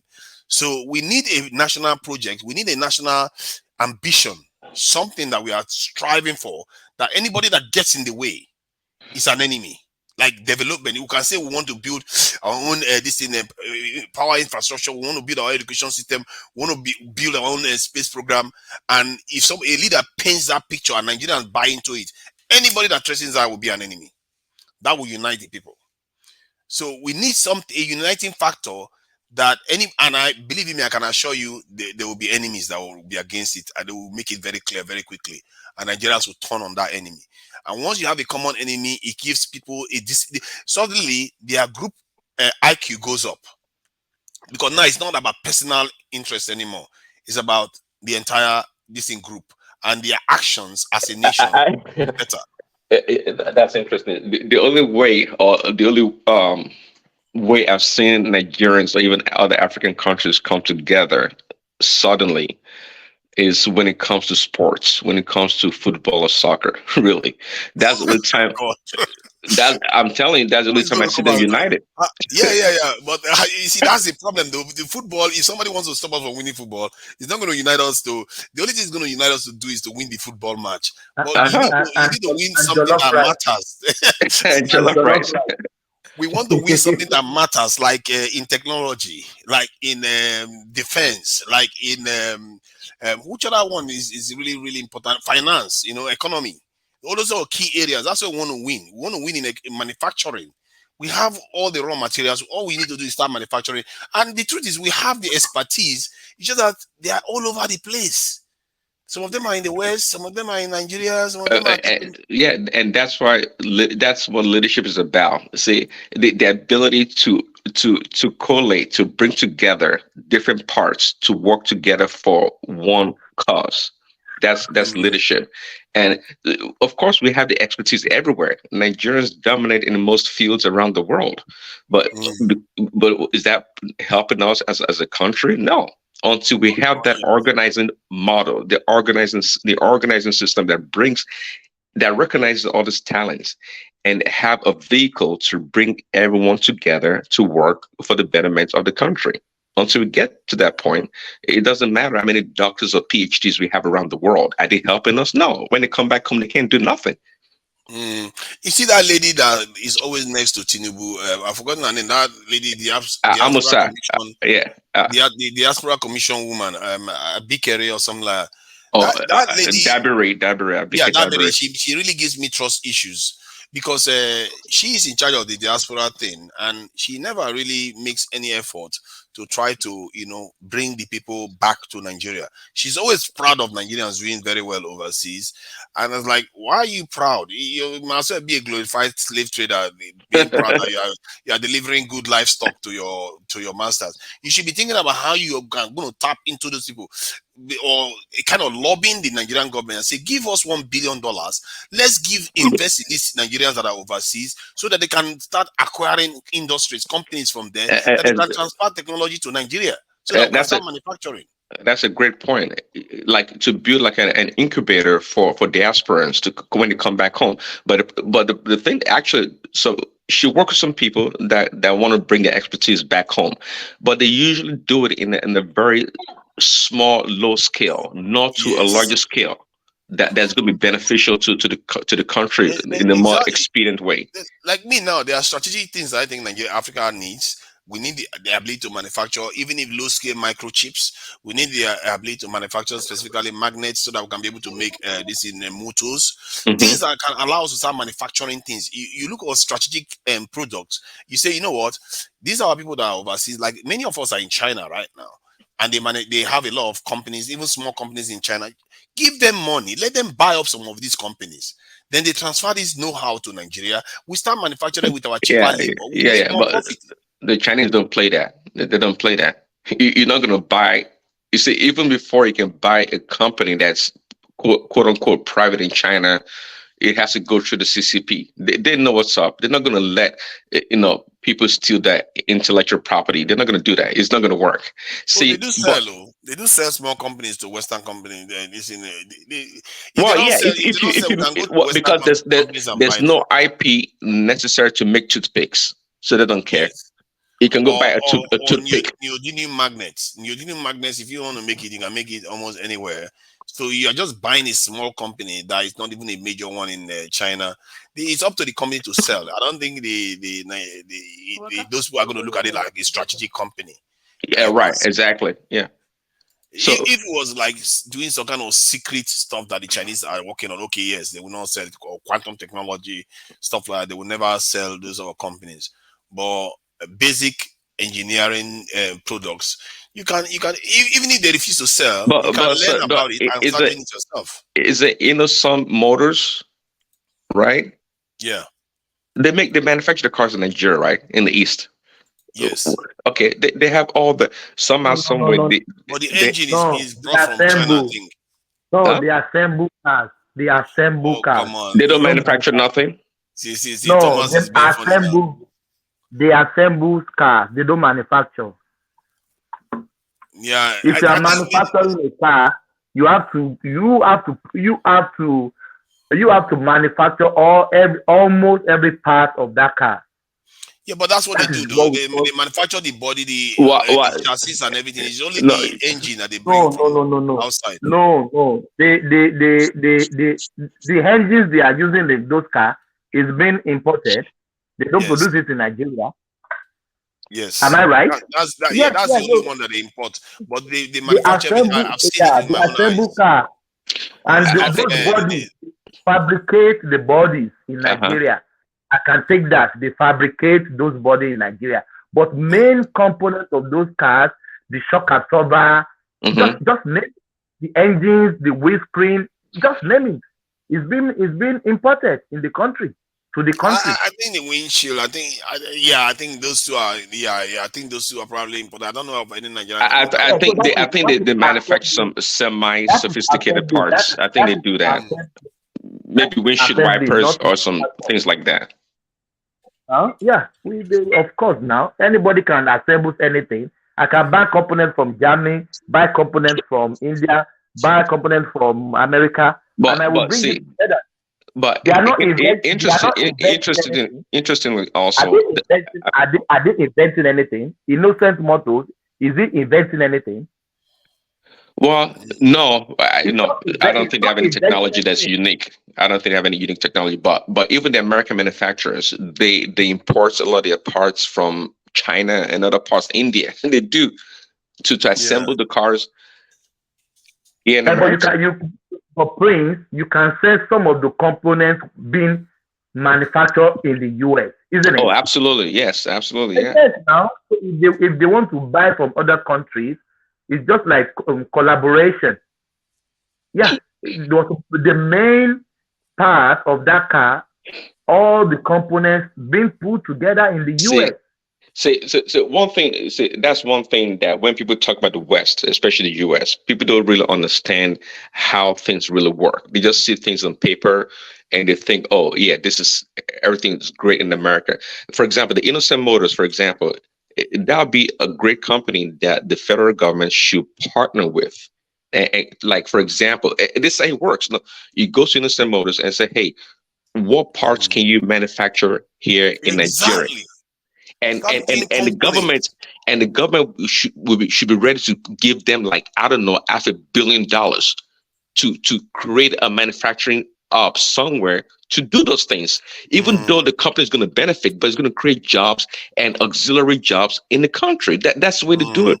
So And America, Innocent is already doing that, you know. There are some of their components like plastic parts and all this stuff that is manufactured by other companies in that area too. So yeah, but is you're the right. Nigerian government invested in it? Are they pumping money They into did it? recently. They gave. I Please, think in year please, 2000 they gave them some money. I think, if I'm not mistaken. please, But that was the only time. Yeah. Okay, that's let good. me say this about the innocent models. What I think, the Nigerian, some of the states in Nigeria, they collaborate with him using his car for official use in Nigeria. Before 6 months, 1 year, the car is gone. What? Even though he's assembling motors, the product, it doesn't give them the benefit of doubt that this car is durable, is stronger, is, you know what I mean? That Oh, is come on! efficient. I've never heard that the car is broken down at all. I think it seems to be working just fine. But here's the thing. Let me finish. Anything I say is documented. It's documented. You can fact check. Documented that. Okay, can you provide me any evidence, please? I would like to see that innocent cars are bad. To Niger, we have dealt with this thing on those platforms. One state of the southeast, they refuse to pay innocent models because the cars they bought from him before 6 months, 8 months, the car is gone. We brought it on this platform. We deliberate on it. Yeah. Yeah, some releases may have a problem. It doesn't necessarily mean that their whole history is bad. Yeah, but we yeah, have to I be tell careful you. about that. Well, okay, I can't really speak to the innocent model issue, but here's the thing though, that should not be a sufficient justification to abandon the car company because it breaks down. Because if we were to use that example, for example, the Hyundai car company or the Kia car company, they used to make terrible cars. Their cars were not the best, but their country, South Korea, supported these companies for many years. Now they've become great vehicles that rivals Toyotas and Hondas. They're great vehicles. So Innocent Motors, yeah, they're still working out some things. They're not perfected yet. We understand that. But it shouldn't be a reason why to abandon the company. And also that because it's a local company, the access to repairs should be closer to home where they can get you the parts and fix the cars much quicker. So I think all in all, we should still support Innocent Motors because it's a Nigerian assembling company or a car company, whichever way you want to put it. Yeah, I think let me read what is being written about them by ChatGPT. It says, to the best of my knowledge, Innocent Cars manufactures and assembles different components and parts of their vehicles in Nigeria, including the engine, transmission, wheels, brakes, and suspension system. They also produce their vehicle bodies locally using sheet metal, and they have invested in modern equipment and machinery to enhance the quality of their products. In addition, they source some of their components from reliable suppliers outside Nigeria to meet the demand of their products. So, yeah, it's a mix of both. They seem to be doing both, local manufacturing, and which, to be So fair, is what most companies do. what is the difference about what I told you about what you just read now? Okay, what the difference is that the difference is that you made it sound as if like majority of their products, the items I are said they fabricate the body. overseas. Did I say that? Yes, you said that, but including some of the components, they did say that it's also manufactured by them. They just said also some of they also do bodies listed in the country. But that said, anyway, I know that you said something about the Innocent Cars not being very good. But I think obviously everybody released a car that is not very good. I wouldn't be surprised that they have problems, especially it's a new company. But by and large, are their cars still working with government this orders? Are they still functional till today? If they are, then they are and they get better over time. That is And true. Yeah. you have to encourage them. This is how China did it too. China, at first, most of the stuff was being done by the West. Then they started manufacturing their own stuff, and most of their stuff, people were always talking about, how it was not very good. We used to even insult Taiwan products as not being very good in Nigeria once, and now they are the rage of the town because they've gotten better at it.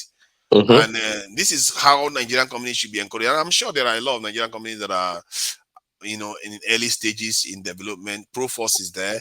Innocent is there. So they are all emerging. It's just two that I can remember. So let's hope that they build on that and they get to a good level that they can compete around the world. Truth is, we need it to happen faster.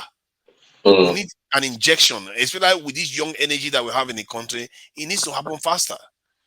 And this is one of the reasons why people, like someone like me, I supported this Peter Obi because I felt like he had an agenda to really push this manufacturing agenda. But the thing about Tinubu is that he doesn't say too much. You don't know what his plan truly is. He doesn't say too much. He doesn't give a lot away. He even says something that some of his So ideas that he's Peter going to Obi hide can it away. steal his ideas, Abi. Or people can steal his ideas. Oh God. No, Since see, he actually says that he will hide some of his ideas sometimes. What kind of with nonsense are with we in Tinubu, it's an issue of classroom here? with Tinubu, it's an issue of leadership style. It's more like a delegator. He Do you know the delegates. Peter Obi manifesto? You know Peter Obi steal from Tinubu's manifesto. Do you know that? I don't know. You see, if he stole from We said this here. Now it's a everything we said, compliment now, everything isn't I it? said you don't know. But you are fast. We are like your principle. Go and verify. You are Why are you verifying saying this? everything I'm Most of the saying. things Tinubu, this in Peter Obi put in his manifesto, he was saying it from the campaign trailer already. Consumption to production is not new. If he and some of the, in terms of security, is not new. So all those things he's already been saying it in his campaign trail before he went into his manifesto, and he even went further with his foreign policy being this in Pan-African, which is the first time. I know he said Afrocentric. This in Pan-African, this is foreign policy, which is something that I've never heard of from any Nigerian leader ever talk about like that, in terms of focusing on this in our own issues on the continent. And so, which we'll see anyway.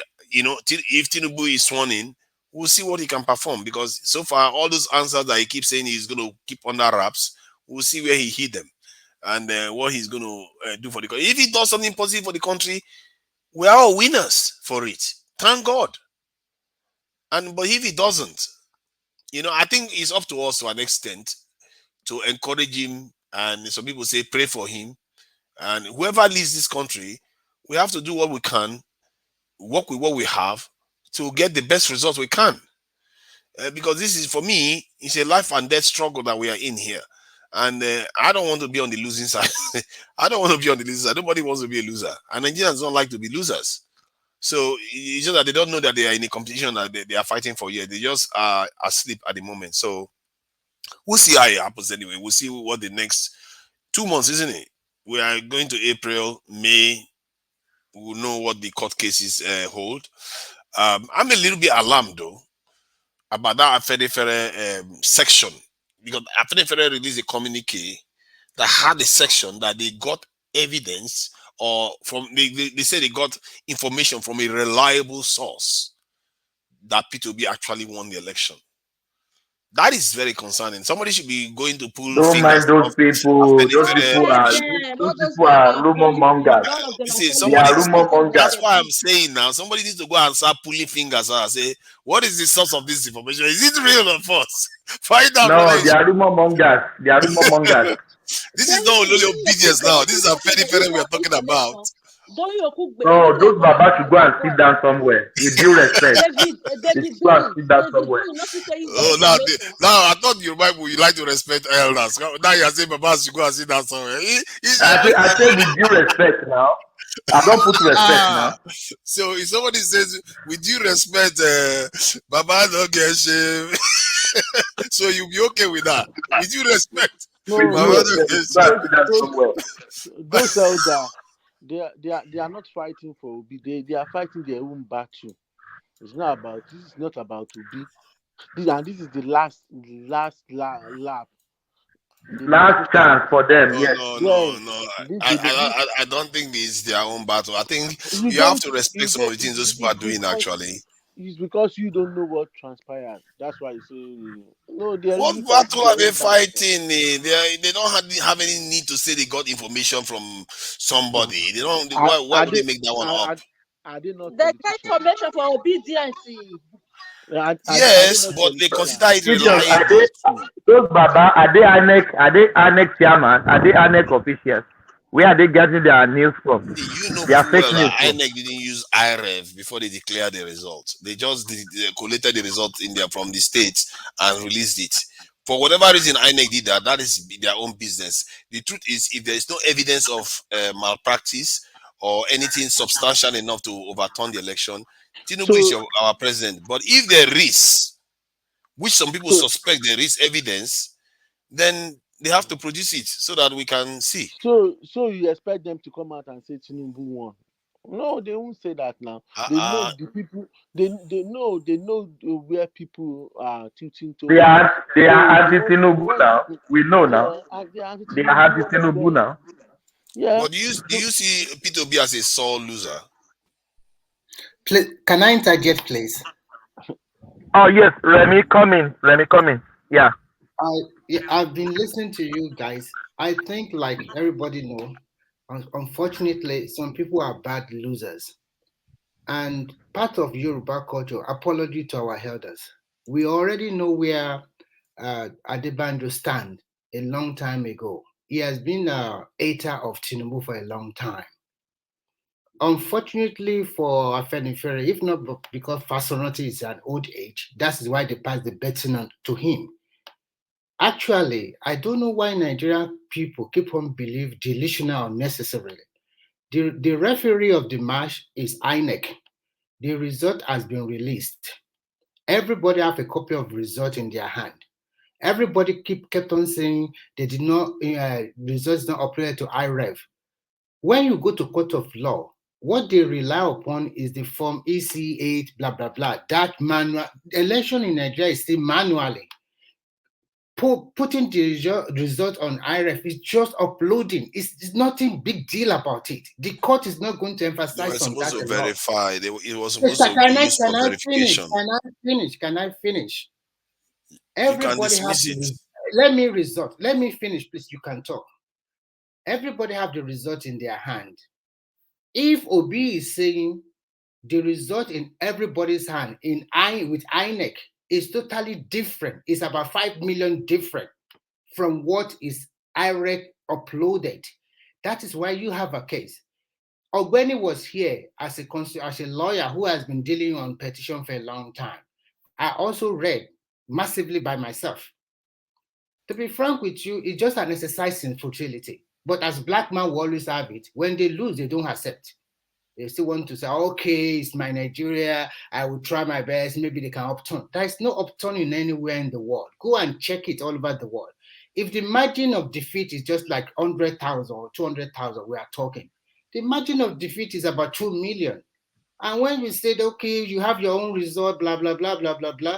No. 2.7 million. You guys 2.7. never talk about Southeast, where is winning 94, 97%. You never talk about that. 6 states or 5 states. Sorry. And everybody knows that this guy did not win any vote in the Northeast and Northwest. There is no spread. Let us stop deceiving ourselves, please, for God's sake. Let's face the reality. Why do you just expect people to just accept results just because you say so? Some people believe Not because I differently. say so. Not because I say so. Like, for example, let me ask a very simple question. When you go and play a football match, the referees in the center, assisted by some linesmen by the lines, whatever the referee said is fine in a match. Have you ever seen a match upturn? That okay, I won you by 2-0, and then later they now said you are the winner. Have you ever seen something like that? Not when you can take it to court. This is not a referee. Football match is not the same thing. People report to FIFA. They report to everybody. What happened? Yeah, but once the match is over, I've never had any match being replayed before. But court can overturn whatever they feel is not right. What I asked you did not understand me. When they played the match, and you report to FIFA or you report to UEFA or report to NFFF, are they ever upturned the result that say, okay, now I give you the 3 points because the referee said that, blah, blah, blah, blah. The point is this: whatever you say But outside who here, says this is football? Don't you see that football is different from I'm giving you a normal very court simple cases? analogy. I'm building my case, but you don't allow me to finish. Okay. I will let you exercise restraint a little bit. INEC have released the result. First thing I always say is that if you don't believe in the process, don't put your head into it. This is a complaint, like Nigerian would say, complaint after election. The election is gone. INEC released the result. And then when you said, okay, you are rigger, blah, blah, blah, blah, blah, blah, I was expecting your petition to be based, because when you file a petition, you must give us in your petition the figure, polling unit, or wherever you are cheated. You don't generalize a statement. What OBD was to generalize. And when you generalize something, we cannot bring out what exactly you want. But that is what they will rely upon. It's not going to go to the court and now say, okay, now this is the polling unit that I think they rigged me out in Lagos. You must have put it in your petition. Go and read the way they file petition in Nigeria. You understand what I'm trying to say? Okay, give me 1 more minute, then I'll be done, and then you can talk. So at the end of the day, I don't want people to be delusional, because people are just delusional unnecessarily. Sometimes you win, sometimes you lose. I think it's acceptable that when you win, be happy and accept and be a good sportsman. When you lose, also accept and move on. You cannot be complaining here. They did not put the result on high. What is high? Just to upload. Does the result on your sheet, the one you are going to present in the court, is it the IRF you are going to that one that from EC8? I don't know, maybe EC8A or EC8B. I don't know that. That is the one they rely on. That's what I rest my case here. That is the most important thing. Forget the IRF or no IRF. I think that yes, sir. Who is calling me? Yeah, is it Pat? Yeah. Hold on. To Niger. Pat has not spoken since. Yeah, let's hear from Pat. Yeah. You know, Obedient. They've gone to to get permission from America. You know the Freedom Park in Washington. They've gone to collect permission to protest there now. Yeah. They want to protest in Washington. Yeah, which is they have a right to civil this in protest.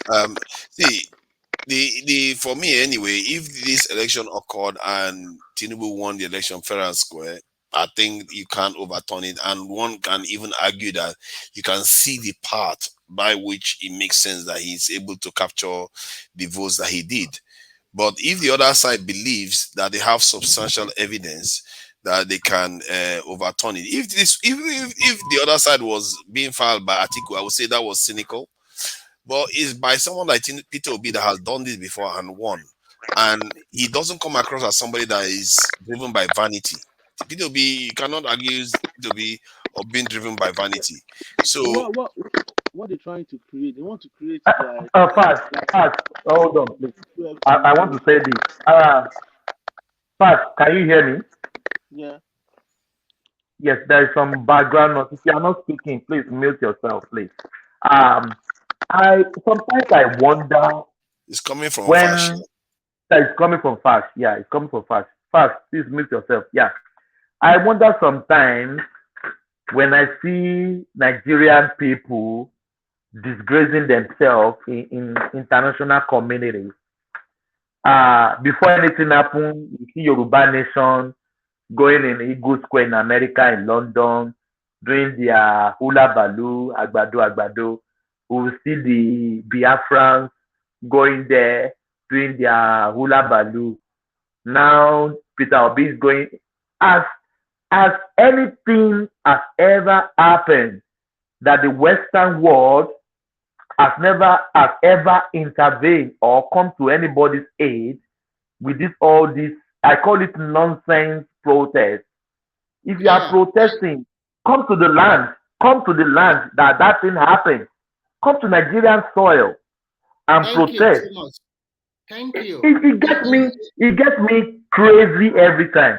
What are these people doing? In Make them addition, disgrace themselves for Yeah, there. but who is teaching them that? You just saw Tinubu run to London to go and rest. This is the problem I was highlighting what do earlier you on. mean But went to because London it and was, rest? you see, Obi exactly, did you not see what I travel. mean? You see what I mean? This is exactly what we do. You people Whenever they call somebody out for the same thing, because you support advocacy that too person, much. it's okay for you. You cannot Because you travel, you don't cannot go anywhere to Can I rest. finish my point? You just said you Hold wanted to on, finish your point. everybody, one after the other. Sunaja, finish your thoughts, then Yes. Remy, then Pat will come. Yeah, Sunaja. This thing that we do, we don't always operate on a level playing field and say whoever breaks this rule, the person should answer for it. That is the basis of any civilized society. But what we do is, just because we support the person, it's okay for him to do it, but the other side should not do it. We are now complaining that, oh, these people are going overseas and are highlighting their problems in the West. But our leaders are doing it. And when I highlighted it earlier on, many of you were trying to defend it. And you are, even till now, you are still trying to defend it anyway. So thank you. I mean, now, the hypocrisy of Nigeria is too much. Tinubu have a right to go and rest anywhere he likes in the world. He is not going there to complain. But what I always tell Nigerians that when you go to everywhere in the world, you are demonstrating. Can you tell me any time any problem happened in UK, America, all this developed country that they have to come to Nigeria to go and protest? This is unnecessary because at the end of the day, politics is about interest. So the leaders are, it's okay, but it's not okay for the people. No, let me finish. Please, I beg you. Remy, please, let me put this there. You wrap it together. Since Biafra has been protesting in London, in America, as America or UK forced Nigeria to get their country, since Yoruba nation has been disgracing themselves in diaspora, campaigning all around, asking for Yoruba nation now. Has anything happened? Yeah, thank you. Has anything happened? Actually, I don't support the separation of Nigeria. Because when you separate, you will see more bigger problem. You will never develop as a unit, as an entirety like a Nigeria as a country. Most Nigeria, they don't think that way. Average Nigeria is very, very, average Nigeria is very selfish in their thinking. Actually, this election, when you look at it very well, critically, you will notice that for the last election since this report from 1999, to me, is the fairest, where you have new set of leaders, where you have a new, probably, Labour Party has been in existence for a long time. How many seats or how many gubernatorial elections have they won? So you will notice that we have a new set of leaders, new party. Let's assume that this election, they want to rig it. Are you kidding me? How can it be 5 states, 97%? They have sitting governor there, belong to different parties. They have people, commissioners, they have party people, agent, councillor, chairman, wherever in their party. We have their own supporter that the governors have already given appointment. And at the end of the day, the result was 94%, 97%. My bone of contention here is this. When you continue to say they rig you out, do you think the other people are stupid? They left you. You rig whatever you want to rig in your southeast, and you get the vote by yourself. Look at the other three candidates, apart from even Kwankwanso. When you look at the percentage of the way he won against Tinubu that came second, we can see it's about 65% to 35%. Look at all the results in other states of Nigeria. It was evenly contested among the 4 political parties. It was evenly contested. Are you saying that let me finish, please. It is only in your southeast that it was not evenly contested. You guys, you don't look at that one angle. You will continue to fixate it. Even in Lagos, Tinubu lost. I want to ask you a question. If Obi have lost in Anambra, what will you do? The heaven will heaven fall? If Obi has so are you saying that if there is evidence of massive rigging, they should not bring it out? Answer that question. If Obi has lost to Tinubu in Anambra State, what will you guys be doing now? To investigate again. That's what they're going to be doing. You will burn down your Anambra to death. You will say, "Oh, come on, stop talking because about trying to burn down things."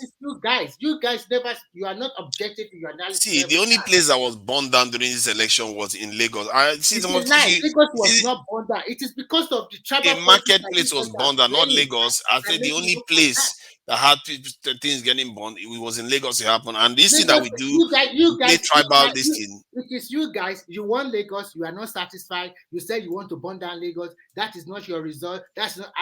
It was so embarrassing. In It fact, was burned down before the election, not after the election. No. It won't burn down. Nothing is going to burn down.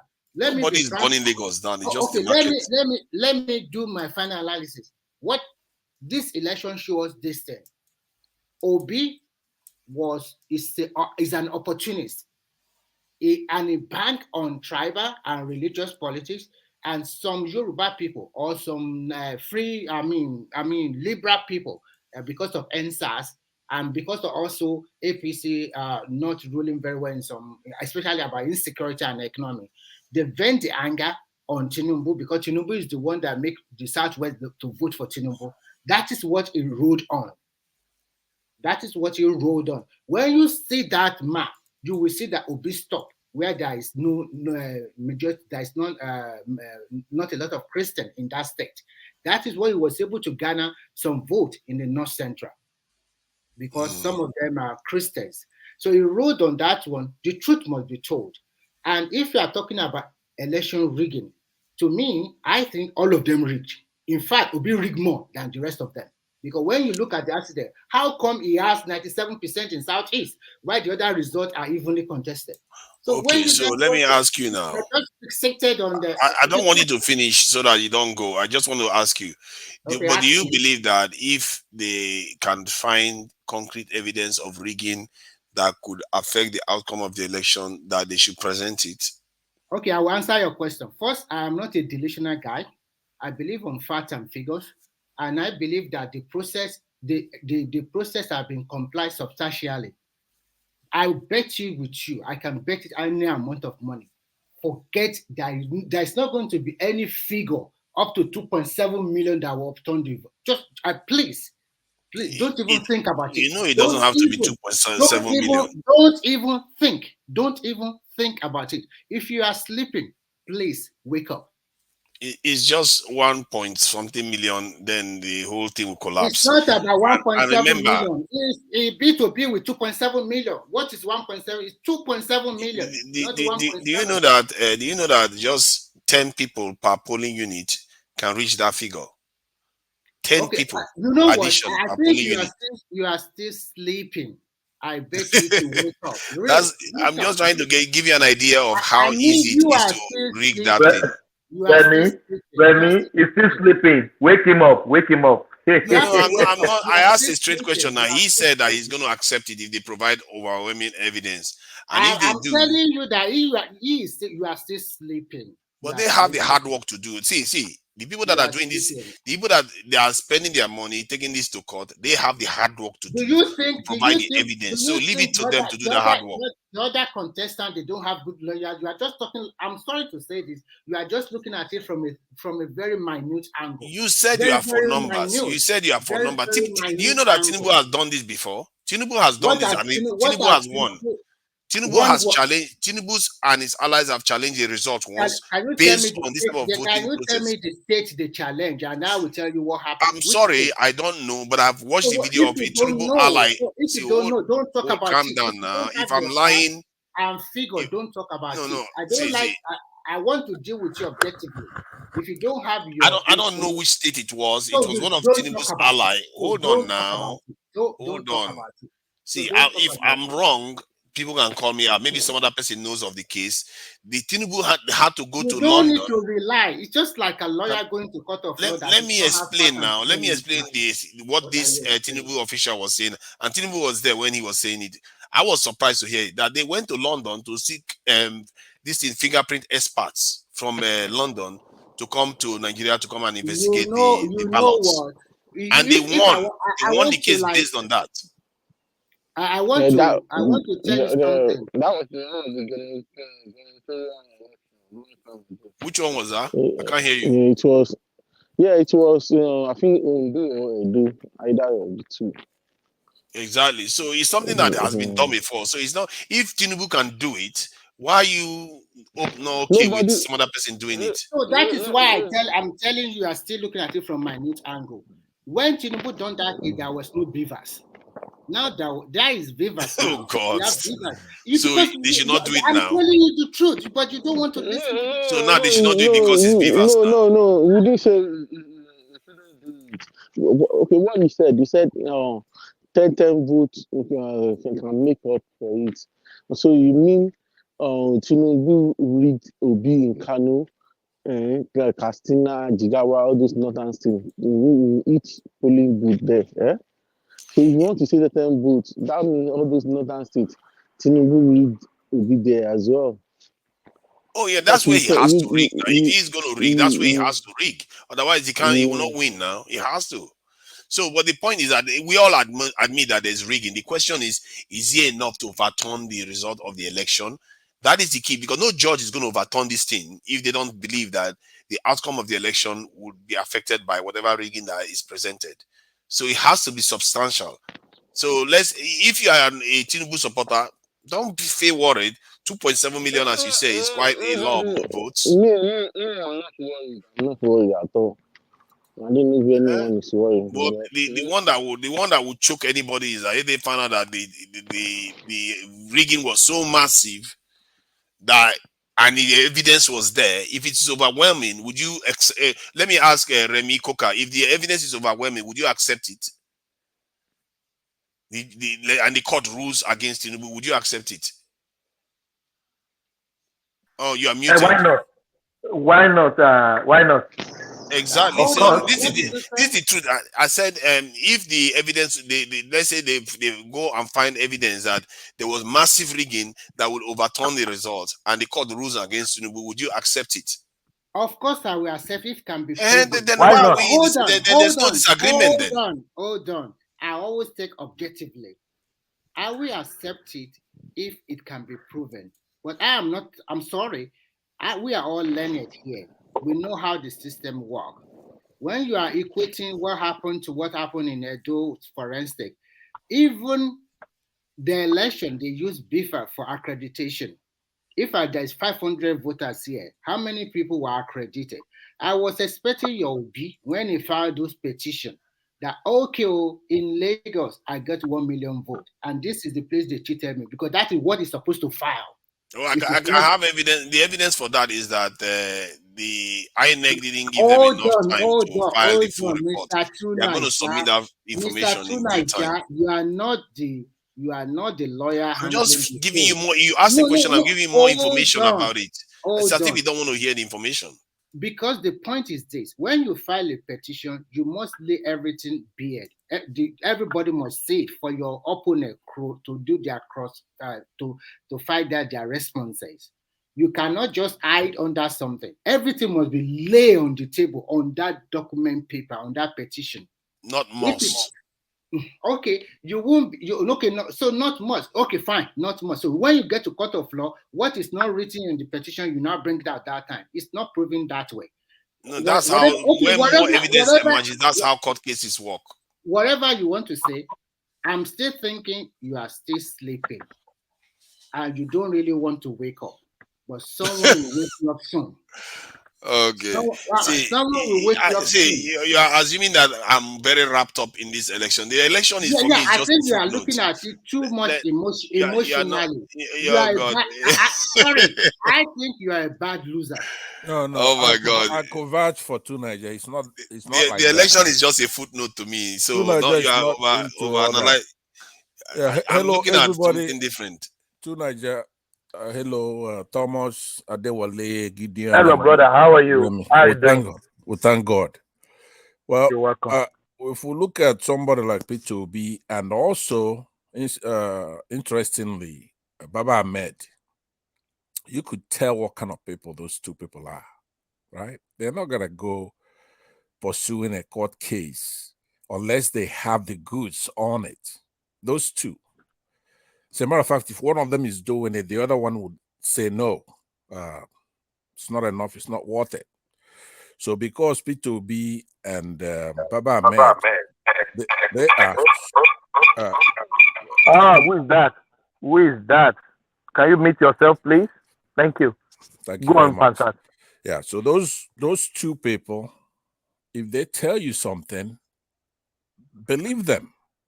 Now, you could spin it all you want.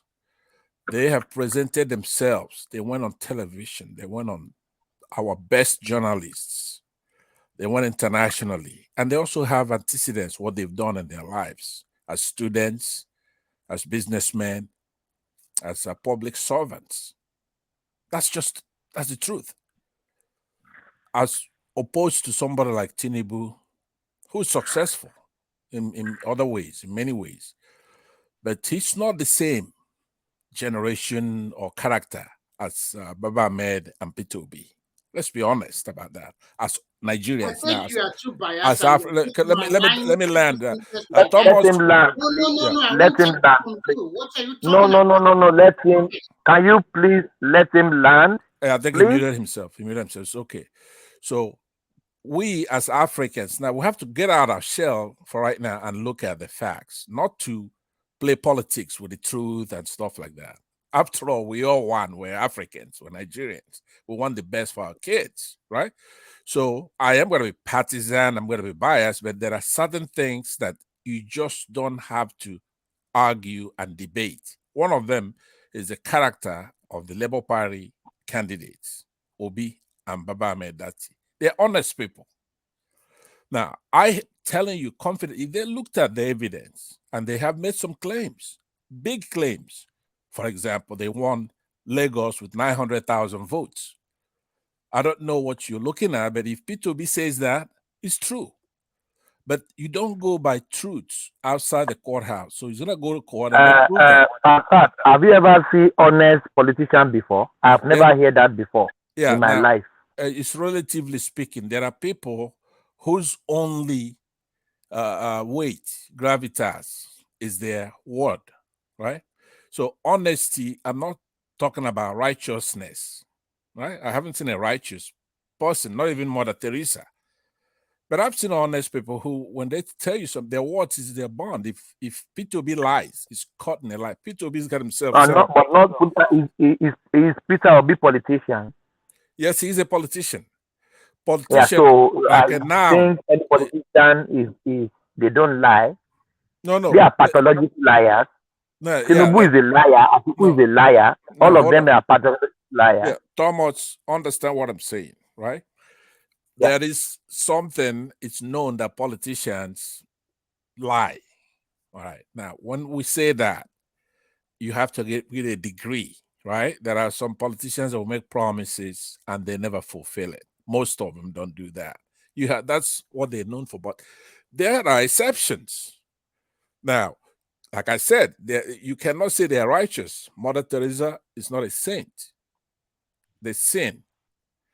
But P2B, Baba Ahmed, that as in the limited area we're looking at it, we can trust their word. If they say they have evidence. Can we trust Tinubu? Can we trust Tinubu? No, we cannot. We can't. So why do you want me to trust Peter It's not Obi? done by tribe. You're not gonna say, okay, I forget about tribe. Hold on. No. Let me ask you. Hold on, please. Oh, let's have a conversation. It's not a monologue. It's a dialogue. You interrupted me. Let me ask you. Yes, let me ask you. Yeah. Can we trust Tinubu? I said no, we cannot. So so you want me to trust Peter Obi? Okay, can I say something to you about that question you just asked me? Because you may have a good intention, but the way you're making it sound, the way you're making it sound, like, okay, I give you. Hold on, please. Hold on, please. If you can tell me I can trust Tinubu, then I will trust Peter Obi. Okay, so that's what I'm saying. If you're not speaking, can you please mute yourself? There's a noise coming from you, please. Not me. Prince, yeah. Yeah, I know it's not you. I know Thomas, it's not you. Let me just, by the way, remember what I was telling you the other day. You're fair. You're curious. You want to hear why I said that. But here's the disturbing thing. You are trying to say if you give one Yoruba person an F mark, if it's not honest, then you give an Igbo man an F mark as well, to be fair. That's what you're saying. Or if it's a Hausa man, I didn't mention any Yoruba now. What are you saying? No, you're saying. I didn't mention any Yoruba. No, understand. I didn't say that. I'm taking it to the logical. I mean, listen to what you just said. because I said Tinubu is not honest, that he's a dishonest person. He is a dishonest person. You're saying then that P2B should also be dishonest. And that's preposterous. Of course, because they are both politicians. They are both politicians. No. Okay, so I see that you really don't do this on purpose, because you did that all through the election, all through the campaign. You are wrong about that.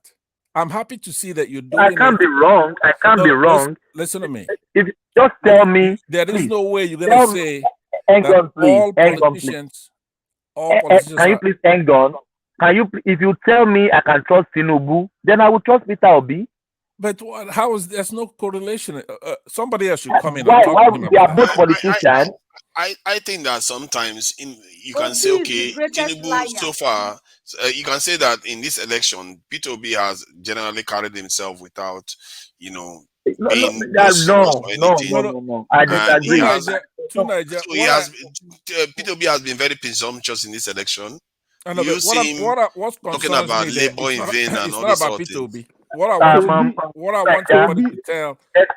somebody to tell Thomas is that everybody hold on, please. Please, let Passat run through, please. Okay, thank you.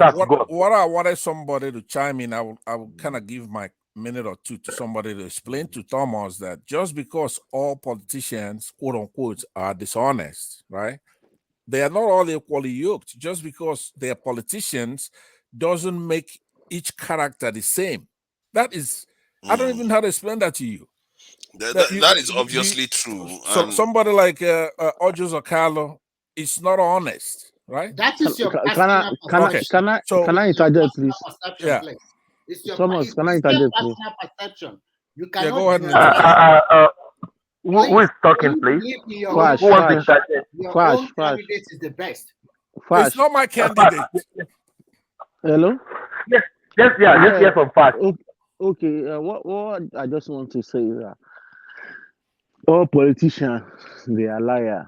So Obi can be exceptional. And let me tell you one thing again. You remember during this campaign issue, Obi went to was it Egypt about Nigerian electricity. Obi went because he knows most Nigerians, they don't even know anything about for the federal government project. He went there. He knows that federal government, they having contract with Siemens and they were meant to use it was the Egyptian template. He knows, and he went there, and he came back to tell Nigerians obedient that there's nothing going on. Nigeria is not doing anything. Nigeria is they always promised what's it called, Siemens, and they will do nothing. Later on. Hold on, please. No, because let me reclaim. Hold on, Gary. Let me finish. Let me land. Let me land. Let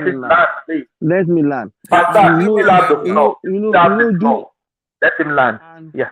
And still during that campaign, he was asked the question about what about the issue of Nigerian electricity, and he said, if we continue from where Nigeria, where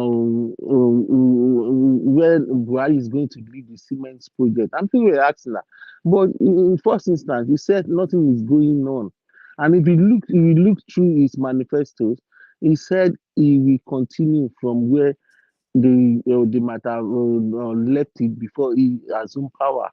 So why did he tell people that there's nothing is going on in the first instance? That's what he did. Okay. He gave people the impression. That nothing is going on. Okay, I got it. What I would do? Let me take him first come first served. What Nigeria was having a discussion with Remy Coker talking about the election results and what you need to prove. No, Passat, you are running away from my question. This trust, you haven't convinced me about that. I will not let you run away with that. What is it? If you're honest, you said it's not honest. Then yes, I will take. I said it's not honest. Let me finish, please. I would agree with you. Tinubu is not honest, but you can't tell me as well that Peter Obi is honest. If Tinubu is dishonest, Peter Obi is also equally dishonest. Okay, that's your So you opinion. have to you Hold can't on. convince I me really, that I the really, I really, I really want to deal Equally with that is where the last. problem is. Yeah, the point I'm making is that I haven't found P2B now. He doesn't have as much. What would you call it? Involvement in things that I know as much as I know about Tinubu. So, but from his speeches, from his history, from people where he come from, his governance in the UK, his banking, and his businesses. I haven't found him to be a dishonest person. Now, if I look, do I expect to see areas where he made a mistake? Let's say he's quoting statistics and he says China is 4 billion people, for example. I'm using that as an example. And whereas there's 3 billion people, 2 billion people in China, something like that. Yeah, you're going to have things like that. But as far as being there's something you do that you're a dishonest person. Do you understand? You go to maybe United States and somebody's dealing in heroin and he runs back home and they charge him and he forfeits the money and he goes to Lagos. Even his AFENIFERE, they don't want him. They know he's a dishonest man, right? So that's a cloud. Yeah, who's somebody needs to mute themselves, but that's not really if what I you're want. not this, That is not what I want to. Hold on, yourself, why I came in is what I want to talk about. Just give me a minute, Thomas. Sorry, I just want to ask you. After that, then I want to ask will you a yield. question. I just want to ask you a question to Go put ahead. it together to what you are doing. Okay, go ahead. Premium Times is one of the best newspaper in Nigeria, one of the best. Yes. There was this case about Obi Panora papers. I Yes. want you to also factor into what you are talking about. And Okay, I want to ask you this question. As any governor in Nigeria take money from the state coffers and put it into their family business, which Obi did, investing for a number of people? Be objective. Thank you. I got that. Yeah. Like I said before, Obi has answered those questions very thoroughly, and I listened to what he's saying, and he's right. He actually made a challenge to everybody, including his opponents. He says, look, if you find me wanting in any this or that, I'll quit. Bring it up. All they had to do is attend the debates. He's eager and willing to attend the debates. These people you're talking about are runaway. They should be sued for malpractice, right? Electoral malpractice. If you got some things like that, like the Pandora paper, now I like Premium Times, and I went through with a fine-tooth comb the allegations there. Obi makes it. There are you just don't hear Pandora and you say it's illegal. It depends on what you did with the funds you directed over there. Did you pay taxes on it before you put that over there? Did you do it to avoid paying taxes? Did you? So morally, just hold on. No, I will be interjecting you. I want us to have an objective analysis. Absolutely. So morally, there is nothing wrong. I don't know you are, because maybe you are in America, so there's nothing I'm in wrong. America. No. Let's just for example. So there's nothing wrong morally for somebody to dip into people's money, take it out, and put it into his own family business. Nothing wrong. He did not do what he did. Hold on, Remy, I get you. Wrong, right? There's not. He didn't do what you're saying. If he did that, that would be wrong. He didn't do that. That is why I continue to say you are biasing your analysis. Okay. Let me, biased. like I said, can you accept you are biased? If he did what you're Remy Koga, do you have evidence of what you're accusing him of? Of course, so that is the problem with you guys. Do you have evidence of what you're accusing Tinubu of? Also, do you have evidence? Okay. There's documents that they released in America now. Do you have? What document do you have? You go to America. Do you understand, Bassett? This guy. So you mean you don't provide evidence? You just say stuff? What I'm trying to tell you is that when you accuse the other people, do you have evidence of the people you are also accusing of now? So you guys, I want a balance. To be fair, I like to be fair too. Most of the things we are talking about you are not fair. You are already biased. It's well known in public places. I don't have any personal grind against Tinubu. Don't tell us those narratives. Okay, Remy, let's withdraw that point. Remember what I was saying. That kind of Remy, hold on. What I was talking about that I can trust Obi and Baba Ahmed, that is that on the on their claims at the tribunal, right? What they are gonna proffer. They believe that they won so many states. That is unbelievable, right? They have to prove that. They believe they have forensic evidence to show. And from the way I'm looking at it myself, I don't think Tinubu won any states. I'm talking about zero. So Mahmoud, the INEC chairman. Excuse me. Hold on, let me You are land a now. Let me joker, land. You are I'm almost extremely done. biased. I'm almost done. I'm That is almost the done. point. So just No, I'm almost done, and then I will I hear don't what want you to have to say. listen to what you are saying again. This is extreme bias Okay. from you So at home. It's those who totally are Doesn't Remy, understand. Remy, He's just airing his opinion. hold on. Remy. So I'm a Pansat. Just get Pansat is from the You can't win Pansat. Just leave him. Just leave him. Thomas, Let him he do his can't win thing. me if I'm wrong. I'm saying from what they No, are no, no, no, claiming no, no, no. Hold on, please. You said Tinubu got 0. to me. Can you be? Can I tell This you guy why? is very joker. He's a big joker, yeah. No, let me tell you why I say that. Yeah, but Okay? that is his own opinion. Let me What tell are you you why I doing? say. Let me tell. What are you doing? I could be wrong, right? Somebody got 8 point something million votes.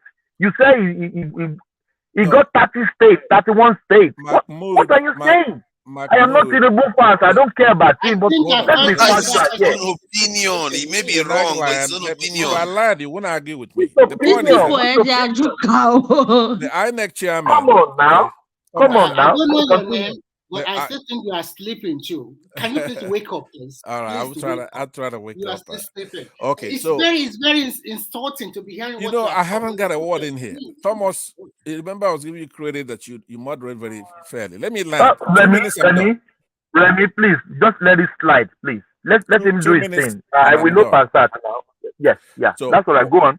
what I'm saying is that, for example, in the Southwest, okay, Tinubu lost 2 states from the INEC chairman's thing that he's doing over there. You go to the Southeast, he didn't win any states over there. You go to South, he didn't win. You know, Obi and Badati are claiming that their votes were taken and given to Tinubu. And you know why I believe that? The governor of that state, right, Wiki, he overdoes it. He overdid it. This Beavers is going to prove all those things. I want you to hear me out. When you hear Peter Obi make a claim, I'm going to do this, I'm going to show this, you better take it seriously. He's not like the old politicians. He be disgracing Peter himself. Obi is not God, though. No, hold on. Now let me land. Nobody said he's God. I didn't It's say it's just God. I'm simple. saying that Tinubu did the same thing. we Africans, we have produced some good people, good politicians like Nelson Mandela. Like Obi, like Obi, like others, right? When you have a son, you say to him the things that Obi claims that he's going to be the kind of person he wants to. That's what you're going to tell your son to be. All of us.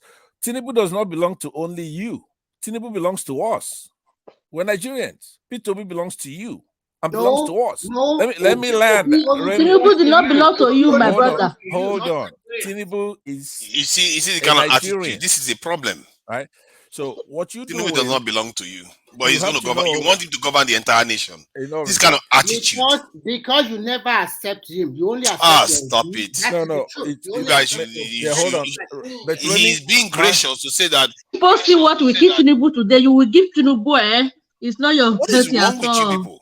Okay, so let somebody else talk and then I'll come in. Okay, that's fair. Thomas, how can you just say that Tinubu is not for Nigeria? Pansat, Tinubu will not even approve some of the things you are saying. Pansat, can you finish your interjection? Finish your words. Everybody that speak, I'll kick them out. Okay, I've told you, let him finish, please. Don't kick anybody out. What I want to do is to mix it up. Oh, I put them in the background. Let's speak. Yeah. So what I'm saying is that what this Mahmoud Yakubu did, right? It's not about counting the votes even. We have our laws. There are 3 sections of laws. You have the Constitution, we have the Electoral Act of 2022, and then we have the procedure and guidelines, right? In that, the nutshell is that EC8 form has to be transferred from that polling unit directly to the INEC system server. And if you're unable to do so, you cancel it. You cancel that precinct or that polling unit. That is the law. INEC has the power to decide if they're going to go manual or electronic. But that decision they make as a body. Now, last time I was here, I was telling you the same thing, right? They have to choose, and they chose. And they chose the electronic transmission process, and they went around conducting elections. But sorry, didn't mean to interject you though. But if the INEC has the power, can they make contingency plan along the way? Nothing is set in stone, especially if they have the power to decide electronic or manual transmission, whichever way they want to go. It's not the law. Everything falls within it falls. Good question. Let me answer it because it's important. This is the most important question that we all have to grapple, and then the courts are going to make the final decision, right? If you go and you look at section 60 to 65 of the Electoral Act, but more importantly, you go and you look at clause 38 of the procedure and guideline. Now, that is what determines what day the election is going to hold, blah, blah, blah, all the rules, right? INEC is a commission. It's nothing like, say, Mahmoud can change his mind on. Plus, if you look at the other elections they've conducted, they conducted one in Anambra, for example, in Oshun and some other states. And they say, hey, this PVAS works great and it transmitted. You don't have to have what they call incident forms. Because if you're going to do a manual count, a manual collation, then you're going to have incident forms. You don't have that. Why? Because the BVAS has two functions. It's supposed to, if you have a PVC, you come in there and it will verify you, right? But more importantly, after you vote, when the votes are tabulated, counted right there in that polling unit, filled out in the form, they all could sign, the party agents, and a picture of that is taken and transmitted. That way, nobody could change it. It's a photograph. You cannot edit it. So you can't. It's nothing that he can say, I changed my mind.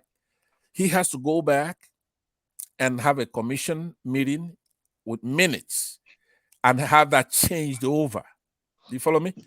But he didn't do that. A couple of days before that election, I did see him talk about that he may not do it electronically. He doesn't have that kind of power. Now, but there were three other... Yeah. 2 minutes, please. Okay, thank you. So but there were two other elections held at the same time, which means the senators and all that. Those were transmitted. All he did was to turn off the presidential one. Now, that's stupid, right? How are you going to turn that off and do the other ones? So he did that. That is something that has carried on the section 65, subsection 6, carries the penalty for doing anything like that. He should be in the slammer right now. He should be in jail, prison for doing what he did. So let me end this by telling you what I think is going to happen, right? Tinubu'S not going to be president. Don't even go fantasizing about it. It's not going to happen. There are many reasons why it's not going to happen. And as a matter of fact, guess what? The Southwesterners are going to be leading the fight against the cabal that's put him up into something that's way, way above his head. He's not going to be able to make it. He's not even going to be a good president-elect. Like right now, he can't even. He can't handle being a president-elect. Well, that's an opinion for somebody. For somebody that. Prince, please. Yes. Yes. You can't interrogate Passat. Just let him do his thing, please. I beg of you, please. Let him finish. Then we'll move on, please. Oh, okay. Please. Thank you very much. Yeah, So go on. Yeah. Now, why is that good for you and good for me?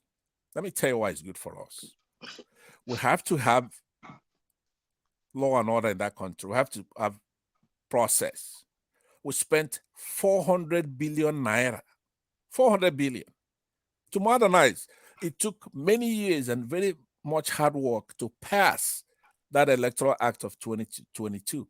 We wanted it signed in 2019, but because of that BVAS, you know, Buhari cannot win an election without rigging it, right? So he didn't sign it.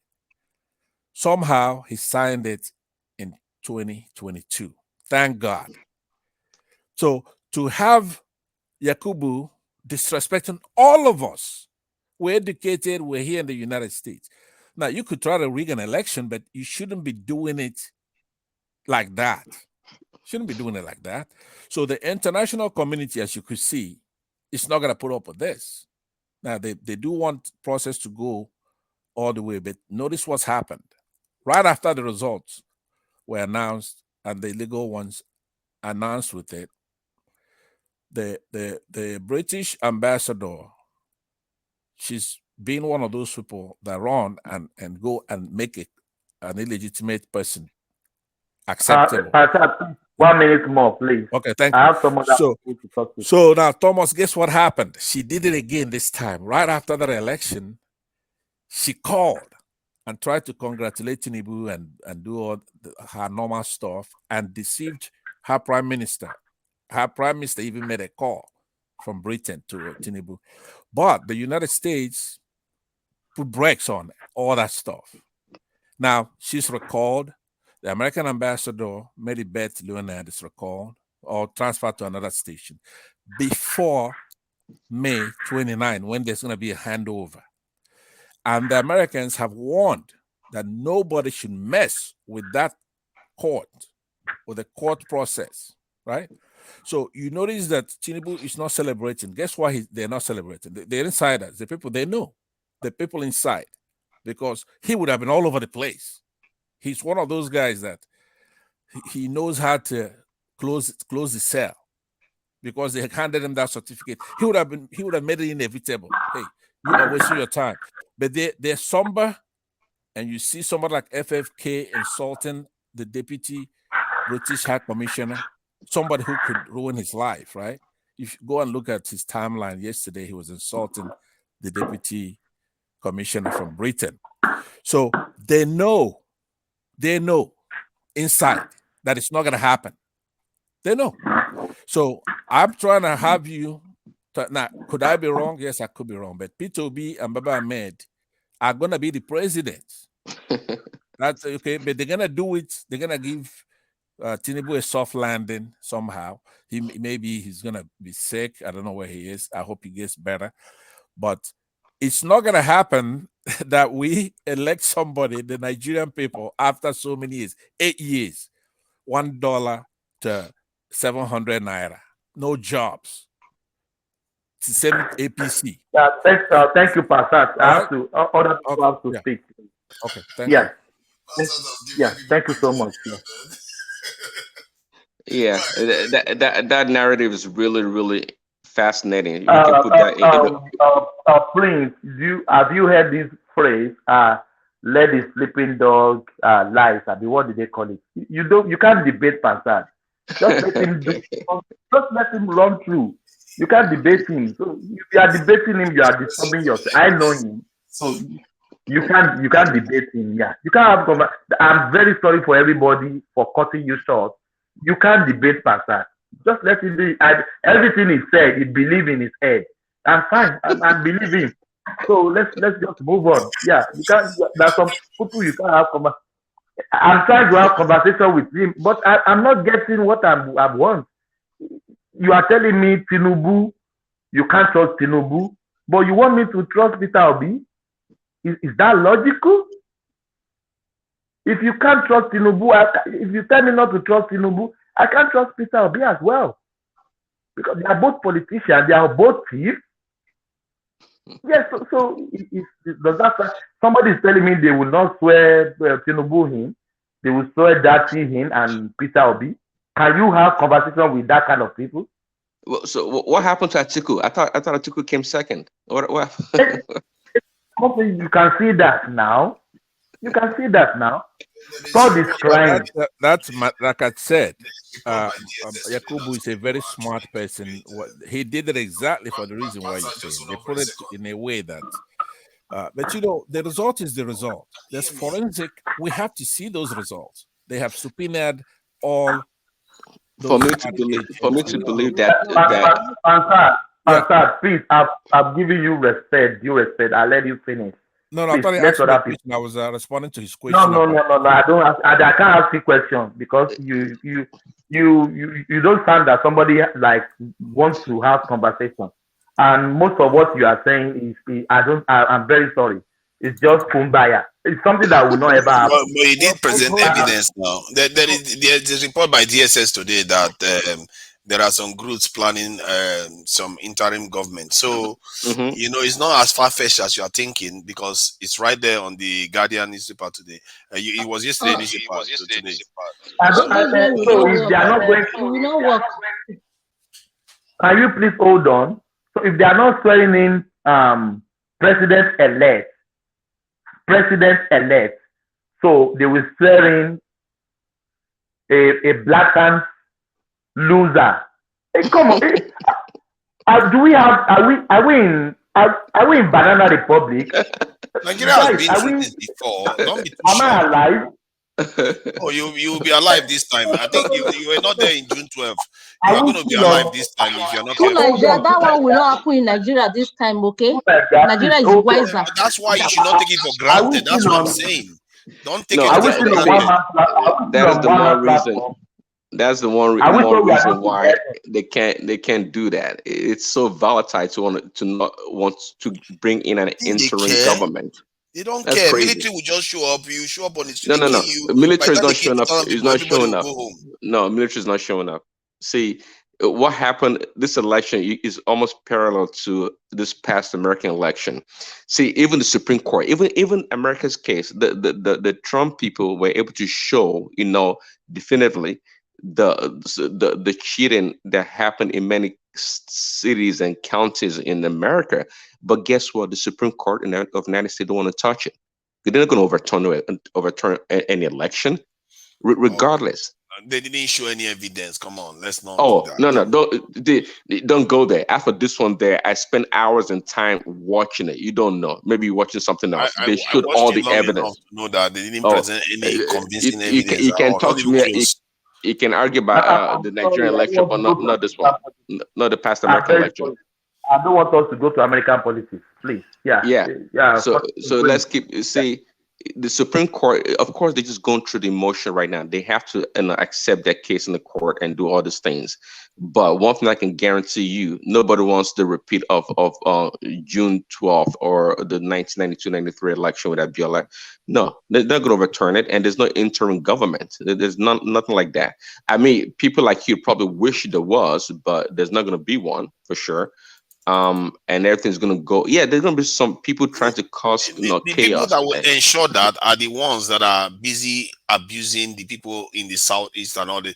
Because I've heard some people from those areas saying that some of the way they are being talked to, that they would rather have a military regime. And when you start seeing that kind of sections of the country siding it, and the side that the military regime is going to come from will side it because they are losing power right now.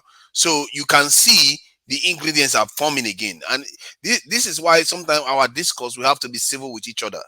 And I keep encouraging it, but we keep pretending it doesn't matter. To Nigeria.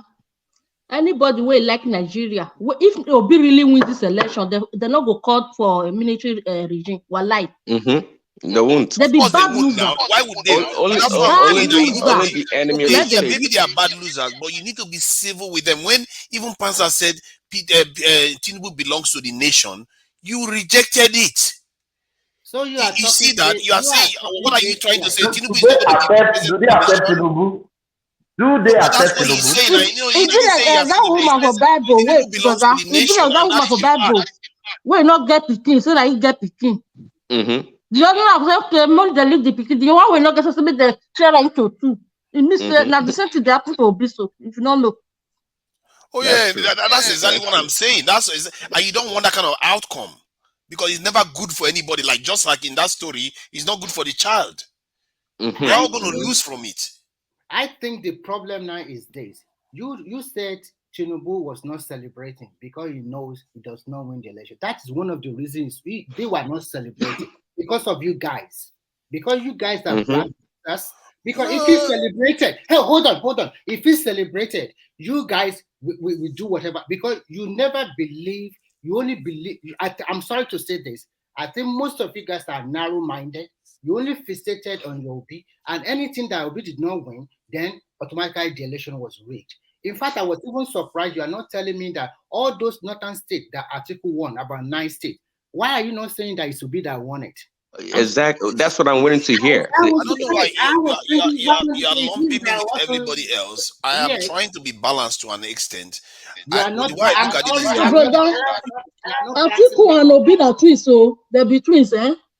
Obi and Atiku, they be twins. Obedient na their twins brothers. I don't know why we are even arguing. We all already agreed that if there's evidence against any party, that we are all going to stand by the evidence. So if there's no evidence, nobody will. Even evidence when we there for Benin, I don't even present them for them. Evidence they Benin, we just present them.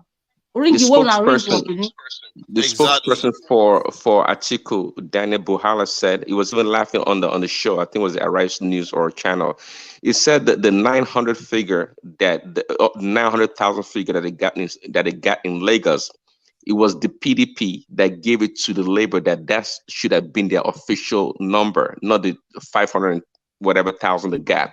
So see, these people, see, it is in the interest of Atiku camp, the PDP, to have the unrest, to make the Labour or PTB think that they won or they did better than they did. It's in their own interest to do that.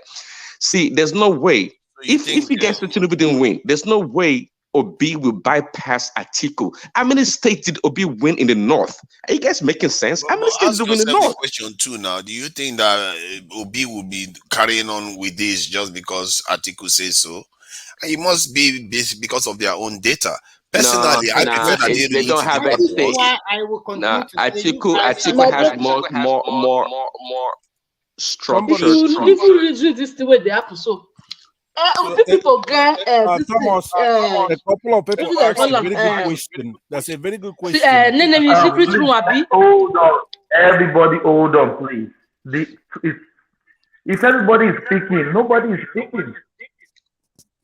Please, let's help me, please. Okay, I wanted to say. Let's hear from Gideon. Let's hear from Gideon. Okay, go ahead. Why you won't be saying that PDP because they tell us saying that 900 they get? They don't get their all this thing. They don't see us say they get 900. States not that place. Yeah. If they push you for war, they not understand. They want using a take a oh no. You will get to all this thing. I'm not seeing for this thing now because they see for you. That one makes sense. PDP is milking Labour. See, there's no way they will declare Obi winner when Atiku is there. How does that work, though? How would that work? Can I answer? It has to be based on evidence, of course. You asked a couple of good questions there that need to be answered, right? I think Gideon asked number one. Obi is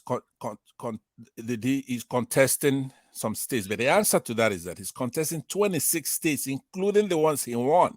Wow. Including Lagos, including Imo State, right? So you have to deal with facts. You have to go and spend your time and look at what he's talking about.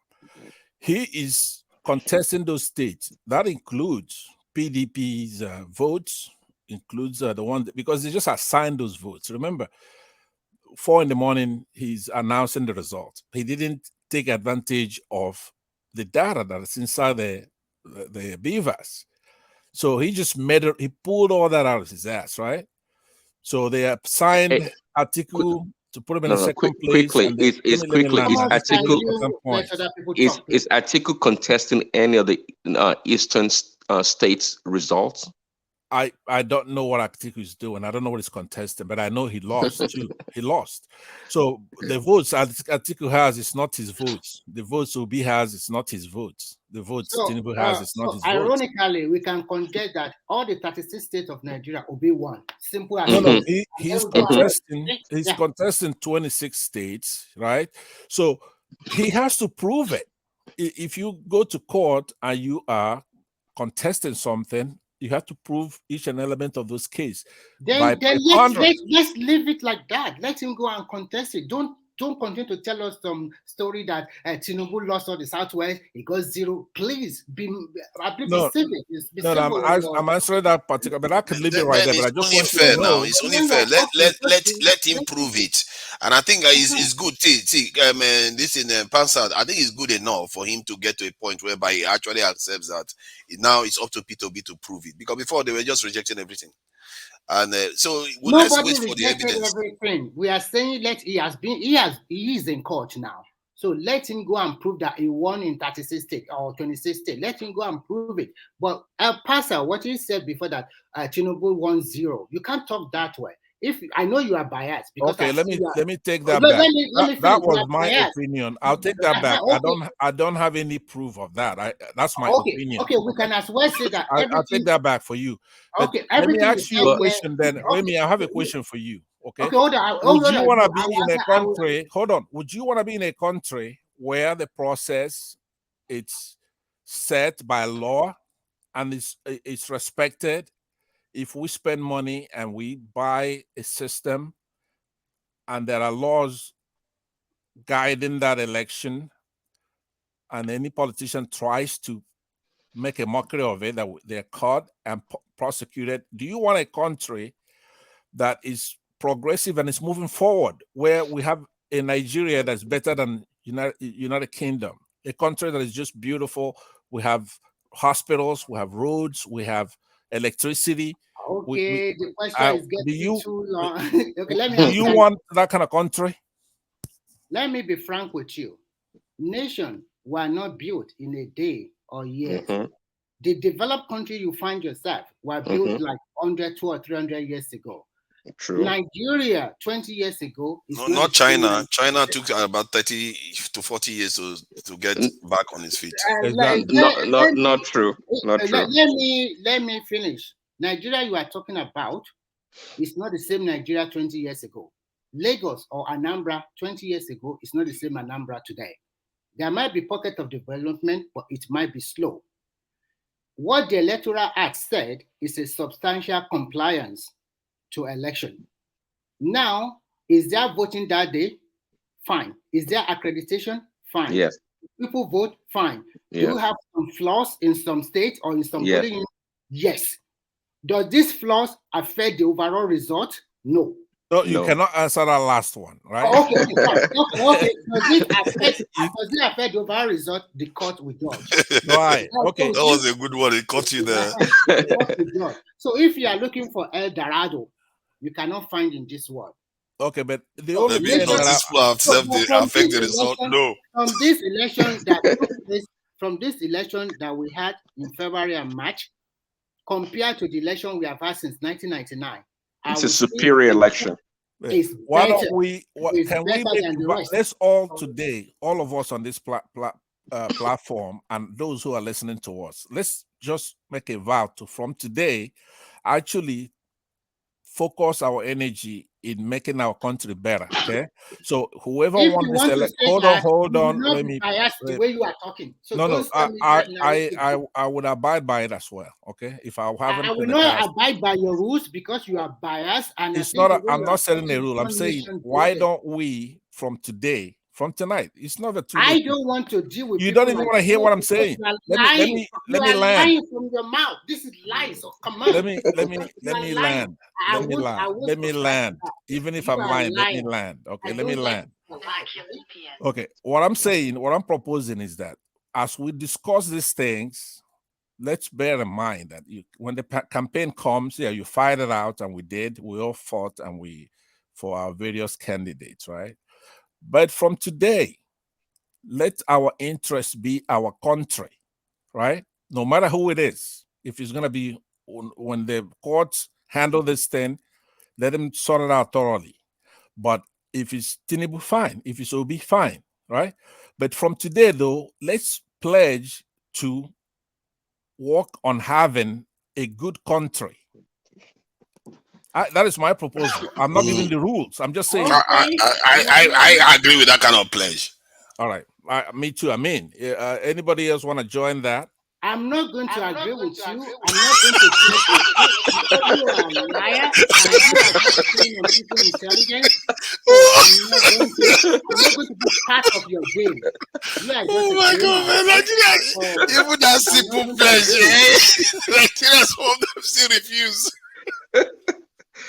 Oh my God, man. We really have a long way to go.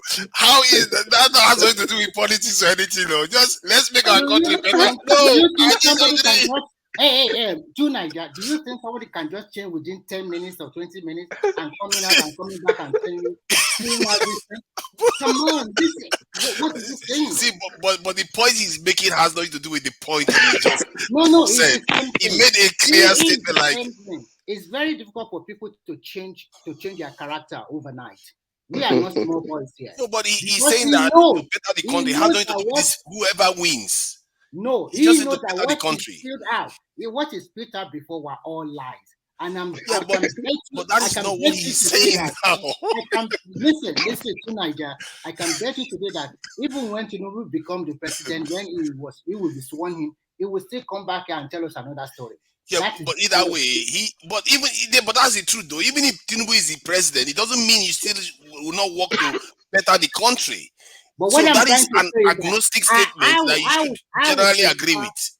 I would prefer to work with people that tell the truth. Yeah, he should agree with that. It doesn't have anything to do with Tinubu. No. I'm not going to agree with this guy. I'm not going to agree. This brother way you're the same we agree. So if you come up for here today, you go see go another platform, go to talk another thing. Not be only you not go agree for what you like to You can't just see. I would have said that Pansat was more like you, but you are proving yourself to be even more partisan. Because what he said was agnostic of party politics. I am talking objectively. Or whoever is running. Delusionally. He's talking about the nation. Are you willing to work for the betterment of your country? Are you kidding yourself? Which nation is he talking about? Your country, Nigeria. Come on, no, he's lying. Are you willing to work for the betterment of Nigeria, Remikoka? Okay, if that is for the betterment of Nigeria, not in a passive view or opinion, with generality of all Nigeria that really mean well for that country, I will work with it. But exactly but that's what he said. No. That is just talking out of the thinking back. because he came from Passa, that's why you disagree. Everybody, hold on. I have to round up. I'm very sorry. I have to round up. If everybody will abide by the rules and regulations, it will be better. I will round up with this. I'll give everybody 2 minutes. Don't go more than 2 minutes. Immediately I said thank you. 2 minutes is gone. Please. I'm very sorry. I have a meeting to catch up with 30 minutes time. So I will start with the people on the screen. Gideon, please, 2 minutes, please. Thank you. I want to tell una beg una they pray for our country, Nigeria. Nigeria, they not born Nigeria. We don't get another country, eh? Only Nigeria we get. I don't know whether una get another one, but for me, I not get another place where I want to go. My family, all of us within this Nigeria.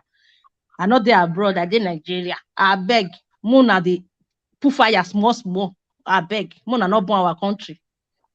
I beg you. Now that one me, I just the Mona just take everything easy. If you concern I will be win, Mona carry give one. If anyone will win, Mona make them carry give one. But me, I believe say all this rumor now be that one they never even call result where una start to dey cry that time. Obedience start to dey cry. Hey, they don't read. Me, I know all those one are why you cry. You know go happen. On the 29th, they go sweat Tinubu in May 29th.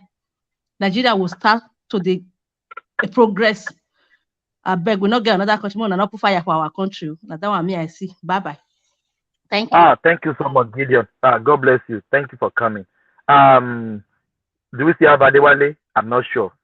Adewale doesn't quiet like that. Let's go to Go on. Okay, that's me, right? Yeah, go out. Yeah, what I'm saying is that we have a beautiful country, Nigeria, with a lot of potential, and everything it's in the process right now of being taken care of. We have gone out there, we've voted, all of us. Let the process take place and let the best person emerge from that process to be president of Nigeria. But meanwhile, let's cut down the rhetoric of divisions, partisanship, because the campaign is over now. If anybody broke the law, they should pay for it. If somebody rigged that election, they should be caught and the mandate restored. But if there's no wrongdoing, then Tinubu would have won it, and then we'll deal with it. Either way, Tinubu will be better than the status quo ante. So, having said that, I know it's only 2 minutes. Remy, I don't lie. As a matter of fact, I'm very blunt. If you know who I am, I'll tell you the truth. Most people don't like the truth. Like I said earlier, a couple of things, nuggets that you should take away from here today is that Tinubu, for example,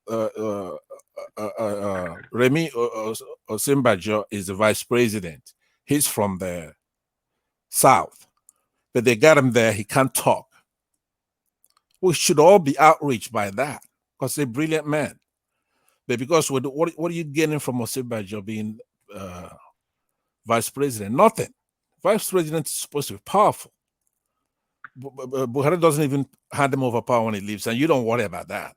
You think the president is going to make a difference? You got the vice president now from your section, but he can't even talk, and Tinubu is going to be worse unless he's got the real mandate and the country is made to function the way it's supposed to function. So please bear that in mind. Let's all cut all that crap about region and religion.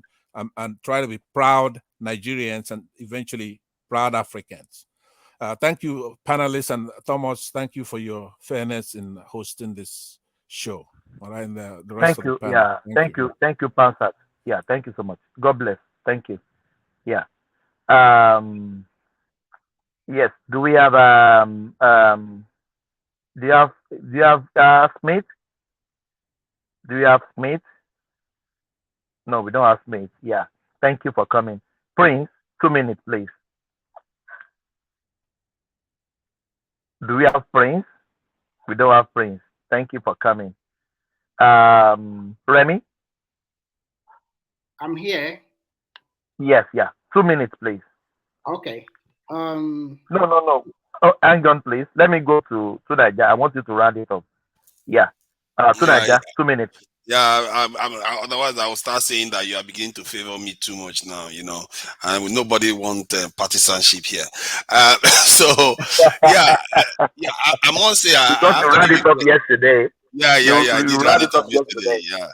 Yeah, nobody. So, yeah, I must say you did handle this one relatively well, because I know that a lot of your listeners, and probably you will square me when Pansat was saying some of all this is. But I think Pansat was on point today, because some of the points he was making, he wasn't trying to be controversial. He was just making a point from one other perspective. And this is why, as a nation, we have to listen to each other and have a little bit more rounded view, because in the end, it's not about these leaders, it's about us. It's about our ability to return to our country and feel free to walk around safely in that country and contribute to the development of the country, instead of us running overseas and people driving our people from their countries. And you see Nigerians crying when they are being kicked out of countries because they are returning back to their own home country. God, how did we get here? We have to listen to each other and try to get past this individual stuff, because in the end, whoever is going to run that country, we want that person to succeed. We should be praying for him as much as we are, or her, as much as we are holding him, the person, accountable to deliver what we want, because that's what it's all about in the end. Whether you are Yoruba, Igbo, Ijo, Urobo, name it, our Hausa, you just want your people to do better so that we can live a better life in that country. It's not about individuals. And when you get caught into partisan politics, you are falling into the trap of the politicians. That's how they win.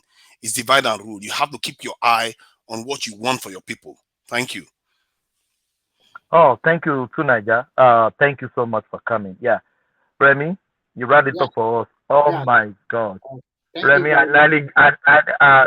some people, you know what I mean. Come on now.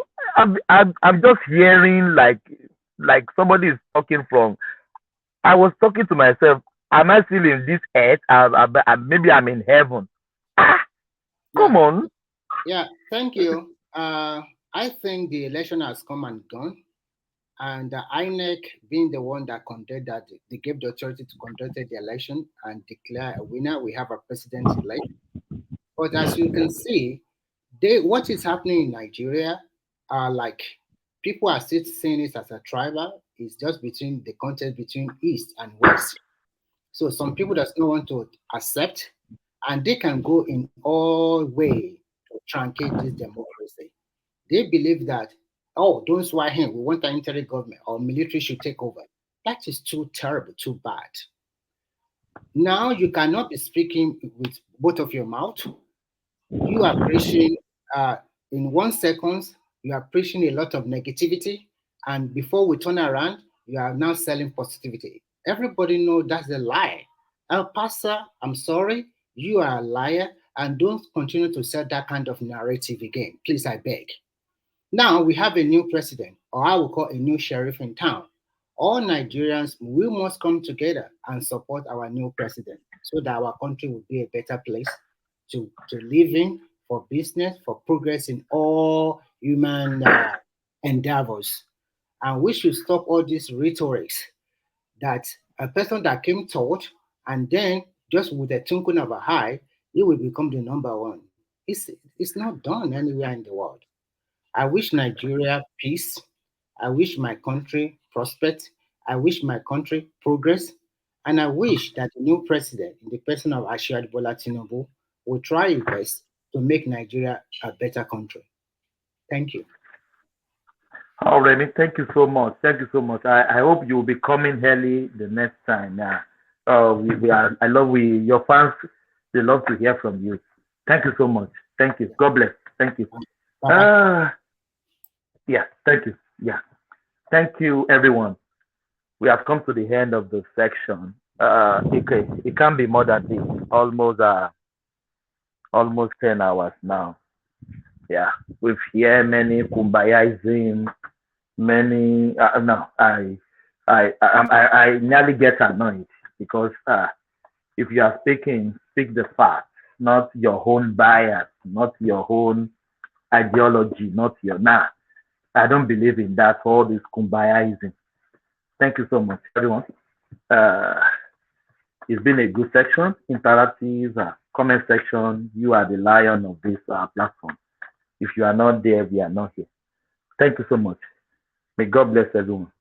See you the next section. God bless you all. I will leave you with this.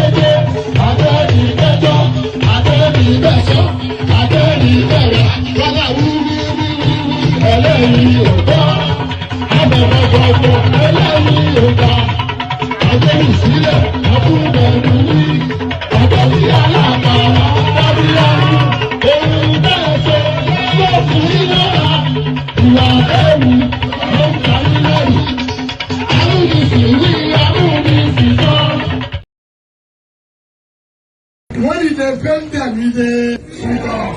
When it sweet us, they never say something. As in the sweet us, you go to pay them. As in the pay them, you go to sweet us. As in the sweet us, you go to pay them. As in the pay them, you go to sweet